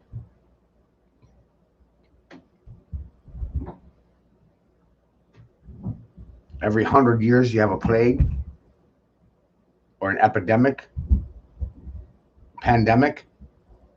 Every 100 years you have a plague. Ebola, Black Plague, Spanish flu. Every 100 years you have an epidemic. Just we forget. Smallpox with the Native Americans. Chemical, biological warfare.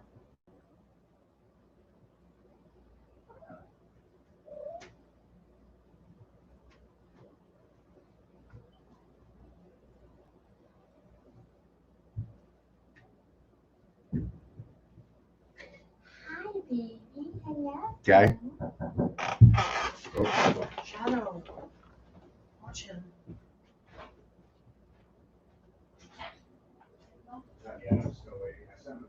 Shadow's coming. Okay. But seriously, as soon as he shows up, I don't come up. Yeah. I'm stuck right now. Okay. Thank you. You're welcome.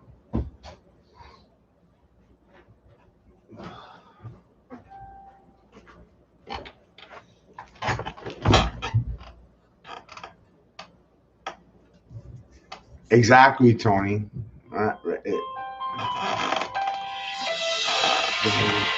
Food? Probably. Hello? Yeah. Okay, be right out, buddy. Okay, then sounds good. Bye. It's 30 seconds out, Kelly. He's up, almost here. Yeah. No, exactly. It's going to be forced. That's why they're gearing the military to do this. And no accountability for the amount of people that may die from it. The pharmaceutical companies have no liabilities. Limited liability means no liability. In layman's terms, limited liability means no liability. Don't be deceived. Don't get tricked. Limited liability means no liability. They're not accountable for what happens because of the vaccines. What about SIDS? and sudden infant death syndrome, SIDS. That's a label to cover up and hide how many children are dying because of vaccines. They give it a label. I'm not talking to you. I bought some pizza for all three. They give it a label. So they're no longer liable. They're not held accountable for what they do. They're untouchable. The Congress approved of this already.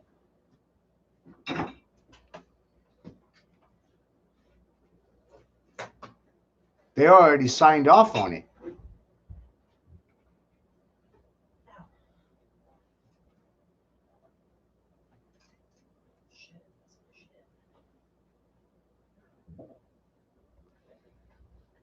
So our time is really limited. What you do with your time, that's the only thing you have control over. Cooperating, competing. I'm sorry, Chuck. That's part of why I do this. My father refused to have me vaccinated. I wasn't vaccinated. I'm an AB negative blood. Can't make it up. I'm AB negative blood. Very few people are that blood type, especially male. They target them for destruction, ginger genocide. They label them as autistic or ADD, odd. It's a stigmatism. It's a label. Once they got a label, it's always about putting a label on a person. That way you don't have to listen to him. Oh, you don't have to listen to him. He's autistic. He's got ADD. He's mentally ill. You know how many labels there are for mental illness in this country? Over 500 labels for mental illness. I think the people writing the labels are mentally ill. I think Dr. Kevorkian is in charge of deciding the labels and dictating to the mass who's mentally ill or not.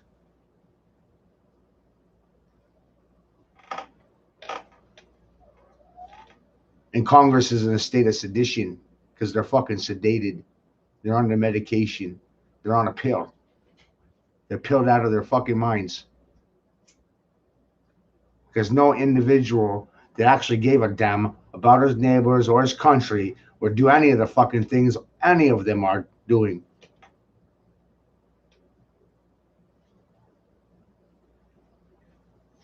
But they sold this country out before I was ever even birthed.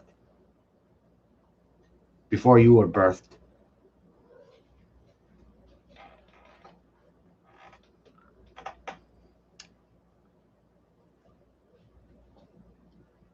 Hey. Yep. But with that, you guys, this is a 10-hour feed. I'm going to cut it here for the night. Share this goddamn work. It is free. I don't care how you react to it. Shove it down people's throats. Get it out on the flat earth fucking channels. Get them out of their fucking mental box. Get them off the goddamn flat dimension that they're on. You're not fucking pieces of stationery. You're not your birth certificate. You're not a name and a number. Your job and your occupation do not define your existence. That has nothing to do with biology. You're not a people. You're not a person. Those are corporate terminologies. You're not a spectrum of the fucking rainbow. And a human is a lesser state of man. And man is a non-gender species word. It has everything to do with species and nothing to do with gender. Get it fucking right. You're not pieces of paper. You're not stationary. The earth isn't stationary.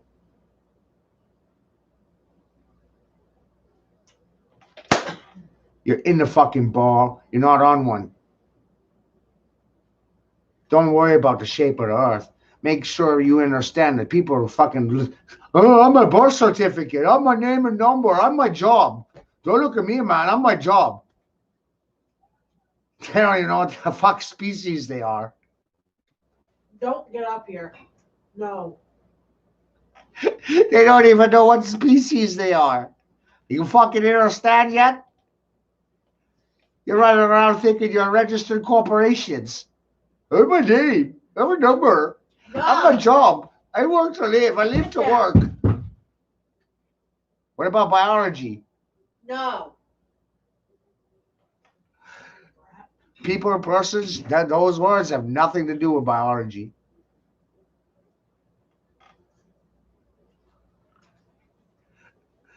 Playing politics and identifying as a color in the fucking rainbow, that's stupidity.